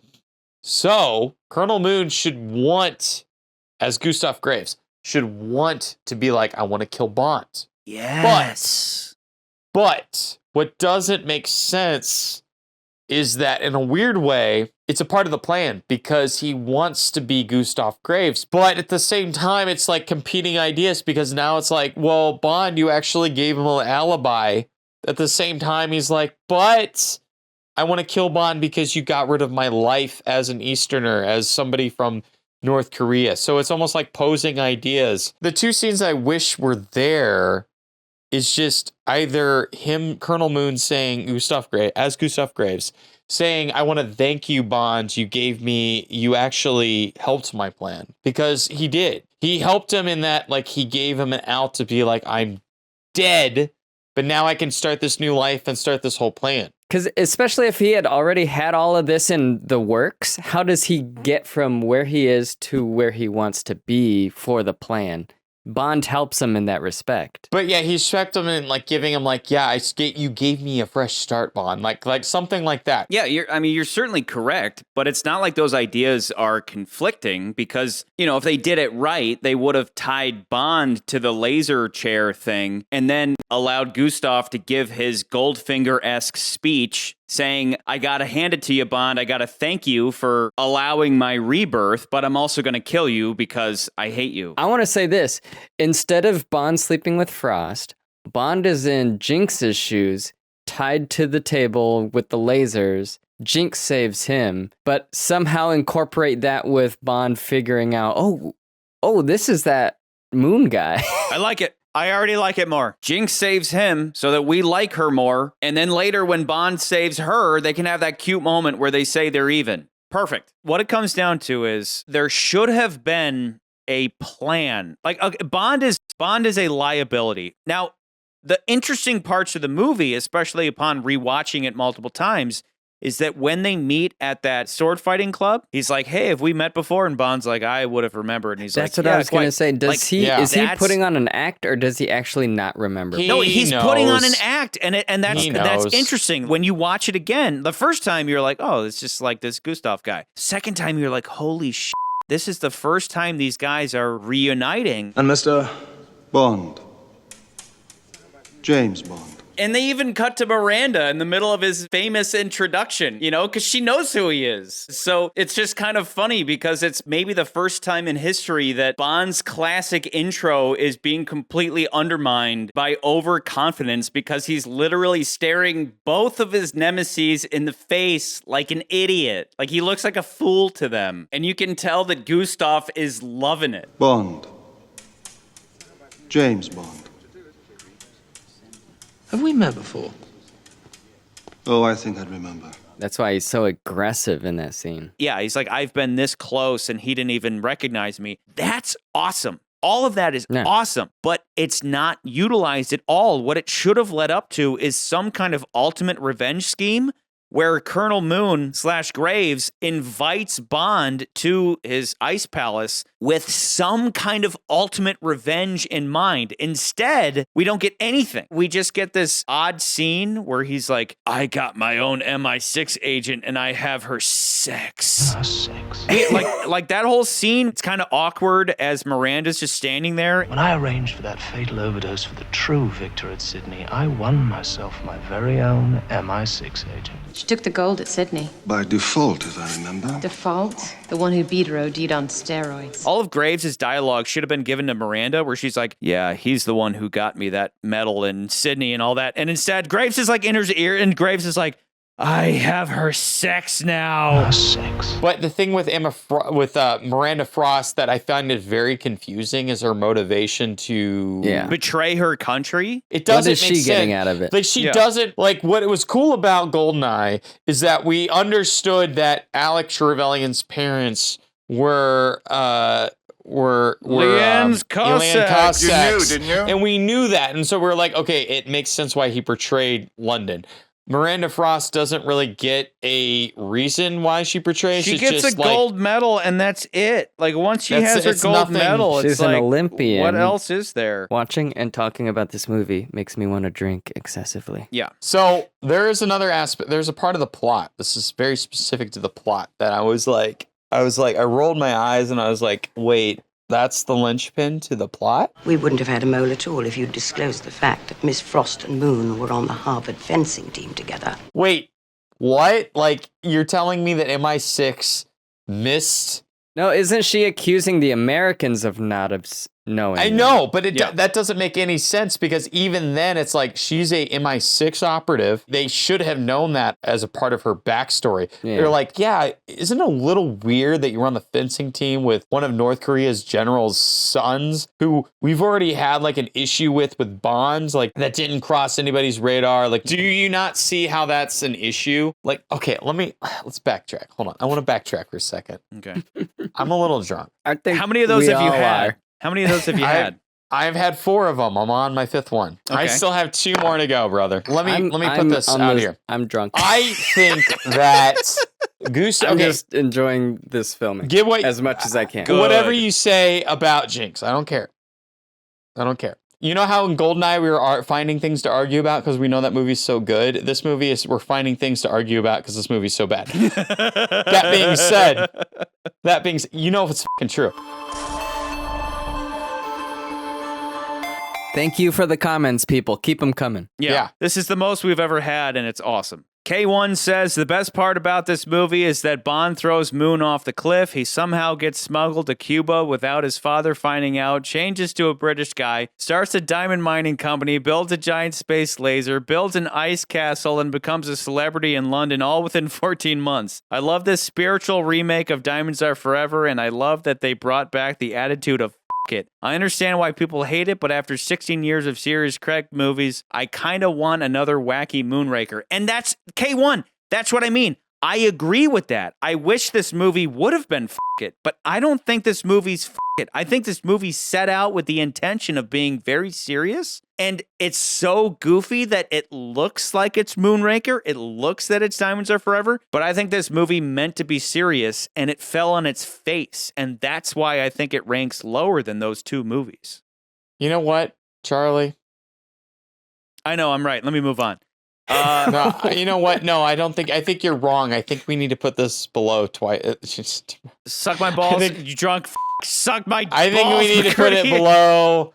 You Only Live Twice. Okay. Because it really drunk failed. when he's agreeing with Charlie. It's really failed. I've never seen this person before. Welcome. Hey, a newbie. Hollisbach Studios. All right. Die Another Day is a film that has grown on me. The first time I seen it, I hated it. It was stupid and boring and my least favorite Bond movie. But now, when I rewatched again, it became a favorite of mine. Sure, I can't defend the awful and cringy dialogue, the crappy GGI, and the ridiculous plot, but my point is when you just give up on trying to make sense of the movie and just enjoy the craziness of it, it's just a really fun time. Again, I will refer to Murphy Chase, who's like, Bond's always good, even if it's bad. It's like pizza.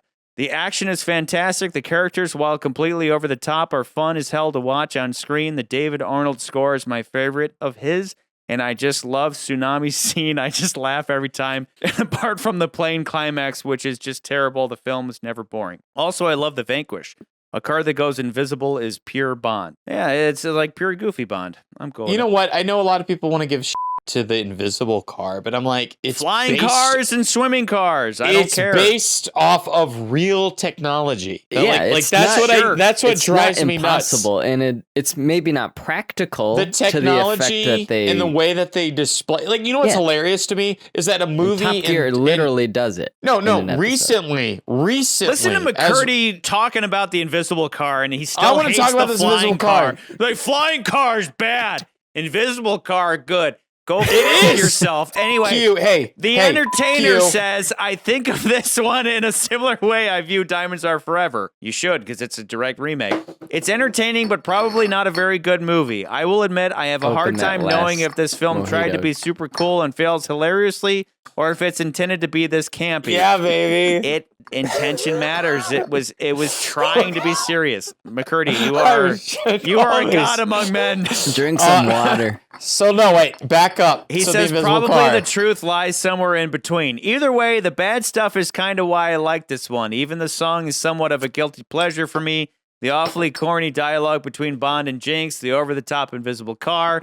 Save your thoughts, McCurdy. The absurdity in Bond and Graves' sword fight, it should add up to be a pretty bad movie if I enjoy all these things. So yeah, it's kind of bad, but it's way too fun for me to dislike it. I also think this film does some good things, like Jinx being a pretty cool sidekick, fun gang of villains, including the smaller parts like Mr. Kill, and a cool opening with Bond getting captured. Yeah. Although the film doesn't explore the Bond getting captured and then going rogue part as much as it should, it still keeps the story engaging. I also like Bond and Miranda's interactions, although their relation is pretty underused, considering how well Bond and Elektra worked in the last film. So like Diamonds, it's pretty dumb but fun, although Die Another Day has a somewhat more engaging story with Bond being betrayed. On top of all the silly stuff, also fun to spot all the references to previous Bond films and to Fleming. Yep. I will say I'm a bit biased since it's the first Bond I ever saw, but I think it serves as a pretty good introduction to the series, at least if you're a kid, because this film feels like what a kid would imagine a Bond movie to be. While Tomorrow Never Dies is a better film, this one is way more fun in my opinion, so my Pierce ranking, it comes third. Okay. In my overall ranking, it's number 21. Again, before watching it, I was like, I wonder if this will attack Tomorrow Never Dies. It just doesn't. No. You know what? Okay, Charlie, No, two things. not at all. Two things real quick. I think I'm actually going to say this is better than Diamonds Are Forever. I'm just going to say that right now. You. You're stupid. You know why? I've been waiting I actually have a really good point. hours to hear McCurdy's rank. I have a really good point to why it's Spider Diamond as the Why? Because Diamonds Are Forever has this really stupid moment where Tiffany Case is like, there's a guy who looks like a woman. That's Blofeld. I don't care. Just like, I it honestly, doesn't make sense. Honestly, that rewatching part that does not make sense. Blofeld says we've never met, but she sees the cat, and you can maybe put together that she never saw the cat prior to that. Maybe Bond never told her saw, about the cat, but Bond never saw the cat. Bond Listen, saw we're the not cat. We're not talking about headcanon Bond here. Okay? saw the cat. We're talking It's about a the very movie, famous and you're cat. full of shit. Yeah. Also, I just want to say that I think it's hilarious that people give this movie shit for invisible cars. And a movie like Spider-Man Homecoming has invisible planes that use very similar technology. Adaptive camouflage. Tiny cameras on all sides project the image they see onto a light-emitting polymer skin on the opposite side. You see, to the casual eye, it's as good as invisible. And nobody says anything. They're like, oh yeah, the plane, the shield plane, he had the invisible technology. And nobody says anything. But then when it came out in 2002, everyone was losing their fucking heads. Guys, there's a girl here. Her name's Ava Madera. I don't think It's we've not ever a real had name. I don't think we've It's ever not a had real a female. It's not a real name. Have some respect for women. Ava's You speaking. have the least I would amount of have respect loved for to see women. what this movie would have You have become. the If not least. Hey, listen.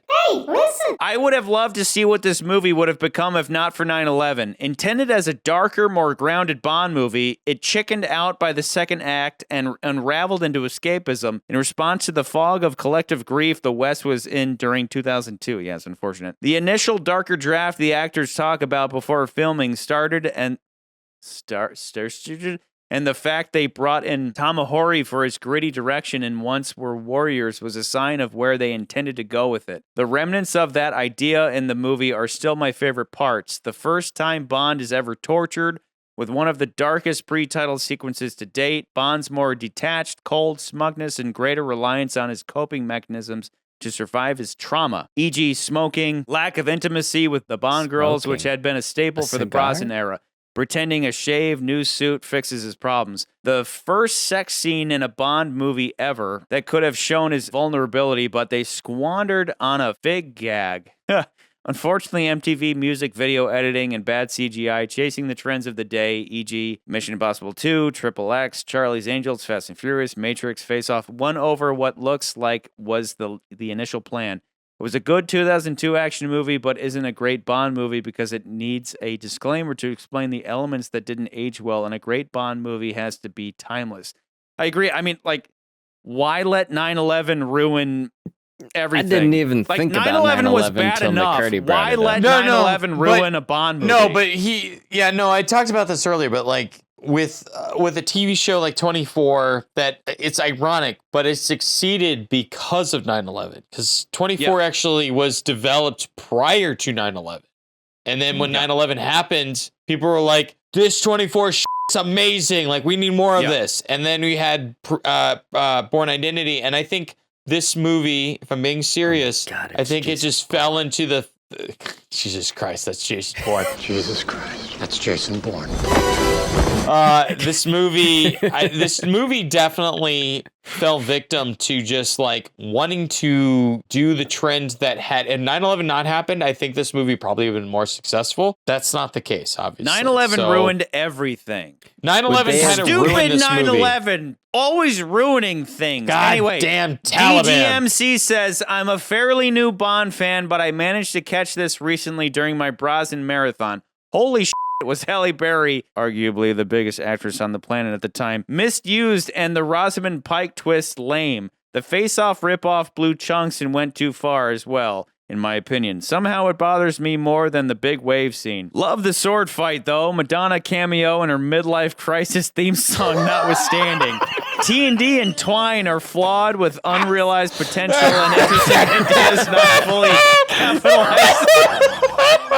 I'm sorry, I'm stuck on midlife crisis.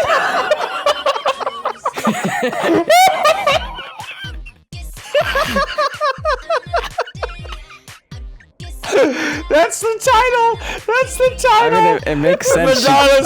That's the title of this episode. Is Madonna's midlife crisis. I mean, she kissed Britney Spears not long after this. Yeah. Yep. Just trying to be relevant. Just desperately trying to be relevant. That's the title of this episode. Is Madonna's midlife crisis. I love the thought of that being the thumbnail, like Madonna's midlife crisis. Die another day, Madonna's midlife crisis.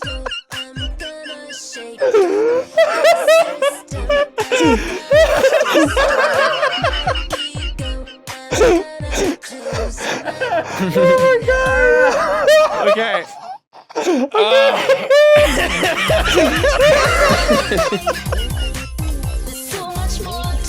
Okay.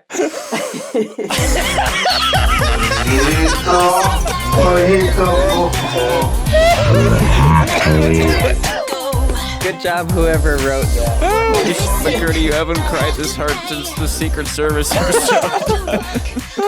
Okay. Where was I? Madonna's midlife crisis.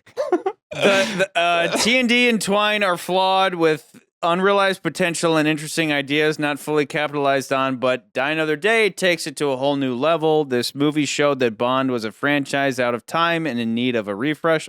I don't wish Brosnan had gotten a fifth film, but rather a better fourth one. Like I said in my opening rant, though, it's kind of typical. Like, Bonds don't really get a good send-off. Did Brosnan want to do another one after this one? He did. Brosnan literally said, I felt like I got kicked to the curb because they could have done a fifth movie and just forgot about this and it's just something a little more serious, more to what the next movie is going to be. Yeah. But they didn't, and they decided to go in a completely different direction, maybe for better, as we will see next film. Too bad for Brosnan. But again, like we said, Brosnan, out of all the Bonds, was the Bond that was such a fan of the franchise that he wanted to be Bond. I'm a fan of these movies. I love these movies. I want to be Bond. And then you get to the end of this movie, and then unfortunately, like, he has to, like, gets fired, you know? Yeah. Nikolai Quack. Nikolai, we love you. He wrote us a book, and I'm going to read all of it. Please do. If I had to describe Die Another Day with one analogy, it's like taking your favorite dessert, whatever it may be, and just pouring tons and tons of ice cream and pure sugar on it until you get diabetes and have to throw up just by looking at it. Lee Tamahori just literally did not understand about Bond and made a film that goes overboard, but not in a fun way. In the diabetes kind of way. It's the only Bond movie I actively dislike. Look, does it have some good scenes? Yeah, sure, maybe 2 or 3, but all the people who keep saying that it only gets bad in the second half kind of sound insane to me. Nikolai, this is why I like you. No, it starts from the opening titles with that awful Madonna song, continues with Zhao having diamonds in his face for no good reason, right? Like they couldn't just take the diamonds out? To Jinx's awful dialogue and awkward sex with Bond and Havana, etc. What I like is Brosnan, who's still trying his best. Yeah, like I said, he thinks he's making a good movie. Aside from that, we have a couple of very good scenes with M, which later get completely undone when she reinstates Bond. The sword fight with Graves is my action highlight from the film. Yep. It's a bit silly, but if you know your swords, pun intended. What's the pun? If you know your swords, pun intended. I guess we don't know our swords. We don't know our swords. So yeah. Anyway, but genuinely well choreographed and shot. I'm not as much in love with the pre-title sequence as some people are. It's just fine. Yeah, it's very much Tomorrow Never Dies. They could have done more creative stuff with the hovercrafts, and most of the sequence is sadly just random explosions reminiscent of the opening titles from Tomorrow Never Dies. Yup, which did it better in my opinion. The ice car chase, which people also bring up, is just kind of meh to me. The idea of both cars having gadgets is cool in theory, but ultimately just boils down to car 1 shooting rockets at car 2, which is also shooting rockets that explode one another. Not exactly thrilling. It does get better once they drive into the melting ice palace. I agree. And I genuinely enjoy Bond outsmarting Zhao there, complete with a brutal death. I totally agree. Like, again, old man brain, I kind of phase out when they're on the ice fields, but then once Bond does his invisibility thing and Zhao crashes and then Bond shoots the chandelier, I wake up then. Like, I fall asleep during everything else and then I wake up for that kill. I would agree. Yeah. I still love all of that sequence, especially with the car flips. Like, I love that. I like cars, but so yeah, I like all of that. think that point, particularly in the ice palace, when he backs up and he tricks him, that's great. That stuff's great. And it's actually using the invisibility for something other than just like watching people. Yeah. Speaking of which, some of the locations are really nicely chosen, albeit the ice hotel is a bit over the top. I know some of real life counterparts exist, but no one is wearing skimpy dresses when they go to those real life locations because, you'd freeze your tits off. Now let's talk about the atrocities. First and foremost, Jinx. I fucking hate this character. God damn it, Nikolai. We need to hang out. She's the epitome of a useless Bond girl that's supposed to be his equal. He literally saves her 3 times in the movie, not to mention that she's an agent from the NSA. What the f***? Purvis and Wade, did you not know the difference between what the CIA does and what the NSA does? The NSA does stuff like phone and internet surveillance, not active field missions. I know it may sound pedantic, but Christ, that's stupid. She also has some of the literal worst pieces of dialogue in the entire series. But then again, the entire script to this film is pure shit, ranging from Yo Mama to Big Bang Theory. So much of this film feels like a horny and very dumb 13-year-old wrote it. Another thing is, of course, the CGI. The less said about that, the better. It's bad. Many effects from the 60s to 90s era of Bond have aged infinitely better. I agree. Practical shit is timeless. For real. Like, we think about GoldenEye and all of the stuff with the satellites. We know that's all practical effects, and those are all miniatures. They stand the test of time. It does look a lot better. I'm not going to argue there. Yeah. And lastly, I just want to say that anything good this movie attempts to do, they undo a few scenes later. Bond's months of torture. Adios. Bond going rogue. Not for long. Oh, I hate this. Nikolai, that's like the best review you've ever written. Not just I agree because I agree with it, because that's all true. Like, that's just all truth. You and McCurdy, as usual, can go bang each other and talk OHMSS, but we can, because that's a good movie. But all of everything that book you wrote is truth. That is truth. Charlie, I have to tell you something. Do it quickly because Ethan Toyce has something to say. Blastoise. I think this should be ranked number 20. You want to put it at the bottom? Yeah. I'm shocked. I'm shocked. I want to do it. All right. Why not? We'll talk about that. Ethan Why can't we Toyce. not put it at the bottom? I came into this expecting to fight you. I don't want to fight you. I want to put it at the bottom. I was expecting below. I want to put it at the bottom now. Oh my God! You want to put it at the bottom? Why not? It's kind of like a sexy bottom. You know, it's like a power bottom. Like Bond? Christ. I kind of like. Bond is on the bottom. Bond is on the bottom. I kind of want to put him on the bottom. You'd think that after 14 months, he'd be like, "I'm on top, bitch." He's like, no. But then he's full of venom still, so he's like, because think about this. He keeps his tip up. Charlie, you made a really good point with me. Okay, the point you made was that this movie starts off strong, like a Brosnan movie, as far as the first 3 goes, and you feel like, okay, this is a story that's modern, it's dark, it's going this way, and then it goes like. Yeah. And if you remember, I don't think the same thing about You Only Live Twice. I really don't. I think You Only Live Twice starts in a way that it's like, this is a campy Bond film from the beginning of the movie to the end of the movie. And I can accept it. I accept it. But I feel like we're lied to with Die Another Day. And I love Die Another Day. That's the sad part about it. It's like, I actually like that movie. I'm treating this like putting it at the bottom is actually kind of putting it like number 1. Because you would think that it would be like, no, McCurdy, like, why would you put it so low? And I'm like, because that's like a respected spot to be that bad. Because it's so fucking bad. It makes it because special. You're like, this is such a special. It's kind of highlighted in its own weird way of being like, this is so fucking ridiculous. So I thought I considered that. I honestly considered that. Like I said, when I first put it on, I was like, I'm going to try to take this from a McCurdy perspective. I'm going to try to see if like maybe this movie is better than Moonraker. I'm going to go for it. If you're watching it and you're like in real time ranking it, it's like, wow, this movie's really good. Like maybe this might be like spot number like 3 or 4. Wow, this is so good. And then as you're watching it, it just slowly moves its way down the fucking list. I wouldn't say slowly. What I'm getting at, though, is that I did think about coming here tonight and saying, guys, this movie should be at the bottom. I know that's the cliche, is that this movie's the worst. And I think so, too. But then I put in You Only Live Twice. And I started watching it today.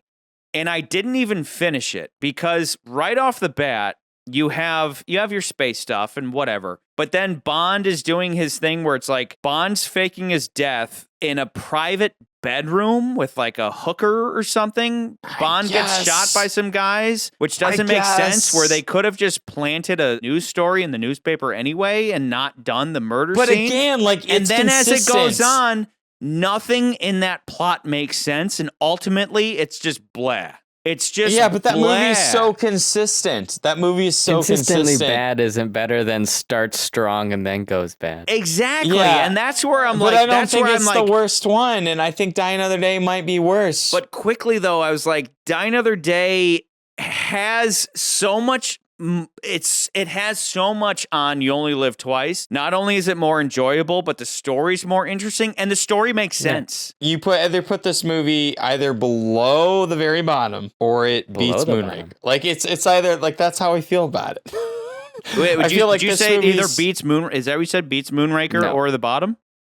No. Okay, maybe not. I think 19 is where it goes. I think You Only Live Twice is underwhelming, and the plot and the bad guy motivation. I just is want like it to be the flawed. bottom. Remember, like the astronauts. Like, I want it to be the what bottom. are they going to do with the Special astronauts? And so much of You Only Live Twice is so. Let's read. let's continue with the comments. Let's talk about Ethan. Let's talk about Blast Choice. Squirtle says, one thing it has going for it, it's not boring. I'll make the case to not rank it last. Oh, here you go. Okay. There's awesome stuff that gets overshadowed by garbage with fans. The windsurfing, strobe light fight with Mr. Kill, Oscar winner Halle Berry, etc. don't linger enough to leave a bad taste in my mouth. Thanks to bullet fast pacing, they're like the Tarzan scream. Quickly forgotten. Hovercraft chase, fencing scene, and everything at the Ice Palace are awesome and don't get the credit they deserve. Best car chase since Daylights, and Graves is entertaining as an over-the-top, pompous, rich brat. Ethan, you came in at the right time in this discussion to give a case for why it's better than You Only Live Twice, but I don't think it out Diamonds Are Forever's Diamonds Are Forever. Peter Jones, we have a lot of fresh faces. Never heard from Peter Jones All right, before. Peter Jones. Peter Jones, welcome. Peter Jones says, underrated first half before it falls off a cliff into parody territory. Okay. Yeah. It's fair. Vuk Bablo. I love Vuk Bablo. Motherfucker. Motherfucking Bablo says, no Mathilde, no Dudu, Bond doesn't die, Sigmund Freud, so I give it 9 out of 10. He's really putting it up against No Time to Die. I don't know why. Do it. Huevos rants. Again, crazy motherfucker always ranting about eggs. Die Another Day, a guilty pleasure Bond. I don't hate it. Again, we're not here to hate Bond. I don't hate this movie. No, yeah. We don't hate like any Bond. I think I've told you guys. Okay, if I'm ranking the Brosnan films, just the Brosnan films, GoldenEye's the best movie. Then Tomorrow Never Dies. I actually like Die Another Day more than World Is Not Enough. I find World Is Not Enough is boring in comparison to this movie. It's because you're even though World Is Not Enough, I think, has probably a better villain. I like Die Another Day because it's just way more balls to the walls and it's crazy and it's It should have action-packed. been more so, though. I'd be right there with you if it was more so. If it went McCurdy, you're saying crazy. you'd rather pop Die Another Day into a VCR than Twine? Yes, I would rather put, because I feel like Twine's slightly boring. Then that's fine, but I like and I think my it ends Twine. boring. I feel like it ends kind of like lackluster. There's a lot of stuff that I'm just like, I want more out of this movie and I'm not getting it. Die Another Day, it just brings it and it's stupid. It is stupid. Again, it makes me do this. But I like it. I like it. Anyway, okay. It's stupid. He says, but I like it. He says, I don't Okay. hate it. The first half has really cool Bondian ideas, like him being captured in Korea. It's a Moonraker type Bond film, very over the top. The only bad thing is that Pierce Brosnan should have had a better send-off, but I guess just banging Halle Berry with the diamond is good enough. Lol. Best lines is when Bond's like, I'm checking out.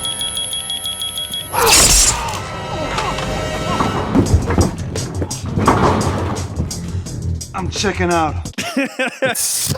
LMAO, and when Halle Berry's like, yo mama. Yo mama. Yeah, Yo mama. Yo mama. Everything Halle Berry Should be says disappointed sucks, in but you. I do like when Bond's like, he does this. He's like, I'm checking out. It's funny. Travis TLC says, Die Another Day is one of the Brosnan films I tend to just ignore. I feel really bad that this is the final movie for Brosnan. In November Man, he proved he still had it. I agree. Martin Campbell made November Man. Wait, no. Martin Campbell made The Foreigner. November Man is a I wasn't different a movie, fan of but November Man. I couldn't get into it. I'm sorry. But it still shows that he could pull off an additional Bond movie, which they should do in the interim before they find a new Director Bond. Roger Anyway. Donaldson. Okay, Yeah. Roger Donaldson. Anyway, The keep going. issues with this film are not Brosnan's fault, and he's the highlight of this film. I wish the villain was either Moon or Graves, not both being the same person. Absolutely stupid. It has a few good moments thanks to Brosnan. Beyond that, it's a letdown. We don't have anybody coming in here saying, here's a reason why this movie should be really high on the list. And this is where I No. think reality is slapping back, where leading up to this movie, I was ready to let Die Another Day come into my heart as like a misunderstood, like Moonraker. The way we covered Moonraker was like, Moonraker's actually like not the bottom and it's actually really enjoyable. This movie is enjoyable, but only in bits. It's like, oh, that action scene's good. Oh, that line is good. But overall, it really sucks. Like, for one reason or another, Moonraker's our most popular video. Yeah. I think the combination of Moonraker being so campy, it's just fun. Like, it's just this weird, fun, campy movie. People like that movie. There's just a lot to like about it with the characters and the over-the-topness. And it's not a good movie. It's not the best James Bond movie, but it's still fun. I still think this movie's fun. It's the closest thing you have to like a modern Moonraker, but I don't think it doesn't reach for the stars in that respect. I don't think it out Moonraker's Moonraker. And I also don't think it out Diamonds Are Forever's Diamonds Are Forever. So I think you think it's a solid number 19. And I just really want, my only thing is like you think it's better than, you still think it's better than You Only Live Twice. I do. No, and that's the hard part for me. It's like even just thinking about You Only Live Twice, I'm like, that's my reaction is like, but then I think about Die Another Day and I'm like, it does have merit still. Like there's still things there that I'm like, that was cool. Like, again, if we can put to bed the argument of Diamonds Are Forever, it's not going to surpass the movie that it was remaking. And I believe that. Because Diamonds had the intent of being over the top. Yeah. Diamonds Are Forever is, it's funny. I laugh throughout it. I don't laugh once at this movie. The only redeeming qualities of this movie are the first act and then the action scenes that follow it. And of course, Gustav Graves. But beyond that, the story's wasted. Gustav Graves doesn't have any kind of interesting revenge plot. He strings Bond along. as a liability for no reason. Gustav Graves' reveal is wasted, just like Kananga. Kananga's reveal is wasted. Gustav's reveal is wasted. And something we haven't really hit on is how, as much potential as there was to have an interesting scene between father and son when they reunite, there are some interesting moments there. 아버님, 이렇게 보시게 돼서 죄송합니다. 제가 누군지 모르시겠습니까? I don't know you. You've always found it difficult to accept me. But he just immediately murders his father, as opposed to being like, go put my dad in a prison cell until he's ready to he'll come around. Like, yeah, he'll come around when he realizes we take over the world. Instead, he's like, I'm disappointed in you, father. The one man I've been trying to impress this entire movie. He legitimately looks devastated. Like, kudos to Toby in that moment. It's fantastic. But then he immediately ruins it when he turns around and he's borderline gleeful, and it's because he's holding this medal that they even give a close-up to. What is the significance of that medal? What are we looking at? What's happening? And it's like, wait, a second ago you were about to cry, and now you're like really happy that you committed patricide? It's a mess. It's a goddamn mess. So let me lay out just a couple other moments of this messiness. The first is the laser fight. The laser fight is embarrassing. Watching that is like, it's honestly hard to watch. It's yet another meta franchise moment because clearly they wanted to one-up the Goldfinger laser scene, but they did it by adding more lasers and punches.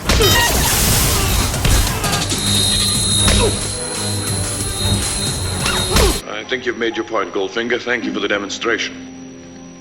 Choose your next witticism carefully, Mr. Bond. It may be your last. And ignored the subtle but panicked tension that made the original scene so great and memorable, which is basically a comment you could make regarding the entire franchise at this point. I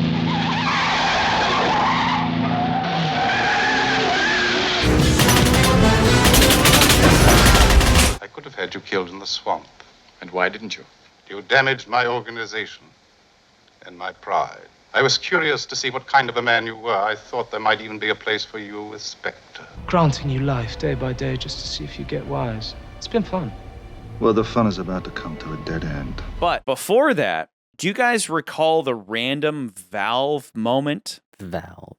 I keep click clack like mine, yeah. I keep click clack like mine, yeah. I keep click clack like mine, yeah. Graves has his whole presentation with Icarus, and then it's like, hey, let's go party. And I do kind of like the line. And now let us brighten this night with our inner radiance. It's like perfectly lame and it's a very corporate. Yeah. But right after that, Bond's following Mr. Kill and all them. He's like, I'm gonna go investigate this, and he uses the invisible car to get close to the Very the close. botanical they would garden hear a and all V12 that. engine right behind them. Yeah. So then Bond sneaks up to a window, and then a henchman's like, hey, what are you doing here? And Bond beats him up. And then Bond ducks behind cover, and he turns, and there's just a valve there. And Bond's like, I bet if I turn this valve, it'll explode on these guys like a video game. And then Miranda's there, and she pulls him away, and then it's like, I guess, good cover that they start making out, even though Mr. Kill would just be like, hey, you two, what just happened here? Like, that whole scene is like a little microcosm of the whole movie, which is like, what the is going on here? And that's what I mean. In my opening rant, I was like, it's little moments like that that start to add up to where you're like, who is in charge here? Nothing makes fucking sense. What the is going on in this movie that I thought I was supposed to take seriously based on the entire first act? Whereas Diamonds Are Forever, from beginning to end, is consistent in how ridiculous it is. And that and it's funny. It said f it from the get-go, and it meant it throughout the whole movie. Whereas this movie starts one way and ends another. It's a fucking bait and switch. I don't laugh one time, and I'm going to keep going back to that. I don't laugh watching Die Another Day.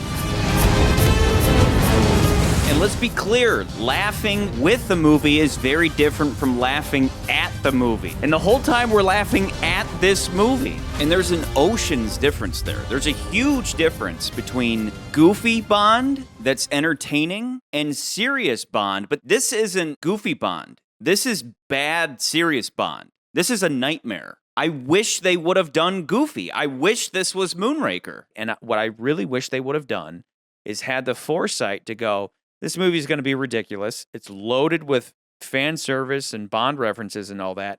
Let's go nuts. Let's bring back Connery and Roger Moore, and let's get Lazenby if we can, and Dalton, and let's do all these cameos, and let's do all these references, and let's just go fucking nuts. This is Bond 20. I mean, okay, let's bring back Yo-Yo Sawblade guy. Let's bring back all these goofy assassins. Fuck it, we're going to go crazy. Instead, you have Pierce Brosnan stuck in this movie where he's giving it his all, and nobody else is. And I feel bad for him. Yeah. Time to face destiny. Even like the death of Gustav Graves, it's certainly not fitting and it's not clever. It just kind of happens, you know? Yeah. And it's all just kind of part and parcel of this movie that's like a bit underwhelming. Back up. I do think, in a weird way, it is fitting. Why? It's just, it's connected thematic. Fitting would have been Bond bails out of the plane with Jinx, and the plane flies directly into the path of Icarus and explodes. I mean, imagine if Bond would have just left him clinging to the side of the airplane. That would have perfectly echoed the way he died in the opening, and it would have perfectly capped the Icarus subplot, where Icarus dies for not heeding the warning of his father, killed by the very thing he thought he could control. Let's throw this out there. Okay, Lieutenant Moon. You remember how he dies? He gets stuck into a fan of a hovercraft. And then launched into a waterfall. And but he gets stuck into a fan of a hovercraft. And then he actually dies too hard. getting stuck in a fan of a jumbo jet. I just think it's somewhat like connected. It's like, okay, you're giving this movie too much credit. No. I see the connection. His mother, it's not that big a deal. His mother was a big fan of Western films, and so when he gets trapped in a fan, Charlie, there's only been a couple of times. Bigger fan, Charlie, there's only been a couple times on this series that you needed to get f***ed harder. One of them was the man with the golden gun. The second someday time you're gonna be on your deathbed, and the man with the golden gun it's gonna be playing on the TV, and you're gonna be like the this last guy thought should have before died. you die is gonna be. I'm gonna be like, this guy. Charlie was right, and then you're gonna fucking die. I was never gonna say that. As much as like I told earlier as my drunken rant that I wanted it to be lower than You Only Live Twice, I have to come to the conclusion that like this movie, unfortunately, is a better looking, better made film than You Only Live Twice, and they actually kind of give him more of a shit because you can tell like Connery didn't give a shit when he made You Only Live Twice. That's what it comes down to. It just comes down to like apathy. It's apathy and the fact that the plot from You Only Live Twice doesn't make any sense. Again, I when I first put it on, I was like maybe this will be like we could put this like above Octopussy, like maybe, and then I'm like, I watch it and I'm like, I can't. This movie just disappoints. It's like I wanted it at least above Moonraker. Like that was where my head was thinking, and then after watching it, I'm like, maybe that's why I rewatched Diamonds Are Forever, because I had to know. I had to know for sure, and Diamonds Are Forever beats it. I rewatched like 5 minutes of You Only Live Twice. I started projecting the rest of the movie in my head, and I was like, wait a second. I don't need to watch the rest of this because I already remember that like none of the plot makes sense. Nobody cares about this movie.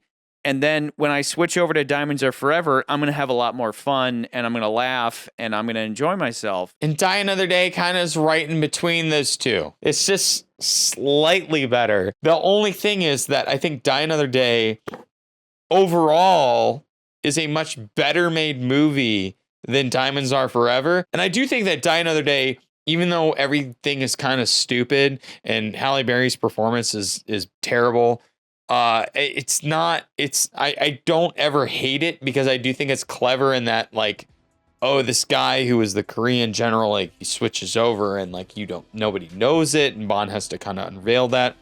There's that moment where I'm like, okay, I think this might be a little bit better than Diamonds Are Forever. But to Charlie's point, Diamonds Are Forever is like not giving a shit, doesn't care. and then this movie kind of cares at the beginning and then stops caring. That to me is the only reason why I would say maybe we should just put it below Dinosaur Forever. Because I'm agreeing. I'm conceding. I'm just like, it's 19. Before we had The World Is Not Enough is a remake of A View to a Kill, and it's better than A View to a Kill. We had For Your Eyes Only, a remake of Secret Service. It's better than Secret Service. This is a remake of Diamonds Are Forever that doesn't manage to beat its predecessor. So let's lock it in at number 19. GoldenEye.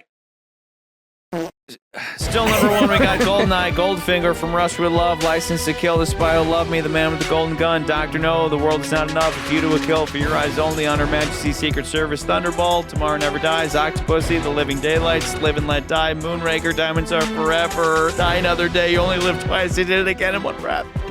Overall, I'd say the real winners of this movie are Samantha Bond and John Cleese. I think they have a great send-off. I think that moment with Moneypenny in the end, that's a fun little joke to end your stupid movie on, because that's the last we see of Samantha Bond and John Cleese. Yeah.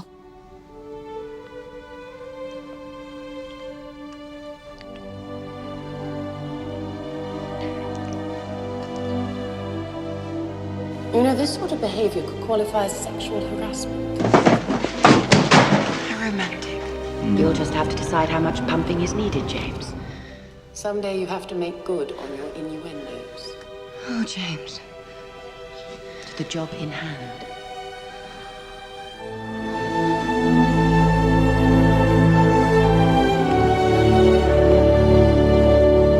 Moneypenny?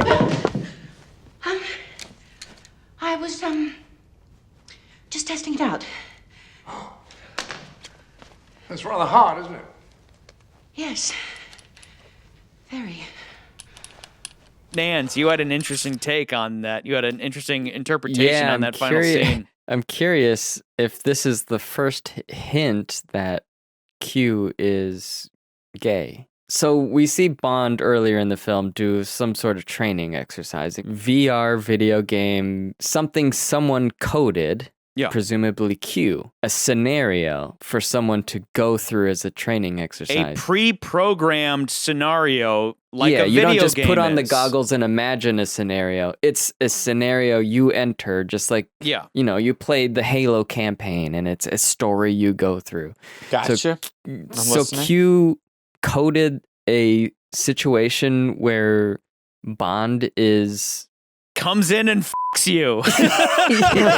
yeah. Sure, he says Moneypenny, but like that's a simple line of. I'm not a coder, but that is a simple line of code where it's just like enter username. The point being that there's that moment where Q's like, "Wait a second, did she find my secret?" She's in the make out with Bond fantasy. scenario. Like, how'd she find that? Oh no, that's an interesting fan theory.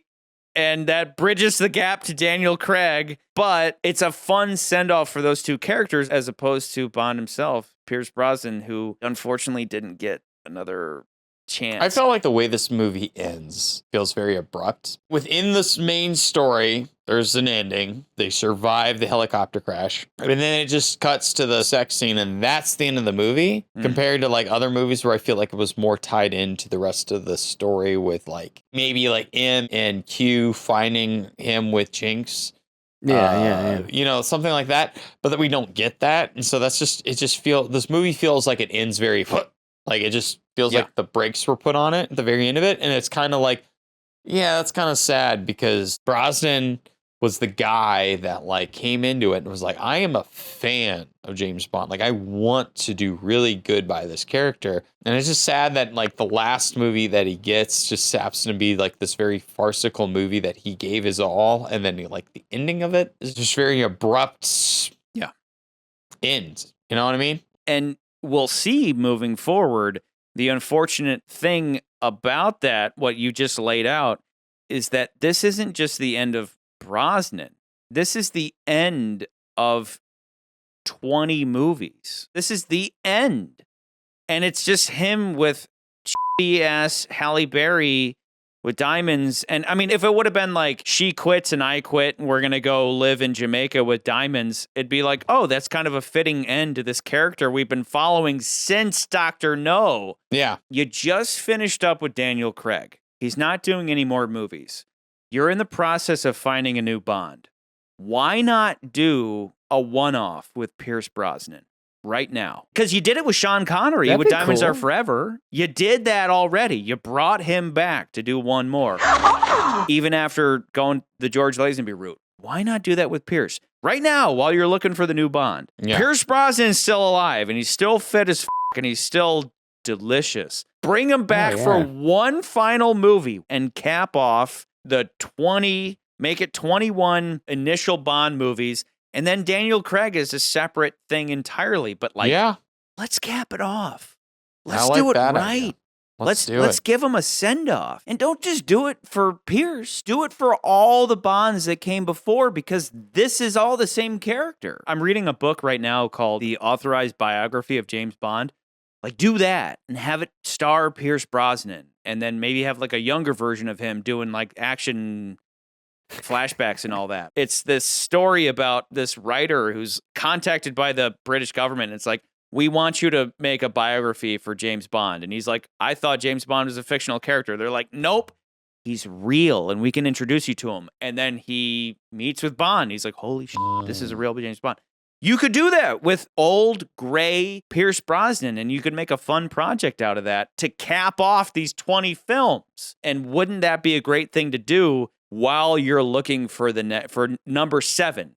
For the 7th James Bond. Wouldn't that be an appropriate thing to do? But the unfortunate thing when it comes down to it, as the comments hinted at, as we've hinted at all night, is that the one man bringing everything he has in this movie and through all of his movies is Pierce Brosnan. In many ways, Pierce Brosnan is perhaps the best Bond. He's the most balanced Bond. He is everything that Connery is and everything that Moore is, and he can go back and forth. He can ride that spectrum however he needs. In many ways, he's the perfect James Bond. He may not be the actor that Timothy Dalton is and all that, but it doesn't matter. He may be the perfect Bond, but he got trapped in inferior movies. And if there's one thing consistent throughout all of Pierce's movies, it's that he's clearly having a good time. And he's not there like Timothy Dalton being like, my character would be, he's just there doing his thing. He's just doing his thing. And then he's subject to the filmmakers who are either bringing it or they're not. Like I said before, he was, out of all the Bonds, even Daniel Craig, I think he was the only one that was like a fanboy of these movies. Lazenby was trying to be Connery. And, we talked about Dalton trying to bring Moore back to the books. Moore had this comedic thing that was going on. I think Brosnan brought that. Yeah. Connery, on the other hand, could be a little more serious, a little more dark. He was funny, but he could cruel. He could be cruel. Now, who's your connection? You sound like a cop to me. Who's your connection? There was a moment specifically that I have always disdained about Man with the Golden Gun. I'll break it unless you tell me where those bullets go. I can't. Try. Brosnan would be the character that could pull that off better than I think Moore could, because he could kind of play both ends of that. Yeah. And that's what I think Brosnan brought to that character. I think that's what he was so good at. Exactly. I mean, look to the moment where he gives that Cuba clinic dickhead guy his comeuppance. I don't need a goddamn wheelchair. No? You do now. There's a Roger Moore sense of humor to it, right alongside a dose of Connery cruelty and coolness. That's one of those great moments that is otherwise surrounded by stupidity. Buenos dias. But I think Brosnan, again, he was the fan of these series. And I think in many ways, when you look at what had come before, he really built upon that. That's what made him great. It's just unfortunate that I think he had one of the best Bond films of all time. And then every movie after that kind of waned a little bit. Yeah. And it's just unfortunate, the last movie he did was the lowest of the low. To my point, it's not because of him. No. It's because of the filmmakers. And he's just there along for the ride. And even in this piece of shit, bottom of the barrel movie, he's still bringing it in every scene. Even when, again, like I said, Can't really fault him in this movie. He's holding those parachute strings, and he's like, he's giving it his all. Yeah. And unfortunately, it fell to the filmmakers to prop him up, and he was He was the one trying to prop them up. And that's the tragedy, is that it's less about him, it's more about the movies he's associated with. The thought had occurred to me. I mean, if you really look at it, oddly enough, his tenure as Bond echoes what we've been saying about Die Another Day. It starts out really, really, really strong. And then by the end, it's a farce. You said something about going down together? And it's a crime. It's just like what we said about Dalton. If they'd have given him better movies, he would be seen as the greatest Bond ever. And it's the same with Pierce. Having that Connery and Moore balance, had his movies not waned over time, he would probably be seen as the greatest. He delivers in GoldenEye the same he delivers all the way through, all the way to Die Another Day. And he's always bringing it. He's always nailing it, but he's trapped by inferior filmmaking as it goes along. This is why actors nowadays start becoming producers too, so they can kind of safeguard their acting career against atrophy. But all in all, this being Pierce's last movie, this episode's toast goes to Pierce. Mr. Pierce. Possibly the best Bond to date, possibly ever. You're the Pierce. We love you. To Pierce. See you, buddy. Mojito. See you here, Pierce.